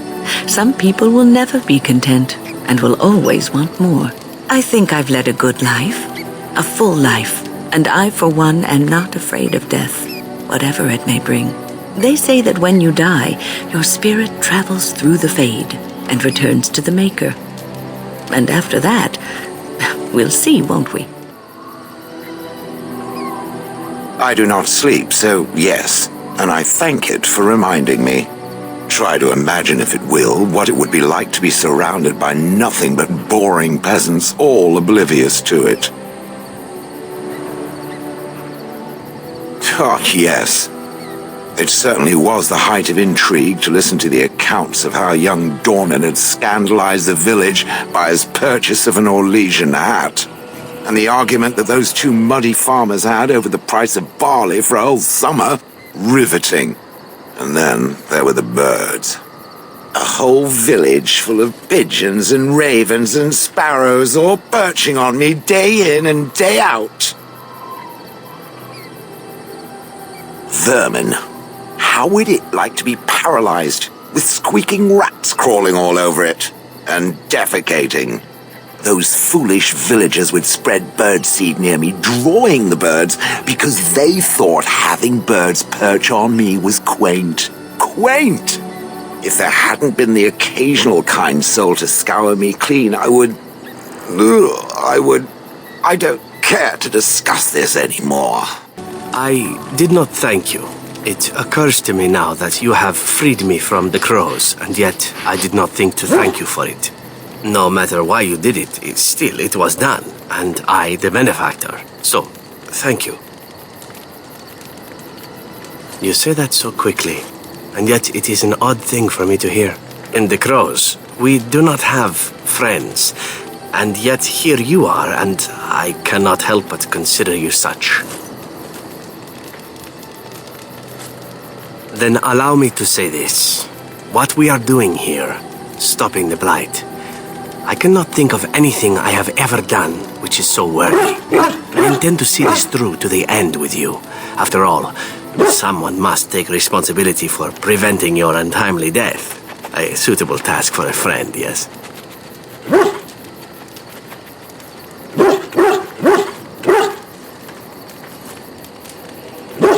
Now, isn't that odd? Just a year ago, Taliesin was telling me, Zevran, why are your plans always so horrid? Planning has never been my strong suit. Now, killing and lovemaking. Killing and lovemaking and witty retorts. Those I am better at. I forget where I was going with this. Well, no matter.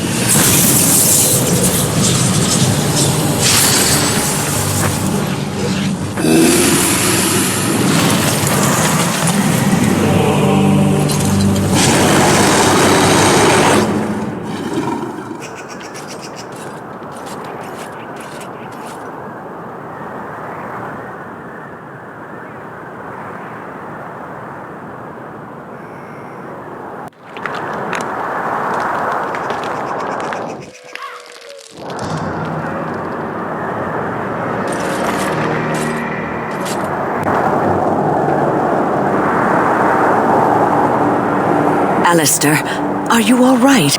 Oh, they left him here to rot. We need to do something.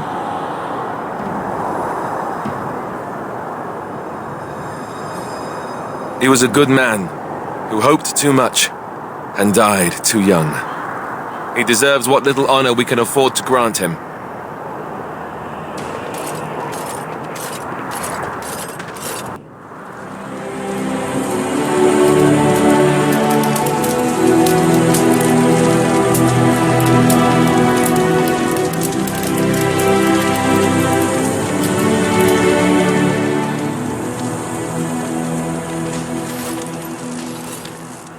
I wish to ask a question of you. I wish to know your opinion of love. You and I have been intimate, for one. We have been close for some time now. You are impressive in many ways, and you even protected me from Flemeth without hope of reward. I feel anxious when I look upon you. I dislike this sense of dependency. 'Tis a weakness I abhor. If this is love, I wish to ascertain that you do not feel the same.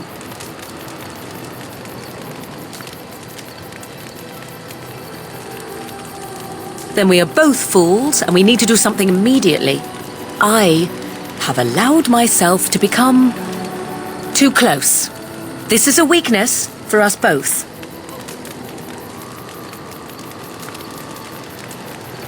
You are not listening to me. Do not be such a fool. This is for your own good.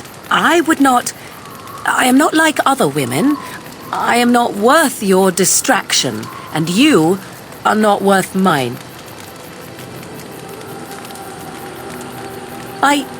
You are impossible. Have it your way, but I will tell you truly now. You will regret it in the end. I try not to dwell too much on the mistakes of my past, of which there are many. I would go quite mad if I did that. But I do have one regret. The greatest misstep of my life, made even more grave because it had dire consequences for someone else. Years ago, I was assigned as mentor to a lad, Anarin. He was my first apprentice. Anarin was an elf, raised in one of the elven alienages, and he was very mistrustful of humans, especially humans in authority.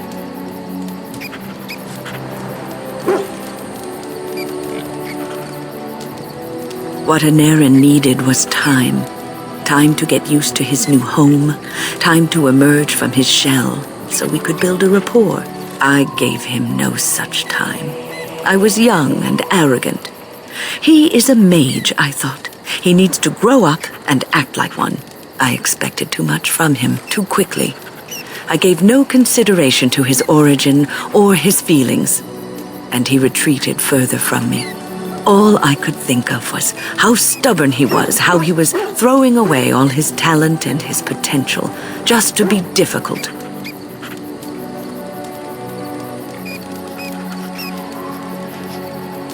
Oh, I dread to think. I was a harsh taskmistress. He might have thought I was a demon in disguise. You cannot plant crops in the cold, wintry ground. You cannot teach a student who is closed off and unresponsive. Patience is what is needed, and I learned that too late to help him. Anarin ran away from the circle one night. I had berated him over some trivial, ridiculous matter that I no longer remember. I drove him away because of something utterly unimportant. He was a child, 14 at the time of his leaving. They had his phylactery, and they hunted him down.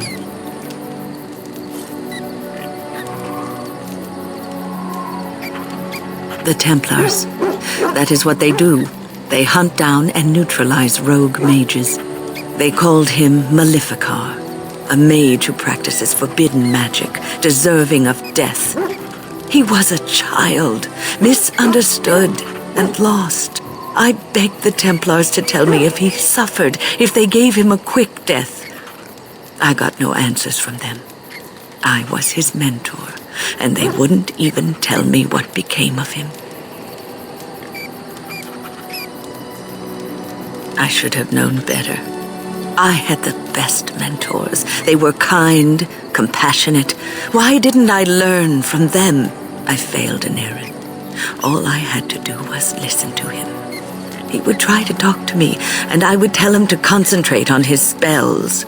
He talked about the alienage sometimes, and the Dalish. He always talked about looking for the Dalish elves. The Templars are well-trained and thorough. That he still lives, it would be a vain hope. The apprentices that came after Anarin benefited greatly from the lessons I learned from him. In a sense, he was my teacher, and I his student.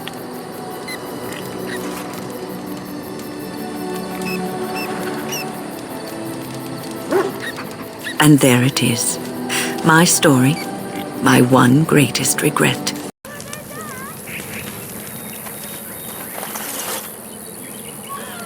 Anarin a Tishan, Grey Warden. Join us at the fire if you like, but haven't you got a war to get to? I appreciate you trying to find him, but what are the chances? Anarin the healer? You know Anarin? He lives? No, it can't be him. Perhaps it is a common elven name. No, I know of only one Anarin. Ah, it makes sense. Anarin said that he was from the human cities. You are old friends, then? If you seek Anarin, you must venture into the forest. He prefers to be amidst the trees and the animals. Thank you all.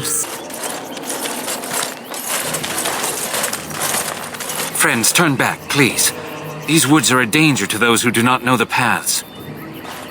Aneurin? Wait, I remember your face. But younger, more impulsive, stern. Wynn? I thought they had killed you. They very nearly did. The Templars found me while I was searching for the Dalish. They ran me through and left me for dead. I brought this on you. Oh, I was a dreadful mentor, harsh and impatient. I am sorry for the way I treated you. I have put that behind me, and you should too. I didn't fit in with the Templars in your chantry. My path lay elsewhere. Irving is a reasonable man. He will find some way for you to return. The Circle needs new blood. It needs to change. I have fond memories of Irving. He was always kind to me.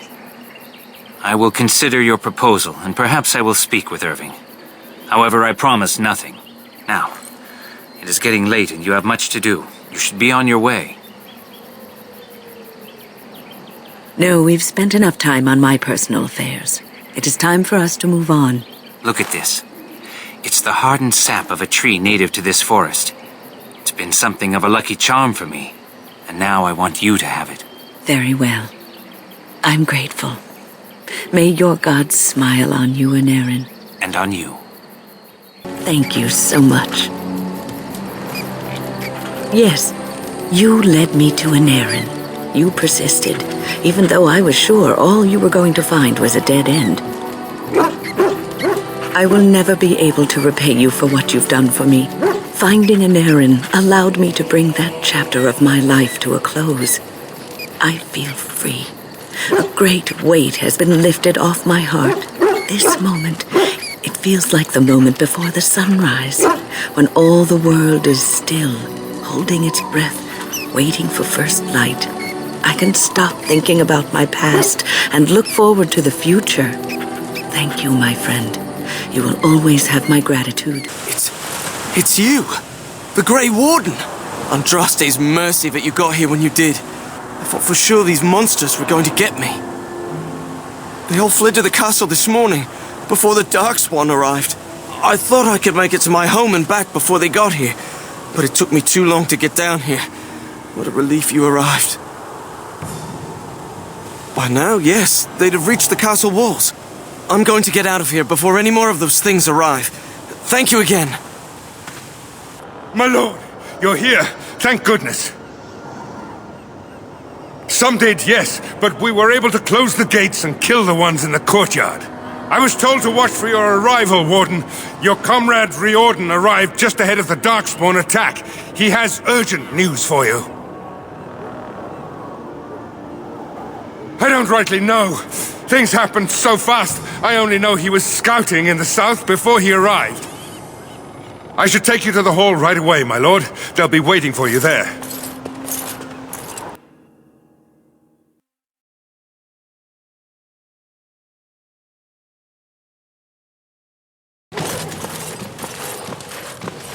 It's a relief to see you unharmed. And you as well, Alistair. Or should I say your majesty? No, I wouldn't say that. Not yet, anyway. The Darkspawn that attacked Redcliffe were relatively few in number, I'm afraid. It was assumed the Horde was marching in this direction, but that is not true. Riordan tells us that the bulk of the Horde is in fact heading towards Denerim. They are perhaps 2 days away from the capital. What? Are we sure about that? I mean, if that's true... I ventured close enough to listen in, as it were. I am quite certain. The Darkspawn line is wide, and many of them roam away from the main Horde. Until now, most of them have been spotted here in the west. Not to mention that we've been too busy killing each other to pay much attention to some silly old Darkspawn Horde. There is, I'm afraid, one other piece of news that is of even greater concern. The Archdemon has shown itself. The dragon is at the head of the Horde. Make her preserve us. But we can't reach Denerim within 2 days, can we? It's too far. We must begin a forced march to the capital immediately with what we have. Denerim must be defended at all costs.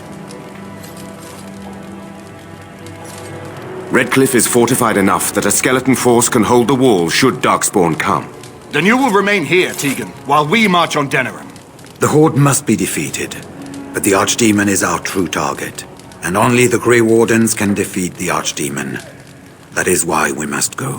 Then we march, and hope the army we've collected here gives us the chance we need. Al-Eamon, how long before the army can set out? By daybreak. Then let's get them ready. I won't let all those people die without giving them a chance.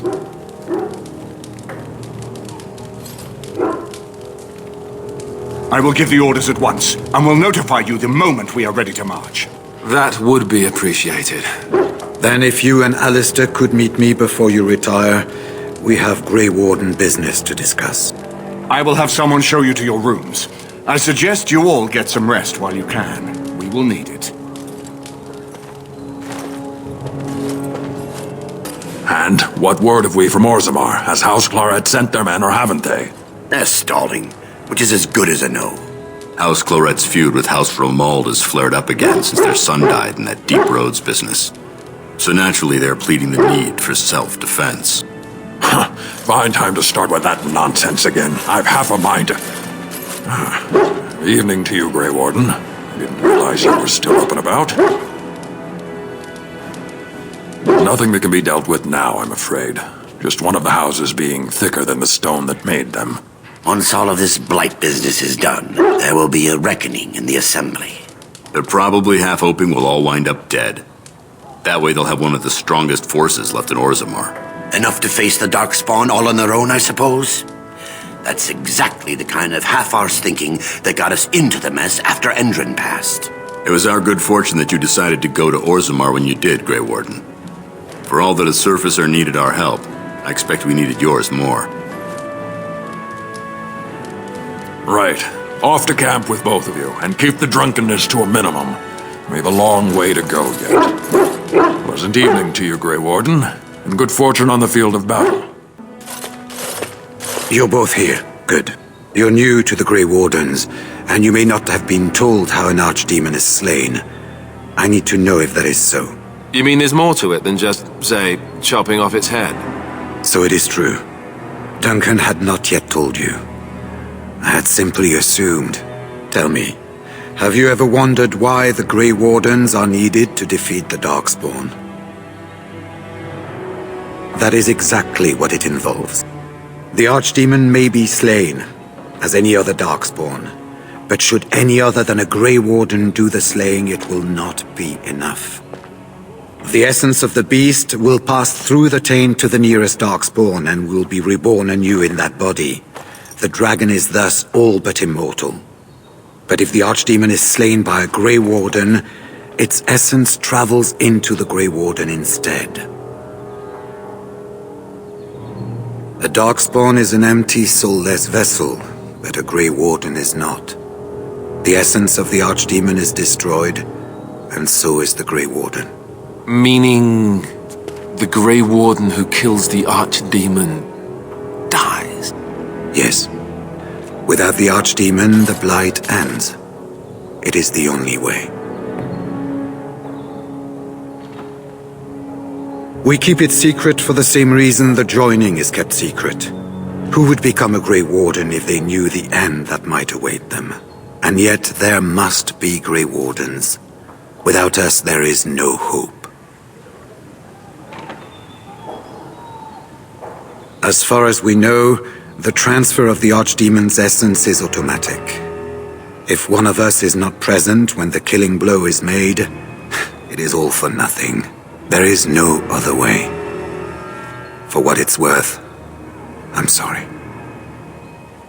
In Blight's past, when the time came, the eldest of the Grey Wardens would decide which amongst them would take that final blow.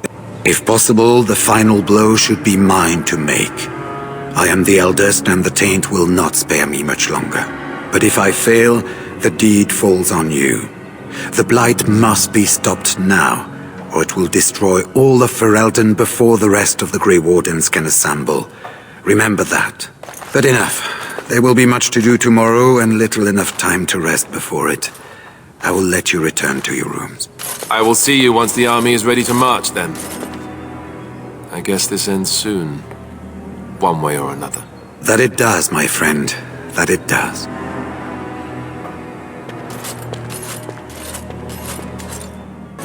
Do not be alarmed. It is only I. I did not come here to speak of sentimental things. I came here to speak with you. I have a plan, you see. A way out. The loop in your hole. I know what happens when the archdemon dies. I know a Grey Warden must be sacrificed, and that sacrifice could be you. I have come to tell you that this does not need to be. I offer a way out for all the Grey Wardens, that there need be no sacrifice. A ritual, performed on the eve of battle, in the dark of night.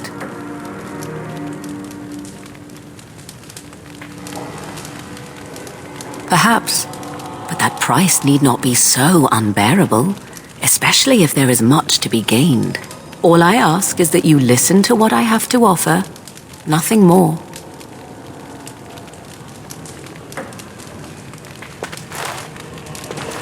What I propose is this. Lay with me, here tonight, and from our joining, a child will be conceived.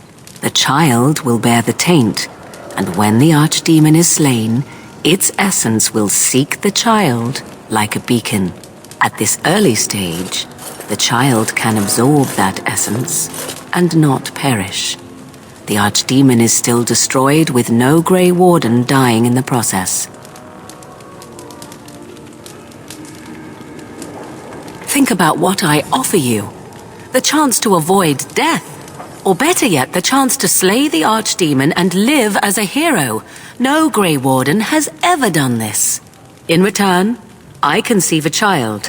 One who will be born with the soul of an old god. After this is done, you allow me to walk away. And you do not follow. Ever. The child will be mine to raise as I wish.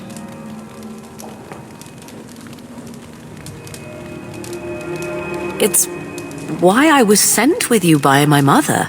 It's why she saved your life to begin with. Caring for you was not part of the plan, but I cannot let what I feel interfere with what I must do. This is important to me. The fact that it may save your life makes me all the more determined to see it done. Please, do not cloud the issue. If you feel anything for me, then accept that it will make what we must do that much easier.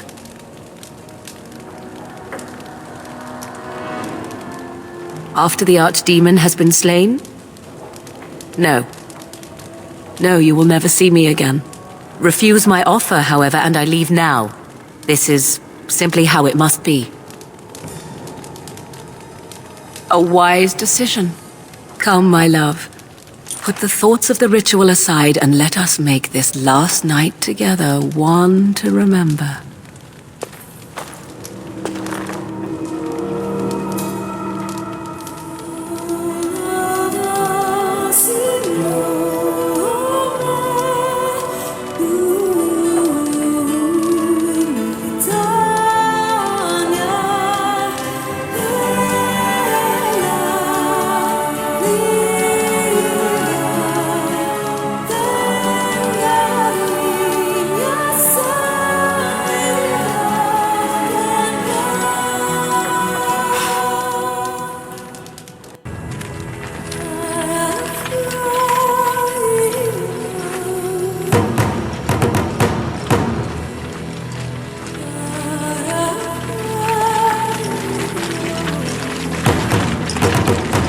We have gathered all the forces we can.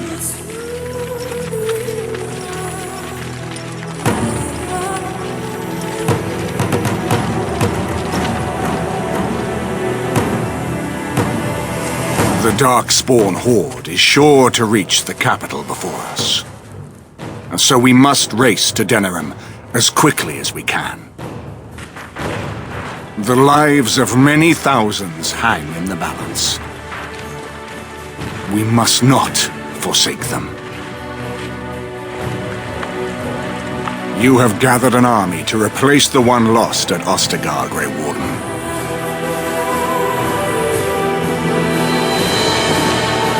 Let us pray that it will be enough.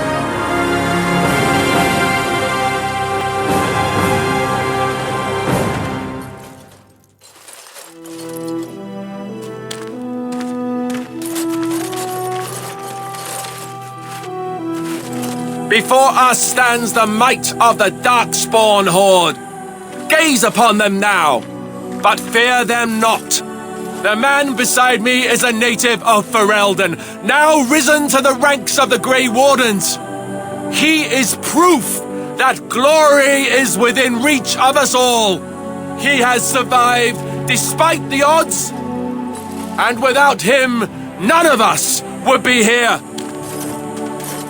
Today, we save Denerim.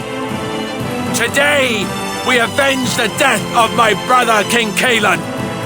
But most of all, today, we show the Grey Wardens that we remember and honor their sacrifice. For Ferelden! For the Grey Wardens!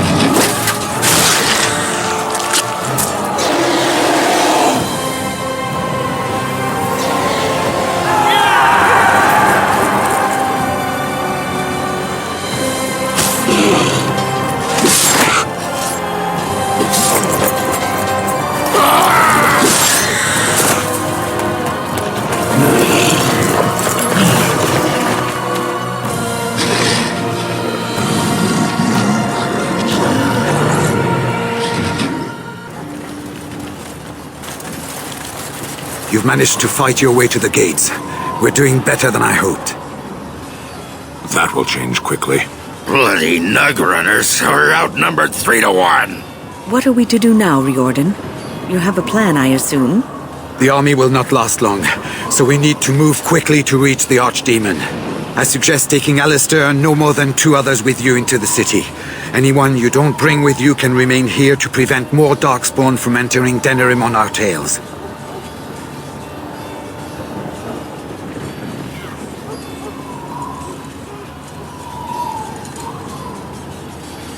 I need to go in separately.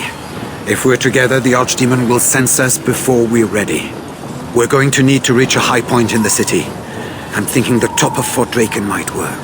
The top of... You want to draw the dragon's attention? We have little choice, though I warn you that as soon as we engage the beast, it will call all its generals to help it. I can sense 2 generals in Denerim. You may wish to seek them out before going to Fort Draken. I am sure that if we did slay those generals, it would stop the Darkspawn in the city from doing a lot of harm. It may also waste resources trying to find them. The decision is up to you. Neither of them are near Fort Draken currently, but there are too many Darkspawn here to tell you more. There are already several units of our allies within the city by now. They may be able to come to your assistance if you call them, but their strength will be limited. Now, who do you wish to take with you into the city? Yes. Indeed. Yes. Fair enough. Anyone else will need to remain here and assist in keeping more Darkspawn from coming in the gates behind us. Who will lead them? Fine. Let's just move into the blasted main event already. Good. That should be sufficient. Nothing you have done has prepared you for what you face now. May the Maker watch over you. Well, this is it, Warden. When from the blood of battle the stone is fed, let the heroes prevail and the blighters lie dead. As one of the blighters, I sodding salute you. Let's show them our hearts, and then show them theirs. So the archdemon is next, is it? Well, good luck with that.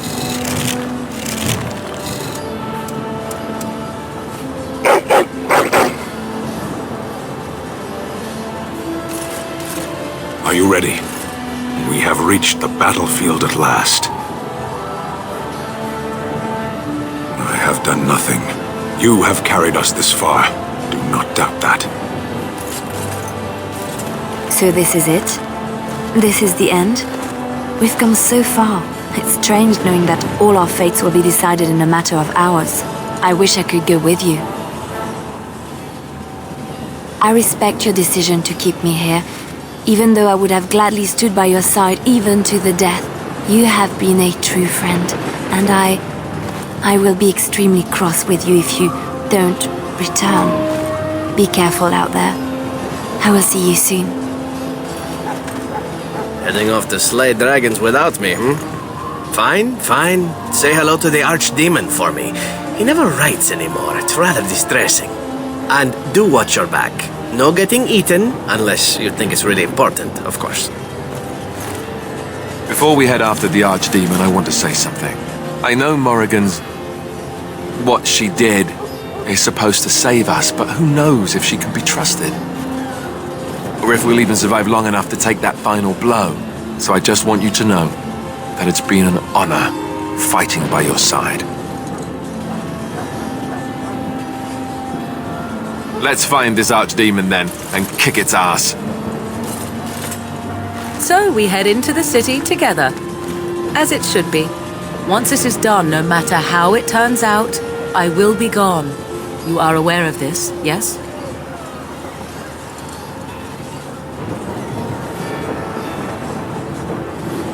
I do not think that would be wise. Allow me to say only one thing before we go. I was foolish. This could have been so much easier, yet I cannot regret what was between us. I will always remember you, my love. Now, let us see this finally done. The archdemon awaits. You! It's you! The Maker sure gave you the gift of good timing, didn't he? There's a large group of Darkspawn approaching and the gates won't hold. We need your help. All right. I only hope there is time to... They're breaking through! Run, all of you! Run for your lives!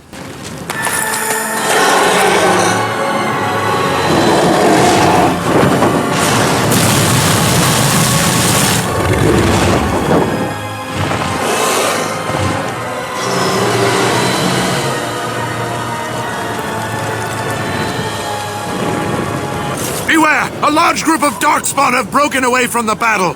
They're charging this way! They'll be here any minute! Shall I send word that the gates are secured? Right away.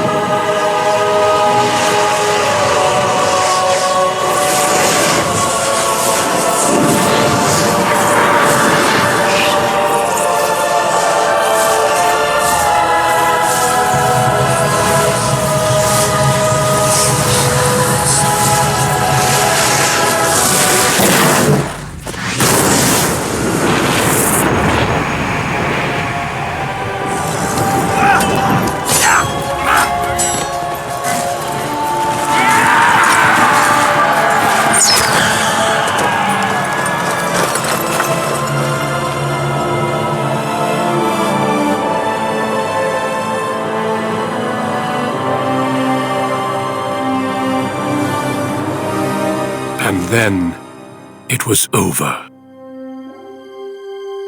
With the archdemon dead, the Darkspawn horde quickly crumbled. Most fled back into the deep roads.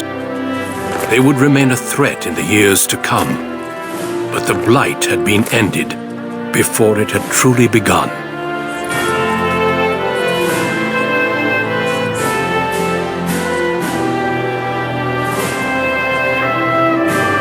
Ferelden had been saved, and the entire kingdom rose up to joyously greet its new king and queen.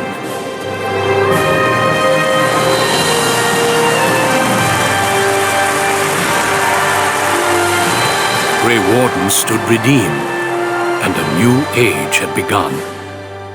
But at what cost?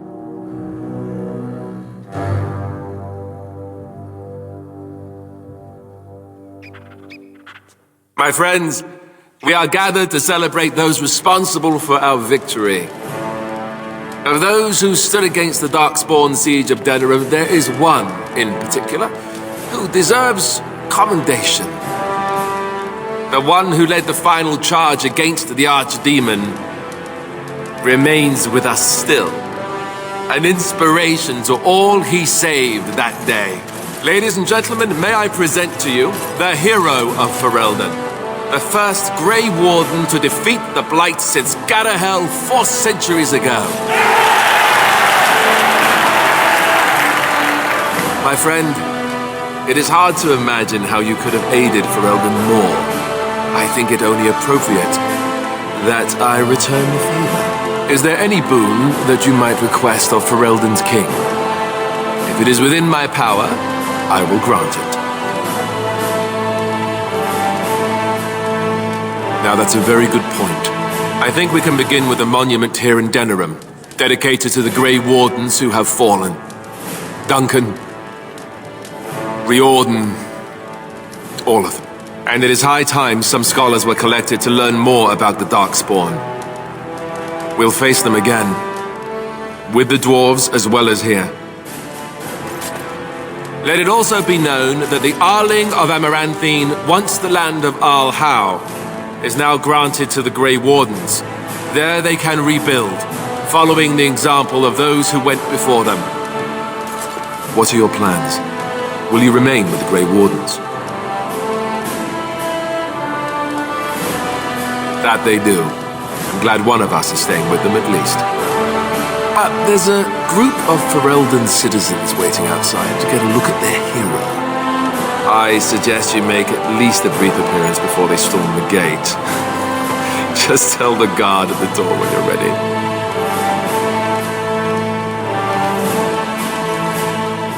So, we made it. I'm impressed, aren't you?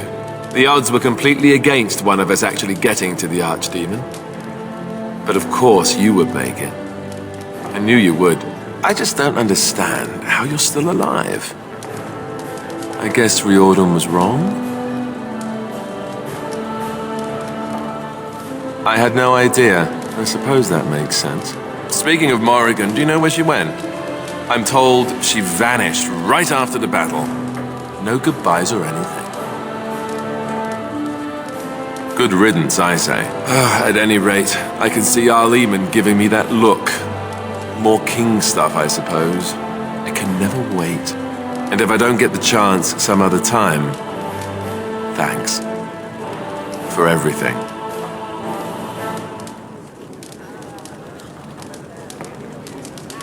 I'll let you get to your adoring public. They want to see the hero of Ferelden, and who am I to keep them waiting?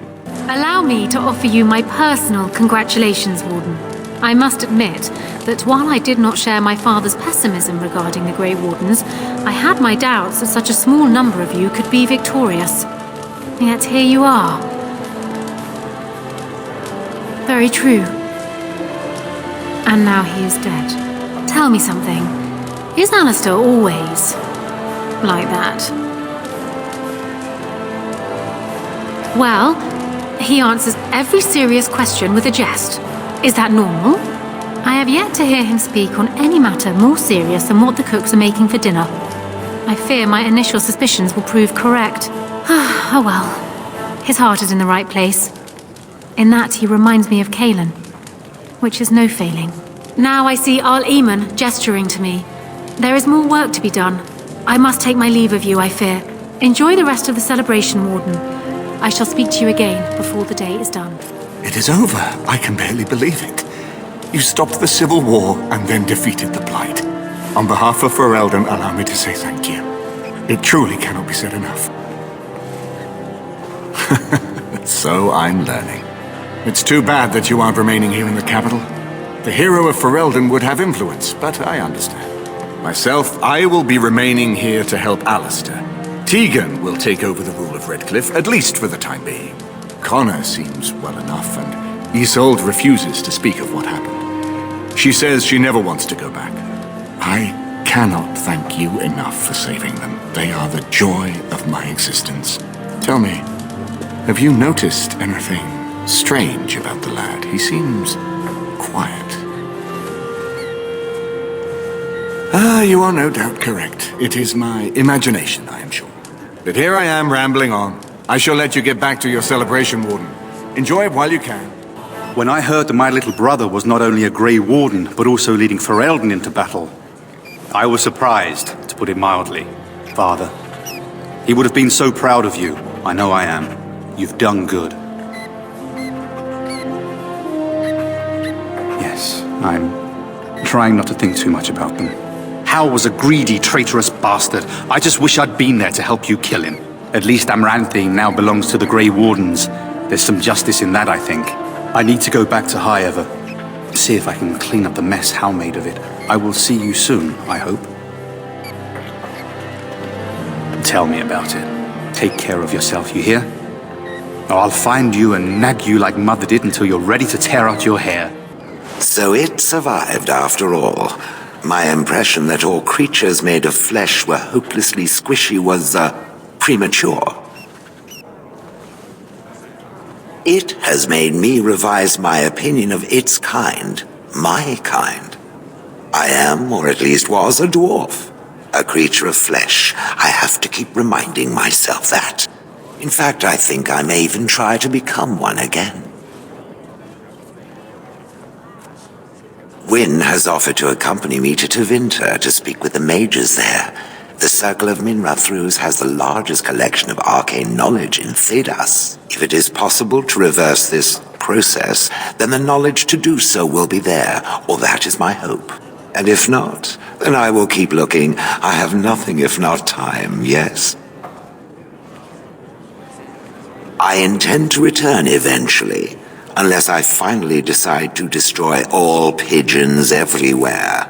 That may take a while, but otherwise I will come back.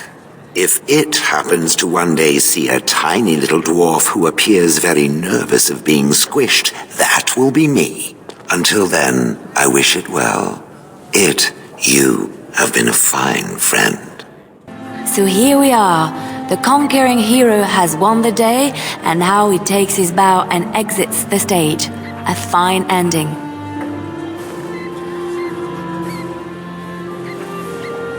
And my part was small. I'm happy to watch you receive the accolades. It's quite fun. You know, I can't help now but think of my vision. The Maker sent me to help you, and look what you did. It's a miracle. It truly is. You should know. I'm thinking of going back to Orlais for a while, to find Marjolaine. I don't know how long I'll be gone. I'll try. This is something I have to do, however, on my own. Perhaps we will see each other when I return. I look forward to it. Until then, be well. May the Maker watch over you. The hero of Ferelden. My. How does it feel? Of that I have no doubt. It's a title you'll be wearing for a long time to come, just as Loghain wore his. But it's not so bad, is it? A blight defeated with the other nations barely becoming aware. Who could ask for better? Until you do something wrong. And then they will enjoy tearing you down just as rapidly. I'm glad not to be on the receiving end of all this attention myself. I say, let the young have their fame. Not that I've gone without notice. Irving asked me to take over as first enchanter, but I don't wish to go back. Not after all this. Instead, I've decided to travel. Shale has expressed a desire to go to Tevinter to look into a way to regain her mortality. And I will join her. It's true, I don't know how much time I have. Maybe not very long at all. So, I shall see as much of the world as the Maker allows. Perhaps this is a gift in the end. A nudge in the right direction. I doubt we will meet again, young man. If not, please accept my best wishes. I will be relieved when all this pomp and ceremony is done. Such events are perfect opportunities for assassins, after all. I can't help but expect the crows to appear at any moment, which would be a welcome break, mind you. Eventually, with Taliesin dead, it may take them time to figure out what has happened, but they are like the tides, predictable. You know, it does occur to me that staying in one place is only going to invite the crows to find me that much quicker. While fun, that might eventually get complicated. You said earlier that you are planning on leaving soon. Is that true? You tend to get up to interesting things. You meet interesting people and then you kill them. I'm game to tag along if you are. And I promise not to get you into too much trouble. Well, no more than you get me into, anyhow. Well then, since we're going to be leaving together, we can speak after you have been sufficiently paraded in front of the populace. Don't worry, I'll keep an eye on you and make sure no one gets a clear shot. Not without paying me a great deal of coin, anyhow. Humans have a better taste for spirits than I thought. The ale up here is actually good. Orzammar ale tastes like dirt in comparison. Probably because they put dirt in it. Go figure. After what we went through, I think I've earned it. I think you've earned it. So I guess you're heading off soon, huh? Leaving the city? I'm thinking I'll stick around myself, at least for a bit. I'm getting used to that big sky up there. And I'm thinking I might just look up Felsi again, see where that goes. Yeah, well, you know me. I'm all about the cheery, romantic optimism. Ah, well, enough babbling. That pot-bellied son of a whore Tegan said I'd pass out before drinking an entire barrel of pickle juice.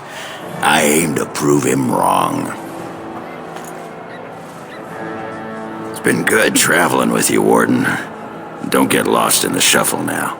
It is good to see you again, Kadan. These people, they call you hero. It is a strange word, but I think I understand its meaning.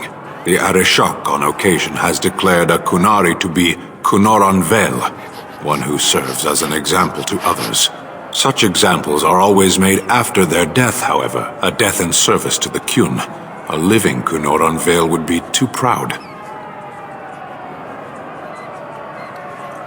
When a Kunoran Vel is declared, certainly. It is one of few occasions when the Kunari are permitted to engage in revelry. There is imbibing of spirits, public chanting, meditations abandoned. It is madness. We take great joy in every aspect of our lives. The Kyun demands it. I suppose I should tell you. I have decided to return to my people. Your quest is done, and thus so is my reason for accompanying you. And I to you, strangely enough.